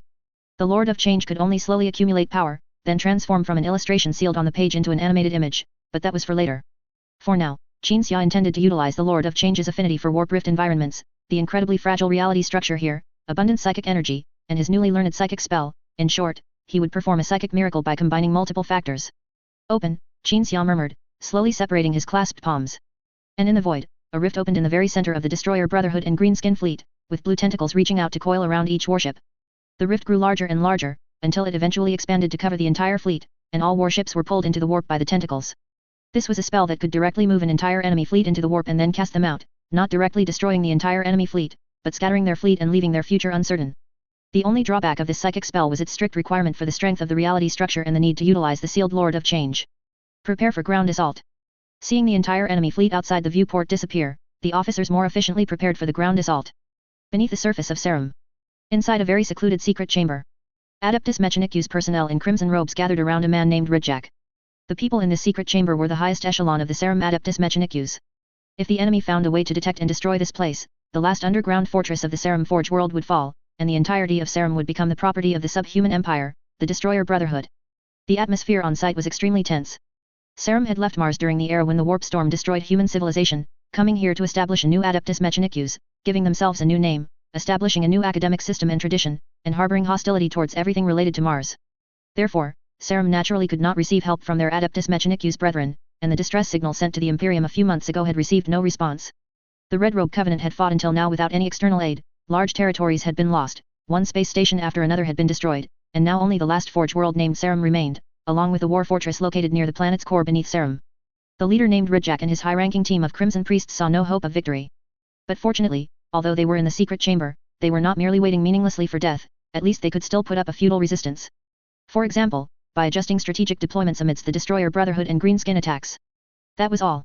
In silence, half an hour passed, and then the Crimson Priests found that they had even lost the right to adjust strategic deployments, because the last defenders in the fortress had become disorganized in the war, and even if they could receive orders in time, they could not immediately act on them, but could only be dragged into battle by the enemy until they were killed. We must protect our secrets. All of Redjack's appendages extended from beneath his blood-red robe, all of his appendages were connected to weapons. We will destroy all ancient technology before we die, a priest said. No, that is not our secret. Redjack put down his battle axe and tapped the ground. What is beneath here is our secret. The priests looked at each other. Finally, Redjack opened the secret chamber door, leading everyone out to join the battle. The moment the secret chamber's blast door opened, the soldiers and battle priests outside saluted Redjack and the others. The sounds of artillery and slaughter also reached the priests' audio receivers. Redjack walked forward under the protection of a small void shield. Upon reaching the wall of the fortress's last defensive line, Redjack looked down. Below were the warriors of the Destroyer Brotherhood. The Destroyer Brotherhood was a subhuman empire, but they were not beastmen, nor owlmen, or ogren in the biological sense of subhumans, but rather mechanical beings. A vast army of mechanical beings, so heavily modified that no living characteristics were visible, advanced beneath the inner wall of the last defensive line. The interior of the fortress, serving as the battlefield, was vast. Standing on the inner wall, one could not see the outer wall of the fortress, but one could see the Destroyer Brotherhood's large war machines. Among them were even greenskin war machines, those massive contraptions that the Red Robe Covenant did not call Gork/Mork Gargants. The greenskin mercenaries hired by the Destroyer Brotherhood advanced alongside the Gargants. As Redjack observed, the large artillery pieces positioned on the inner wall opened fire, destroying many of those war machines, but it was useless. The fortress never lacked means against large war machines, what it lacked was manpower, an army to counter those mechanical beings in greenskin. Massive numbers of enemies, united, charged the inner wall. In the chaos of the battle, a squad of greenskin climbed the city wall, then immediately hid themselves under the noses of the defenders. Their method of concealment was to hold up metal plagues bearing the image of a common Red Robe Covenant priest. These greenskin hid right under the defenders' noses, and some defenders even saluted them. No one present was able to expose their clumsy disguise. The reason for their failure to detect them was simply that the greenskin believed their disguise was not only not clumsy, but practically too safe and too hidden, concealed by the exquisite priest illustrations drawn by the subhumans. Until those greenskin rushed to the void shield generator on the inner wall, suddenly dropping their wooden plagues. Slaughter Suicide Squad. Kill. The greenskin boss raised a bomb and charged the device. For Gork and Mork. An explosion echoed through the inner wall. It was then that Red Jack noticed a mushroom cloud rising from the place he had been watching. That section of the inner wall was blown apart, and a vast number of enemies poured through the breach. Red Jack immediately teleported from the midsection of the inner wall to the street directly facing the breach, joining his subordinates and servitors who had gathered to intercept the enemy. As Red Jack's led forces were about to engage the attackers, a sudden blizzard descended, and the reinforcements Red Jack had given up hope on suddenly appeared. The gladiators, guarding Qin Xia, were the first to emerge from the blizzard, confronting the greenskin and mechanical beings. The thinkers were dispersed among the gladiators, providing protection with psychic barriers and attacking enemies with psychic spells. With tight coordination, the suddenly arrived reinforcements pushed to the inner wall breach. Then Red Jack saw the Space Marine, clad in ornate armor and wielding a spear, leap up from among the crowd, instantly slaying a greenskin boss as he descended from the sky, then raising his hand towards the damaged section. The destroyed city wall began to repair itself along the trajectory of its destruction. Splashing debris and larger fragments pieced themselves together, assembling out of thin air, until the inner wall reappeared. Those Space Marines, clad in distinctive armor, gathered and unleashed a barrier protecting the inner wall. No matter how the mechanical beings and greenskin attacked, the barrier remained unmoving. Still a bit late, Qin Xia thought to himself, scanning his surroundings. Normally, if this had been the first stop of the Great Crusade, those mechanical beings and greenskin would have been wiped out upon landing, but now, the Red Robe Covenant had only one last fortress stronghold left. Any later, these people would have become alien captives. Who is your leader? Qin Xia walked towards the stunned Adeptus Mechanicus personnel behind him, asking loudly with his psychic power. Red Jack immediately stepped forward and saluted in the manner unique to the Serum branch of the Adeptus Mechanicus. Subsequently, all Adeptus Mechanicus personnel present saluted in unison. So, you are the king of the Serum Forge world, Red Jack. Qin Xia looked down at the man before him. It seems I should call you King Red. I am Red Jack responded. But I am not a king, I am merely an ordinary leader. Hearing this, Qin Xia smiled, then recalled something, and suddenly raised his spear. Under the tense gaze of the Red Robe Covenant warriors and Crimson priests, the raised spear slowly lowered, its tip resting on Red Jack's neck. I have come to rescue you, but there are some things I must say up front. If you and your Red Robe Covenant are unwilling to accept any changes, then our coexistence will certainly not be pleasant. Chapter 309, Victory is decided. The rescuers provided timely assistance, alleviating the defensive pressure. But now, Qin Xia, who was regarded as a great savior, rested the tip of his spear on Red Jack's right shoulder. With just a slight pull on the spear shaft, Red Jack's head would be severed by the sharp blade. The Crimson priests reacted in various ways. Some had no reaction at all, some prepared to aim their weapons at Qin Xia, and others were in a state of chaotic helplessness.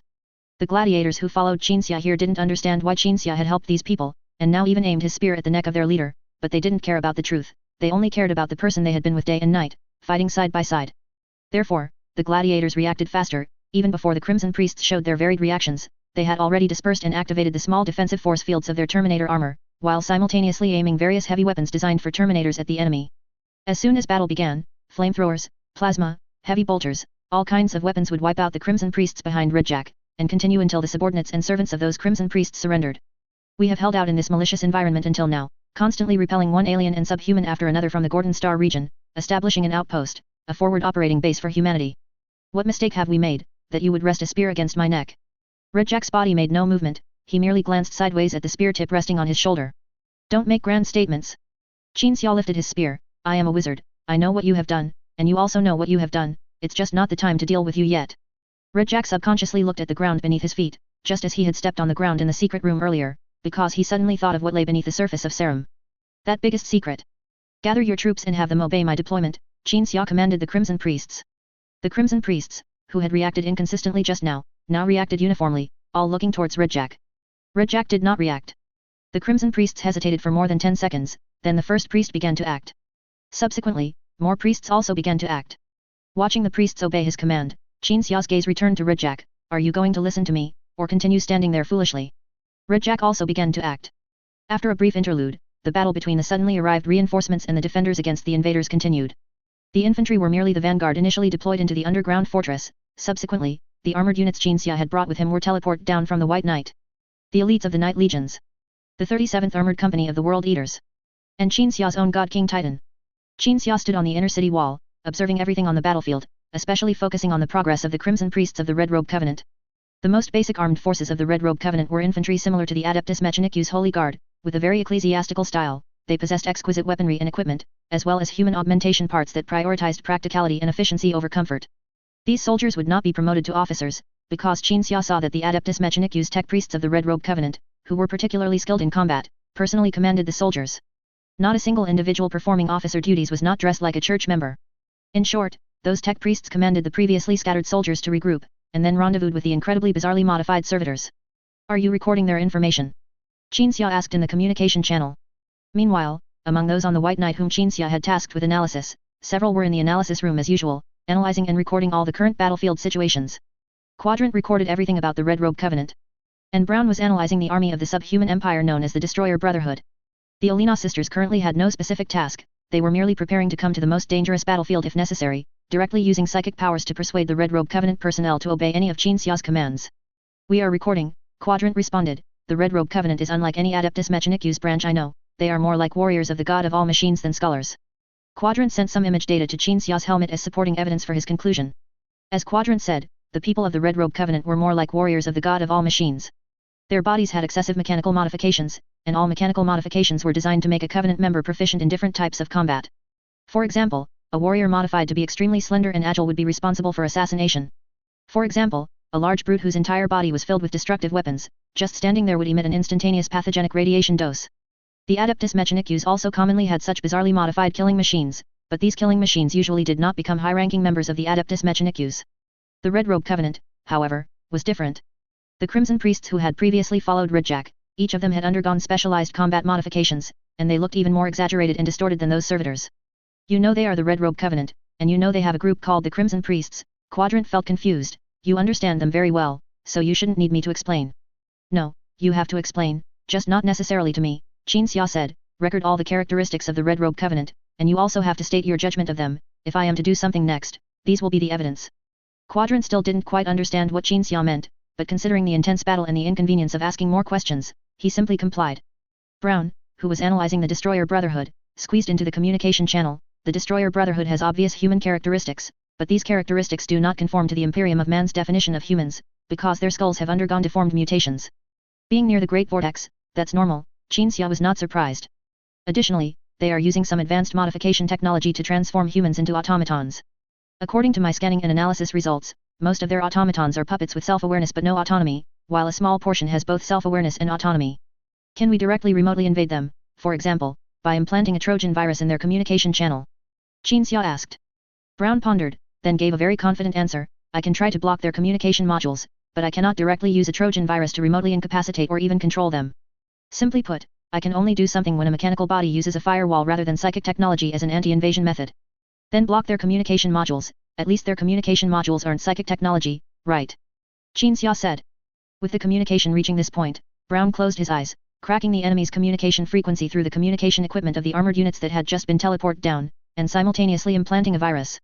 The automatons of the Destroyer Brotherhood instantly lost the ability to receive and send messages. Even if those automatons wouldn't panic and look around due to being unable to communicate, their inability to communicate would lead to fatal errors in command and coordination. The situation presented to those engaging them was that these automaton units became visibly chaotic, from their original order to extreme disarray, with some less functional automatons even being trampled to death by large war machines stepping over them. Not only the automatons walking on the ground were affected, but also those war machines. The strangely shaped war machines, which clearly had psychic components, could no longer coordinate their operations, unable to advance in formation like Qinxia's Night Legions. Their organization was greatly weakened, and when faced with the Night Legions, who also had war machines, and the terrifying city defense weapons on the walls of the Red Robe Covenant, the fate of these war machines was to be blown into scrap metal. The Crimson Priests, leading their newly gathered troops, re-entered the battle. These Red Robe Covenant personnel were as ferocious and skilled in assault as the World Eaters before Angron's return, even managing to shatter the morale of the orcs. The tide of battle has turned. Redjack came up behind Qinxia. Qinxia turned and glanced at Redjack, saying softly, "This battle was unremarkable, without suspense, victory is decided. The enemy has lost fleet support. We have also driven the enemy out of the Sarum underground fortress. Those enemies, without fleet protection and not fighting on their own planet, will ultimately only be completely destroyed by orbital bombardment.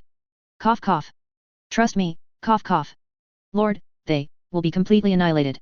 Qinxia stood on the city wall, looking at the completely recaptured fortress, and the Red Robe Covenant personnel inside who were clearing corpses and slaughtering captives. He was currently conversing with the captain of the White Knight. The fate of those enemies no longer matters, Qin Xia had no interest in the fate of the enemies driven back to the surface, and was more concerned about the captain's life. Your wife's brother said you were stabbed into the medical bay by a children of the void caught in an illusion. You still need more rest. That was an accident, I didn't expect it. The person who stabbed me and I have a good relationship, we were drinking together, and then he suddenly stood up wanting to kill me. The captain gave a crisp answer, then, as when reporting, severe coughing made his words intermittent. Accident, purely an accident.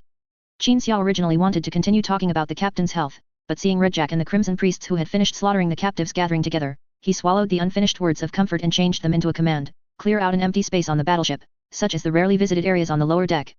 Yes, Lord, the captain responded. Oh, and please pass on a message, tell Alina and her sister, and Quadrant to teleport down together, Qin Xia commanded again. Yes, the captain also responded. Qin Xia ended the communication. Redjack led the Crimson Priests towards Qin Xia.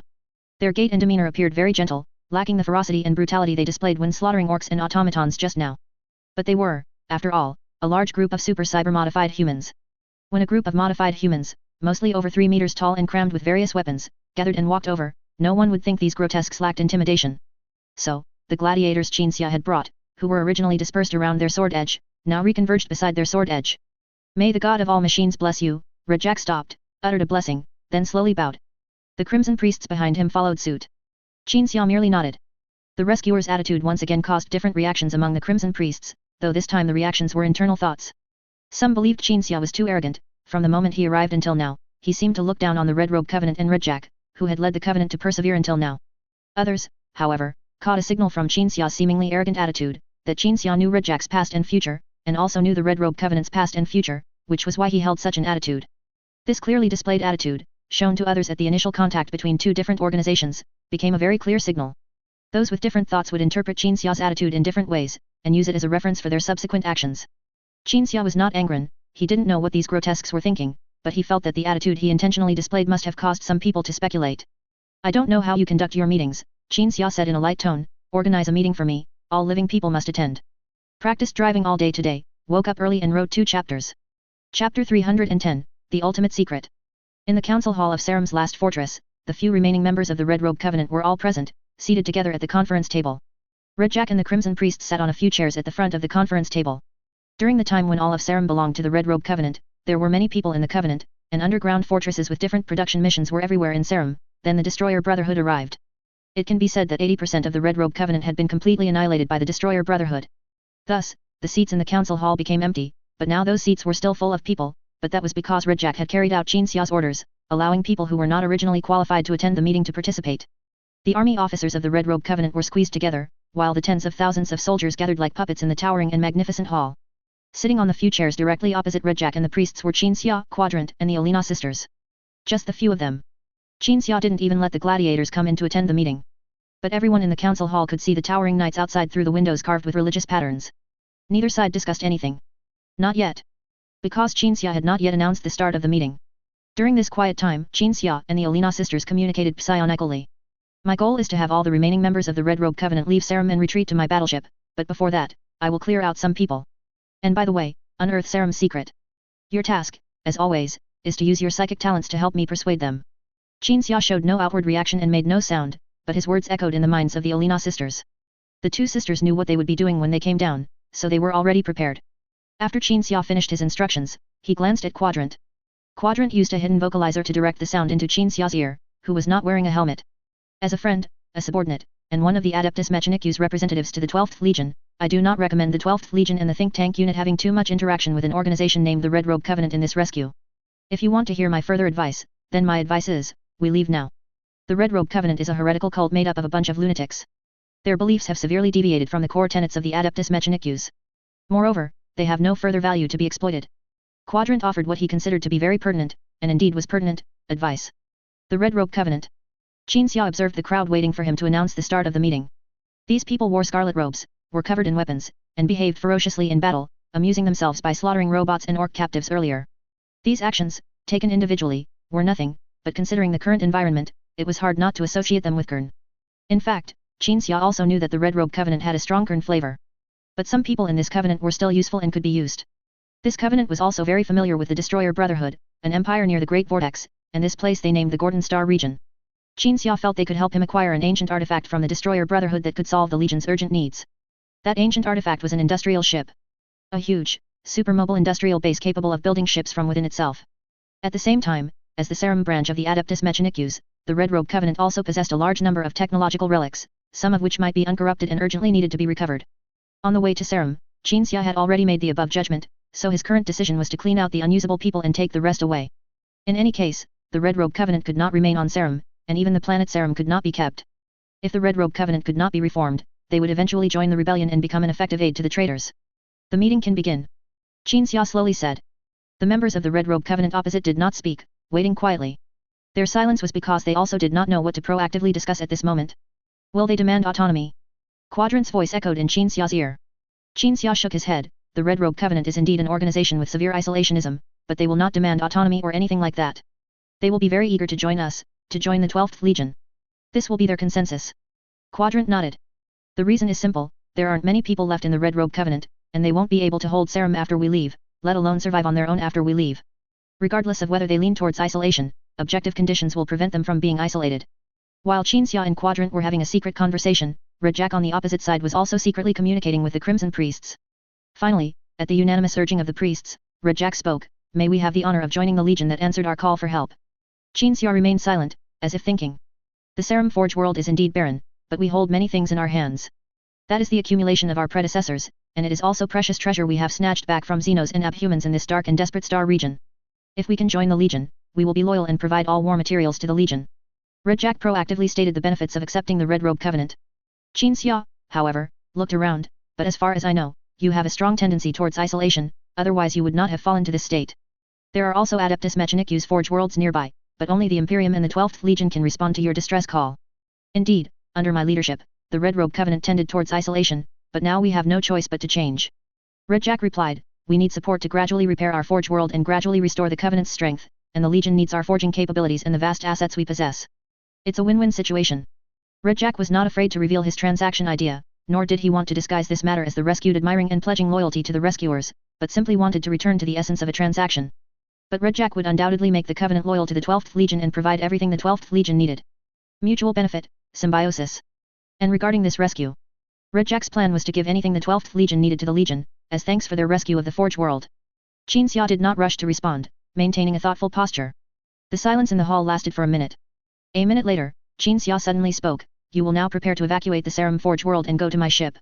Then we will fight the Destroyer Brotherhood, that Abhuman Empire, reclaim what they stole from you, and take what is worth taking from them." A murmur of discussion arose in the hall, like a flood impacting a sluice gate. "I know that the Gordon Star region was once mostly your territory, and now the Destroyer Brotherhood has control of this star region. We indeed arrived a little late. With only one Forge world and you being severely damaged, you cannot hold Serum. We will destroy Serum, and then strike directly at the heart of the Destroyer Brotherhood." As Qinxia said this, the murmurs of discussion had already drowned out his words. It was as if a flood had burst through the sluice gate, raging wildly. The entire hall was filled with voices of discussion, some openly opposing Qinxia, some covertly expressing agreement, and some directly shouting curses and exclamations. Only Red Jack and the people Qinxia brought remained silent. The opinions within the Red Robe Covenant were clearly not unified. "Quiet." Alina stood up. "Listen." Olia also stood up. The psychic powers of the two sisters were also greatly enhanced near the Great Vortex. Their voices did not physically overpower the overwhelming murmurs, but everyone present heard the command echoing directly in their ears and was affected by the Alina sisters' command. In an instant, the entire hall fell silent, utterly still. The people who had reacted differently earlier were now dumbfounded. Bound by the psychic power of the two sisters, which would not last forever, these people could only listen obediently. "I have some ground forces on my battleship, but I didn't deploy them, because in my opinion, the Serum Forge world is not worth my army's sacrifice. A world riddled with holes by orcs and abhumans. A world so barren that even a desert seems fertile in comparison. The only valuable thing in this world called Serum is the creation stored within it and the secret you have guarded until now." Qinxia slowly said. "I give you a choice. Pack your things and leave with me, or simply wait here to die, until those abhumans and orcs chop off your heads. If you choose to leave, then pack your things. I give you 1 week. After 1 week, I will depart." Having said that, Qinxia stood up. The Alina sisters and Quadrant stood up at the same time. Quadrant's presence here was to tell Red Jack that the 12th Legion was not without other Adeptus Mechanicus organizations to talk to besides the Red Robe Covenant, nor would the entire Legion run out of ammunition and supplies without the Red Robe Covenant. And Quadrant thought he could add, "If I were you, I would choose to leave, Archmagos Red Jack. At least the 12th Legion can shelter you. Otherwise, you heretics had better choose to die at the hands of Abhumans and Xenos, rather than being exterminated as heretics after Mars's anathema judgment." Quadrant turned and followed Qinxia. "We will not leave. Red Jack's voice reached Qin Xia's ears. Qin Xia did not stop walking. They saved our lives. A voice sounded behind Qin Xia. Qin Xia still did not stop, but he knew upon hearing that voice that the Red Robe Covenant would split. These people who once practiced isolationism could not be a monolithic bloc, because they faced a survival crisis. Qin Xia wanted to use this time to filter out those willing to leave. Those unwilling to leave could die on Serum, as this world could not be left behind anyway, nor could it be left to the Destroyer Brotherhood. To deal with Serum, the White Knight brought a bomb excavated from Nuceria.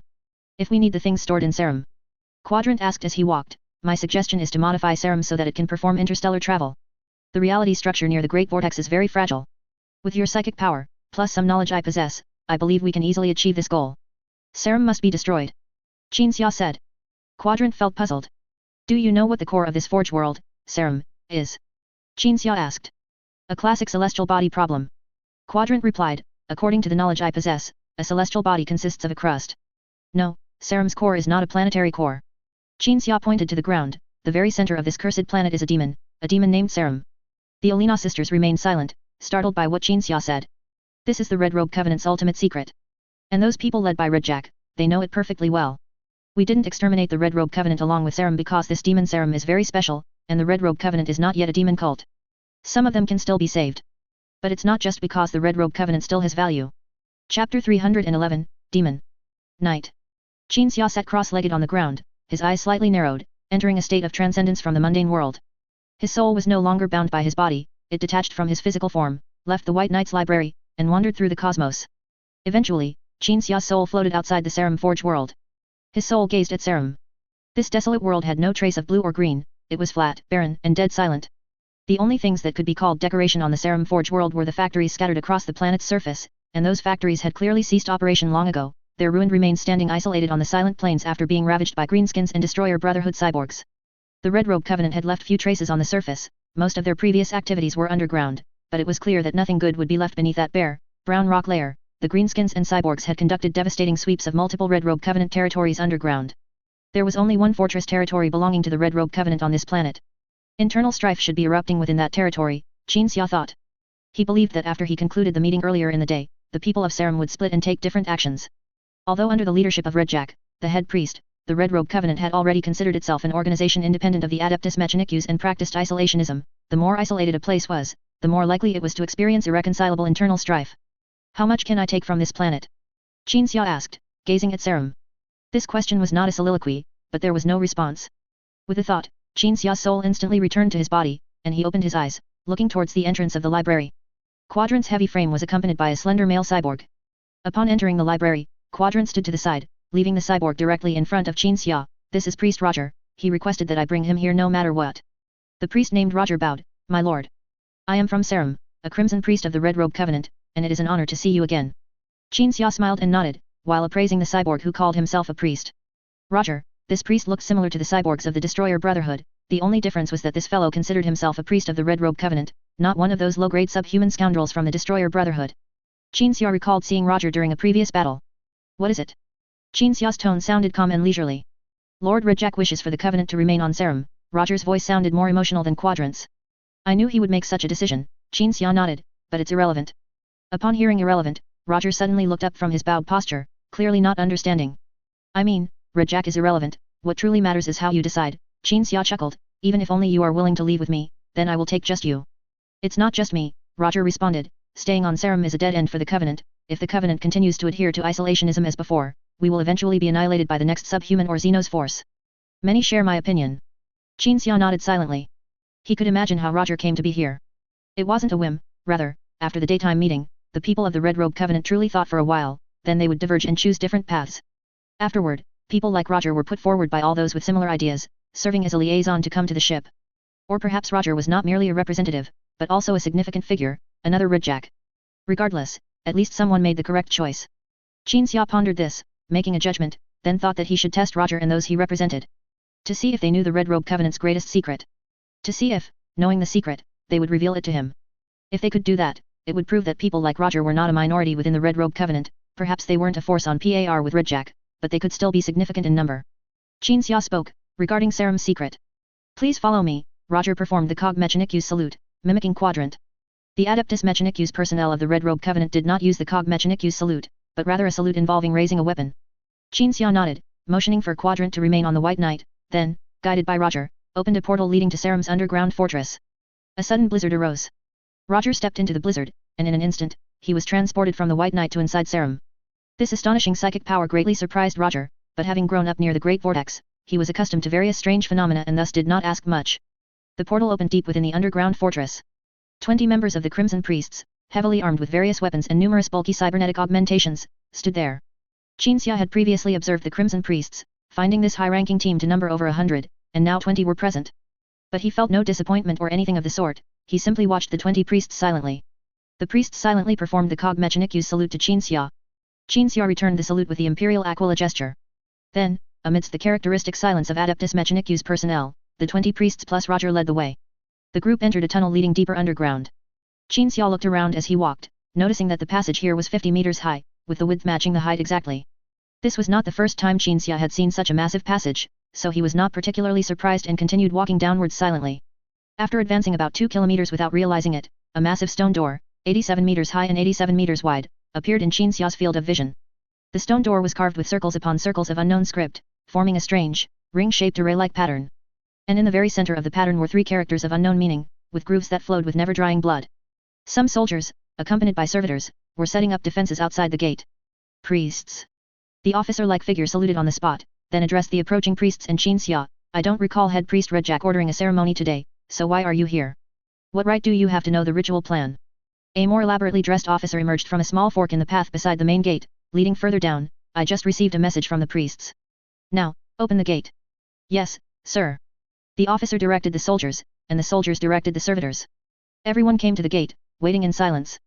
A moment later, Qinxia saw some servitors, modified to resemble crawling insects and carrying canisters on their backs, emerge from the side path the higher-ranking officer had come from. There were 87 of these servitors, so they carried 87 canisters. Qinxia didn't understand what these servitors were going to do. The servitors came to the gate and prostrated themselves. The soldiers immediately stepped forward and opened the canisters one by one, dragging out some deformed creatures. They are clones, Roger explained in a low voice to Qinxia. The genetic samples for these clones came from the first person to discover this place, which is Redjack himself. Qinxia frowned. The clones, already deformed and degraded from continuous cloning, were dragged out, filled with terror, screaming with twisted faces. At the same moment, the soldiers drew daggers and killed all 87 clones. Immediately, the colossal stone door, 170 meters high and 170 meters wide, rumbled open to both sides. What appeared before Qinxia was not a terrifying sight, but an even deeper tunnel. Roger made a gesture of invitation. Qinxia and the priests entered the tunnel together. This time, there was no need to walk, red lights flickered within the tunnel, and then everyone seemed to accelerate, moving at an extremely fast speed for a period of time, before arriving at the final destination. We are now near the planet's core, Roger explained again, near Sarum's greatest secret. Qinxia looked around. The surroundings were pitch black, impossible to see anything. Just as Qinxia was about to use his psychic vision to observe this place of extreme darkness, it was as if a miniature sun suddenly appeared before Qinxia and the others. The environment brightened. Qinxia looked at the sun that had suddenly appeared and was emitting light. The sun moved backward, then rose, and Qinxia saw another sunday. Finally, when the light illuminated the entire darkness, Qinxia saw that the 2 suns were actually the eyes on the monstrous head of a gigantic creature. A crimson creature sat amidst flowing magma. The place where Qinxia stood was like an observation platform, extending from the Earth's core rock layer into the cavern where the giant creature resided, with molten lava beneath his feet and above his head. Demon, Qinxia said, looking at the creature. Acorn Greater Demon. Just as Xianxia's Greater Demon has a formal name called Lord of Change, Kern's Greater Demon has a formal name called Bloodthirster. This Bloodthirster was unimaginably massive, sitting in the magma, its eyes burning as it intently watched all the beings who had come to the planet's core to witness it, the greatest secret of the Red Robe Covenant on the Sarum Forge world. Qinxia knew this Bloodthirster's name was Sarum. Who? The Bloodthirster let out heavy breaths, hot gases erupting along with heat waves from its nose-like structure on its head. The psychic devices on the Crimson Priests activated, protecting their bodies from boiling like the surrounding magma. Qinxia used his psychic power to resist the heat wave, watching Sarum. Sarum also watched Qinxia. This Kern Greater Demon was unlike the impression anyone who had seen Kern demons had. It didn't immediately start slaughtering without a word, or let out a deafening roar at Qinxia, the being who had disturbed its peace. On the contrary, Sarum was very calm. Qinxia. How did you appear here? The Bloodthirster named Sarum opened its mouth, and human understandable language emerged. Qinxia was truly surprised at this moment. You know who I am. I know where you came from, Sarum said calmly. My close friend and I were assigned to kill you. It is now suffering eternal torment in Supreme Heaven due to its failed mission, dragged there by the Destroyer Brotherhood, while I did not go after you, and thus I enjoy peace. Qinxia recalled the invasion of the warship he was aboard when he arrived in the 30th millennium, remembered that Bloodthirster, and then realized that Sarum was related to that incident. Why? Qin Xia frowned and asked, why did you try to eliminate me? You are attempting to understand the thoughts of the Destroyer Brotherhood, arrogant mortal being. Another wave of heat erupted from Saram's nostrils. Qin Xia savored Saram's words. Destroyer Brotherhood. This was a respectful title for the four gods or a specific god among the four gods, similar to dark gods. And Supreme Heaven was another name for the warp. You had no need to disturb me, yet you appeared quite unseasonably. Saram's voice vibrated in everyone's ears like cannon fire, but I should be grateful that at least it was not a servant of the Destroyer Brotherhood who found me, and the Destroyer Brotherhood. Qin Xia raised his hand to interrupt. What? Do you wish to make a final statement? Saram asked. I'm sorry, but you have an accent, Qin Xia said. To me, you're saying Destroyer Brotherhood, which reminds me of someone who always accompanies me during my leisure time. The bloodthirster was silent, its nostrils flared, and rolling heat waves surged from them, remaining unresponsive for a long time. Chapter 312, The Enjoyer of Freedom. The Crimson Priests stood to the side, their accoutrements protecting them from all harm caused by the Greater Demon. They lowered their heads, avoiding direct eye contact with the servant of the ruinous powers. As for the communication between Qin Xia and the bloodthirster, it was undecipherable to them, merely a horrifying sound full of chaos that brought pain. Qin Xia could tell that the Red Robe Covenant had not for the first time sent people to contact Saram. But Saram had not killed them, which indicated that Saram could communicate, and even coexist, with these mortals. Saram was a different kind of Kern demon, and its uniqueness was not just in its ability to communicate, and that its means of communication was language rather than a swinging axe. If you interrupt me again, mortal, one of Saram's arms rose from the lava, like a mountain emerging from a crimson sea, I will cleave you, along with the space and time here, into pieces. If you dare to act, I'll send you back to the warp, Qin Xia said. I used psychic spells when I appeared near Saram, you've seen my capabilities, demon. Saram fell silent again for a moment, slowly lowering its arm.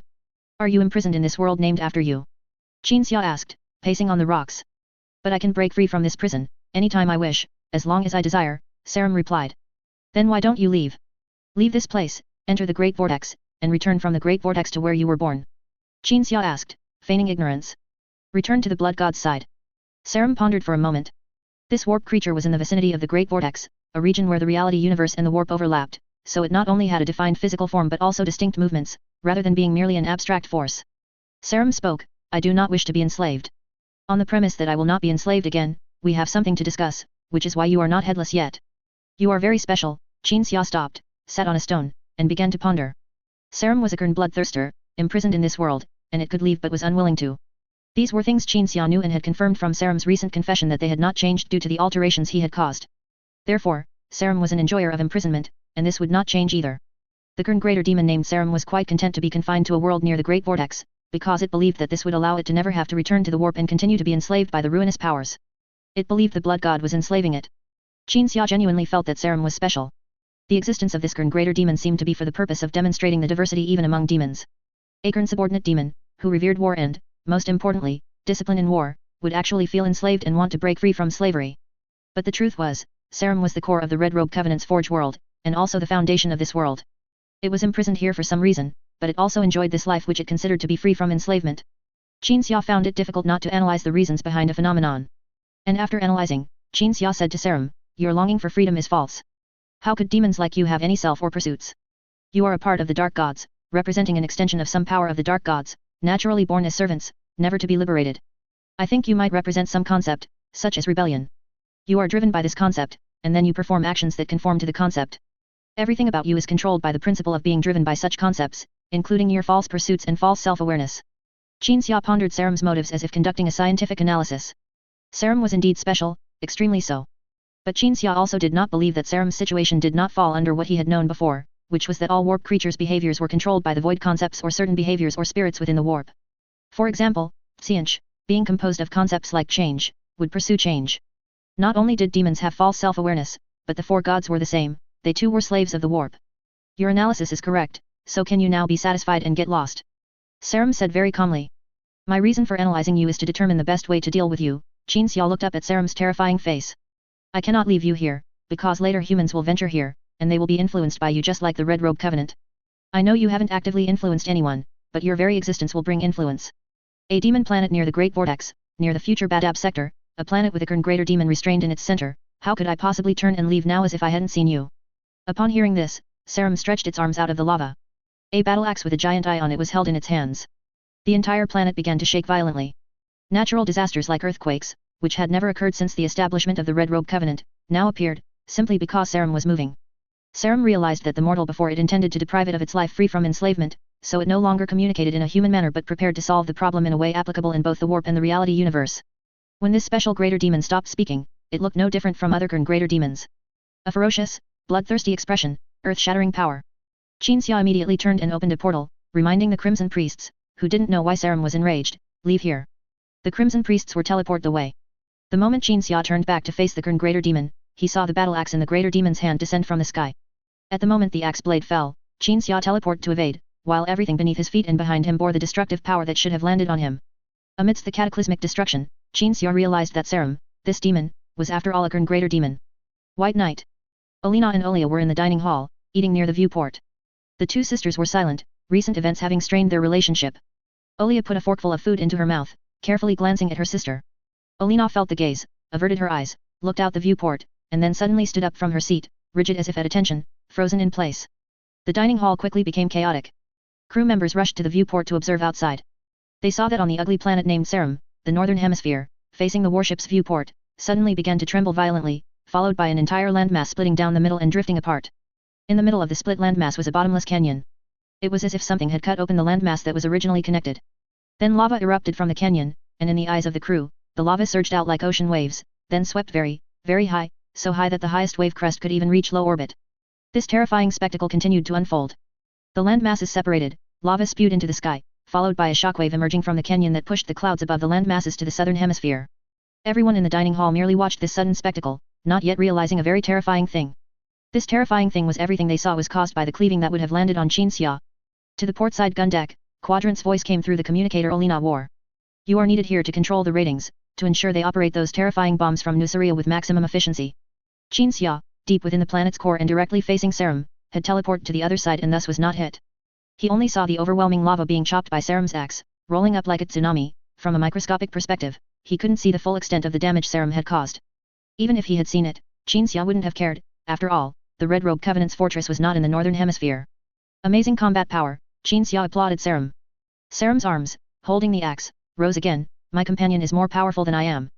I don't know how you, this damned ant, escaped from his hands. The environment is different, Qin Xia said calmly. Your companion was summoned inside a ship, within a Geller field. You are near the Great Vortex, where the reality structure is extremely fragile, and psychic energy is abundant. But this isn't the entire reason you are so powerful. Sarum raised its battle axe again. Qin Xia continued, the most important point is that this planet belongs to you, you can make it do whatever you want. So when you wanted to scare me, you could act like a god and cleave with such a huge commotion. If you expect me to be scared away, then you'll be disappointed. When Qin Xia said scare, Sarum's body faltered slightly. It had indeed controlled the environment of Sarum Forge World during the recent attack. But Sarum still didn't intend to stop. It felt that it was, after all, a greater demon, and fighting in an environment like the Great Vortex, it could never lose. Sarum raised its battle axe high and brought it down with full force. The greater demon's gaping maw was filled with fangs, and a terrifying roar, even to Qin Xia's ears, emanated from it, accompanied by breath hotter than lava. I will skin you alive and hang you on Sarum's surface. Let the other ants of the current world see the consequence of disturbing me. Everyone on the entire planet heard Sarum's roar. Facing the axe about to fall on his head and the roar that made his armor and cloak flap wildly, Qin Xia calmly pulled out a device. It displayed a message from Quadrant, Vortex bomb ready. This bomb can tear reality apart, sending you and everything around you into the warp in 10 minutes. Qin Xia's thumb pressed the red button on the device. Sarum withdrew its axe and raised a hand. Don't be rash. The surrounding chaos instantly subsided. The lava no longer surged. The cleaved land masses re-merged. As Qin Xia had guessed, everything in Sarum's world was under the greater demon's control. And Qin Xia had guessed one more thing. If Sarum's unique nature was due to its being influenced by concepts like resistance, rebellion, leading it to act disloyally towards Gurn and believe that being driven by Gurn was enslavement, then this warp creature would inevitably go to any lengths to avoid being enslaved again. Chapter 313, The Contract. The lava was as still as dead water, without a ripple.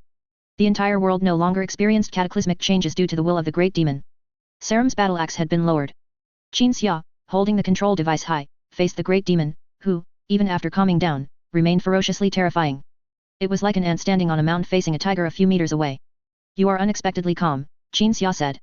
You don't resemble a servant of the blood god at all. I am no one's servant, mortal. Sarum stretched his neck forward, approaching within 10 meters of Qin Xia. A single tooth on the great demon's terrifying head was much larger than Qin Xia. Freedom and defiance always come at a price. Sarum's finger slowly descended from above, its sharp tip pointing at the device in Qin Xia's hand.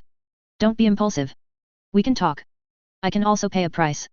Qin Xia silently judged the sincerity of Sarum's two sentences. Sarum was connected to concepts like defiance and resistance, Xia had already concluded this, but it wasn't enough to solidify his idea of communicating with the great demon before him, because a rebel would compromise, temporarily endure, and bide their time. Just like the New Star people, before they gradually slaughtered the high knights and guards, everyone obediently submitted, and the gladiators also obediently performed in the gladiator arena. Was Sarum's current calmness a temporary act of dormant compromise, or true calmness? Xia would judge which possibility was greater, and then determine whether Sarum's words were as ethereal as farts or if he kept his word.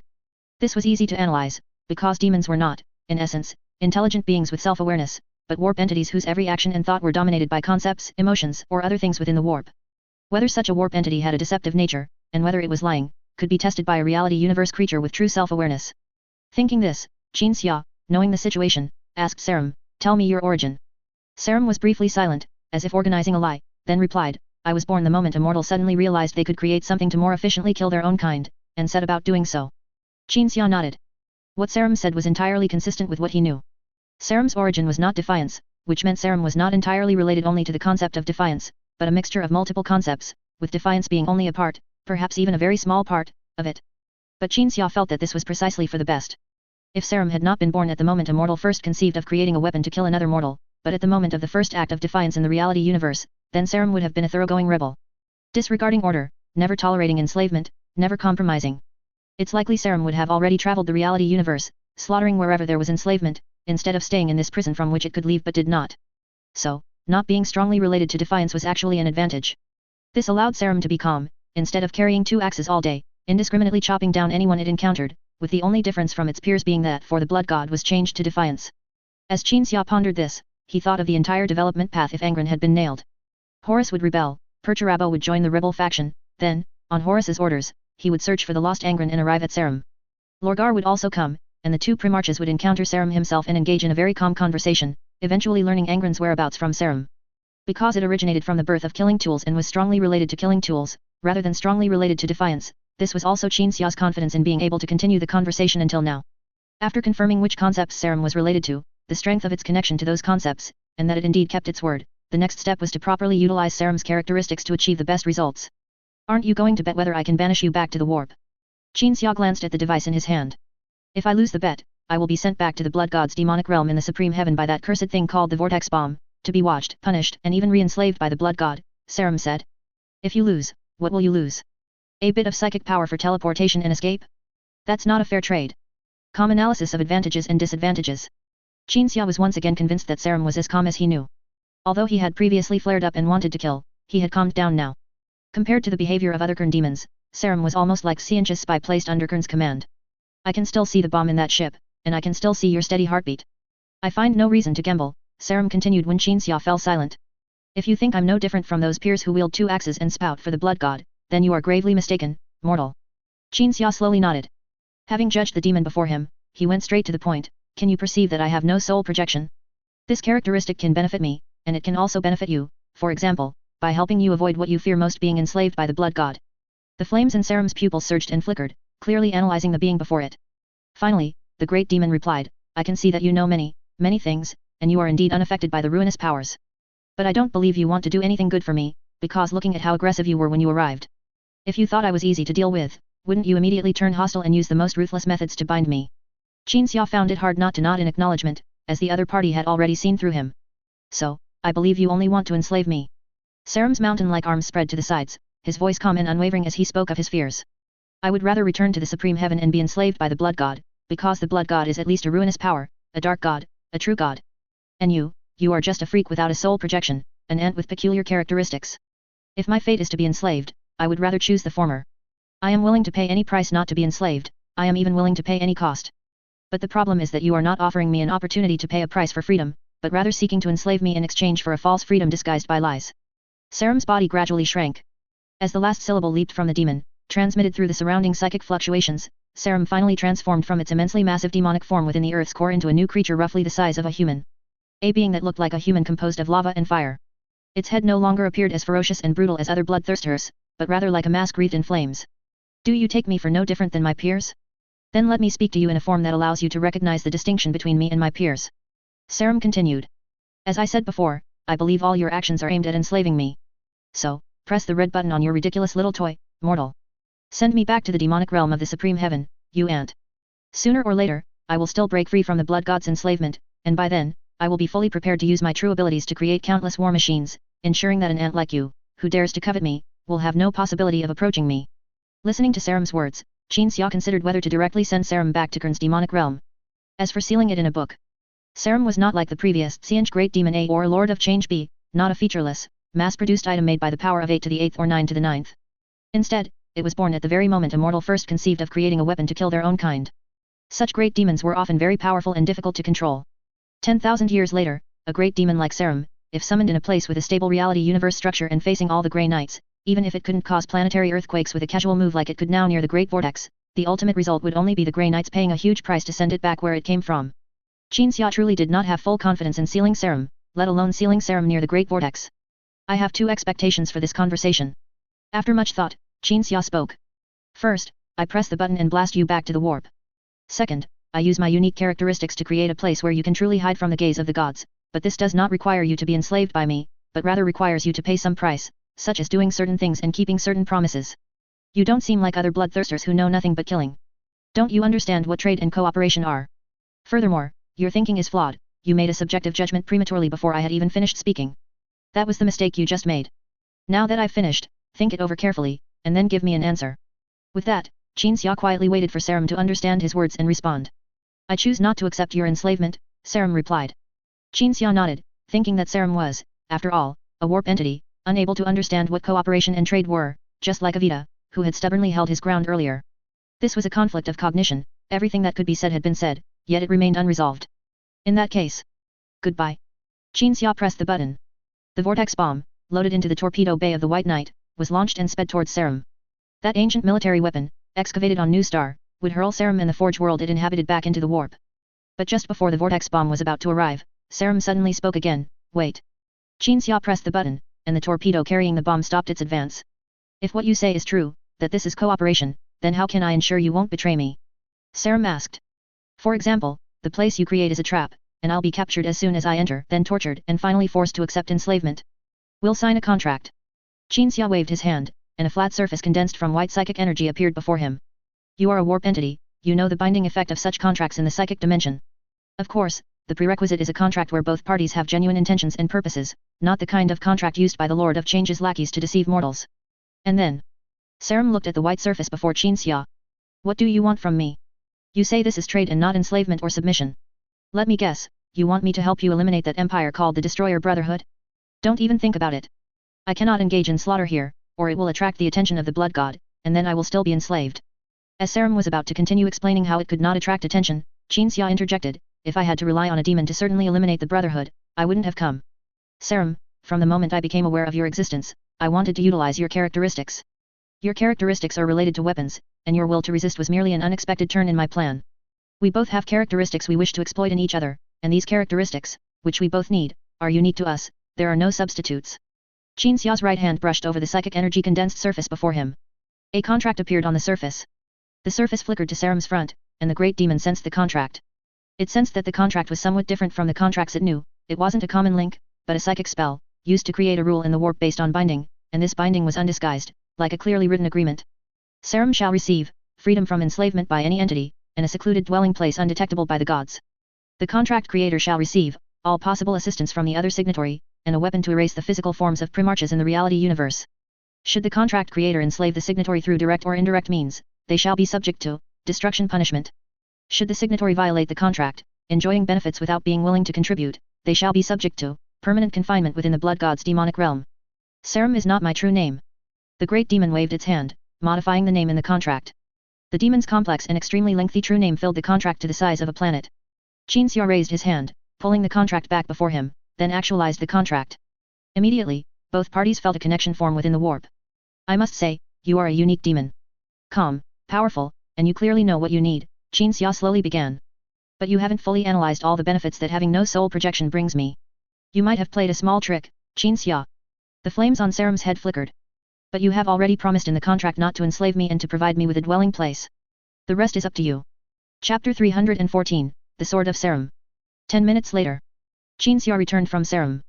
The vortex bomb followed him back to the White Knight. At the same time, the members of the Red Robe Covenant on Saram were learning about the recent planetary anomaly while preparing either a ritual to sacrifice Saram or packing their belongings to leave. What the members of the Red Robe Covenant would do at this time depended on the stance they chose regarding the changes Qinxia had triggered on the Serum Forge world. Qinxia no longer needed to personally go to Serum to do anything, he only needed to wait for those willing to leave Serum to arrive on the White Night, and for Serum to move into its designated dwelling in the warp. Meanwhile, Qinxia could also sit cross-legged on the ground and meditate, while also reflecting on the events that had transpired so far. The future you speak of is merely one of countless possible futures. You come from the future, but none of us can guarantee that the future you experienced is the only true future. Qinxia recalled the words the Emperor had spoken to him in Angron during their remote psychic conversation after Kyle Boer, the Forge Master General of Mars, arrived on New Star. Qinxia's view of the Emperor's words evolved in two stages. In the first stage, he was genuinely convinced by the Emperor, beginning to doubt whether the future he experienced was truly just one of countless possible future developments. Therefore, doing anything in advance now was meaningless and couldn't change the future. Acting with the idea of stopping something would only accelerate everything, potentially leading to uncontrollable and terrible consequences. Then, in the second stage, Qinxia became skeptical. He was currently in that skeptical stage.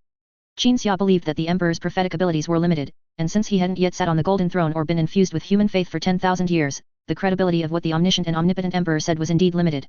The Emperor's prophetic abilities felt inferior to Sanguinius and Conrad Kurz. But Qinxia was still unsure how the future would unfold, though he believed one thing wouldn't change: Horus would rebel. How did Horus rebel? A good man who gave off a feeling of trustworthiness and sunshine, a primarch who believed the Emperor was the true savior of humanity, suddenly turned evil. Then, standing on a battlefield where Space Marines' legions clashed, with a clenched power claw, glaring eyes and a wrinkled nose, he declared, "Let the galaxy burn again." Of course not. Horus's rebellion had many causes, but Qinxia believed the most significant was the influence of the four gods. In the later stages of the rebellion, Horus was even unconscious, continuously overwhelmed by the four gods' power until he was strong enough to rival the Emperor. He was like a puff pastry personally crafted by the four gods. Everything has a beginning, Qinxia mused. He could kill Horus before everything became irreversible. 10,000 years later, the Inquisition concluded that the dark gods could not directly affect anything in the reality universe. To exert influence on the reality universe, they had to use things within it, such as an evil creation or a mortal who willingly pledged allegiance to them. So, Qinxia wanted to create a weapon that could destroy a Primarch's physical body. He aimed to destroy Horus's physical body before he completely became a pawn of the gods in the reality universe. Serum, as a daemon whose core concept involved weapons, could provide immense help. But the premise was that Horus was completely beyond saving, and no other method could pull him back. Qinxia thought a great deal. These thoughts prevented him from calming down, so he simply opened his eyes and concentrated fully on his contemplation. As a daemon, Serum's involvement in weapon manufacturing would require monitoring to ensure no private goods were mixed in, as well as an understanding and study of warp energy. A complete and complex plan would be needed to verify the weapon's safety, ensuring Horus wouldn't become a Kern Divine chosen. So, ultimately, this was just a spontaneous backup plan.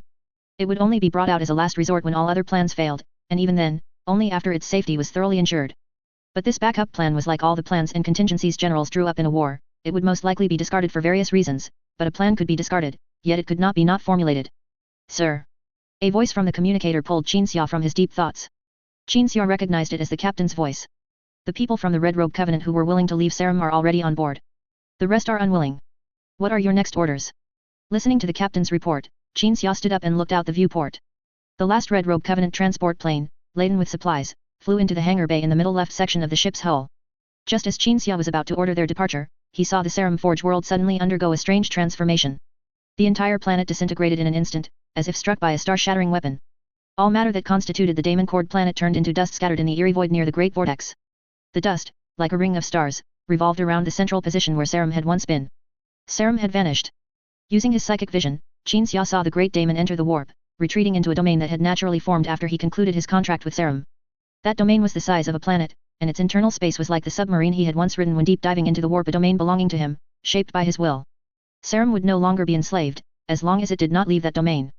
At the same time, Qinxia also saw a sword floating precisely in the center of the now destroyed Forge world, which had transformed into a stellar ring. As Qinxia used his psychic vision, he witnessed a series of images, the history of that sword. The perspective moved away from the vicinity of the Great Vortex, focusing on the solar system, then on Terra, and finally on a specific landmass on Terra. Inside a cave, a scrawny primitive was cleaning an animal hide. Not far from the primitive, two of his kin lay resting on animal hides.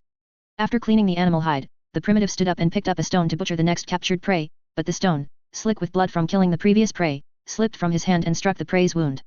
The prey howled. One of the resting primitives stood up, looked at his pregnant female kin beside him, then turned to glare menacingly at the other primitive, who was pale with fright from the prey's howling, and quickly approached him. The primitive cleaning the animal was beaten, cowering and scrambling away. His assailant only stopped, satisfied, when blood flowed from the beaten one's nostrils, then returned to lie beside his female kin, but kept a constant watch on the one he had beaten. The primitive wiped the nosebleed from his face. He initially wanted to resist but gave up, realizing he couldn't hunt alone. He returned to the prey and continued cleaning the hide. He used a sharp stone to clean the hide, but because the stone was slick with blood, it kept slipping from his grasp. Just as he angrily wanted to throw the stone away, a sudden flash of inspiration struck him, and his eyes lit up. The primitive wiped the sharp stone clean, then used it to carve a branch. He cleaned both the branch and the hide, then laid the branch and stone on the ground. After a moment of absent-mindedness, he scratched his head, then suddenly remembered something. He took a beast's sinew and used it to bind the stone and the branch together. A crude stone weapon was born. Holding this weapon, the scrawny primitive looked at the strong primitive, who also felt displeasure from his gaze and stood up to approach him. They engaged in battle. The scrawny primitive, wielding the weapon, stabbed the strong primitive in the neck. Then the weapon fell apart, the wooden stick broke, the sinew snapped, and the stone fell. Mankind's first weapon was thus broken, but the primitive had already learned the idea of weapon crafting. And the first victim to die by the first weapon appeared. It was at this moment that Serum was born in the warp. The first weapon crafted by mortals became scattered parts, but this weapon had already projected into the warp. That projection, born alongside Serum, gradually mutated. With each subsequent flash of inspiration when mortals conceived new killing weapons, the weapon's projection was strengthened, eventually becoming the sword Qin Xia saw today. The psychic vision dissipated. Qin Xia raised his hand. The sword, surrounded by the stellar ring, drifted like a phantom towards the White Knight, piercing through the White Knight's hull and settling into Qin Xia's hand. Molten lava flowed across the blade, forming images of the sword's genesis and the daemon's name, Serum. Holding the sword, Qin Xia could even see Serum's miniaturized head through the blade, a mask spewing flames. Qin Xia could imagine what would happen if an ordinary person obtained this sword. They would become Serum's puppet, driven by the primordial weapon, the most primitive act of small resistance, and the unshakable martial and murderous intent of Kern demons, becoming a servant of an ancient greater daemon. But Qin Xia, holding the sword of Serum directly, felt nothing. Old Serum's gear looks pretty good. Too bad I don't lack cold weapons. Qin Xia casually opened a rift, intending to throw the sword of Serum into the place where he usually stored his God King Titan. But just as the sword of Serum was about to be thrown in, the blade suddenly vibrated. As Qin Xia held the sword closer to observe, the blade spewed flames, and the flames formed an image. Qin Xia was surprised to find that the image depicted a massive ship. The image didn't directly indicate how large the ship was, but a planet below it served as a proportional reference. The ship was roughly as large as a landmass on the planet below, assuming the reference planet hadn't mutated to be smaller due to its proximity to the Great Vortex. The Destroyer Brotherhood's industrial ship. Qin Xia watched as the burning flames on the sword of Serum changed again, becoming a flaming star map, directly indicating the White Knight's position and the industrial ship's position. Although Qin Xia could have found out the industrial ship's location by asking the members of the Red Robe Covenant, the sword of Serum directly displaying its location gave him an unexpected gain and revealed something astonishing. This sword seemed capable of indicating the location of any existing weapon or anything used to create weapons. The help within my power that you requested, Serum's voice emerged from the sword. How much undisturbed peace will this buy me? Qin Xia looked at the flaming star map released by the sword of Serum, thought seriously, and replied, a long weekend. Chapter 315, Fading Glory. The White Knight sailed through the warp for several days. As it exited the warp, the entire ship had already sounded the alarm, and all sailors and armed personnel rushed to their battle stations, preparing for combat. The Thinkers were assigned a special task, to use their psychic abilities to conceal the White Knight, preventing it from being detected by visual or various scanning methods. The Stone Man, who usually stayed in the analysis room, now stood in the torpedo launch bay on the ship's starboard side, looking out through the bay. The massive industrial ship was right before his eyes. Approximately 1 light second away. Our scanning methods cannot detect what's inside the industrial ship, even psychic divination can't see anything. The industrial ship either has an anti-psychic device or a soulless one. Once you're inside, figure out what's blocking the psychic abilities and destroy it. Then, reinforcements will arrive, and we'll all wreak havoc inside the industrial ship. Qin Xia's voice transmitted through the communication device built into Brown's head. After hearing the plan, Brown nodded, a suitable plan, but I hope you can give me a more macroscopic objective. I'm a little nervous. If you give me a very clear objective, I'll focus entirely on executing it, which will be more efficient. A stone man always needs an objective. Or rather, a command. The macroscopic objective is to do everything you can to help me take down the industrial ship. I need that thing, we need that thing, Qin Xia said. Brown nodded. On the command deck, Qin Xia heard the naval officers report again that their detection devices could not penetrate the industrial ship, and his own psychic vision also failed to see inside it. So Qin Xia gestured for everyone to stop trying to detect it, it was pointless. Synthetics can feel nervous. Olia's voice came through the comms. When I was little, I read records about synthetics, and I imagined what they would be like, and you're more human than I imagined. Why do you have such high-end hardware? Quadrant immediately followed up with a question. You can fight, and you feel nervous, but you once told me you were just a service-type stone man from a Nuceria entertainment company. Why would they make you so high-end? I want to ask that question too, Qin Xia interjected, then commanded the captain, the ship will stop sailing in 3 seconds, awaiting the reconnaissance team's report. High-end, this word is always used to evaluate a product. Brown felt honored. As a product, being evaluated as high-end naturally made him happy. Then Brown also pondered the reason for his high-end nature, because the people who manufactured me did not consider the technical difficulty or whether those technologies were suitable for a service-type stone man. My creators considered the cost. Using their existing stone man components and production equipment at the time to produce a standard model stone man was the most convenient, fastest, and cheapest way. If they only wanted to create a servant with only service capabilities, they would have had to acquire old production equipment and technical blueprints from hundreds of years ago to produce a stone man with fewer and less high-end functions. This is a cost issue. Monetary cost, not technical cost. Quadrant asked again, a synthetic being endowed with negative emotions like fear and nervousness, that doesn't seem logical no matter how you look at it. My creators needed me to be able to feel fear and nervousness, they needed me to be able to cry and scream, Brown said calmly. This function, which can be achieved with a software upgrade, was necessary in Nuceria Park, otherwise visitors would complain to the company that the attractions in the park couldn't satisfy their needs. Quadrant wanted to ask more about that golden age, but Qinxia stopped him.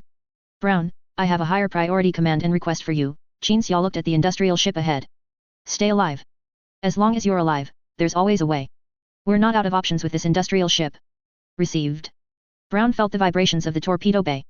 Then a sensation of weightlessness came, and the torpedo bay launched a scientific research torpedo. These torpedoes were civilian. Some scientifically minded worlds in the Imperium of Man were encouraged by the Emperor to explore and conduct research, so scientists would venture into unexplored territories. The purpose of the scientific research torpedoes was to deploy satellites for monitoring planetary atmospheric environments into low Earth orbit. And some people would use these torpedoes for an extremely covered boarding operation. The torpedo moved through the void with extreme stealth, emitting no light. Its special coating reflected the surrounding ambient light, making it seem invisible. As the torpedo moved further and further from the white night, about to leave the secret communication channel Qinxia had established, Brown suddenly thought of something. Quadrant. I took your recording device. After the battle, you will see my performance. I am the fading glory of the human race's most glorious era. A hissing sound reached Brown's ears. The torpedo was already approaching the bottom of the industrial ship. The scientific research torpedo opened and disintegrated, turning into tiny pieces of space debris. Brown floated in the void, glanced at the industrial ship's armor, which covered the sky above, then lowered his head and opened his mouth, expelling gas that propelled his body upward, finally pressing his entire body against the armor. This part needs to be deleted. Brown reluctantly remotely connected to the recording chip in his brain belonging to Quadrant, then deleted the section that made him appear less powerful. He had no choice. Psychic abilities couldn't penetrate the industrial ship, and warp teleportation technology couldn't be used. After deleting, Brown quickly spliced the recording device's footage, then used the computing power provided by the butcher's nails to modify the footage, making the recording appear more coherent. Having done all this, Brown, with the thought, restarted the recording, then looked up at the armor behind him. The stone man's body seeped into the armor like liquid. On a microscopic level, Brown transformed into particles smaller than atoms, then permeated the armor, moving between atoms, finally reassembling. In a corner of the industrial ship's lowest level, Brown's body coalesced into a humanoid form like liquid. When his visual system recovered, he saw that he was surrounded by robots standing in a daze. These Destroyer Brotherhood robots looked even more high-end than those seen on Sarum before. Tall mechanical bodies, covered in weapons from head to toe, with occasional evidence that they were once living beings before being converted into machines, a tiny bit of biological tissue, hanging from certain components, or squeezed out from the gaps in certain parts. They had no self-awareness, only controlled by implanted programs. Their dazed state was because the person controlling them was observing him. Brown realized this and began to act. The stone man flashed past each robot at an extremely high speed, and then the robots' heads fell to the ground. Alarms blared, and footsteps echoed from all directions. Brown was discovered the moment he entered the ship, so he had no intention of stealthily infiltrating, but instead planned to complete the mission in a more direct and rapid manner. A patrol team of robots appeared ahead. Brown's forward dashing speed did not slow down in the slightest, and as he passed by those robots, he sent their heads flying. If someone were to slow down this scene, they would see Brown's arms transform into blades, and the monomolecular structure of the blades allowed them to easily cut through the armor of the robot's vital parts. Because the creators of these robots, perhaps a high-ranking member of the Destroyer Brotherhood, had an obsession with stuffing core components into the brain, cutting off their heads could paralyze them. Where are you? Brown was searching for the person who had observed him. He eliminated all enemies and defensive devices he encountered along the way, while calculating and deciphering the signals controlling the robots. The stone man quickly achieved his goal, connecting his eyes to a camera in a secret room somewhere on the ship, and saw a massive robot about 5 meters tall. Warlord. This was the name of this type of large robot in the information database of the Destroyer Brotherhood's lower-ranking robots. Warlords were not machines without self-will, they were high-ranking members of the Destroyer Brotherhood, possessing control over lower-ranking robots. The Destroyer Brotherhood had more than one warlord, the organization itself was a collective of many warlords. Brown could only read this much information, and to know more, he would have to kill a warlord and read their information database. This objective could also be achieved through remote means.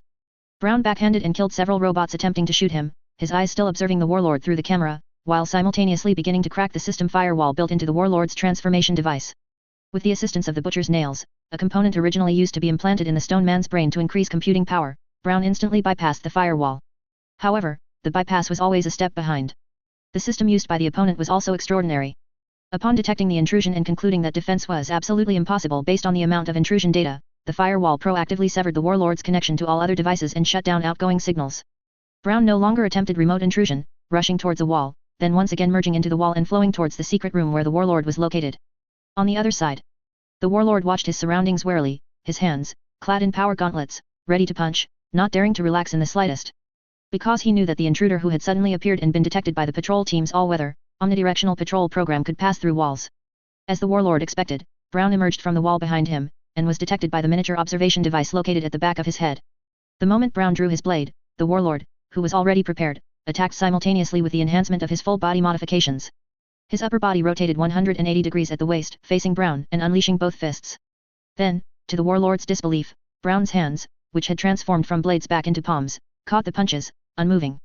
And when the warlord grabbed Brown's shoulders, preparing to lift him, Brown remained unmoving. The warlord realized Brown's extreme weight made him difficult to budge and immediately created distance. Brown, however, pressed closer to the warlord.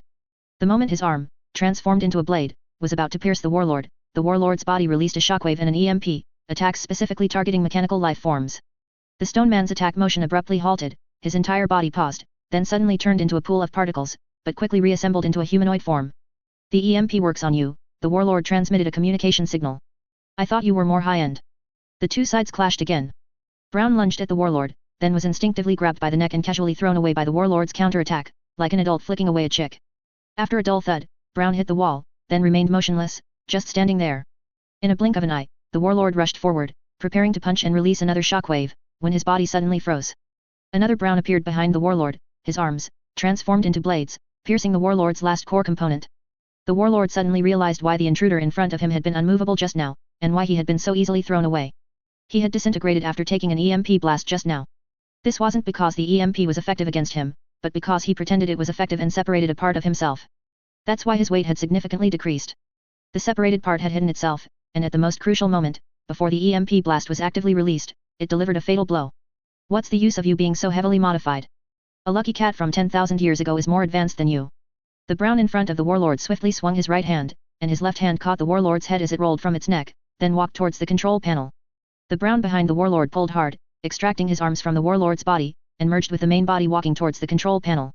The complete Brown arrived at the control panel, placing his hands on the head and the control panel respectively, simultaneously using both methods to read information.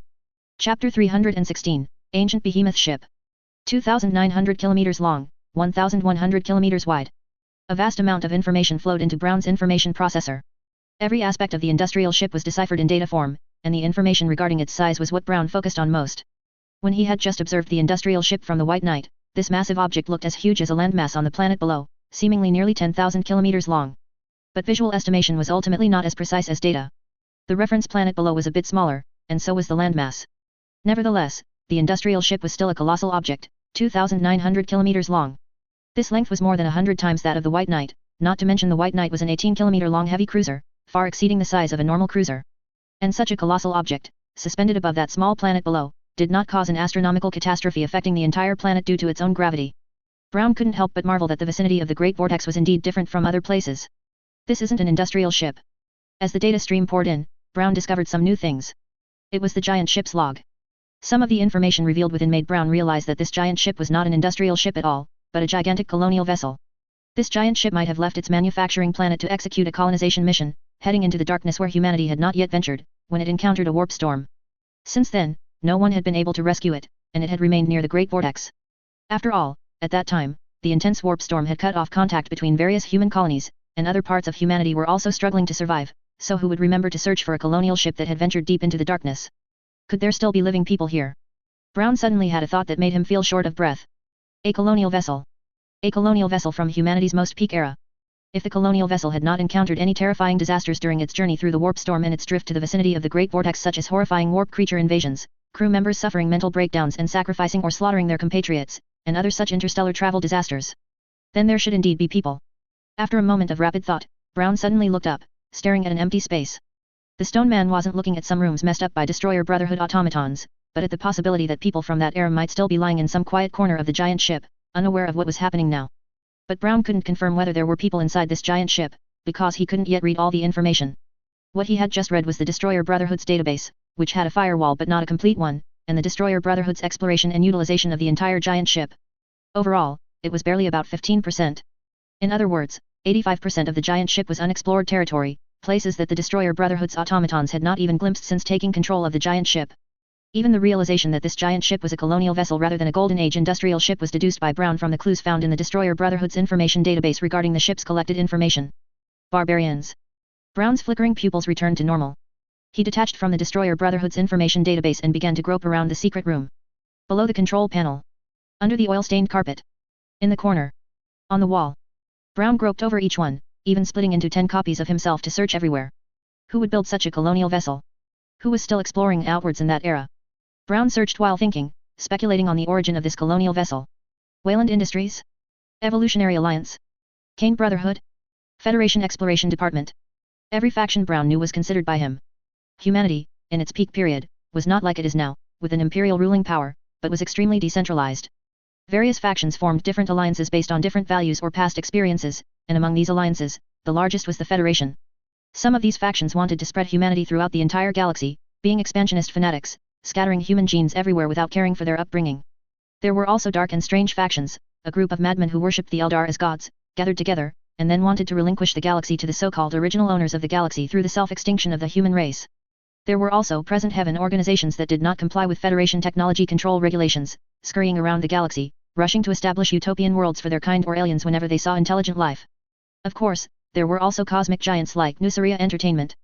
Butcher fleets that hated their own kind to the point of wanting to exterminate them, tech fanatics who just wanted to develop various forbidden technologies, giant corporations that would stop at nothing for profit, practitioners who mass-produced technological utopias, brave individuals who just wanted to take a gamble in new colonies. Brown pondered all the human factions he knew, comparing them with all the information he possessed, in order to find out which faction might have dispatched a colonial vessel at the moment the warp storm interrupted human development. This was not difficult, because before the super warp storm arrived, it was already a sign of impending disaster. Interstellar travel became extremely dangerous, and very few people would dispatch colonial vessels anymore. Knowing the origin of this colonial vessel was very important. At the very least, he could deduce the identity of the people still sleeping in the colonial vessel from its origin, what their purpose would be, and whether releasing them would bring disaster. But the premise was that those sent out to colonize were still alive. Brown was very excited, so much so that he began to think about what information he should look for to persuade Xia and the others later to release or not release the colonial vessel's crew. I hope it's not the Kane Brotherhood. They are too cruel. Brown continued to grope in the secret room, finally finding a small hole. Such holes were specifically for the ship's maintenance personnel, allowing them to connect a brain-computer interface to the ship, thereby gaining direct access to the ship's main control center no matter where they were. Because this method was too ancient, many shipbuilders would not reserve it. Only in areas under Federation jurisdiction would there be laws requiring the reservation of such interfaces. Seeing this interface, Brown confirmed that this was a colonial vessel built by a shipyard in a Federation-affiliated world, but more information could only be seen by connecting to it. Brown immediately pulled a wire from his head and plugged it into the interface. Slaves, scum. A voice appeared. Immediately, a screen appeared in Brown's vision. It was like a control system interface, a flat screen displaying a dynamic task and a logo. Brown was stunned. Because the person displayed on the screen was clearly not a Federation officer, bureaucrat, or private enterprise executive, but an ugly monstrosity. No words could describe the ugliness of this monstrosity. A head 3 times larger than a normal person's, a long, thin neck, a strangely twisted spine, bulging, bell-like eyes, and trembling hands. Even stranger, this monstrosity was wearing a very ornate costume, looking like a king or noble from ancient European regions of Earth. Slaves. Scum. The monstrosity shouted. Call me Emperor Kodako. Call me Emperor Kodako.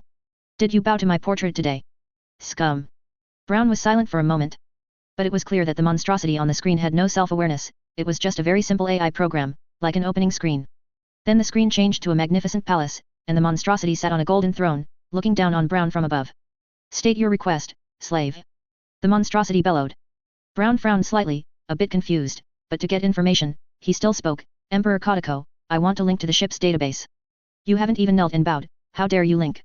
You damned slave. Kodako leaped from the throne, standing on the armrest and cursing. Brown sighed slightly and immediately knelt down.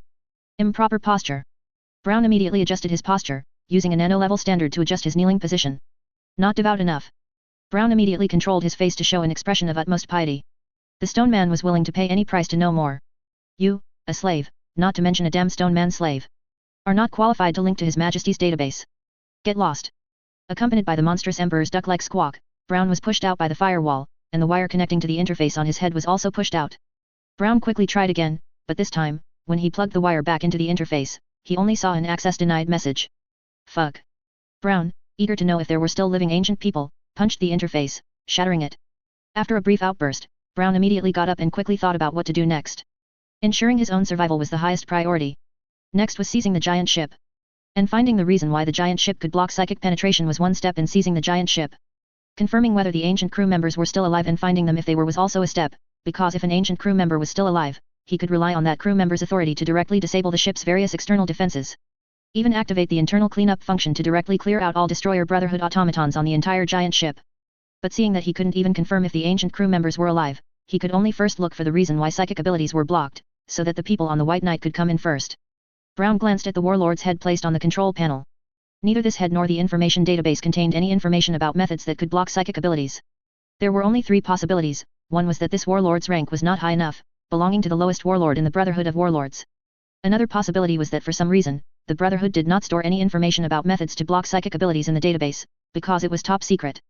The last possibility was that the Destroyer Brotherhood also didn't know why the giant ship could block psychic penetration. It was the function of some ancient device operating in an unknown corner of the ship. After some thought, Brown decided to continue hunting more warlords until he could obtain the necessary information from a high-ranking warlord's head, or find the means to block psychic abilities. Anyway, he couldn't access the giant ship's original database now. Brown looked around. The copies of himself that had split off earlier to search for the interface were standing in place, doing the same movements. Brown looked forward, walking towards the wall. The other Browns walked in all directions. Ultimately, all Browns passed through the walls and left the secret room. 2 weeks have passed. There's still no news from Brown. Inside the library, Qin Xia sat on the ground, a quadrant with its spine bent low to the floor in front of him, and the Olina seated on either side. I think he might have run into trouble, Olina continued. Hearing this, the quadrant, who shared the same thought, offered its opinion. I agree. Brown can directly read and process information from the database. Even if there's a massive amount of information within the industrial ship, he should be able to find the necessary data to complete the infiltration mission. The fact that there's been no news until now suggests he might indeed have encountered trouble. Listening to her sister in the quadrant, Olia also looked at Qin Xia, nodding to indicate her agreement. First, Brown won't die, because I made survival his top priority, Qin Xia said, looking at the quadrant. Also, after Brown was launched, I told you to figure out how to get us into the battleship, and you still haven't figured out how to enter the industrial ship. My oversight. The quadrant's head gently swayed downwards, as if in an apologetic bow.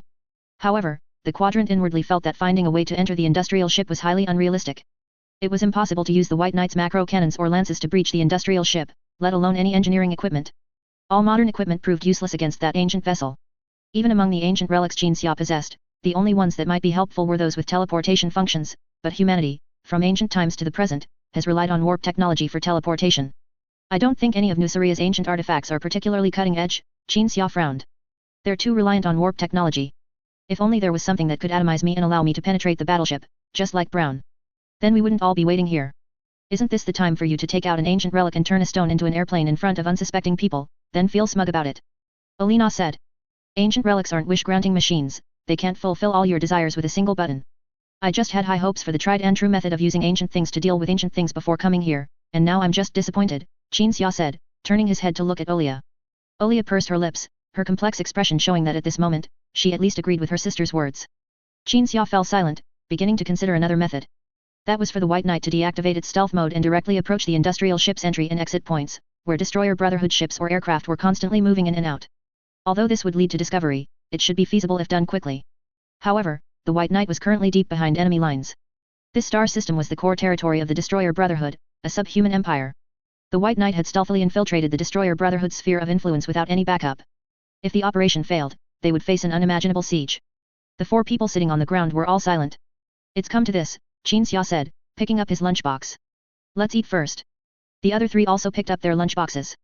Since there would be a battle soon, the cafeteria provided energy meals.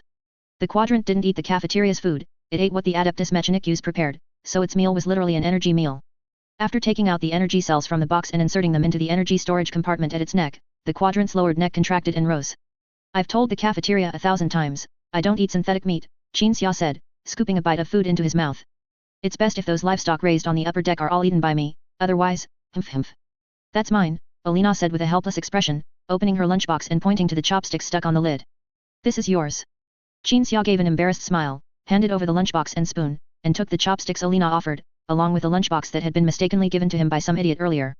After lunch, Qin Xia entered the command deck, and as everyone rose to salute him, he walked to the viewport, looking at the colossal ship's bottom armor, which was now very close. The material of that armor was very special, even purely physical detection methods, completely devoid of psychic energy, could not detect anything inside the armor. Qin Xia looked at the ancient creation, then walked to the star map.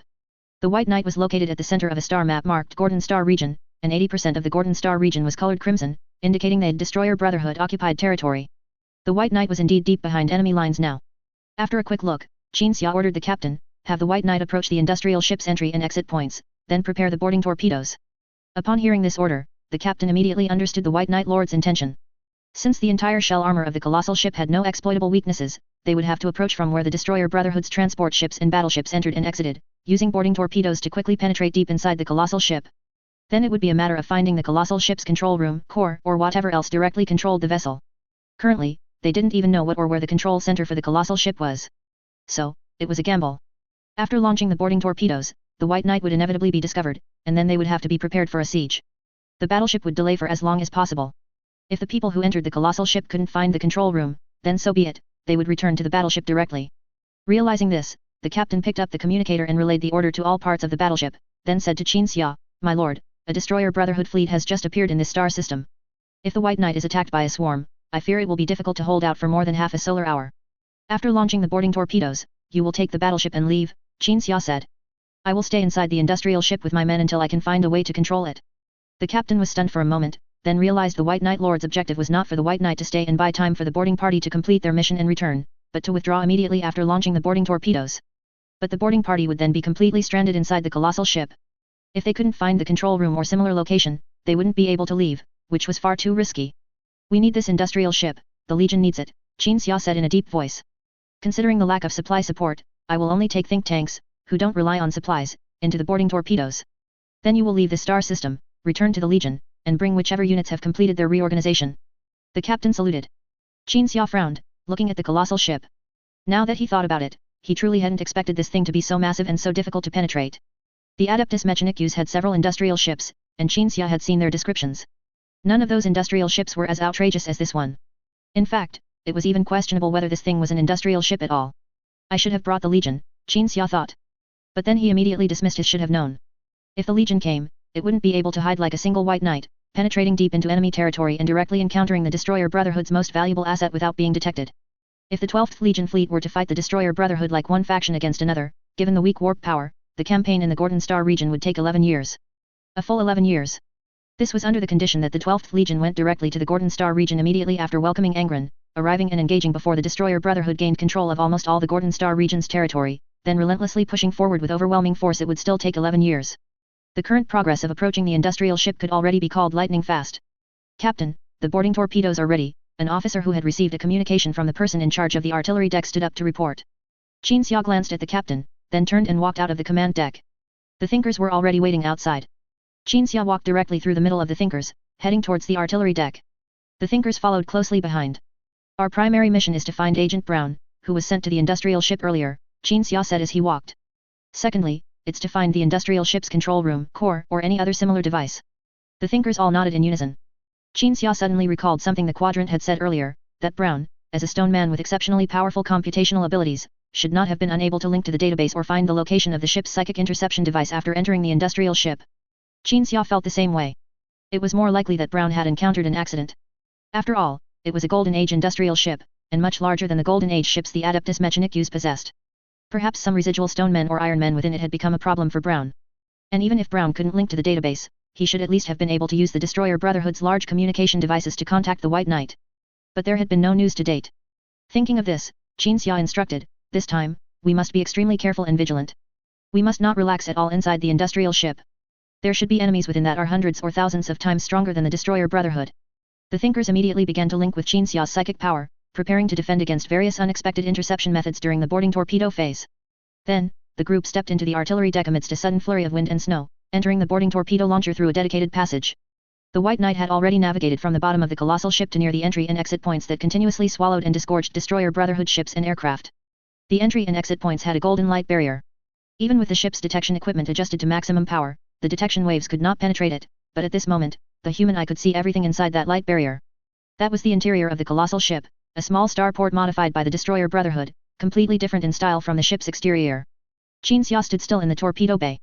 Kamas, wearing armor inherited from the Grey Knights, lowered his head to look at his feet, realizing that everyone was actually suspended on top of the boarding torpedo, standing on a light barrier shaped by the White Knight Lord's psychic energy. Below them were rows upon rows of black humanoid figures. Qin Xia took out a highly technological, non-modern device and manipulated it. Then Kamas suddenly saw two crimson lights glow from the heads of the black humanoid figures below, as if awakening.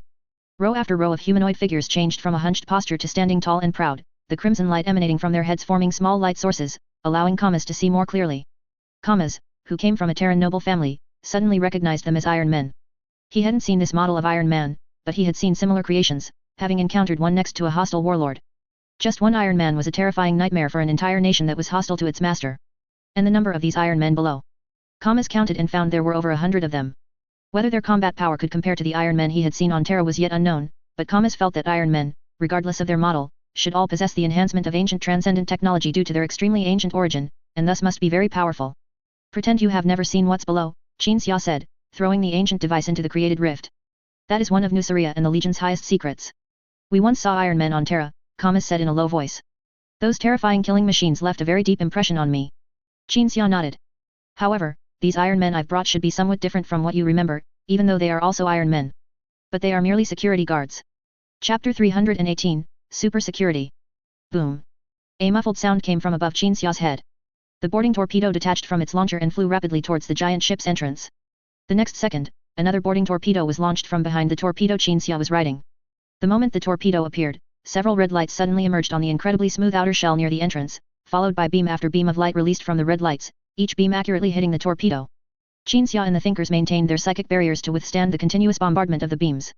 The White Knight's psychic stealth could not be maintained, so a warship appeared next to the Destroyer Brotherhood's ships that were queuing to enter and exit.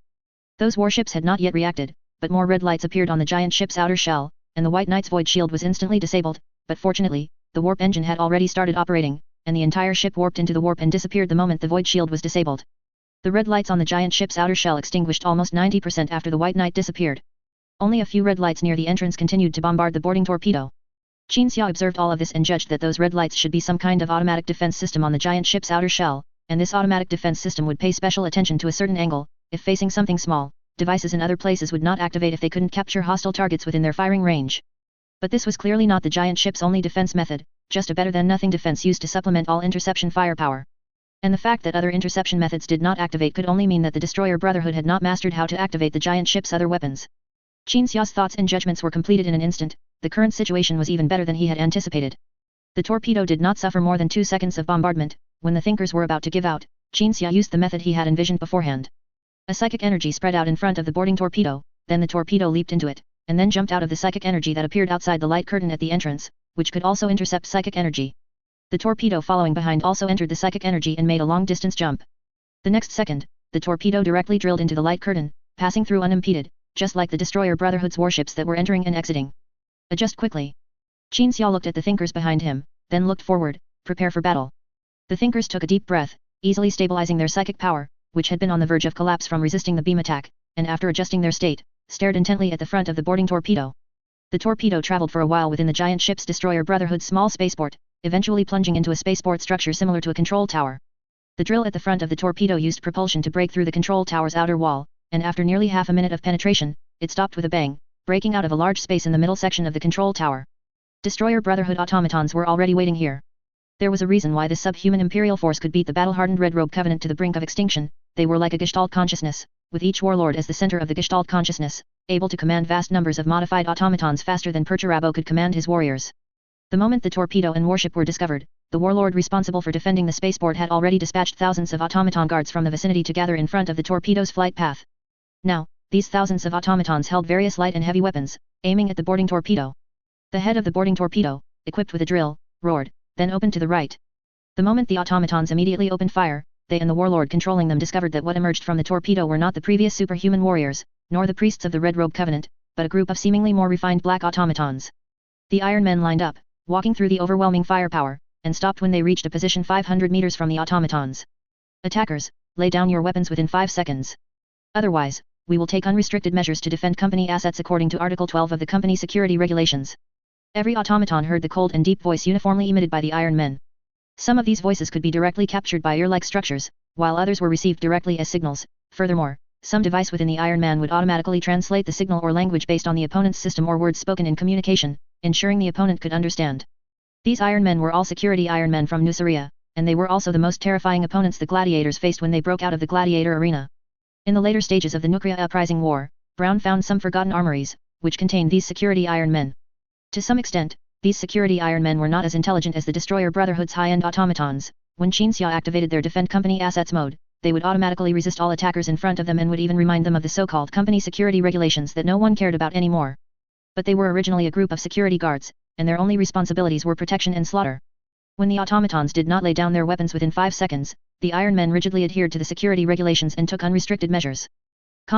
Inside the torpedo bay, saw small cannons on the backs and shoulders of the security Iron Men emit fire, then a large number of shell-like objects were launched at extremely high speed, then shattered in mid-air, projecting some even smaller smart munitions. The smart munitions automatically sought out enemies, even adjusting their attack mode based on the enemy's obvious characteristics. All automatons were affixed by the smart munitions, then the munitions exploded, blowing the automatons into pieces, with components flying everywhere. The security Iron Men raised their weapons, aimed at the most core part, the heads, of all the exploded automaton components flying in the air, and after a round of shooting, shattered all the heads, which counted as finishing off the enemies. Kamas watched in astonishment as all visible enemies on the scene were completely annihilated in less than 10 seconds. Patrol and clear. The security Iron Men dispersed according to the combat methods stored in their database, actively seeking out enemies. These things almost wiped out your Gene father, me, and his brothers and sisters back then, Xinxia said as he walked forward. The thinkers did not speak, but their hearts were filled with unconcealed astonishment, all finding it hard to imagine how their Gene father had protected the others and achieved victory in the battle against these security Iron Men. My lord, I cannot perceive anything here with my psychic vision, Chief Librarian Varese reported after trying. Neither can I, but fortunately, we just can't perceive more, rather than being unable to use psychic energy. Xinxia was a little surprised. He had thought that the psychic intercepting device was only active outside the ship, but now it seemed to be active everywhere. However, this slight surprise was acceptable. Xinxia looked around, observed the route, and then commanded, advance as much as possible under the Iron Men's cover. The Iron Men patrolling around gathered together after confirming there was no one nearby. Xinxia took out the control device and made some adjustments, and the Iron Men then activated their Defend Important Personnel mode, guarding Xinxia and the Thinkers. As everyone prepared to delve deeper, a huge commotion suddenly came from behind them. Xinxia looked back and saw another boarding torpedo breaking through the wall. The torpedo bay hatch opened, and Yuechula and the gladiators appeared in Xinxia's sight. You're boarding without us, hey, a gladiator said, stepping out with a chainsword axe in hand. If I hadn't passed by the artillery deck, I wouldn't have known you were having the sailors prepare boarding torpedoes. Wait, Xinxia said in disbelief, how did you break through that laser firepower net? We followed you, Yuechula said, drawing his sword. What are you doing following me? Xinxia looked at the gladiators, and even saw Kleist's figure above and behind the gladiators. We followed you, Yuechula gave the same answer again. If all of us are together and someone is going to face a battle, then we go to battle together, a gladiator said. If we die in battle, we should die together, our bodies piled up, our blood mingled. Don't worry about supplies, we brought some blood. Kleist took out a small bottle filled with crimson blood. Every gladiator had a blood vial given by Angron. Used to drink the blood in extremely critical moments to sate hunger, or to accelerate body wound repair, or to burst forth with astonishing power before death. We also brought psychic weapons, no ammunition needed. Yuchuka patted the psychic firearm hanging at his waist. Xinxia took a deep breath, smiled, and nodded, gesturing for the gladiators to join the group. The gladiators immediately stepped forward, protecting the Thinkers along with Xinxia, just as they used to guard Xinxia in battle. Just like the first time in the gladiator arena facing the scum slaughterers, Xinxia stood behind, focusing on unleashing psychic energy to turn the tide of battle. Everyone continued to advance. Yuchuka walked near Kamas, holding his psychic pistol. I've got your back. Kamas bowed to Yuchuka, who would now focus on protecting him. The two had met and conversed on the warship before, and Kamas had also borrowed and read Lord of Nuceria from 18th Company Captain Karn, learning about the gladiators. Kamas understood the gladiators well. The gladiators were uneducated, they were slaves before entering the gladiator arena and remained slaves afterward. They didn't care about things like morality, justice, or fairness, all they cared about was each other. So when a gladiator saw a companion or soldier die during the uprising war, they would unhesitatingly choose to disregard everything else to save their companion. Legion Commander Kill had also publicly stated that the Blood Drinker Guard were a difficult group to get along with because they accepted orders from no one except Angron and Xinxia, and they would not integrate with the World Eaters. To the Nucereans, the gladiators were angelic saviors, but in reality, they did not actively choose to save others, but rather followed the will of Angron and Xinxia. The Blood Drinkers, a guard composed of people with both flaws and strengths. These individuals, who had survived the survival of the fittest environment in the gladiator arena, were filtered by Xinxia using the no-kill principle, and had forged bonds stronger than blood in extremely high-pressure environments. When deployed to the battlefield, their extreme devotion to team discipline and terrifying combat skills gave them the power to turn the tide of battle. Therefore, Kamas, who understood the gladiators, felt a complete sense of security at this moment. Everyone advanced through the passage for a while, leaving the spaceport and delving deeper into the giant ship. Large numbers of enemies appeared from all directions and from various unexpected places. The security Iron Men cleared out the attackers, who were no different from the previous automatons. There were also a few special automatons that would appear from above or from a very narrow place around them, aided by stealth fields, bypassing the security Iron Men's defenses to directly attack the humans, but they would be easily eliminated by the gladiators. The gladiators had previously dealt with stealth enemies on Nuceria, a High Knight and his family members, as well as their armed guards, all used stealth technology. The gladiators determined the enemy's location by listening to sounds and observing traces in the surroundings, then counterattacked until they finally killed all those slave owner bastards who used stealth technology. The stealth technology used by these very small automatons now was not as good as that used by the High Knight. Lori and your son should be 5 years old this year, right? Old Chin. Yuchuka is here, can we not talk about that? He already knows. Besides, Yuchuka is not small anymore. Kamas heard the White Knight Lord and the gladiators chatting as they walked. The battle was still very intense, with continuous gunfire, and the think tanks maintained their protection. More and more of those invisible robots appeared, and the gladiators never stopped shooting or hacking. But the gladiators were at ease, chatting while slaughtering. Their movements were precise and swift, never stopping, but their tone was understated, giving Kamas the feeling that the gladiators were like killing machines, with someone else speaking at the moment. Besides, it can't be hidden, Qin Xia added, Yuchuka has long noticed that something is off with you three. All right. Indeed, our 3 sons are 5 years old. The gladiator speaking punched an oncoming robot to pieces, and the Terminator armor, under the control of his powerful body, roared as it turned, shooting down another robot that was rushing towards a think tank who was casting a psychic barrier. By the way, whose son is he, yours or his? Kleist asked from the side. Probably his, the gladiator pointed to his companion fighting alongside him. How do I feel like he's yours, his companion said. Is it possible that you two and Lori made him together one night? Yuechola said with a laugh. The gladiators all burst into laughter. The think tanks who heard this gossip were very surprised. They didn't know what the customs were like on New Star, but 2 people marrying the same person was indeed a bit shocking. There's really nothing we could do about it, the gladiator said. When both I and Reese liked Lori, neither of us was willing to give up, and we couldn't bring ourselves to duel according to New Star customs, so what else could we do? We could only live together. Lori is also an extraordinary woman, Qin Xia said. After raising his hand to eliminate the defensive position in the passage ahead, Qin Xia recalled what happened during the later stages of the New Star Uprising War. At that time, Lori was responsible for the allocation of logistical supplies at the Guards' frontline combat headquarters, and then the Guards dispatched small units to raid transport convoys. The person named Lori was in the convoy and was already pregnant at the time. When the convoy was attacked and the battle was fierce, Lori directly pushed away the soldiers protecting her and rushed to an anti-aircraft gun mounted on a vehicle, operating it to sweep the enemies. Soon after, reinforcements arrived near the convoy, and Qin Xia was among them, personally witnessing Lori, with her pregnant belly, riding on the anti-aircraft gun control seat, roaring and sweeping the enemies, and then after the battle, she picked up a machine gun with one hand and walked to the captured guards officer and sprayed him down. It could only be said that none of those who survived that time were weak. Yuchuka looked at Kamas, don't mind us, we often chat while fighting like this. When we stop talking and just focus on killing, that means we've encountered a battle that can truly be called a battle. Kamas nodded. The battle, assisted by the security Iron Men, seemed intense but was actually relaxed, and everyone chatted as they delved deeper into the giant ship. The robots kept trying different methods. Using more advanced weapons and setting up better defensive positions in the passages, but the best defensive measures in this giant ship were never armies or weapons, but the various defensive mechanisms the battleship itself was equipped with. However, the Destroyer Brotherhood had not figured out many functions of the giant ship, and they had only ventured into the ship's periphery, which meant their only difference from the attacking party fighting on foreign ground was that they had been there longer. After a full solar cycle, the breakthrough's rapid advance gradually ceased. It wasn't because the robots finally found a way to stop Qin Xia and the others, but because a reason appeared that forced them to stop. Near another defensive position directly ahead, Qin Xia saw several figures quickly eliminate all enemies on the position, and then they stopped. These figures all looked identical, with no differences in physique.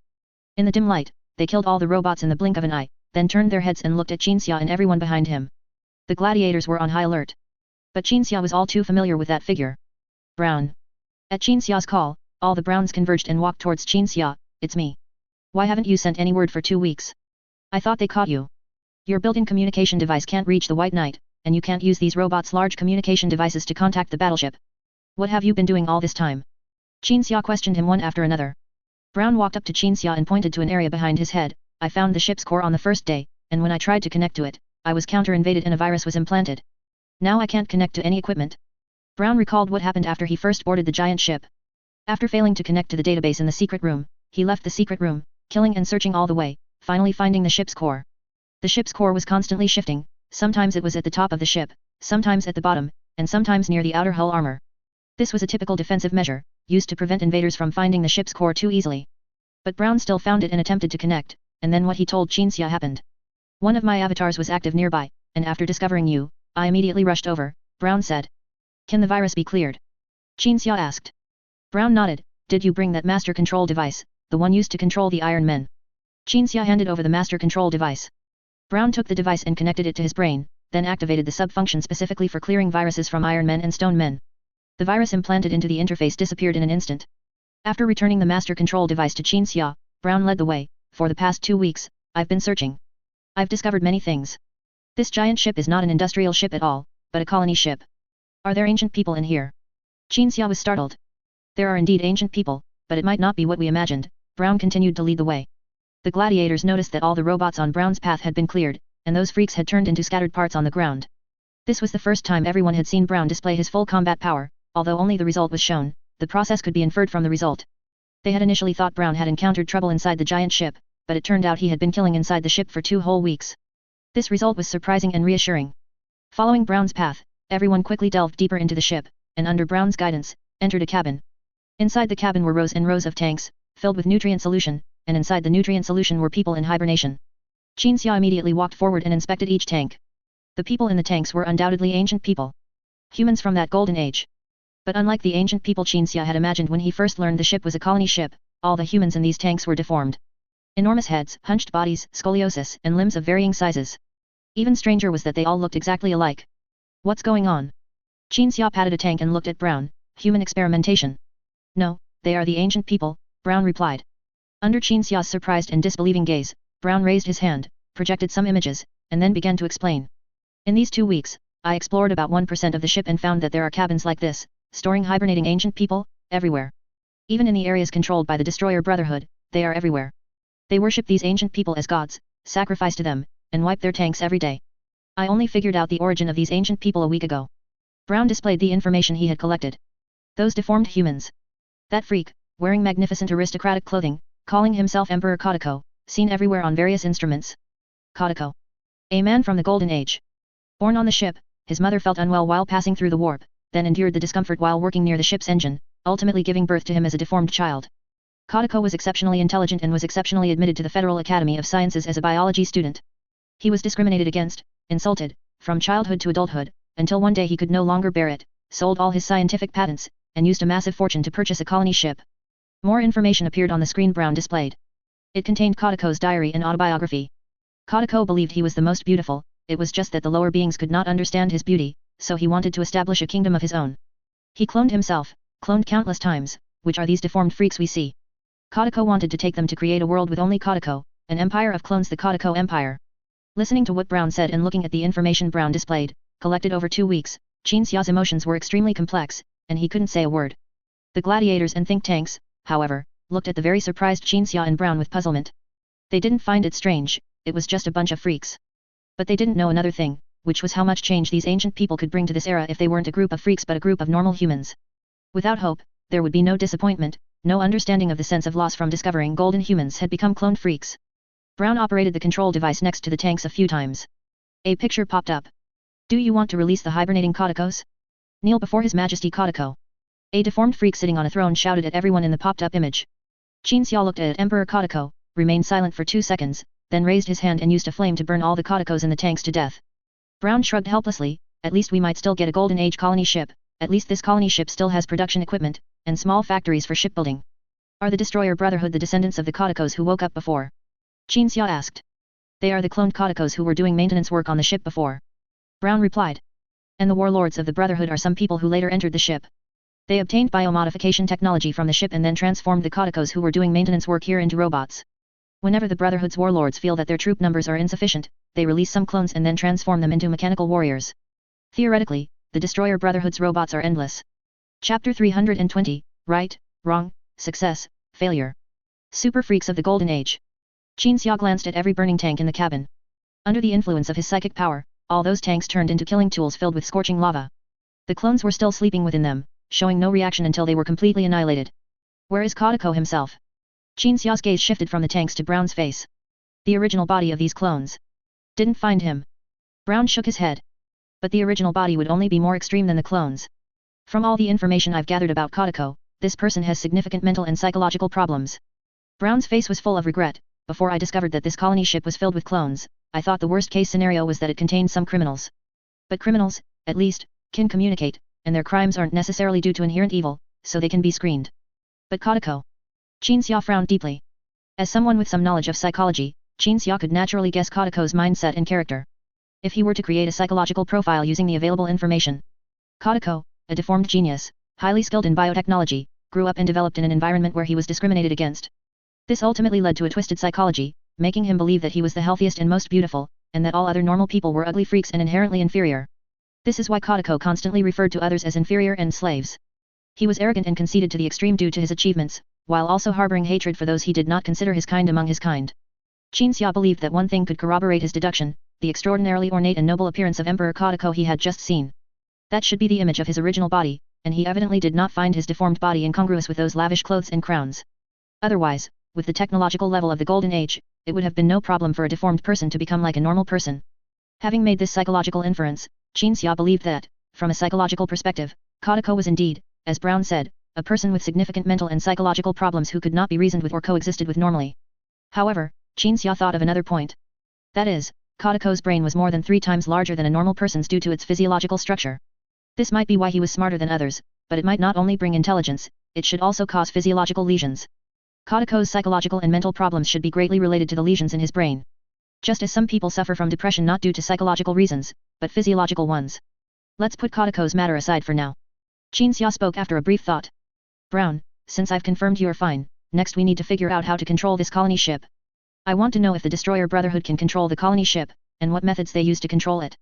No, this ship is being used as a planet by those automatons, Brown replied. I think we still need to start with the ship's core. Even though it blocked my access and injected a virus before, I still have no way to access it. But this is the only way I can think of to control the ship. Then let's go for the core, Qin Xia decided without hesitation. Even if Brown couldn't deal with the ship's core, Qin Xia believed that Brown was a stone man from the Golden Age. If a stone man couldn't think of another way, then there simply wasn't another way. So, either they found a way to control the ship's core, or they could only give up.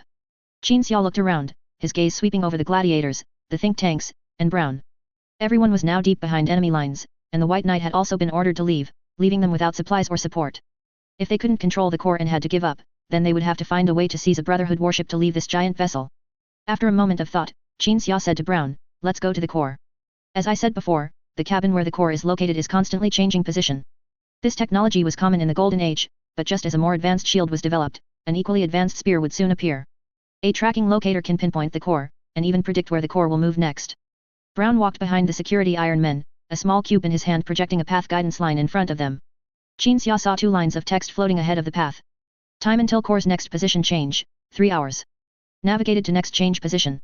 We're like Golden Age Marines now, Brown said, looking back at everyone. In a giant ship, guided by a locator, heading to the constantly shifting location of the core, then destroying it and paralyzing the entire ship. This Golden Age experience ticket was really hard to come by, Qin Xia laughed. Indeed. Before I came to the Gordon Star region, I never dreamed there would be a Golden Age colony ship here. We're really lucky, Brown said. It would be even better if we could control it, Qin Xia looked around. An amazing ancient creation. The passage everyone was in was extremely wide, like a plaza of endless length. There were all kinds of ornate decorations around, such as golden statues of Kadako, and giant projections of Kadako. Also hanging were the flags of the clone empire Kadako's huge head wearing an oversized crown. It was conceivable that if the colony ship hadn't been swept away by the colossal warp storm that shattered the Golden Age, the Kadakos would have reached their destination, lived in the colony ship for a period, and established an empire of only Kadakos. Speaking of which, I also feel like we're a bit like pirates, Brown suddenly said again. After all, we're here to seize the ship. Exactly, this is completely seizing a ship. Qin Xia admitted without hesitation.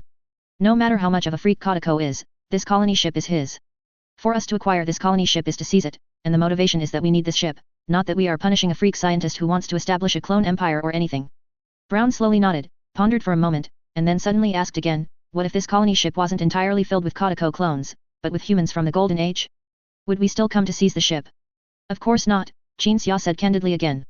But not because we respect Golden Age humans so much, nor because we sympathize with them so much, but because they can bring us what we need more, and the colony ship in their hands can bring greater benefits than in ours. But the premise is that Golden Age humans can stand with us. If they view us as monsters, as enemies, then, Qin Xia continued, then we can only seize it. We might even fight, kill each other.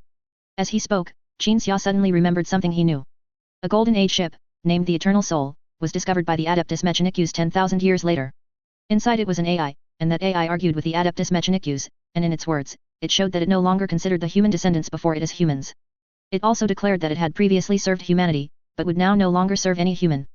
Qin Xia felt that if he were that Adeptus Mechanicus person and desperately needed that Golden Age ship, he would still try every means to tame the hope. Sometimes you are like a saint, insisting on carrying the life and death of everyone on your shoulders, Brown said. Other times you are ruthless, even cruel.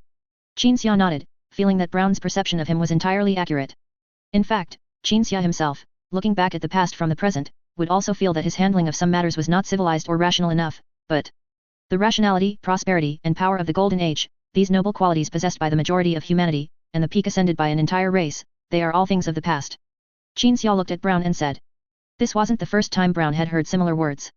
Long ago, when the Stone Man still harbored the idea of rebuilding the Nuceria paradise, Qin Xia had said similar things.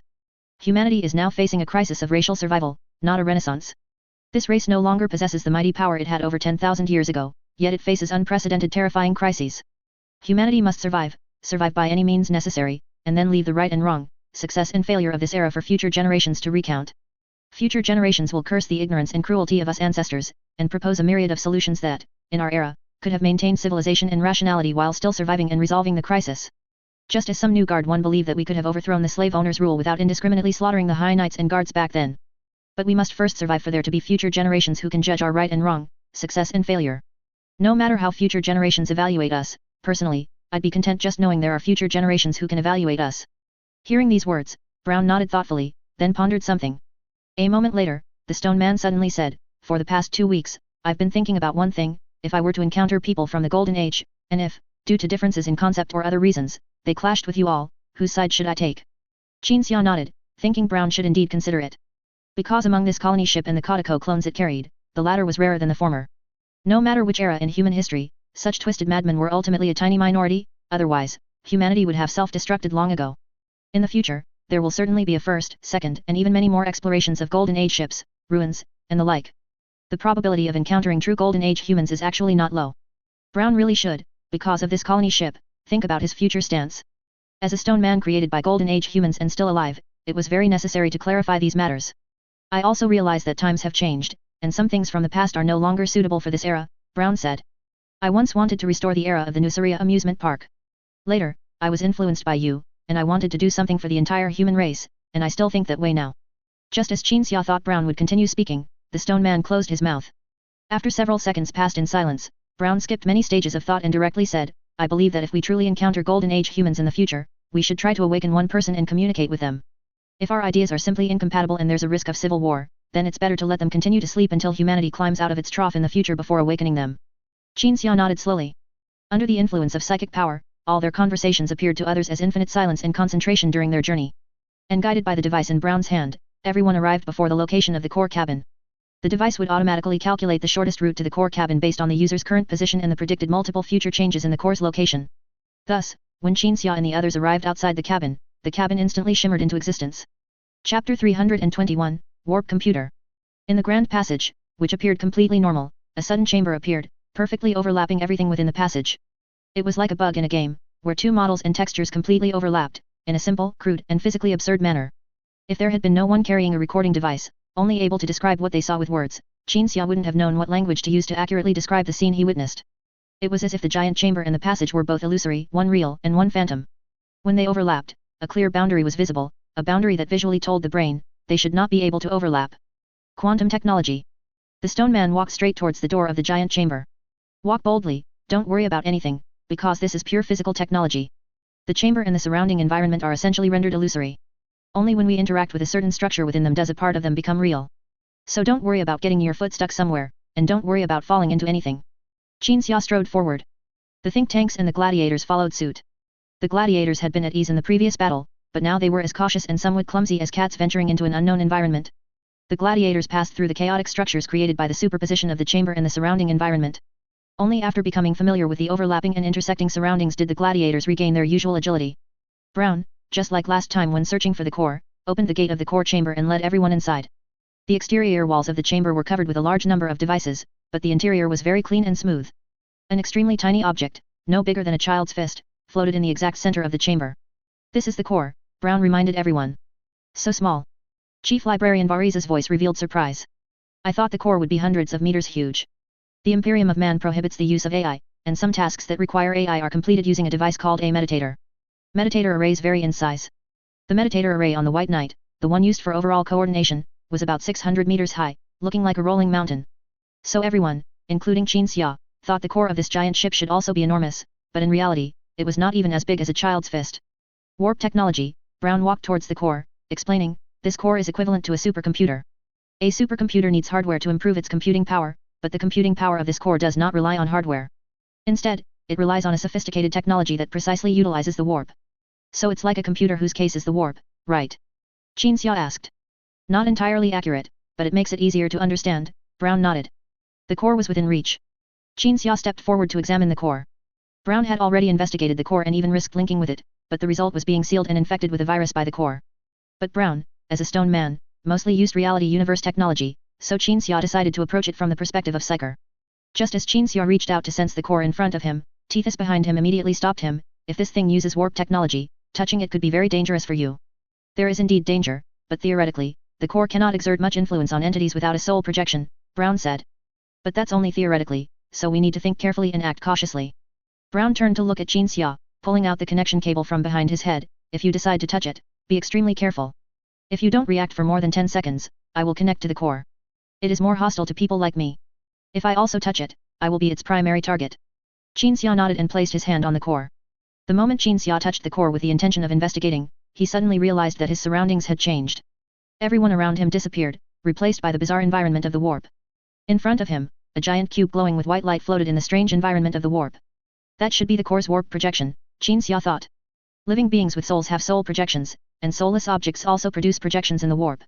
Qin Xia was certain that what he saw was the warp projection of the ship's core, which was the hardware of the supercomputer in the warp. At the same time, a feeling, a sense of déjà vu, or some other psychic sensation, emerged in Qin Xia's senses. That familiar feeling. It was intercepting the influence of Psyker on this ship, Qin Xia thought. The reason the ship could not be infiltrated by Psyker was not due to a device similar to a Geller field, but rather the influence of the ship's core itself. In this situation, no one could find and destroy anything to shatter the ship's interception of Psyker. Unless there was a way to directly destroy this core, which was mostly in the warp. But Qin Xia determined through his senses that this was impossible, at least for ordinary Psykers and the weapons of this era. Qin Xia continued to investigate and found that some warp creatures were approaching within the light surrounding the core. The warp projection of the core was extremely bright, thousands of times brighter than the soul projections of Psykers Qin Xia had seen in the warp. If it were a Psyker, it would be devoured by the warp creatures it attracted, turned into living gates for demons to enter the reality universe, or sucked dry by ancient, unconscious warp creatures more powerful and terrifying than demons. But the core remained unharmed. Warp creatures could not approach its surroundings, just as Qin Xia and the think tanks could not infiltrate the ship with Psyker. Qin Xia saw that some powerful warp creatures were also attracted, but they were directly annihilated by the core's warp projection, without causing any negative impact. Scheduled cleanup in 10 seconds. A cold, emotionless electronic voice emanated from the shining core. Qin Xia frowned, wondering how what to do in 10 seconds could exist in the warp. The act of counting could exist in the warp, but it was meaningless. But just as Qin Xia counted 10 seconds as if in the reality universe, the core released a beam of light that swept away all the increasingly crowded warp creatures around it, leaving them completely clean. Qin Xia was startled and looked down at himself, finding that he was still around the core and had not been cleaned up. Through that scene, Qin Xia realized that this core had performed an action similar to antivirus. The warp creatures were viruses, and that beam of light had cleaned up the viruses, just like the function of antivirus software on a computer. And from this, to delve deeper, to think. Qin Xia then realized that the core's projection in the warp had programmed a portion of its surrounding area. There was time created by it, time was flowing, and there was a firewall to intercept warp creatures. He finally concluded, this core could annihilate warp creatures approaching it, just like it annihilated viruses. Even if this function could not be used elsewhere, it could at least ensure that the area around this core was safe. As for how safe, it was hard to say. But it certainly wasn't infinitely safe, meaning that overly powerful warp creatures could still break through the firewall like powerful computer viruses and force their way into the core.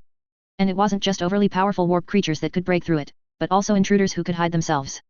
After some thought, Qin Xia tried to approach the core's incredibly bright projection. The projection did not clean him up, nor did it block him. Qin Xia got closer and closer to the projection until he could touch the object in front of him. The core seemed to store information in Psyker, directly using and calculating it in the warp. The moment Qin Xia touched the core's warp projection, Psyker began to surge in, along with information mixed within the Psyker. Most of the information was filtered out by Qin Xia's brain. The brain's self-protection mechanism allowed him to avoid being destroyed by the sudden influx of massive information, but under the control of Qin Xia's powerful will, his brain still extracted some things from that information that he subconsciously deemed extremely important. A map of the battleship's interior. Various locations were displayed on the map, including various control centers, the places where the ship's weapons, engines, navigation, internal and external defenses, and life support systems were located. And this perception and extraction of information triggered a certain defense function of the core. Unknown intrusion detected. A voice emanated from the core, and then everything around it became illusory and flickered. After a series of strong light releases, the core's warp projection suddenly vanished, replaced only by a vast number of warp creatures and a blank space in the warp. No. Qin Xia, wanting to know more about the giant ship's information, suddenly woke up, opening his eyes to find himself in the passage. Security mesh guarded every visible exit of the passage. The gladiators and think tanks surrounded Qin Xia. Brown held a connection cable in his hand, looking at Qin Xia with concern. Where's the chamber?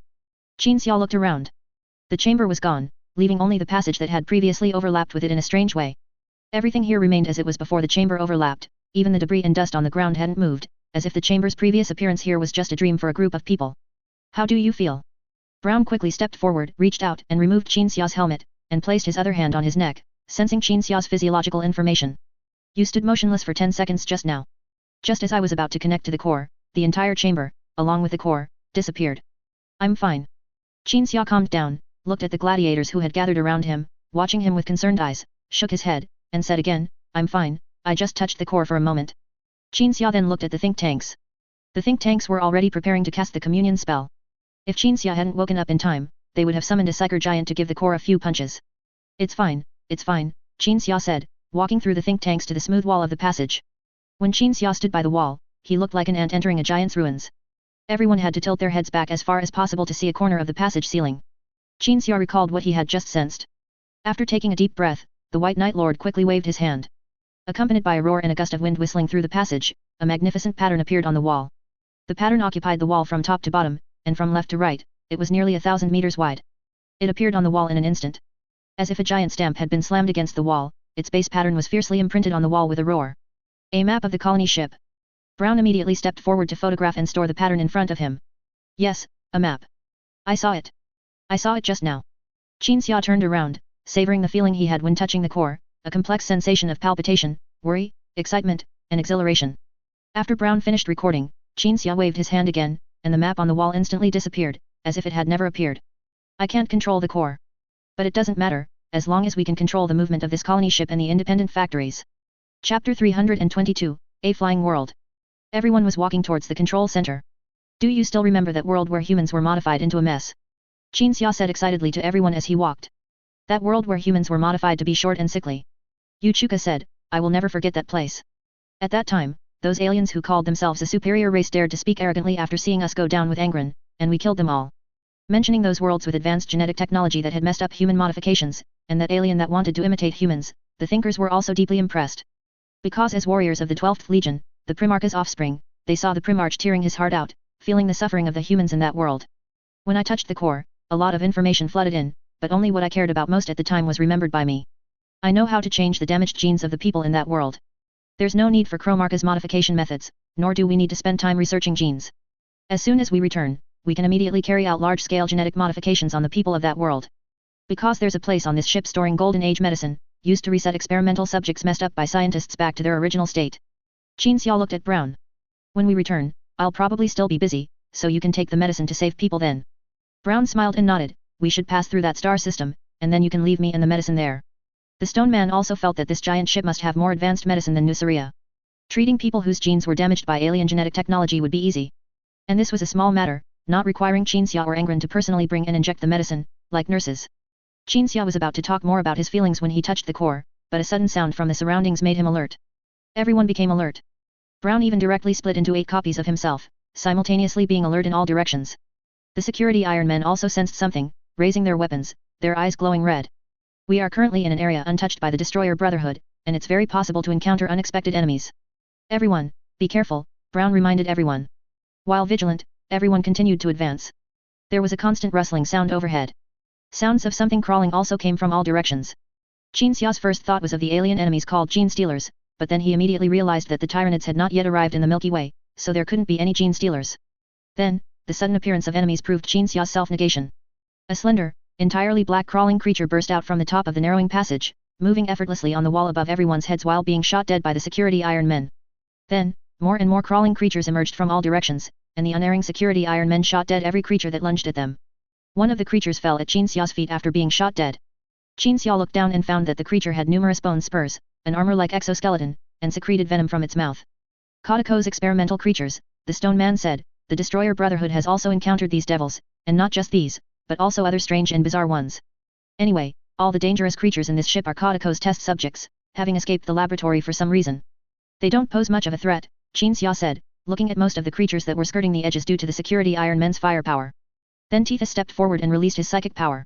A flame bypassed the Thinkers and Gladiators, sweeping around, burning over the security Iron Men, burning over those creatures, and finally, after the flame suddenly extinguished, the swarming creatures in the passage turned into scattered ashes. Still, it has to be the wizards. Yuechola glanced at the sword and gun in his hand. If I were to hack with a sword and shoot with a gun, how long would it take to kill them all? After sighing, Yuechola looked at his younger brother. You should also work hard and join the think tank. I don't want to become Caesar too, Yuchuka muttered softly. Damn it, Kleist suddenly cursed. That sissy Caesar had his head blown off and died long ago, but whenever you guys talk about wizards, you talk about him, as if he's still alive. It's a form of immortality, in a way. Qin Xia walked ahead without looking back. In New Star textbooks, Caesar's death is defined as the beginning of the Nukria Uprising War, a spark that fell on dry grass before a raging fire, representing the first person to sacrifice themselves in defiance of the High Knight. That's good, his head wasn't blown off for nothing, then, another gladiator said. While everyone was talking about Caesar, Brown estimated the walking distance and then compared it with the map Qin Xia provided. The location of the colony ship's control center was very close to where they were. But even so, they would still have to walk for about half a year. However, according to the markings on the map, the end of this narrow passage now connected to a transport passage, which was specifically used for ships and aircraft within the colony ship. At that time, using Tark's ring to create an aircraft would allow them to fly directly to the destination, reaching the control center in 3 days. Several days later, the transport plane, piloted by Ace Pilot Brown, flew along the transport passage, nearing its destination. Qin Xia, sitting in the co-pilot's seat, looked at everything below outside the window. This is a factory, Qin Xia said, half confirming, half asking. Yes, Brown checked the stored map and confirmed. Below the plane was indeed a factory. However, this factory looked more like an industrial city. Various giant industrial equipment, rising and falling, stood silently. Unlike the industrial cities in people's imaginations, there were no ugly, bulky large-scale equipment here, nor was it as smoky, radioactive, and toxic as a forge world. On the contrary, everything here looked clean. Equipment of various sizes stood like giant buildings on the metal ground. Qin Xia could see that each piece of equipment was highly integrated and could independently produce a single product. Common industrial zone on a colony ship, Brown said, used to produce industrial goods when the colony ship arrives on an alien planet, helping the crew get through the phase before establishing civilization and order. They are equivalent to a type of STC template, but not as precious, producing food, clothes, tools, and the like. Can they be used to produce weapons? Qin Xia asked. Of course, as long as they're not too complex.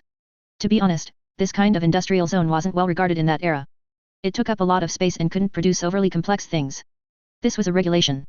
The Federation just liked to impose these restrictions on the use of science and technology, making people uncomfortable. Brown spread his hands, looking helpless. During the Iron Man Rebellion, some of the Federation's actions and measures were quite popular, and many worlds joined the Federation for self-preservation, otherwise, it would have been a nominal existence long ago. Qin Xia looked at the industrial zone below. This was just one industrial zone on the colony ship, there were many more. Even on the way, they had seen automated harbors used to produce warships. If this colony ship could be successfully brought back, it could bring the Nuceria sector a production capacity equivalent to dozens of New Guard 1. This was not the colony ship's upper limit, but only the upper limit of the areas that could be explored and utilized within a few years. If this colony ship could be fully explored and utilized, then no one could predict how much production capacity it could increase, possibly equivalent to the production capacity that an entire Adeptus Mechanicus could provide to the Imperium, or even more. However, the time required to fully explore and utilize the colony ship was also unpredictable. This is a world that can fly anywhere in the Milky Way, Qin Xia sighed. The plane flew for a while, arriving in a vast, empty area where the top and bottom were out of sight. After flying for a bit longer, an astonishingly smooth metal cliff appeared ahead. The plane descended, finally arriving at a recessed area on the metal cliff. This was the control center located on the transport route that ran through the entire colony ship, looking as if someone had carved out this small room on the smooth metal cliff that stretched endlessly upwards and downwards. The humans and security Iron Men disembarked from the plane together, and after a brief rest, approached the small room's 5-meter-high gate. Brown bypassed the access control system as before. For the Stone Man, simply bypassing the access control system wouldn't lead to being blocked or infected with viruses, and it could do so with ease, otherwise, it wouldn't be a product of humanity's peak era. Upon entering the room, Qin Xia found the control center to be smaller than he had expected. He had originally thought it would be like a warship's command deck, vast and spacious, with seating everywhere. But in reality, there was only one seat, surrounded by a console-like area. Yet, this single seat and console in such a narrow room were enough to control the entire colony ship's navigation through the Milky Way. In Brown's understanding, there were usually no humans or stone men present here, the AI was fully responsible. Can you handle it? Qin Xia looked at Brown with some concern. As long as you don't ask me to invade the core, buddy, Brown spread his hands and walked towards the console, everything's okay. Under everyone's gaze, Brown sat in the seat, took out a connecting cable, and connected himself to the console using an archaic method. Brown recalled the past. Back then, the giant corporations of the human race had all engaged in shady dealings to some extent, such as robbing Federation transport ships, going to a world to declare it company property, and then using people as employees. Nuceria Entertainment Group also had such needs, so when the stone men were created back then, they all had an additional function, a specialized intrusion function for the control center. The most difficult part had already been solved, which was breaking through the core's firewall to access the database and know where places like the control center were, but this had already been taken care of, even if the method used was different from the normal one. The others began to wait. Brown began to crack it. The console, which had been dormant for an unknown number of years, activated, and the iconic Kodako Emperor AI interface popped up again. Want to use the control center? First, bow down and worship His Majesty Kodako. Kodako roared on the interface. If I bow, will you allow me to use the control center? Brown teased this low-intelligence interface used for the console, as he had to wait anyway. You are not qualified to use it. Kodako jumped up from the throne. At this moment, Tethys, behind Qin Xia, took off his helmet, looking at the image of Emperor Kodako used as the operating interface with undisguised disgust. The air here was good, and Tethys had wanted to take off his helmet to breathe anyway, his disgusted look wasn't intentional. And when Emperor Kodako on the interface saw Tethys's gaze, he suddenly flew into a rage. How dare you look at me with such eyes? Slave. Lowlife. Barbarian who doesn't appreciate beauty. Mutant freak. Which part of the ship's crew are you? A Federation employee? Or a pirate? Damn it. I'll dig out your eyes. I'll dig out your eyes. I'll dig out your eyes. To eat is my first meal upon waking. To eat your eyes is my first meal upon waking. The information on the interface even became scrambled, starting to play some video footage of people who looked like corporate employees having their eyes gouged out and waiting to die. Qin Xia was completely silent, unexpectedly silent. A moment later, as Brown unplugged the connection and began manually activating various functions of the console interface changed. A Q version Kodako Emperor, sticking out his tongue, lay on the throne, while a Q version Brown stood on Kodako Emperor's head, hands on hips, chest puffed out. Invasion complete, Brown quickly operated everything on the console, control center to core connection severed, colony ship warp engine activating. After a series of operations, Brown turned to Qin Xia, to where? Qin Xia answered without hesitation, homeward. After a violent tremor, the colony ship, carrying the destroyer Brotherhood members still aboard, the warships, various mutated creatures, and everything hidden in the shadows within the ancient giant ship, leapt into the warp. Chapter 323, The Legion. The ancient giant ship rampaged through the warp, stirring up the previously calm area into turbulent waves. The giant waves pulled out by psychic power added some momentum to the ancient giant ship's journey through the warp. If there were Eldar present, they would surely realize that humanity's boisterous and swaggering navigation through the warp was a consistent trait.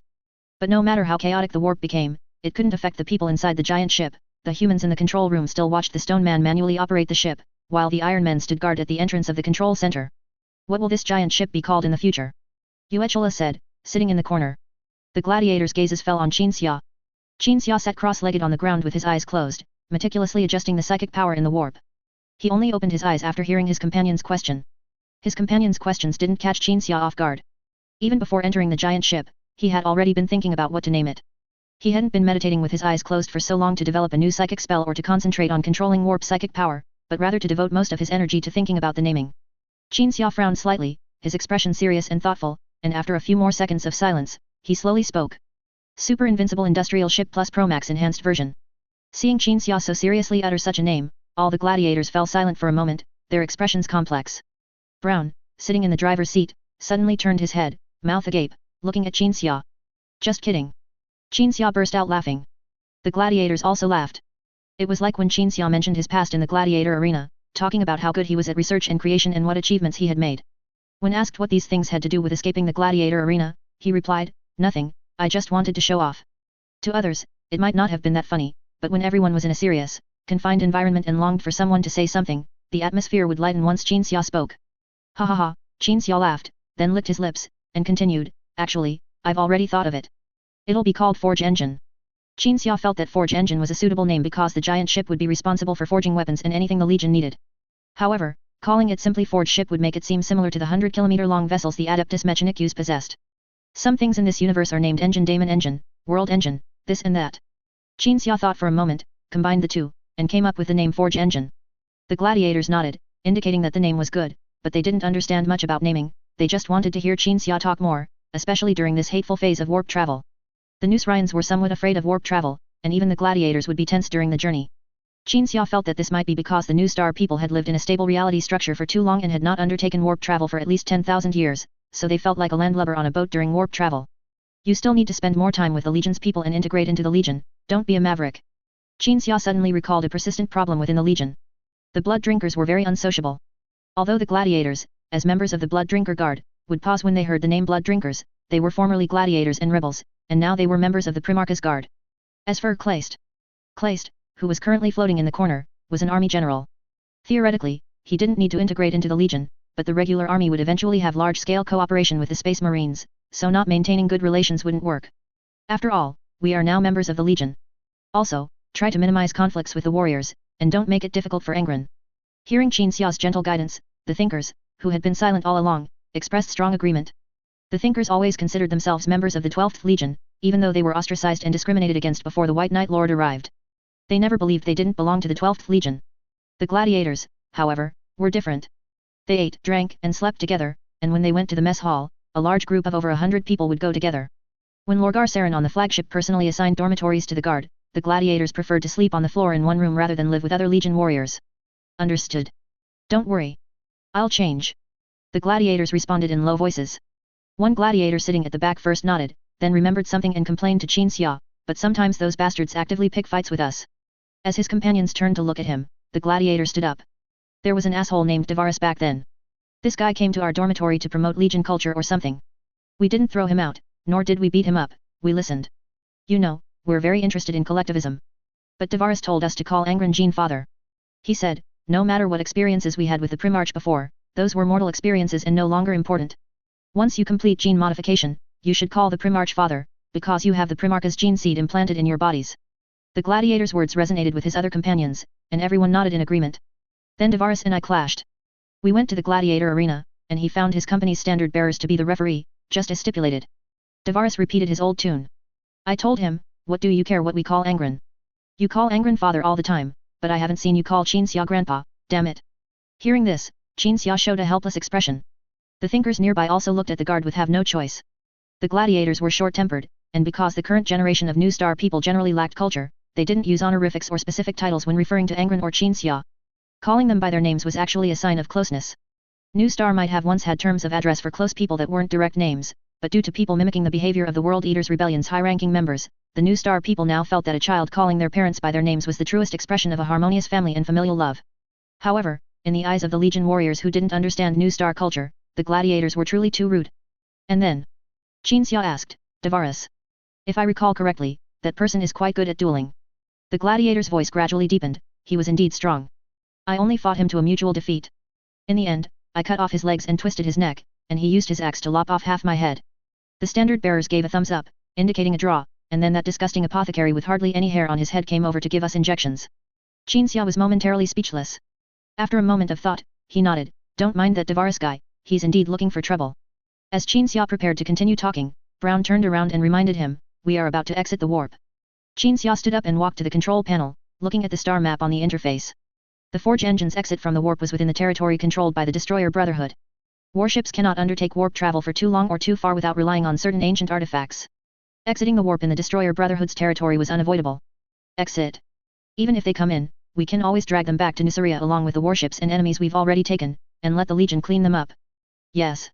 Brown continued to operate the ship. A huge warp rift appeared in front of the Forge Engine, and then it exited the warp, entering the reality universe. A Destroyer Brotherhood fleet was deployed here, but they were clearly not deployed in the star system for the stolen giant ship, but for another purpose. Qin Xia saw a Gloriana-class battleship whose name and where he had seen it before he couldn't recall, engaging in battle with dozens of various warships from the Destroyer Brotherhood. The only ship Qin Xia recognized in this fleet was his own warship the White Knight. Qin Xia's imagined scenario of the Destroyer Brotherhood intercepting the Forge Engine didn't happen, because by the time the Forge Engine exited the warp, the void battle in the star system was already nearing its end. Contact them and tell them not to mistake us for enemies and attack us too, Qin Xia ordered. Brown immediately complied, then asked, which legion are they? Qin Xia stared at the fleet displayed on the interface, racking his brain to remember, and finally just shook his head, I don't know. The contact message was sent out and quickly received a response. The other party sent a brief communication, Brown said. They claimed to have been found by the White Knight and asked for help, so they specifically entered the Gordon Star region to assist in the battle while en route. Now they want us to go to their flagship to discuss the battle. Qin Xia frowned. The White Knight's captain sent a communication. They claim to have accidentally encountered this fleet and the legion that owns it. An entire legion was performing some unknown mission near the Gordon Star region, and when the captain requested aid, they immediately responded and came to support, Brown added. Qin Xia's frown deepened as he stared at the fleet on the interface, but he just couldn't remember which legion that flagship belonged to. After a moment of thought, Qin Xia made a decision, they are here to support us after all. I will go to their flagship. Brown converted Qin Xia's decision into a message and sent it out. 1 solar hour later. Qin Xia's transport ship departed from an entrance above the forge engine that had no destroyer Brotherhood warships, and under Brown's control, entered the unknown flagship, slowly landing on the helipad under the guidance of hangar personnel. Even before the transport ship landed, Qin Xia saw many space marines standing on the ground. He had never seen the paint scheme or legion insignia of these space marines. Their armor was predominantly black, with small areas of green and red. The legion symbol on their shoulder pads was the outline of a beast Qin Xia had never seen before. Some vulnerable parts of the space marines' armor were covered by a black biological carapace. After the transport ship landed, all these space marines walked towards the slowly opening hatch, then performed the Aquila gesture. Qin Xia returned the salute, then, following legion diplomatic etiquette, removed his helmet and held it in his hands. The space marines in front of him, however, did not remove their helmets. Welcome, you, have arrived, the one at the front said slowly. As, the Primarchus. Guard Captain. I represent the legion in welcoming your arrival. Qin Xia raised an eyebrow slightly and nodded. The space marines in front of him turned at the same moment, took a step at the same moment, and led the way. Qin Xia turned to look at Brown, casting a questioning glance while motioning for Brown to follow him. The group went deeper into the flagship, using the ship's internal transport to quickly reach the command deck. Before entering the command deck, Qin Xia noticed that the corridor leading to it was shaped like a cave deliberately replicated with metal structures, with some stones carved by artisans on its surface. At the same time, the gate to the command deck was beneath a statue. The statue was of a creature that looked similar to the Legion's symbol, a bipedal creature with a hunched upper body, resembling a fierce beast. Its entire body was covered in armor-like plates, and it had 4 slender limbs on its back with structures resembling human hands. Qin Xia noted everything he saw and silently stepped onto the command deck. The gate opened, and the vast command deck appeared before Qin Xia. And by the viewport directly ahead, a Primarch, nearly 4 meters tall, stood silently in a long robe. Chapter 324, Cold Being. The space marines who led Qin Xia into the command deck stopped, stood for a second, and then, without saluting the Primarch or saying anything, turned and left in unison. The Primarch by the viewport turned around and looked at Qin Xia. Qin Xia now saw a Primarch about whom he could find no information in his memory. The Primarch was dressed only in a robe and undergarments. His skin was even paler than Coryx's, so pale it seemed transparent, with the veins covering his demigod body clearly visible, and the faintly glowing blood flowing within them was as clear as the veins themselves. Even the light of the star outside the viewport could penetrate the Primarch's skin.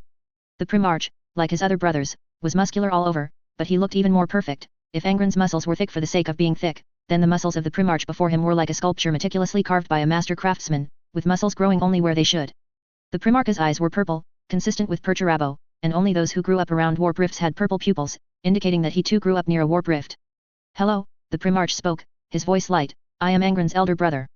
Because I wish to express friendliness and build rapport with you, I refer to myself as Angron's elder brother. If you do not wish me to refer to myself this way, thinking that I was merely born a few seconds before Angron, just like my elder brothers. The Primarch continued. Then you may call me 11.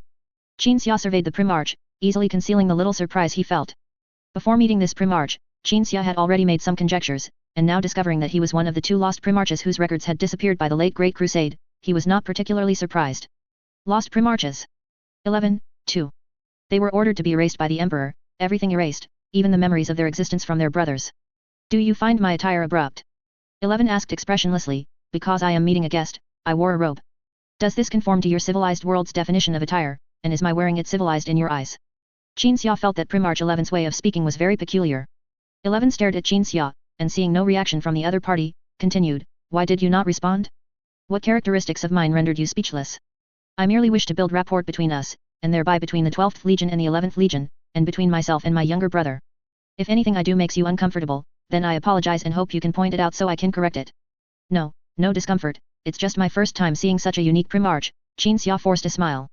Your expression looks like a forced smile, which indicates you are not telling the truth. 11 took a step, his feet, many times larger than a normal person's, landed on the deck without a sound. I do not wish for anything to cause this diplomatic mission to fail, so if you have any opinions, please speak them directly.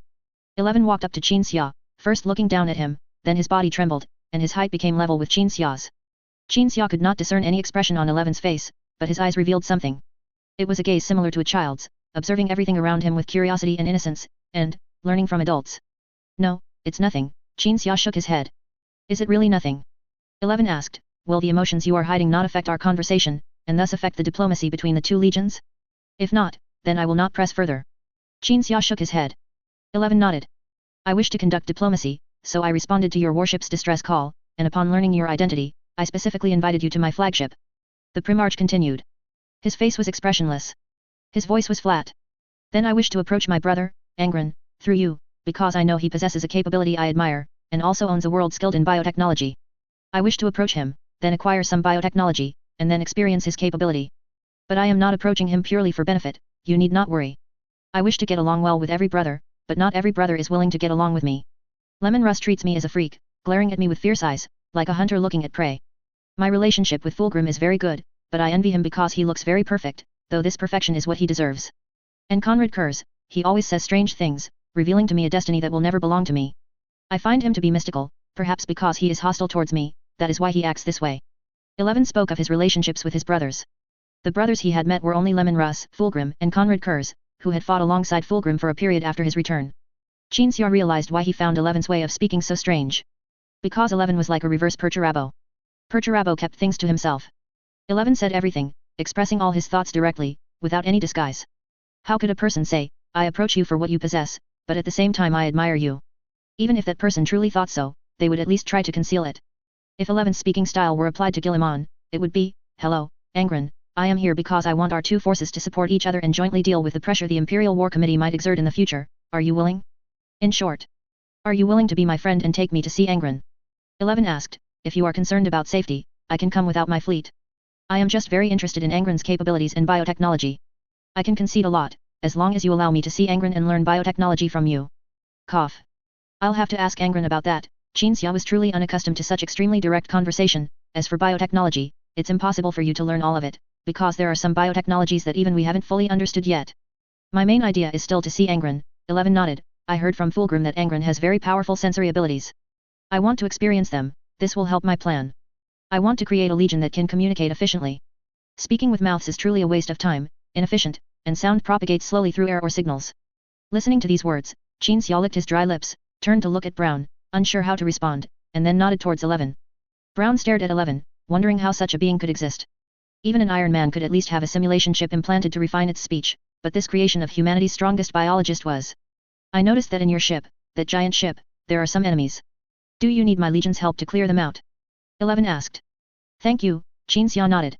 Subsequently, the Space Marines who had just received Qin Xia entered the command deck, exchanged glances with their Gene Father, and then left again. Qin Xia realized that the two sides used a nonverbal means of communication, perhaps brainwaves or biological signals, or maybe it was a modification. This could also explain why that Space Marine, who could barely speak coherently, could still be the Primarch's confidant. Qin Xia grew increasingly curious about the 11th Legion, so he wanted to observe them for a while longer. At this moment, Primarch 11 also happened to speak. It might take a lot of time to get from that giant ship to the flagship. If you wish to return now, you can stay on my flagship to save some time. I will arrange the best accommodation for you, and if you need anything, please ask any warrior you see, and they will fulfill your every request. Qin Xia nodded. Night. That Primarch from earlier today is really strange. Brown leaned against the door, speaking to Qin Xia. The two were in the quarters arranged by the 11th Legion. The room was only about 30 square meters, not large, but it was the largest habitable room on the entire 11th Legion flagship. Qin Xia sat by the viewport, his gaze fixed on the outside. The 11th Legion had already eliminated all the Destroyer Brotherhood within the Forge Engine. They did not delve deep into the Forge Engine but withdrew after eliminating all discoverable enemies, maintaining a distance from the Forge Engine. It seemed they did not want their guest to misunderstand that the 11th Legion coveted that giant ship. The entire fleet was preparing for warp travel. The White Knight was positioned around the 11th Legion flagship. The Forge Engine would open a warp rift, and then, as the core of the fleet, lead the entire fleet on a long-distance warp journey, but the premise was that Brown had to return to the Forge Engine. The Brown currently remaining in the quarters was just a clone. I also find it strange, extremely strange, Qin Xia said in a deep voice. Clearly, they are using some special form of communication. I see them as if they can communicate with brainwaves, but I can't discern or perceive whether their communication method is indeed brainwaves. I just went to the flagship and read some data. Another clone of Brown entered through the door, merging with the clone speaking to Qin Xia. Qin Xia looked at Brown, listening quietly. The 11th Legion has been operating with the 11th Expeditionary Fleet until now, only recently acting independently. There are some internal Imperial War Committee documents they collected in the database. The documents state that the 11th Legion is particularly adept at rescue operations. The 11th Legion strives to ensure the survival of casualties after every battle, whether the casualties are mortals or space marines, soldiers, or civilians. Currently, the Legion fleet is carrying 1.2 billion war refugees. These people, according to the 11th Legion's internal plan, will be sent to any accessible world. The 11th Legion has never done anything out of line, not even made a single mistake, only suffering defeats in some high-intensity wars. The War Council members evaluated them, they operate like an efficient machine, but this machine named the 11th Legion is too compassionate. Brown briefly narrated the 11th Legion's past, but neither he nor Qinxia believed these accounts were necessarily true, as all this information was retrieved from the 11th Legion's internal database. Are there any other Primarch's evaluations of the 11th Legion's deeds? Qinxia asked. Brown spoke. Vulcan, the Fire Dragon Lord, believed this was a legion with similar ideals to his own, and its leader was a like-minded brother. He once actively altered his route to meet the 11th Legion, but for some reasons, they passed each other by. Fulgrim believed the 11th Legion's only imperfection was its lack of sufficient emotion. Dillimon once dispatched a contingent to assist the 11th Legion in a secret war. Many 11th Legion warriors died protecting their allies, earning the praise and gratitude of the Lord of Ultramar. These are also from the internal database, analyzed from communication records between different legions. After listening, Qinxia fell into contemplation. Brown was silent for a moment, then suggested, I think the Lord of the 11th Legion seems quite easy to get along with. He speaks directly, seems a bit naive, maybe easy to trick. Why not try to sound him out indirectly? Qinxia's eyes shifted, and he slowly nodded. Chapter 325, Evolution. Qinxia left his quarters. Outside, there were soldiers and naval personnel coming and going. They saluted Qinxia as they passed by, then continued on their way. No one's face showed any expression, just like the Primarch who owned this flagship. On the path from the quarters to the command deck, there was a section that hung high in the middle of a vast ship space. As Qinxia passed by, he glanced down. Below was a square-like area, or perhaps a warehouse, but whatever it was now cleared out to accommodate refugees. Space Marines and sailors moved among the refugees, carrying buckets and distributing food. Some refugees, who worshipped the Space Marines, reached out to touch their armor. Some refugees, grateful to the Legion, knelt and kowtowed. But no matter how they treated the Space Marines showed no reaction, simply carrying out their Gene Father's orders, scooping a spoonful of viscous food into the refugees' bowls. The refugees took their food back to their living quarters to eat. Qinxia saw that their living quarters were modular, similar to space hibernation pods. The refugees sat in their quarters, their heads would touch the ceiling if they straightened up, but everything was available in that small space, even a television and game console. Refugees with families had larger quarters, able to accommodate a family of 3 sitting hunched over, eating and watching TV. Judging by the refugees' reactions, the food in their bowls seemed quite delicious. Qinxia's gaze swept across the refugee shelter. I heard that the 12th Legion now saves mortals. A voice devoid of emotional fluctuation entered Qinxia's ears. The 11th Primarch walked lightly along the suspended walkway and stopped in front of Qinxia. Yes, Qinxia replied. We save people now, but before the Primarch returned, the 12th Legion only killed everyone, 11 interjected. Qinxia nodded helplessly. The 12th Legion's dark history was laid bare, no one could deny that the Legion's members had been butchers for a long time. For what reason do you want to help them? Qinxia asked with a smile. Pity. As he listened to Qinxia's question, 11 blinked, looking at the smile on Qinxia's face, then tilted his head slightly, a similar smile appearing on his own face, and his eyes becoming like Qinxia's. It was like a child learning and imitating an adult. And this imitated smile disappeared as the last word of Qinxia's question was uttered. 11 then replied expressionlessly, Pity? Do you mean that kind of emotional resonance with others' difficult circumstances, which then leads to altruistic behavior? Qinxia nodded. It's not out of pity, 11 shook his head, turning to look down at the refugees below. Look at them. They've just been rescued from a war catastrophe. They are all healthy, all strong. They can settle on a world and then spend their lives producing many things, creating much value. What I need to expend to save them is sufficiently covered by the value they create. So I don't think this is out of pity, nor is it salvation. They don't owe me anything, rather, I should thank them. They will produce ammunition, supplies. My progeny need what they produce. Without what they produce, my progeny will run out of ammunition and food. 11 withdrew his gaze and looked at Qinxia.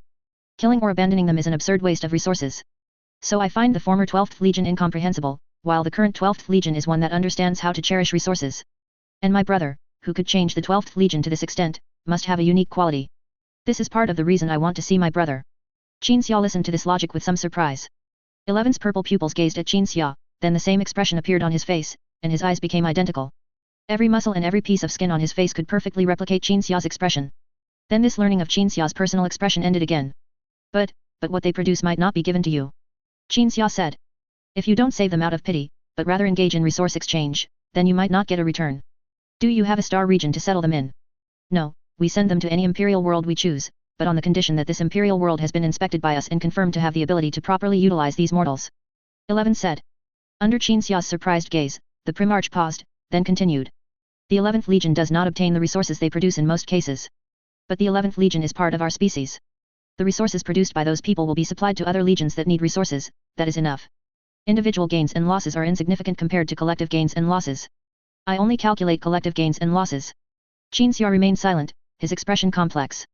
11 once again learned this complex expression, and imitated it perfectly. Why do you always learn my expressions? Qin Xia asked. You've interacted with your brothers before, didn't you learn expressions from them? The expression on 11's face disappeared, and he calmly replied, because they are not rich in humanity. Their behavior holds no value for me to learn from. Is my brother 12's usual behavior the same as my other brothers? Can I learn more expressions and the behavior patterns of a Primarch from him? He is more human than mortals, Qin Xia said. 11's face showed Qin Xia's previous smile, and the tone of his smile, that's great. After speaking, the expression on the Primarch's face disappeared again. Qin Xia fell silent. You seem to want to understand me, 11 said again. What method should I use to help you understand me? The methods I know might not be suitable for us, so I hope you can propose one.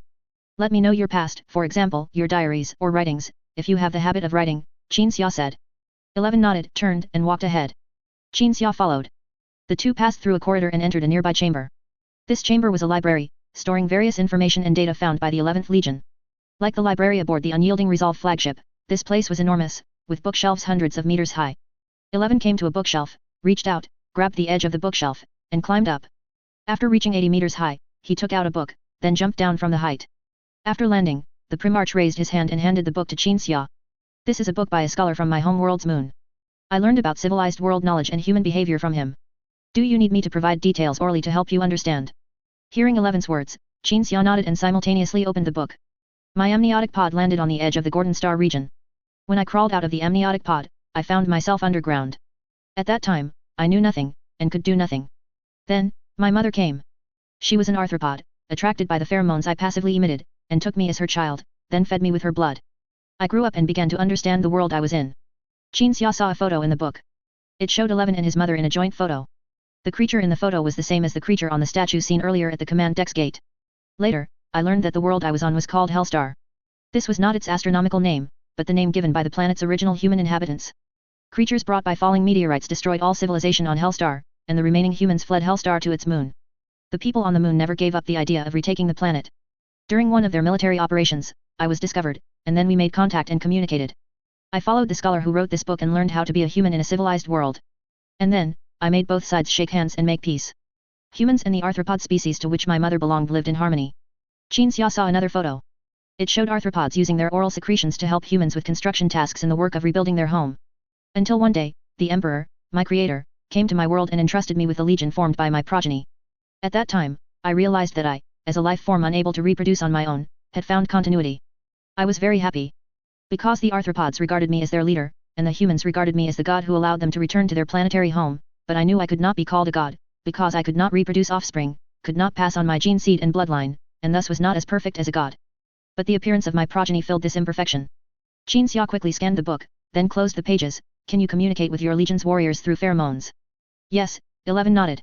The gene seed used by my progeny mutated, bringing my progeny an organ capable of sensing my pheromones, so we can communicate without using language. Qin Xia nodded. Then what is your legion called?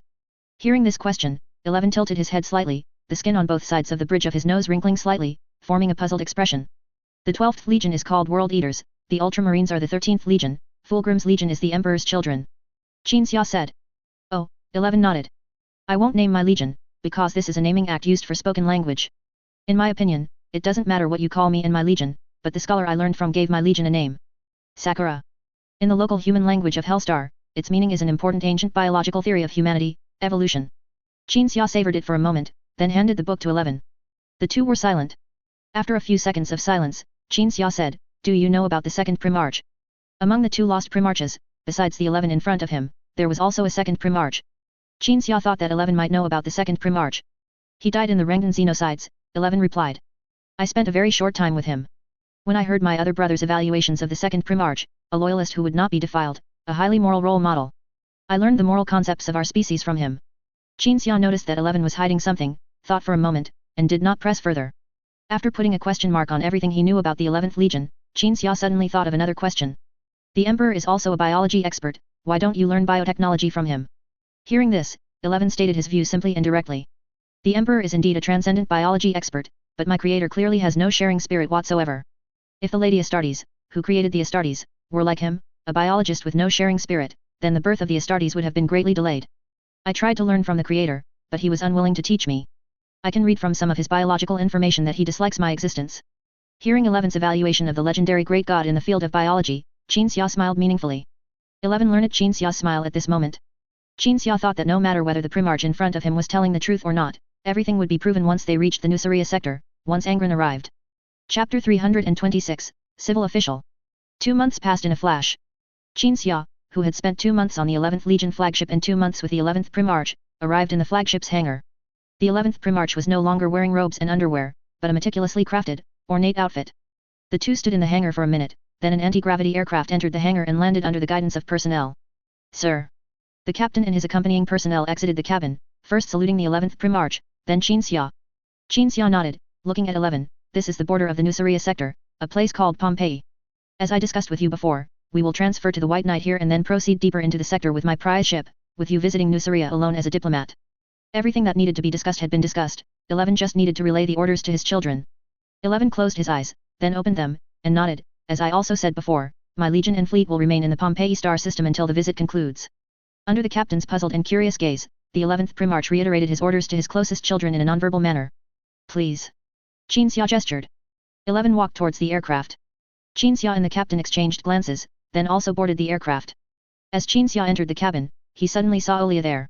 After seeing the pale, inhuman 11, a hint of confusion appeared in Olia's eyes, followed by a worried look towards Qin Xia.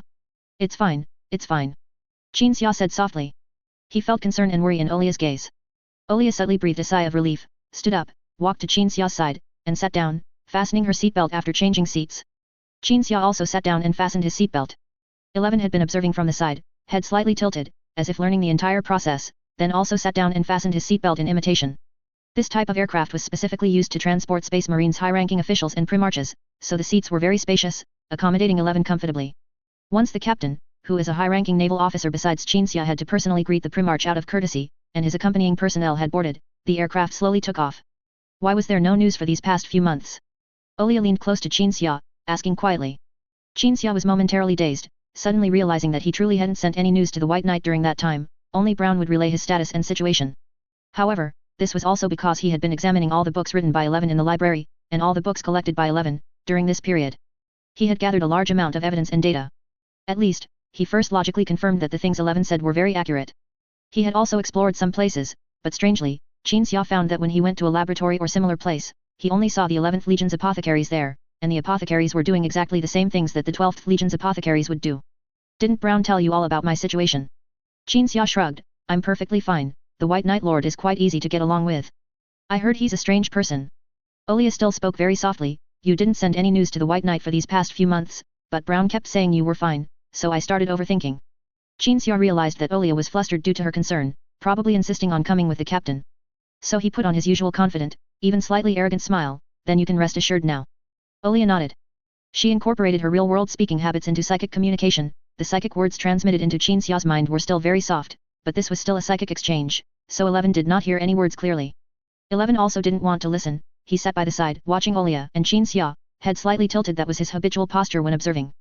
11's face showed the exact same smile as Qin Xia, the right corner of his mouth turned up, eyes half closed, gaze steady, left eyebrow slightly raised. The imitation was exceptionally perfect.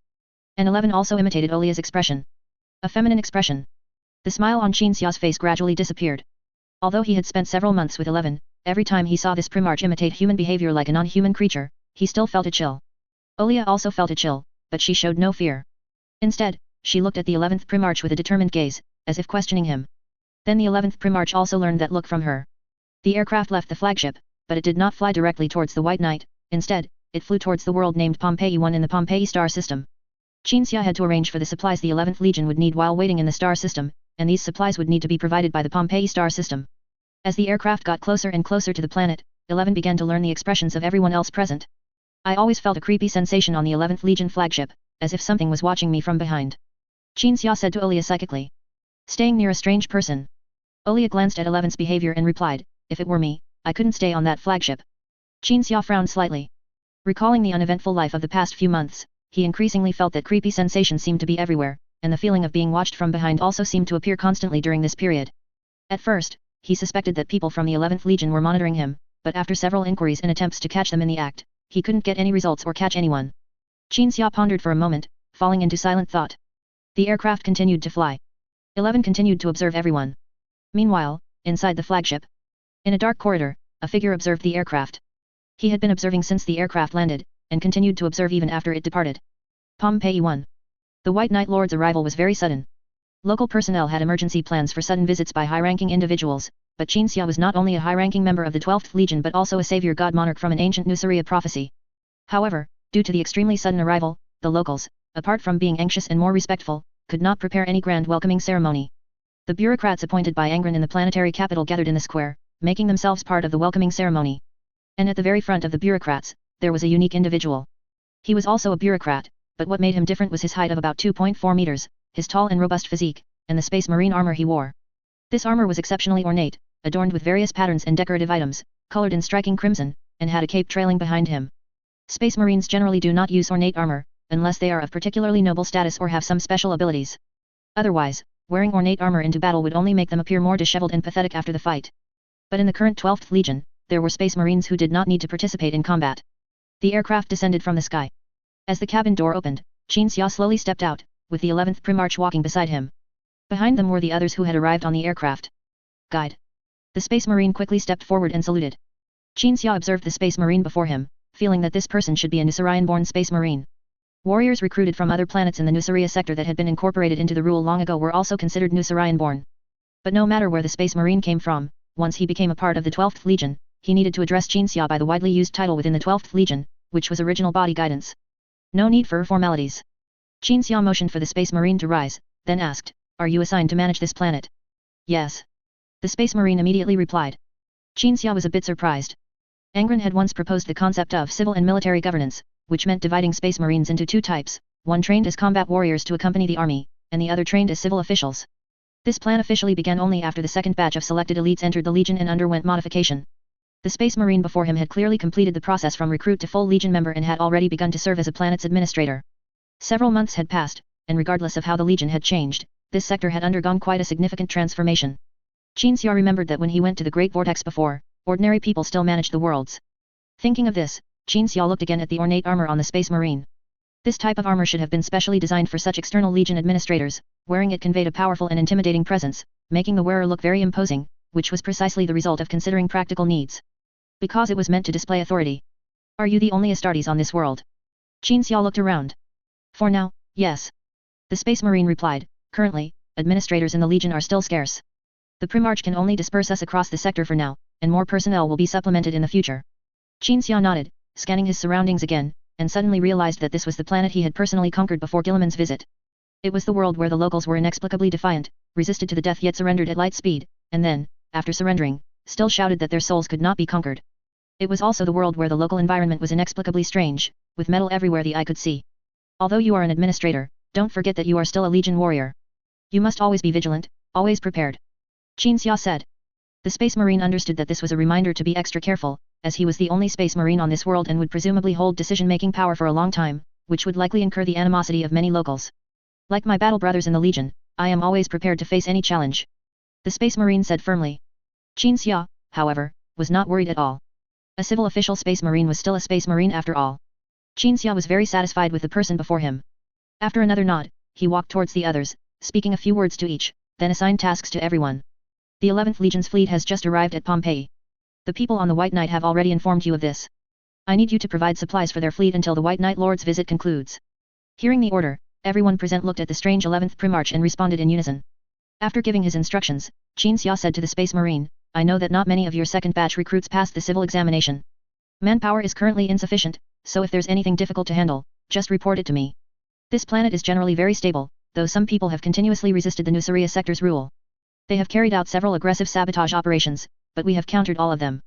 The space marine said, "I have planned a strike operation, which I will personally lead in a few days. After that, this world will be completely stabilized." Upon hearing this, Qin Xia smiled contentedly, patted the space marine's shoulder, and turned to walk towards the aircraft. Everyone saluted again, then watched the aircraft take off. Chapter 327, guarding against others. The White Knight remained in the star system for a period to resupply, preparing for a long-distance warp journey. Qin Xia stood on the command deck as usual, pondering the events on Pompeii 1. The ship is ready to continue its voyage, the captain said, walking up to Qin Xia. Qin Xia looked at Pompeii 1 directly ahead, then suddenly commanded, contact Pompeii 1 and arrange for a think tank to go help them. Upon hearing this, the captain realized that the White Knight Lord, after meeting the Space Marine's civilian official, was uneasy about Pompeii 1 and wanted to offer assistance. The captain was a bit puzzled, feeling that the Space Marines did not seem like someone who would handle things unreliably. Furthermore, due to the characteristics of Space Marines, they were exceptionally loyal to their legion. This loyalty was different from that of mortals, it was a loyalty based on both mind and body, enhanced by biotechnology. The Primarch must also have personally met every civilian official and confirmed they were suitable personnel. This had already been done when the second batch of new recruits arrived. The captain initially wanted to voice his opinion, but considering he was not a sector administrator, he immediately relayed the order. After relaying the order, the captain thought it over and finally spoke. If an accident occurs in the strike operation that civilian official mentioned, it would also be a trial for him. After all, they don't have much experience, only having learned things from paper. Pompeii 1 is very close to the border of Ultramar. Nothing should go wrong here, Qin Xia said. The captain saluted. Qin Xia looked out the viewport.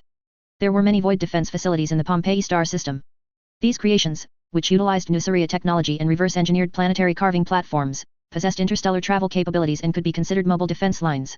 This defense line was within the star system, and it was precisely because of this that Qin Xia chose this place as a resting spot for the 11th Legion fleet.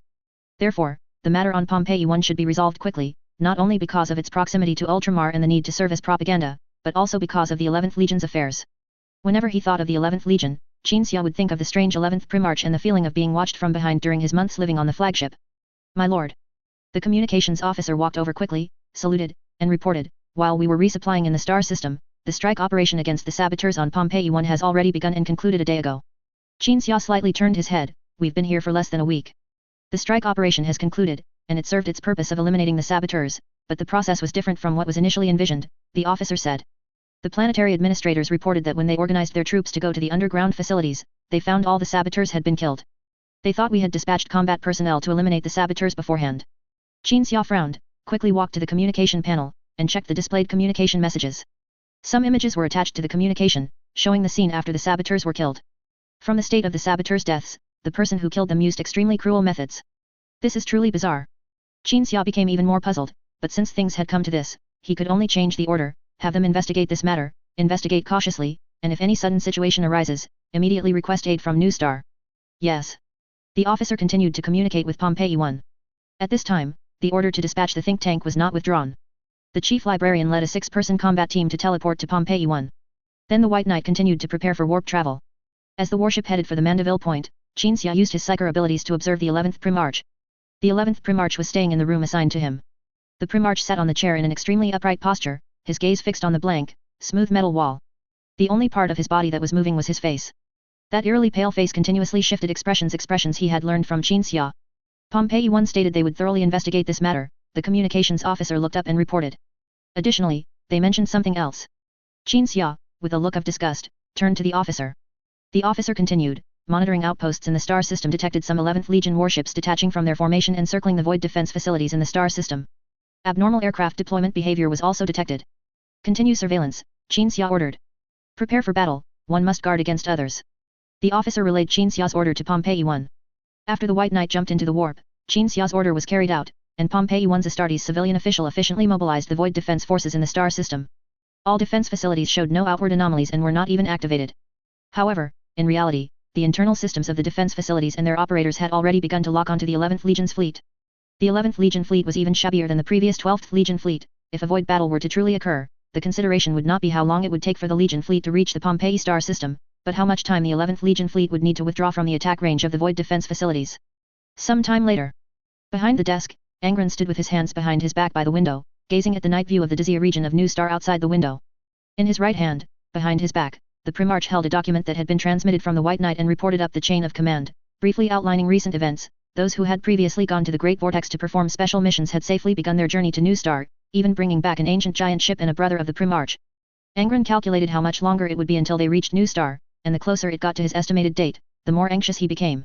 At this moment, the Primarch looked up at the sky, catching a sudden spectral change that appeared in an instant, realizing it was the light emitted when a ship emerged from the warp at the Mandeville point. Angron became excited, picked up the coat draped over his seat, put it on, then turned to leave the office and go to the spaceport. But the moment he turned, he suddenly saw his adoptive father silently standing behind him. The Primarch's face first showed surprise, then confusion. He sensed that the adoptive father in front of him was not the real body, but a psyker projection. As a powerful psyker who used psyker abilities in a special way, Angron could easily perceive things made of psyker energy.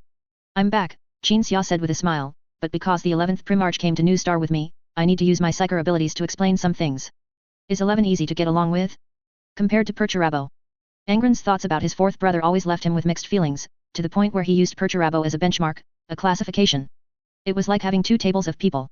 One table sat Guilliman, the other sat Perturabo. Normal brothers like Fulgrim sat at Guilliman's table, while the twisted or strange ones sat at Perturabo's table. Normally, Qin Xia would joke about the Primarch, but now even the smile that had just appeared on his face vanished. Recalling the 11th Primarch's various bizarre behaviors, and connecting them to the events that occurred in the Pompeii star system, Qin Xia only felt that the 11th Primarch had ulterior motives and might have come to New Star with an unspeakable purpose. If all of you Primarches were having a dinner party together, those who are easy to get along with sit at Guilliman's table, and those who are difficult sit at Perturabo's table. Qin Xia gave a serious answer. The 11th Primarch is the one who can't sit at the table, he has to squat on the doorstep with his bowl. Angron was originally quite curious about what kind of Primarch 11 was, but hearing his adoptive father say that, he instantly lost his curiosity. Clearly, another difficult character.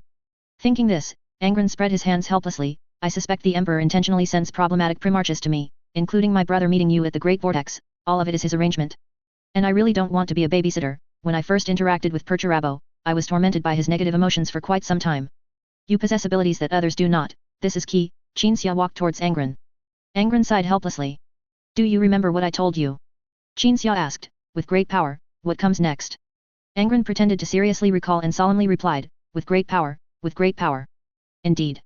Qin Xia smiled and patted the Primarch's back, then became serious again after the joke. "Soon I will bring the 11th Primarch down to this room, and then you will perceive him.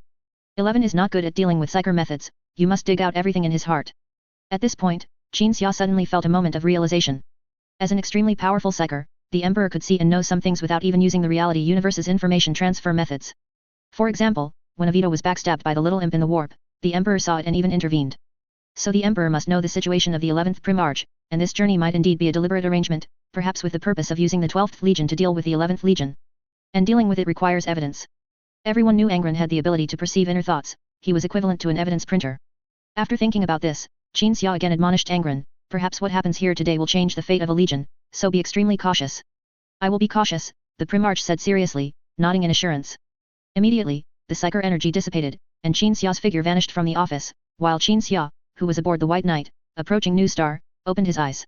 Seeing that the 11th Primarch was still observing him, Qin Xia thought of the series of events that had transpired during this time. The killings on Pompeii 1, the unusual movements of the 11th Legion in the Pompeii star system. And how he always felt someone watching him, feeling eerie, during his time living on the 11th Legion flagship. Qin Xia became even more convinced that the 11th Primarch had an ulterior motive. "Let's go." Qin Xia stood up, not outwardly revealing any emotions corresponding to his inner thoughts. 11, imitating the White Knight's captain, slightly bowed and nodded to Qin Xia. Chapter 328, Primarch Meeting. Not long after Qin Xia's psychic avatar disappeared, Angron, who was waiting in his office, saw his adoptive father and brother teleport in. When Qin Xia first stepped out of the teleportation gate, Angron thought he hadn't brought his brother 11 with him, because every time someone was about to appear beside him, he would sense that person's inner thoughts. But when he saw 11th Primarch and his adoptive father teleporting out together, Angron was surprised to find that he had overlooked his brother 11. This oversight wasn't because he couldn't sense him, like how he couldn't sense his adoptive father's inner thoughts. Instead, it was because he was too ordinary, too cold, and thus overlooked. Angron could sense every living creature, those that weren't intelligent life forms had no inner world, they were cold. And 11 was like that in Angron's perception, like an animal, only by deeply sensing the other party could he detect thought activity. 11, Qin Xia walked forward as if he hadn't seen Angron just now, introducing, "This is your brother, 11 is his name." Qin Xia then looked at 11, Angron, 12th Primarch, the brother you specifically came to see. 11 gazed at Angron. Angron gazed at 11. At this moment, the latter perceived the former's thoughts. Admiration from the heart, a yearning for Nusaria's biological science and technology. These thoughts were pure, even describable as innocent. Angron believed that the other party knew what he was capable of, just like the other Primarches, and even if the other Primarches realized that they couldn't hide anything in their hearts, they would still have thoughts of concealment, but 11 was different. 11 was very pure, without any thoughts of concealment. 12. A sudden expression appeared on 11th Primarch's expressionless face. It was Qin Xia's smile. "I came for your biotechnology, and at the same time, I want to experience your ability. Can you fulfill my request?" Angron now sensed that the other party had another thought to imitate Qin Xia's expression, so that the other party would feel close or familiar, to quickly bridge the gap. There's nothing I can't do. Angron stretched out his hand and placed it on 11th's shoulder. At that instant, 11th Primarch felt that everything within his heart was completely scrutinized, but he didn't experience the feeling of happiness and ease because something negative had been extracted that Fulgrim had spoken of. 11 recalled Fulgrim once discussing what happened when he fought the orcs with the 12th Legion, and how Perturabo had once called the brothers together to warn them to be extremely careful of Angron's ability and not to let him get too close. Otherwise, they would have the feeling of happiness and ease because something negative had been extracted. Of course, Perturabo's original words were certainly not like this. And 11's feelings and thoughts at this moment were also perceived by Angron. You don't have many emotions, Angron frowned, withdrawing his hand in surprise, scrutinizing his brother from head to toe. You don't even have many thoughts in your head. How is that possible? How can an intelligent life form not have an inner monologue?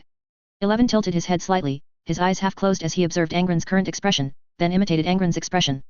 I am different, which might be related to my upbringing. 11's face showed an expression identical to Angron's surprise, and even his tone was exactly the same. Why do you imitate other people's expressions? Angron asked. The moment the 12th Primarch asked, 11 immediately thought of the corresponding matter, and because of 11's preferred independent communication habits, this thought was extremely direct. Angron also sensed another thing. 11 even felt that since his brother's adoptive father was present, it would be best to speak with his mouth, otherwise it might be impolite. Brother, life forms like us are called gods by mortals. I believe this is a demand a race places on its transcendent individuals. 11 said. They want us to be perfect like gods. This demand is extremely harsh. But since we have been born as the transcendent individuals of this race, we should adhere to their harsh demands and strive for perfection like gods.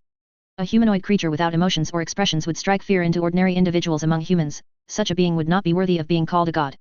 While speaking, 11 consistently mimicked Angron's expression. Angron sensed that the other party felt a pleasant surprise, because the other party had finally found a suitable subject to imitate. Angron himself felt no joy at all, only fear. The brother before him was truly too terrifying. The terrifying part wasn't that he had some sinister plot, but that he, as a human, had to learn human behavior. This imitation, built on a complete absence of emotion and feeling, was what truly terrified Angron. I've arranged a place for you to rest, Angron said after taking a deep breath.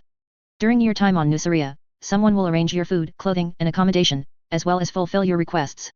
That person is just outside the office.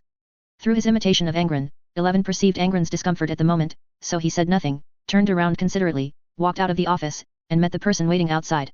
The one responsible for receiving 11 was Commander Margot of the 18th Legion. It wasn't until 11 followed Margot and left, and Angron could no longer sense his presence, that he finally exhaled and sat down, drenched in sweat. Qin Xia immediately stepped forward and asked, what's his situation? Is he plotting something? No, Angron shook his head. He just wanted to see me, and then wanted to learn biotechnology from us. These are his only two thoughts, and they are very pure thoughts. Upon hearing this answer, Qin Xia recalled the many anomalies he had sensed along the way, thinking. Could it be that he was really overthinking it? But I truly feel like someone is watching me when I'm with him, and even when I return to the White Knight, I can still feel someone watching me. That chilling sensation. My instincts are usually very accurate. Qin Xia was deeply mired in self-doubt. Angron frowned, then recalled for a moment before saying, that should be something else watching you. He even thinks you are difficult to get along with, always finding excuses to leave during conversations, leaving him in his quarters on the White Knight. What the hell? Qin Xia sat beside Angron. Let's go to the White Knight together and take a look. Angron turned his head and said. My ability is essentially a biological scanning radar. If something really exists, I can find it. Qin Xia shook his head, maybe I'm just stressed from returning from the Great Vortex, scaring myself. It's not a big deal. You should focus on Legion matters. How long would it take to just go and look? Angron looked at his adoptive father with concern. If I search the entire White Knight and find nothing, then you'll be at ease. Otherwise, how can you live on the White Knight feeling like something is watching you? Qin Xia slowly nodded, all right. A moment later. Look, that's the industrial ship. Because that thing is too massive, I put it at Mandeville Point. Those people from the Red Robe Covenant are in the industrial ship. I, with one battleship, bravely ventured into the subhuman empire, directly seized the industrial ship, and then swaggered back. 10,000 years from now, this will still be a legendary tale. Angron and Qin Xia walked side by side down a corridor on the White Knight. The Primarch looked at the colossal ship outside the viewport, racking his brain trying to figure out how his adoptive father managed to seize such a massive object from the enemy and bring it back, but he simply couldn't conceive of it. Brown's contribution is greater than mine, Qin Xia mentioned the stone man. This industrial ship couldn't have been brought back without him. Once he returns after treating those disfigured by the Xenos, I must thank him properly at the celebration banquet. Angron nodded with a smile. He observed his adoptive father, noting that his adoptive father was not tense at the moment, which indicated that he had not yet felt that sinister gaze from behind. The Primarch's observation was correct. Qin Xia indeed didn't feel watched at the moment, but he soon would. Qin Xia, who was about to recount what had happened earlier, suddenly stopped in his tracks, his expression frozen on his face, and sharply turned to look behind him. Angron turned faster than Qin Xia, but saw nothing. Qin Xia activated his psychic vision and continued walking forward, but he had lost the inclination to tell his story. He occasionally stopped and looked back, but neither his normal vision nor his psychic vision could discern anything. Angron thought it might truly be an illusion, until something in his perception became clearer. As that thing became increasingly apparent, Angron quickly walked ahead, leading the way, and together with Qin Xia, entered the nearby library compartment. Qin Xia looked around, but there was nothing in the library. Even the thinkers were resting now, and no one was there to read books. And Angron, who had previously sensed the presence of something, could no longer sense it now, merely searching through the library by instinct. Qin Xia also started searching. The secret room for forbidden books, private quarters, even the crevices of large bookshelves. Every corner of the library was searched, and the two became increasingly separated. It wasn't until Angron, who had just lifted a desk, suddenly sensed something again and abruptly turned to look at his adoptive father. Qin Xia's body was half hidden in the shadows, his raised left hand resting on the pocket universe device the Eldar Seer had given him earlier. He even wanted to search the pocket universe, to see if anything was hidden inside. And now Qin Xia's body was rigid, his gaze met Angron's, then slowly shifted to his left shoulder. A pale, corpse-like hand rested on Qin Xia's shoulder, each finger on the palm tipped with sharp nails. Qin Xia could even smell the scent of blood emanating from the hand. The sound of a sharp object scraping against the wall echoed, and sparks flew in the shadows. Immediately after, a pale face emerged from above Qin Xia's head, then pushed Qin Xia to slowly step out of the shadows, standing in the crimson light of Nusuria's star. Angron. My brother, ha ha ha ha. A bone-chilling voice emanated from the uninvited guest's opening and closing lips. Angron had already sensed the identity of the other party from his inner thoughts. Qin Xia turned to clearly see the uninvited guest's face, exclaiming in his heart, Conrad Kurz? When did he arrive? Conrad Kurz. Primarch 8, my brother. Angron stood still, calmly looking at Conrad Kurz, speaking the name he had sensed from Conrad Kurz's mind.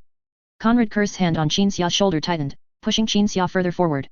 His other hand scraped against the wall, leaving scratches and sparks with every step he took. The 11th Legion appears to be a united front, but in reality, it's extremely disorganized. They didn't realize that a Primarch was hidden on their flagship, capable of taking their Primarch's life at any moment. They didn't even react for several minutes after I stole their aircraft. Undeserving of their reputation. The 12th Legion is known for its discipline. My 12th brother's adoptive father is even called one of the most precious and unique psychers in human history by Fulgrim. But your anti-infiltration capabilities, I can only describe as both laughable and tear-inducing. Conrad Kurz slowly advanced, his mouth uttering sarcastic remarks. Finally, the Lord of the 8th Legion stopped, his expression grim as he lowered his head to glance at Qin Xia, whom he controlled, then cast his gaze back to Angron. Angron looked at his adoptive father. Qin Xia shrugged, his face showing only a trace of the surprise he felt upon seeing Conrad Kurz, and no fear. He knew that once Conrad Kurz revealed himself, there was nothing to be afraid of. Angron looked back at Conrad Kurz, silent. Your psychic abilities have a loophole, Angron. I even know the range of your talent. If you relax even a little, I can easily kill you. Conrad Kurz lowered his head again, while gently tracing Qin Xia's shoulder guard with his fingernails, as if stroking prey. Killing you is also very easy. Give me enough time, I can clean out your cruisers, Conrad Kurz said. Aren't you going to thank me? I didn't kill you or Angron, but those saboteurs on Pompeii won. I actually helped you guys, eh? Hold on, brother. Before Conrad Kurz could finish speaking, Angron raised his palm and pressed it against his index finger, signaling Conrad Kurz to be quiet. Conrad Kurz's chilling gaze once again fixed on Angron. Angron spread his hands. Your entrance was very cool, just a bit long. Actually, you could have gone straight to the point, directly asking me to help you alleviate the negative emotions caused by your prophetic ability, to help you alleviate the other personality within you. You could have just said it. Anyway, you don't need to hide anything from me, no need to be subtle, because I can directly know what you want to do. Now it was Conrad Kurz's turn to be silent. But you have to let go of my adoptive father first. Angron clenched his fist, otherwise, I'll give you a shot of anesthetic and throw you into the void. If you're very lucky, then one day you'll drift out of Nusuria like space junk. This is a sealed compartment with a gate. If you use new star anesthetic, we'll all pass out, Conrad Kurz responded coldly. I don't think so. Qin Xia gripped a tube of anesthetic in his right hand, recalling the gladiators developing anesthetic resistance earlier. If you don't believe me, let's see which of the three of us wakes up first. Chapter 329, The Primarch is past. A yellowish-brown liquid flowed within the special glass tube containing the anesthetic. Conrad Kurz looked at the liquid within, recalling Fulgrim's past words about Angron. Angron was knocked out by an anesthetic, then bound and taken as a slave by mortals, sent into the gladiator arena to meet Qin Xia, who had also been knocked out by an anesthetic and enslaved. This was how Angron met his adoptive father. Conrad Kurz could still recall his conversation with Fulgrim. Perhaps the anesthetic on that planet is indeed miraculous, but if it were me, I'd have 100 ways to counter it. Even if I couldn't counter it, I could escape, fleeing at extreme speed before the anesthetic diffused into the air. Conrad Kurz said so. Fulgrim replied, maybe that's true. But I can't say for sure, after all, I haven't experienced that anesthetic myself. Recalling this, Conrad Kurz deliberately moved his hand, which was placed on Qin Xia's neck. Qin Xia immediately crushed the glass tube, and the liquid anesthetic splattered out, vaporizing and diffusing into the air. Angron immediately sat down on the ground. Qin Xia also sat down on the ground. Conrad Kurz, meanwhile, shot out dozens of meters in the blink of an eye, heading straight for the library's main door. Qin Xia, sitting cross-legged, prepared to use his psychic powers to resist the effects of the anesthetic. He concentrated with all his might, fully focused on summoning his psychic energy to combat the numbness that was gradually engulfing his body. After resisting for less than a minute, Qin Xia's head drooped, and snores emanated, indicating he had fallen asleep. Angron soon fell asleep as well. Conrad Kurz looked back at the two of them, a sneer appearing on his face, then turned his head towards the library door and accelerated. He imagined himself hanging Qin Xia and Angron up, then proving that he was stronger than both of them, and that they truly had nothing that could deal with him.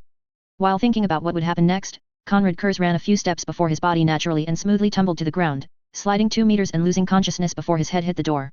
Time passed by minute by minute. Inside the library, only the snores of Qin Xia and Angron could be heard. The two sat on the ground, deeply asleep.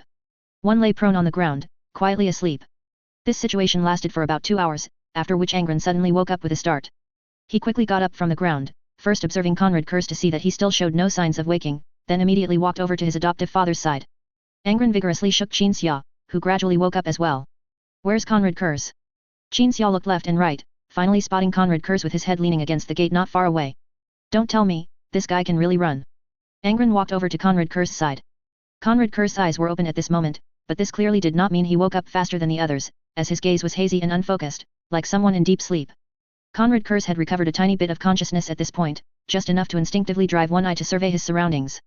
His eyeball trembled, gently turning, locking onto Angron. Then he looked at Qin Xia beside him. Conrad Kurz observed unconsciously. Bro thought he was the king of anesthesia. Conrad Kurz heard Qin Xia say this, and then heard Angron laugh loudly at the remark.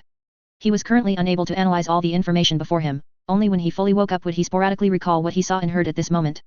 Angron reached out and grabbed Conrad Kurz's left leg, dragging him from beside the library door to beneath a large chandelier in the center of the library.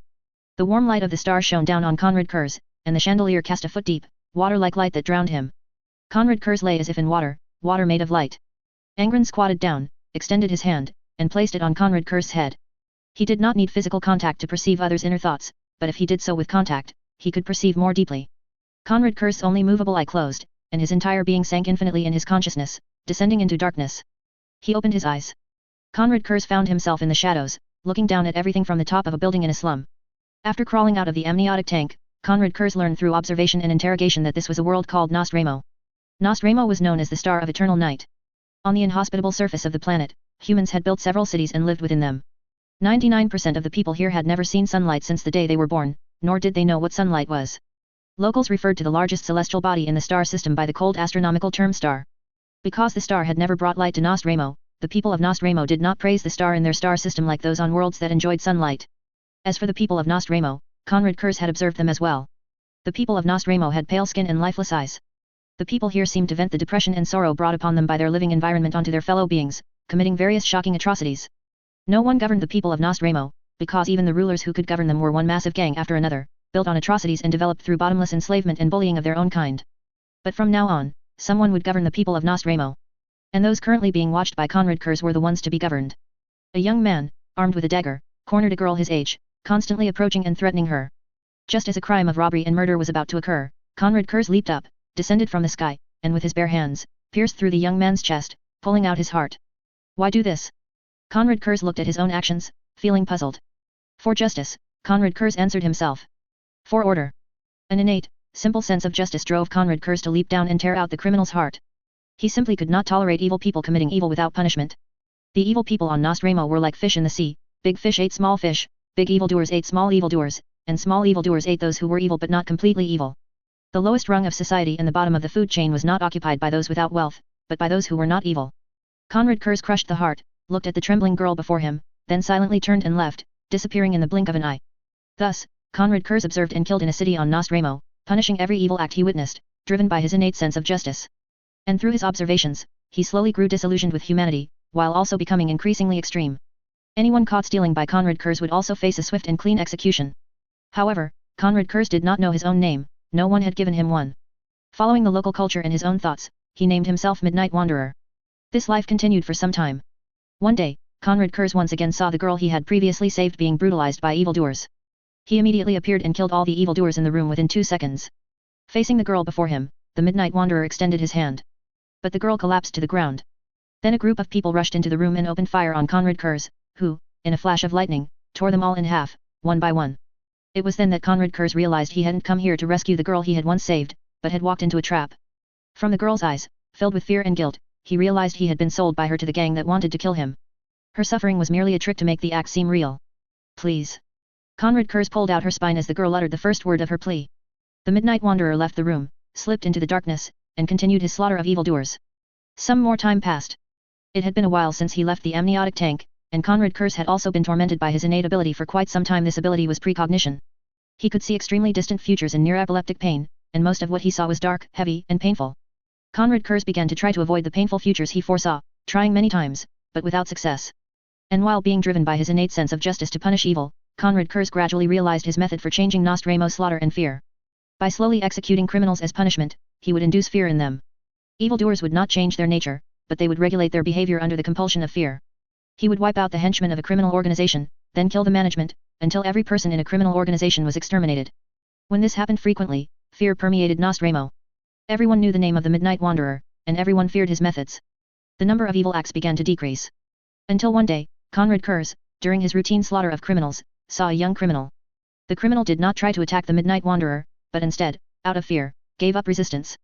At this moment, Conrad Kurz saw two futures. In the first, he spared the criminal, who was reformed and then joined Conrad Kurz in punishing crime on the planet. In the second, the criminal picked up a weapon and, while the demigod was not paying attention, injured him, then escaped. Afterward, due to this experience, he was considered a super ruthless individual, lauded and worshipped by criminals, and harmed thousands of people before he was found and killed by the Midnight Wanderer. Conrad Kurz directly eliminated the criminal. What followed was a long period of slaughter and deterrence. His methods became increasingly brutal. The fear he spread became increasingly widespread. The crime rate became increasingly low. Until one day, the Emperor arrived. Conrad Kurz saw the future of the Emperor and his brothers, screaming in pain, until the Emperor alleviated his suffering with psychic power. Conrad Kurz re-experienced his past, then felt himself beginning to float upwards in the abyss of consciousness, finally opening his eyes to see Angron touching him.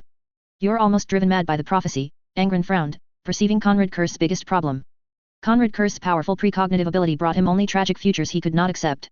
And the most fatal part was that Conrad Kurz had tried to change the future but failed, becoming increasingly convinced that the future he saw would inevitably come true.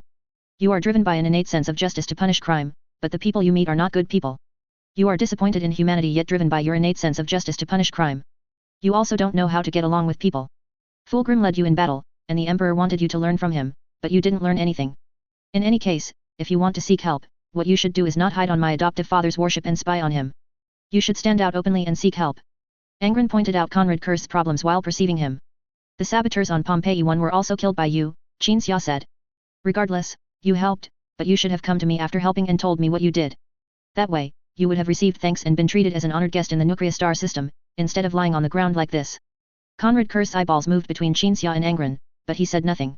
Fulgrim sent you to me. He said I could solve your problem, but you yourself didn't believe it. Angron saw the reason for Conrad Kurz's presence here from another of his memories. You didn't believe it, yet you still came, driven by something you couldn't even explain, coming here unwillingly. Just as you are driven by a sense of justice, unable to ignore the crime on Nostromo. Innate sense of justice, the pain brought by prophecy. These two things are like strings behind a puppet, controlling you. Conrad Kurz listened to Angron's words, pondering how to refute him. But his head was still a bit numb, and his thoughts weren't as agile as before.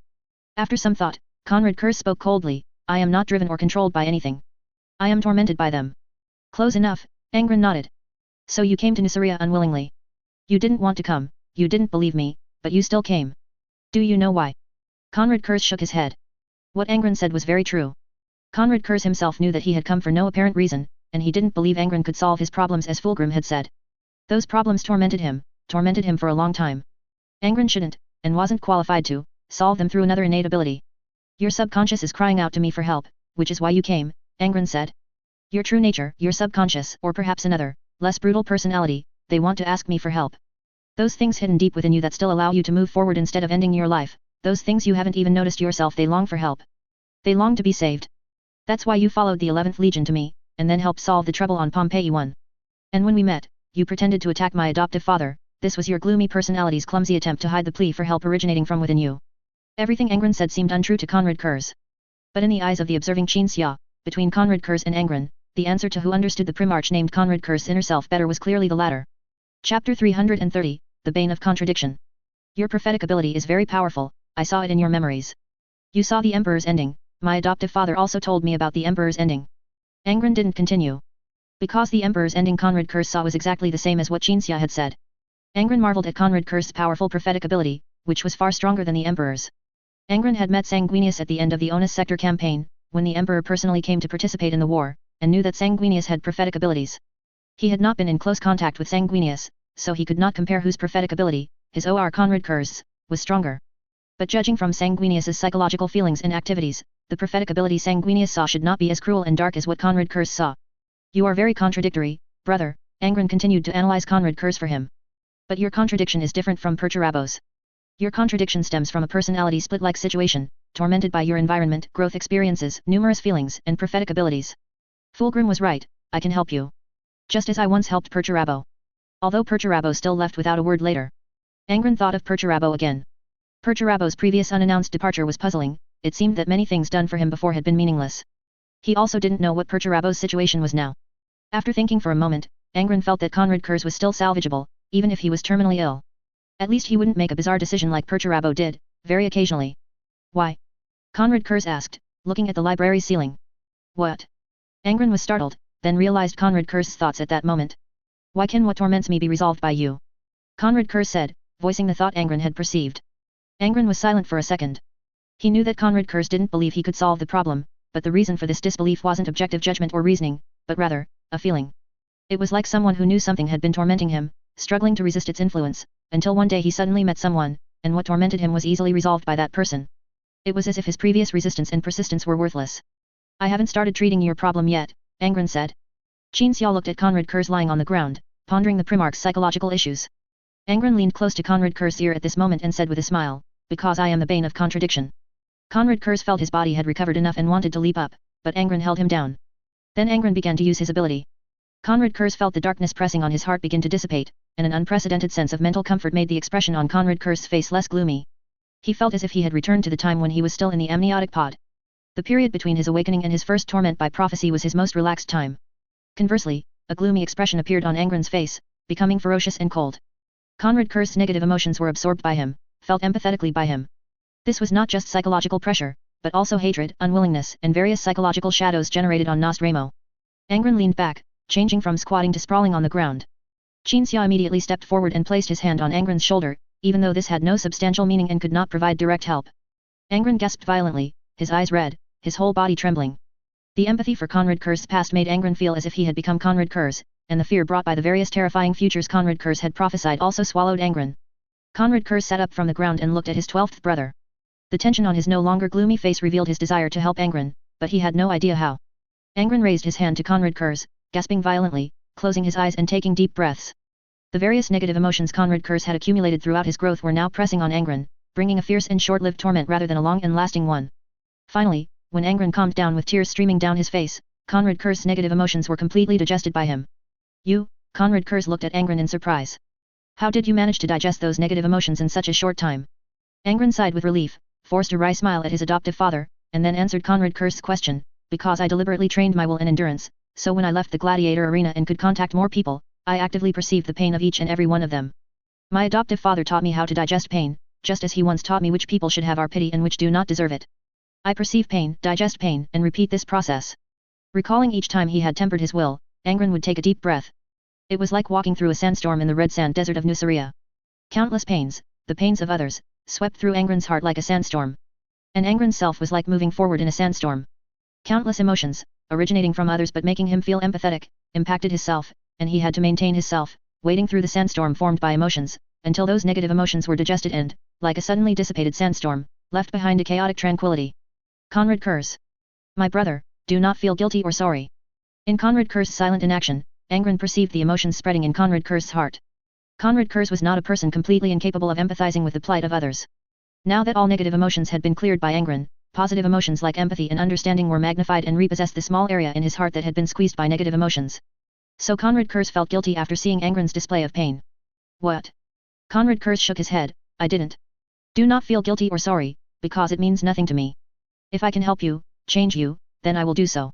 Angron ignored Conrad Curse's false denial, just as he had once ignored Perturabo's false defensive lies when his inner thoughts were exposed. He continued. This is not difficult for me. I once perceived the pain of ordinary people on a planet, they were grotesquely transformed by Xenos. Compared to them, your pain is like a gust of wind in a sandstorm. Angron said, getting up from the ground and extending his hand to Conrad Kurz. Conrad Kurz still felt the sudden peace and comfort, looked up, and asked, how long will this effect last? How long after you left the amniotic pod did you become so bitter, twisted, and gloomy? Angron retorted. 3 months, Conrad Kurz replied. 3 months of Nostramo, which is about 3 solar months. Half a year, Angron said. The peace I bring you can last for half a year on Nostramo. Your personality, character, and thought habits have already been formed, and you will still be tormented by prophecy, so the peace and tranquility I bring you will certainly not last too long. Conrad Kurz nodded, then took Angron's hand and stood up. When are you returning to your legion? Angron remembered that the 8th Legion had not appeared on Nuceria with its Primarch. I will return when I want to, Conrad Kurz said. Receiving this answer, and combining it with Conrad Kurz's thoughts, Angron proactively extended an invitation, stay on Nuceria for a while. I will give you some suggestions for change based on your condition and help you alleviate the pressure brought by prophecy. Conrad Kurz nodded, his gaze turning to Qin Xia. Qin Xia also nodded. He didn't know if it was an illusion or what, but he felt that Conrad Kurz looked a little more amiable at this moment. Night. Angron was in his office handling official business as usual. Conrad Kurz sat quietly in the office. After finishing his work, Angron stood up, took a cube from a box at his feet, and then placed his hand on the surface of the cube. Conrad Kurz frowned, watching Angron do these things, until Angron leaned back, settling into a comfortable position on the chair as if about to fall asleep. Only then did Conrad Kurz get up and ask, as a Primarch, do you need sleep? No, not sleep, Angron said with his eyes closed. I use this device every day to train my mind. It's a habit I never break. Conrad Kurz fell silent. Angron suddenly opened his eyes, want to join. Conrad Kurz walked forward and touched the cube, imitating Angron. Subsequently, the 2 Primarches entered the mental world shaped by the cube. This cube was an ancient relic that could perfectly reproduce a part of memory, a complete one-to-one reproduction, like time travel. Conrad Kurz marveled at the wonder of this creation, observing his surroundings, then squatting down to touch the ground. At this moment, both the tactile sensation and everything else were completely consistent with the real world. Where are we? Conrad Kurz stood up and asked, looking at the burning village ahead. A place I regret, Angron said, stepping forward. The 2 Primarches entered the village, which was ablaze. Conrad Kurz tried to touch the flames and found that the sensation was completely consistent with reality. He even felt that if he had touched the cube that created this mental world while anesthetized, he would definitely not have discovered that this was not reality, or at least it would have taken a very long time to realize it. Angron led Conrad Kurz through the village, sometimes bypassing flames, sometimes moving obstacles blocking their way. Finally, the 2 Primarches came before a boy. The boy was squatting among a pile of corpses, holding a girl younger than himself in his arms, apparently his sister. The entire place looked as if it had just experienced a massacre, and only the boy had survived. But no sorrow could be seen on the boy's face, only a corpse-like pallor. Extreme sorrow broke through this child's psychological defenses and rationality, Angron said, sitting down in front of the boy. At this moment, he collapsed. Hidden beneath the calm surface was a monstrous wave of grief. Conrad Kurz frowned slightly, such tragedies are common on Nostramo, and this boy will most likely be forced by his environment to become a thief, a murderer, then degenerate in the darkness until one day I kill him. This place is not the same as Nostramo, Angron said. This was during the Nucria uprising war back then. This is my memory. I was drawn by the firelight, saw this child, and then I felt pain from him and learned about his past. The guards massacred this village. Men, old people, children, they were locked in houses. The guards officers, with their soldiers, raped the women of the village in front of them, then locked the women in two, then machine-gunned the people here, then set fire. He experienced all of this. Angron said, reaching out and touching the boy's forehead. Everything in the virtual world was no different from reality. Angron could relieve sensations from past experiences. Then Conrad Kurz saw Angron become pained, just as he had absorbed his own negative emotions. However, Angron did not become gloomy, but angry. He empathized with the boy's pain, hating the guards, his teeth grinding, wishing he could now kill every guard or high knight he could see until his anger was vented. But Angron gradually digested the emotion and calmed down. Conrad Kurz realized that this was how Angron tempered his mind, by experiencing pain again and again to forge his inner self. Angron gradually calmed down, his back to Conrad Kurz, with only a low question emanating from his silhouette. Do you know why I would help you, brother? You held my foster father hostage, and I still helped you. Although I know you didn't intend to harm him then, your actions alone were enough for me to kick you out. Conrad Kurz shook his head. Angron didn't answer immediately but looked at the boy in front of him. The boy, just as Angron remembered, had returned to normal after his negative emotions were absorbed, instead of going insane. When I experienced this child's inner world, his emotions, to experience the inner world and emotions of a weakling, when I forgot I was a Primarch and fully immersed myself in his feelings, I yearned for someone to avenge me, Angron said. If I were this child, you would be the kind of person I yearned for. Conrad Kurz nodded silently, recalling something, and looking at the boy, asked, what happened here later? Angron stood up and returned to Conrad Kerr's side, using a special gesture to control the entire space. Then the virtual world began to flow naturally. Angron and Conrad Kerrs, from an observer's perspective, saw another Angron rise from in front of the boy. After Angron processed the emotions, there was only calm. A cold calm. Angron watched himself turn his back to the boy, then kneel down, gesturing for the boy to climb onto his back just like in his memory. The boy let go of his sister's corpse and calmly climbed onto Angron's shoulder, but because his arms weren't long enough to hold onto the Primarch's thick back, he slipped down. Angron silently lifted the boy and placed him on his neck, letting the boy ride on his neck. In the eyes of mortals, demigods are terrifying. But because the boy had just shared pain with Angron, the two had already bypassed a series of steps to build trust and camaraderie, becoming closer than best friends. Angron picked up his sister's corpse with one hand and dug a hole with the other to bury the corpse. After doing this, Angron scanned the corpses in the room, then silently unhooked the two chainsword axes from his waist. He called them Widowmakers. Conrad Kerrs saw Angron at that time rush out of the room, out of the burning village, and run across the wilderness. Finally, after running for an unknown duration, Angron arrived in front of an army camp. The boy already knew what Angron would do and silently hugged Angron's head, sitting steadily on the demigod's neck. Angron then walked towards the guards of that camp. Who are you? Conrad Kerrs saw in the memory playback before him, those mortals asking his brother this. An avenger, Angron told the people in front of him. Then a slaughter began. Angron roared furiously, sweeping towards the people in front of him like a storm, his twin axes humming in his hands, and with a hum, blood and limbs splattered into the sky. The guards were almost instantly killed. Then the guards rushed out. The guards shouted and charged at Angron, but this act was not heroic combat, but a desperate resistance. Angron roared and slaughtered. I am Angron of the World Eaters. My foster father, my brothers and sisters, and I, we devoured the fortress territory of the Moray family. Yes. I was the one who did this. We exterminated a High Knight family. It was us. It was the World Eaters. Cowards. An officer's head was severed and flew into the air, and Angron's thick leg kicked the headless corpse into a bloody mess. The officer's chest stuck to Angron's leg, and was flung to pieces as Angron moved like a storm. The boy hugged the Primarch's head, his body hidden behind the Primarch's head, without the slightest fear, only eyes full of hatred directed at these people. Cowards like you don't even dare to resist when facing the World Eaters. If High Knights weren't by their side, they would tuck their tails and flee like wild dogs. Or kneel and beg for mercy. But in front of civilians, you cowards become tough guys. You even gasp when you mention the World Eaters. The Primarch's roar echoed throughout the entire camp. The guards wanted to shoot Angron with firearms, but they couldn't even create distance before Angron caught up and slaughtered them to pieces. Some people fired cold shots from a distance, but that only attracted Angron's attention, leading to them being targeted, approached, and killed. All the guards in the entire camp fell one after another in this massacre, sometimes in groups. Some tried to escape, but were struck through the head by a stone casually kicked up by Angron. Eventually, Angron seemed to trigger some emotional fluctuation, and the guards completely collapsed, kneeling on the ground in fear, waiting for death. Soon, a woman flying in the sky descended and joined the slaughter. Until everyone was killed. Conrad Kerrs saw Angron stop, panting, and look at the woman. Angron, the woman walked up to Angron, touching the Primarch's chest with concern, and seeing that the broken flesh on it was rotten flesh from someone unknown, she breathed a sigh of relief. We should attack the Antima district. No, Kleist, Angron said, panting. Our goal is not the Antima district itself, but to wipe out those guards and High Knights, to kill them all, to make them atone for the people of this region with their lives. Kleist nodded. She agreed with Angron's opinion. All slaves and civilians in the Antima district were executed. The reason for the executions was merely that the High Knight family decided to contract their defenses, and incidentally had their family members use ancient artifacts to lead the guards in killing the civilians who were originally family property. It was a casual cleanup. High Knights did not rely on the obedience and support of civilians, even the existence of guards was barely better than nothing. After completing a slaughter, Angron calmed down. Conrad Kerrs felt that his brother's innate ability was indeed unique. This was a human ability, used to empathize with the situation of others, and then share their hatred.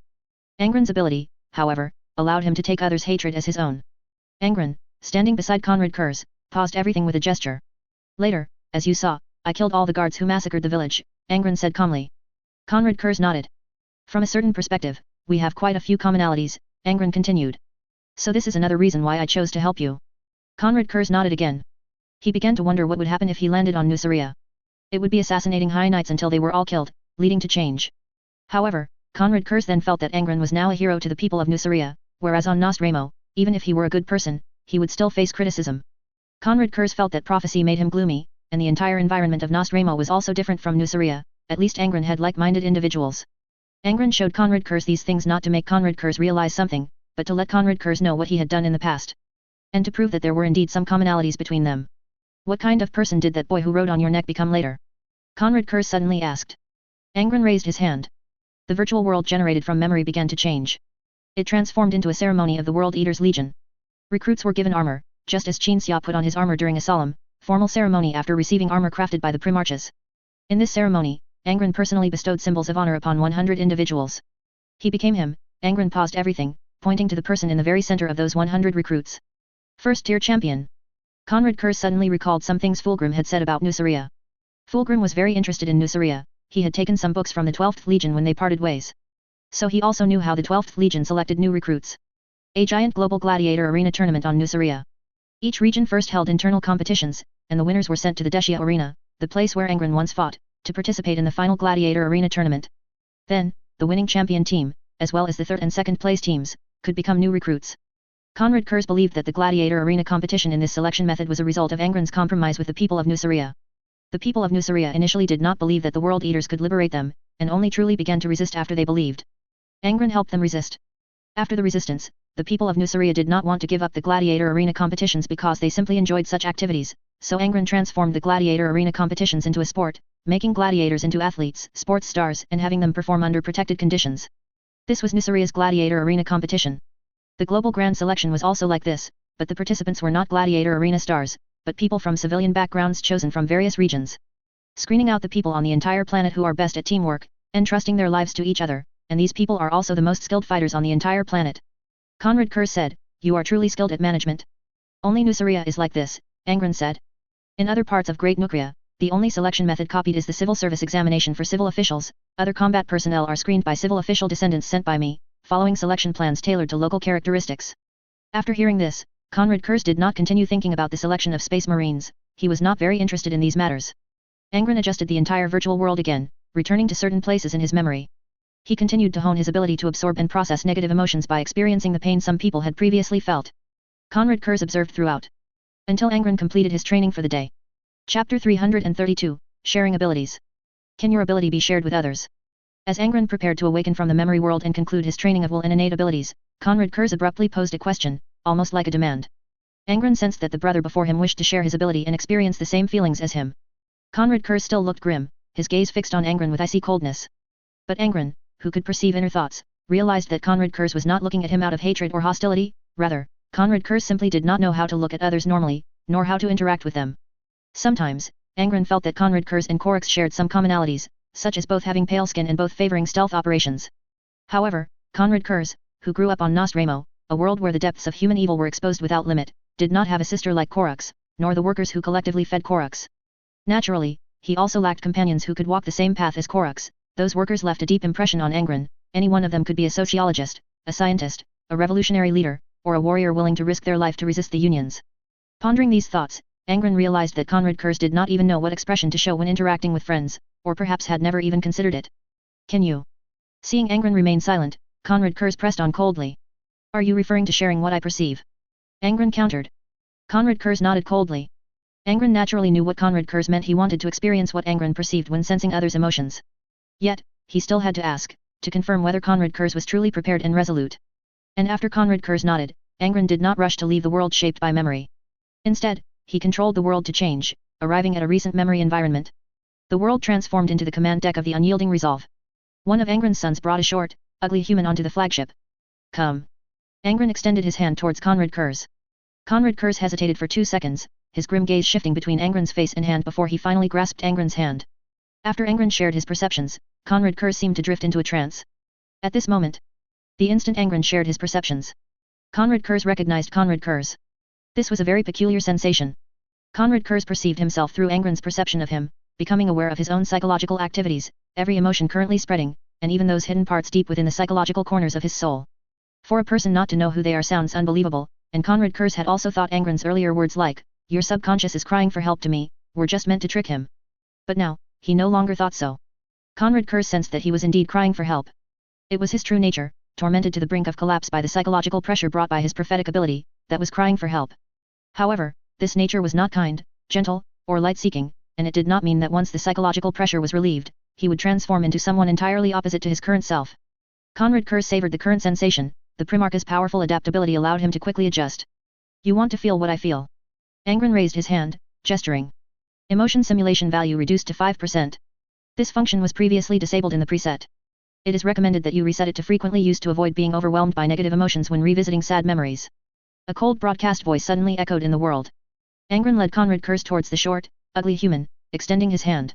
At the same moment, Angron once again experienced his sensation of walking through a sandstorm, returning to the time he dealt with the alien that had corrupted humans.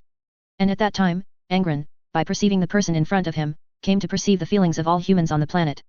Originally, this ability had a limited range, but at that moment, Angron's ability had inexplicably increased many-fold.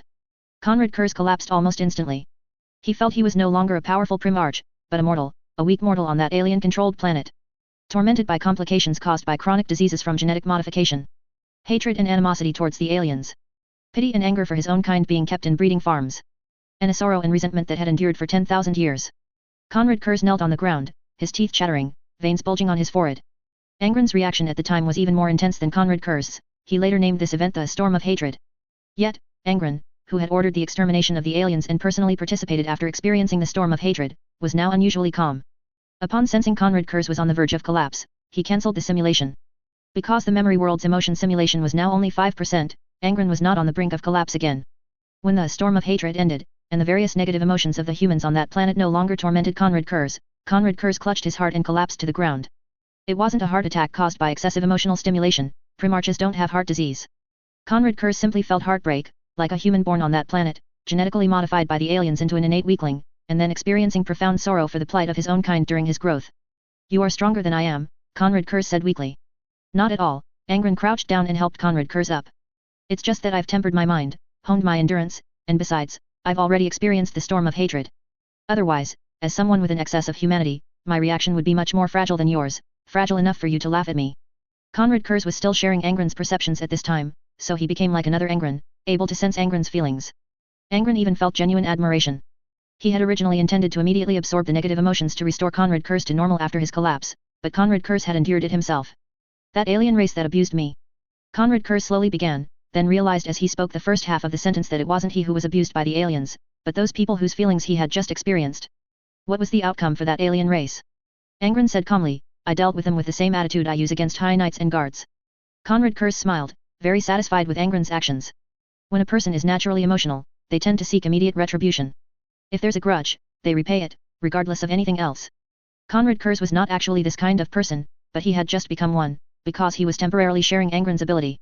However, Conrad Kurz felt from the bottom of his heart that if it had been he, not Angron, who encountered that situation, his innate sense of justice would have compelled him to do even more cruel things, using methods against the aliens that would make them fear more than death.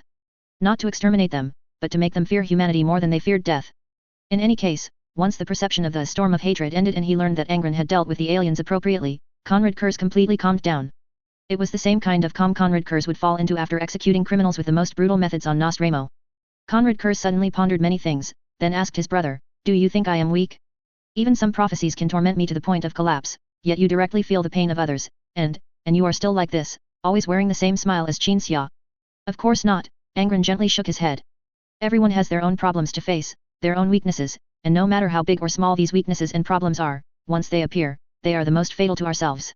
You think the torment from those terrifying, dark futures and prophecies is insignificant compared to the torment brought by my ability? You feel that way right now, I can sense it. You even doubt yourself, wondering if you are inherently weak. But the problem is, when you compare two different difficulties and try to find out who among us is stronger, do you realize that our personalities are different? Our weaknesses, what we fear, are also different. So, do not compare difficulties experienced by different people. That will lead us into self-doubt and cause more severe mental exhaustion. We need to find solutions to difficulties, not compare difficulties. Remember what I said, Conrad Kurz, we need to find solutions to difficulties. Conrad Kurz listened intently to Angron's words, perceiving through Angron's shared sensory ability the underlying meaning beneath Angron's language. This was something more powerful than words, like two people with transparent minds mutually placing their most sincere and purest positive emotions into each other's heads. If you insist on me evaluating the difficulties we both face, honestly, I think the prophetic ability is more terrifying, Angron said.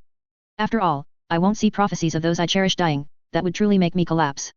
Conrad Kurz nodded silently upon hearing this, and thought of many more things. Angron had already sensed trust, and even some dependence, from within his brother's heart. Besides, my ability brings more benefits, Angron adjusted the memory world again. The memory world changed, transforming into a period during the Nukria Uprising War. This was during the battles after the Mahe City campaign, for control over the few areas within the Mahe City region dominated by the guards and high knights. As Conrad Kurz continued to perceive Angron, he knew much, as if he knew the preceding context. At that time, the name World Eaters was already very well known, so many rebellion and gladiators from other regions joined the World Eaters, though the number of such gladiators was small.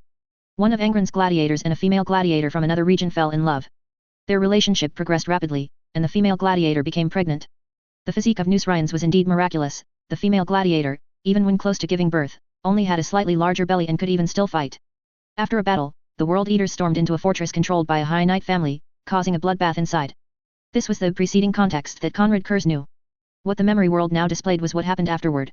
The World Eaters fought the entrenched High Knight family and elite guards in the fortress hall, while outside, the rebellion infantry were clearing out the remaining guards in the fortress. Conrad Kurz watched everything intently, wanting to know what benefits Angron's talent would bring him. At the same time, Conrad Kurz also sensed that Angron wished to display an event he had experienced with his siblings and adoptive fathers, an event that embodied friendship, and even a more profound emotion that transcended kinship. Conrad Kurz had once been uninterested in these things, but now he wanted to see them.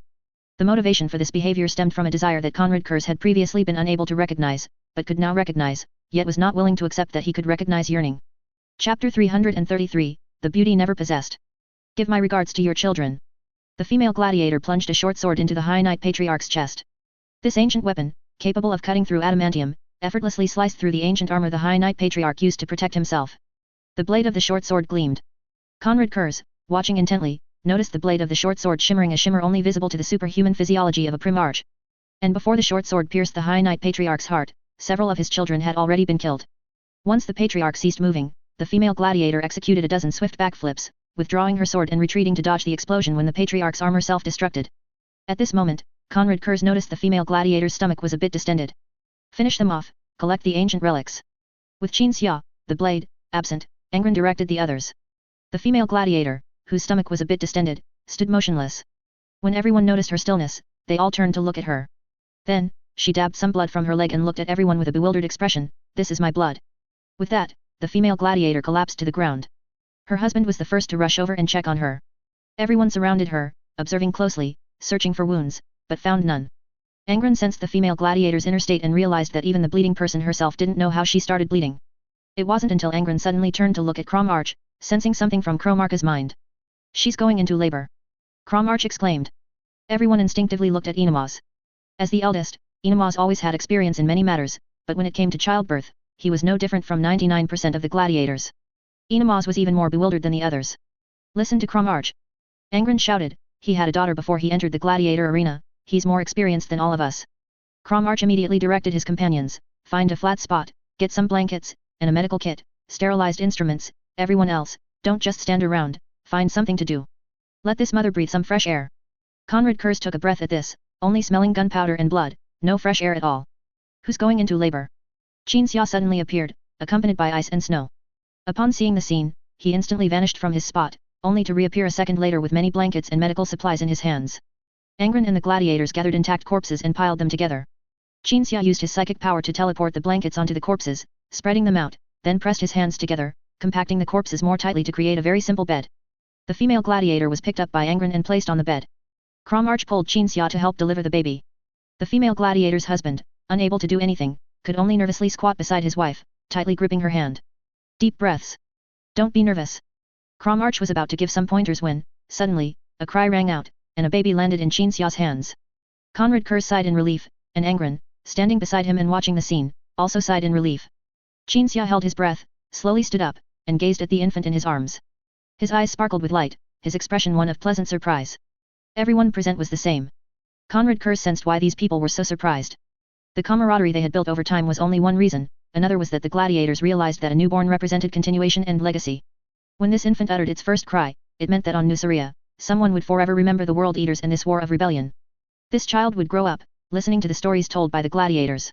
He would know what kind of people the World Eaters were, and he would know what kind of collective his mother and father belonged to.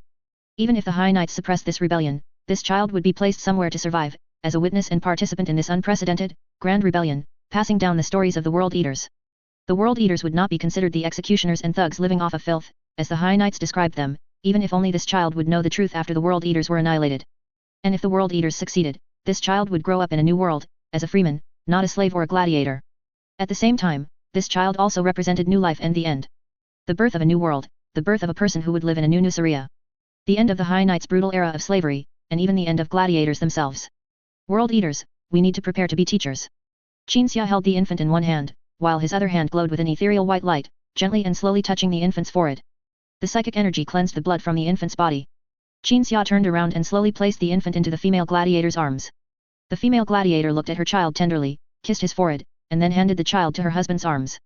Her husband wept tears of joy, also giving a kiss, and then passed the child to his other family members. The infant's family members held the child one by one, passing him around. When it was Angron's turn, he did not hold him, fearing that his fingers, capable of piercing bunker walls, might harm this fragile young life. Finally, the infant was passed back into his mother's arms. Antota, the female gladiator said softly, "This will be his name." The female gladiator then explained the origin of the name. In the gladiator arena she belonged to, she was the only survivor among the gladiators who fought their way out, driven by a prophecy to break free and join the World Eaters. This prophecy stated, 2 demigods would descend from the heavens, one bringing deliverance to the people of Nuceria, and the other ushering in a new era and order. The prophecy was almost identical to the God King prophecy Qin Xia had heard before, though the female gladiator's culture differed from that of most Nucerians. The origin likely stemmed from a single precognitive individual, with different versions spreading among various ethnic groups over time. And the name Antota meant, the one blessed by 2 demigods. Now, the battle isn't completely over yet. The female gladiator kissed her child's forehead, loosened the straps of her breastplate to place the child inside, then tightened the straps just right. I want my child to live in an era without high knights. The memory segment presented to Angron and Conrad Kurz ended here. Angron looked at Conrad Kurz, and Conrad Kurz also looked at Angron. A smile appeared on the Midnight Wanderer's pale, cold face. Conrad Kurz, who had just continued to share perceptions with Angron, felt the inner emotions of everyone in the memory except Qin Xia. Everyone's joy, relief, and happiness were all perceived by Conrad Kurz. Conrad Kurz recalled Fulgrim mentioning Angron's blood drinker guard, and how some mortals always followed primarchs and their superhuman guards. At the time, Conrad Kurz felt Angron placed too much importance on his feelings for mortals, but now he personally experienced the depth of the bond between Angron, a primarch who never considered himself a demigod, and these mortals, and what kind of collective, what kind of family, they formed together. A community forged in battle, an extremely close-knit collective, combined with Angron's innate ability, allowed every member of this collective to perceive each other's emotions under Angron's conscious or unconscious influence. Thus, this collective became a family. Angron didn't even refer to mortals as mortals, but as ordinary people, which showed the extent of their influence on him. "You're even willing to die for them," Conrad Kurz said. Angron nodded. "I wasn't like this from the beginning, the Emperor didn't put a single thing in my head. I didn't even know how to resist once, it was my foster father and my brothers and sisters who taught me everything, including resistance. For them, I'm willing to do anything, anything." "I understand," Conrad Kurz nodded, "if I also had such a group of people." Conrad Kurz suddenly thought, if he had landed on Nostramo. If there was someone like Qin Xia, or someone like Anamaus, to teach him as a foster father or elder. And then, in his growth, he met a group of like-minded people, just like the gladiators. Then, on Nostramo, he and they would work together to change that damned world, together punishing criminals, together deterring gang leaders. And after killing a group of people, returning to some safe corner. Conrad Kurz thought, he would call that corner home. Even if that home was just a part of some dirty, foul-smelling sewer, sacrificing comfort for secrecy. Even if that home was just a small shack in a slum. But because those people were there, it was a beautiful place. At home, people would laugh and talk about how many criminals they killed that day, how many gangs they destroyed, discussing the gang leaders with lewd mockery or the harshest curses. Thinking of this, Conrad Kurz said to Angron, "If I could have these things, that would truly be wonderful." Angron perceived what Conrad Kurz had just thought and felt it was actually feasible. Because while Nostramo seemed to exist to demonstrate the evil of humanity, with 90% of its inhabitants being wicked, one of the characteristics of intelligent beings is psychological and personality diversity. There would always be some pure souls born on Nostramo. If they could be found by Conrad Kurz before they were played to death by others or forced to survive by their environment, they would become Conrad Kurz like-minded companions, Conrad Kurz world eaters. And even influence and change Conrad Kurz through their interactions. "I'm a little tired," Conrad Kurz said. Angron nodded and snapped his fingers, waking them both from the mental world shaped by the ancient artifact. Angron also stopped sharing his abilities. Upon waking, Conrad Kurz could no longer perceive Angron's inner thoughts, nor could he efficiently insight into his own mind as before. The cold thought process returned once more. This was the thought process of Conrad Kurz on Nostramo. No matter how wonderful Conrad Kurz's fantasies had been just now, they were still fantasies. Nostramo's environment and his upbringing had permanently changed Conrad Kurz. Primarchs, the Emperor's greatest masterpieces, beings regarded as demigods by mortals. They were not born with self-awareness and personality traits, they were influenced and changed by their environment. At least for Conrad Kurz, the people of Nostramo had forever branded the demigod with a unique way of thinking and acting. "I can never have my own world eaters," Conrad Kurz suddenly said, "because my prophetic ability would show me their fate, and if I interacted with them like you do, to the point of being willing to die for them, when I prophesy their deaths, I would go mad." Angron frowned slightly, nodding in silence. He felt Conrad Kurz was right. Angron himself felt Conrad Kurz's prophetic ability was more terrifying, because he imagined if he could see the deaths of the gladiators, out of self-preservation, he would never open his heart, never be willing to form a beautiful bond. When a person meets another, and in a prophecy sees how close they will become as brothers, willing to entrust their lives to each other, but that person's end is to be hacked to death by random blades. Then, with the thought that perhaps not interacting with the other person could change their fate, or out of psychological self-defense, unwilling to form the bond seen in the prophecy, a person with prophetic abilities would choose not to form a friendship with the other, and might even actively make the other dislike them. At least, when an unrelated person, or even someone who dislikes them, dies, the pain would always be lighter. Conrad Kurz, my brother, Angron gazed at Conrad Kurz, in your prophecies, what kind of fate awaits me? Conrad Kurz immediately gave a bitter smile and shook his head, no, I don't want to see your fate. However, a feeling spread from Conrad Kurz's heart, a feeling of fear of his prophetic ability. Whenever the prophetic sickness was about to flare up, Conrad Kurz would experience this telepathic fear. Tell me, Angron pressed Conrad Kurz's shoulder, still gazing at him, tell it to me. Conrad Kurz tried to pull back, but Angron held him firmly. When they first met, Angron thought Conrad Kurz was stronger than him, but this strength wasn't based on raw power but on skill. As one of the relatively larger primarchs, whose physique could also change with his mental state, it wasn't difficult for Angron to win in a test of strength. Face your prophecy. Angron loudly said, face what you fear most. And then tell me what you fear most. Let me see what damned prophecy is causing my brother pain. Conrad Kurz suddenly looked up, his body tense and trembling. The look of terror, once only seen on the faces of those Conrad Kurz killed, now appeared on Conrad Kurz's own face. Then Angron froze for a moment. And Conrad Kurz finished seeing the prophecy, his voice trembling as he said, I saw you, you were killed by a sword.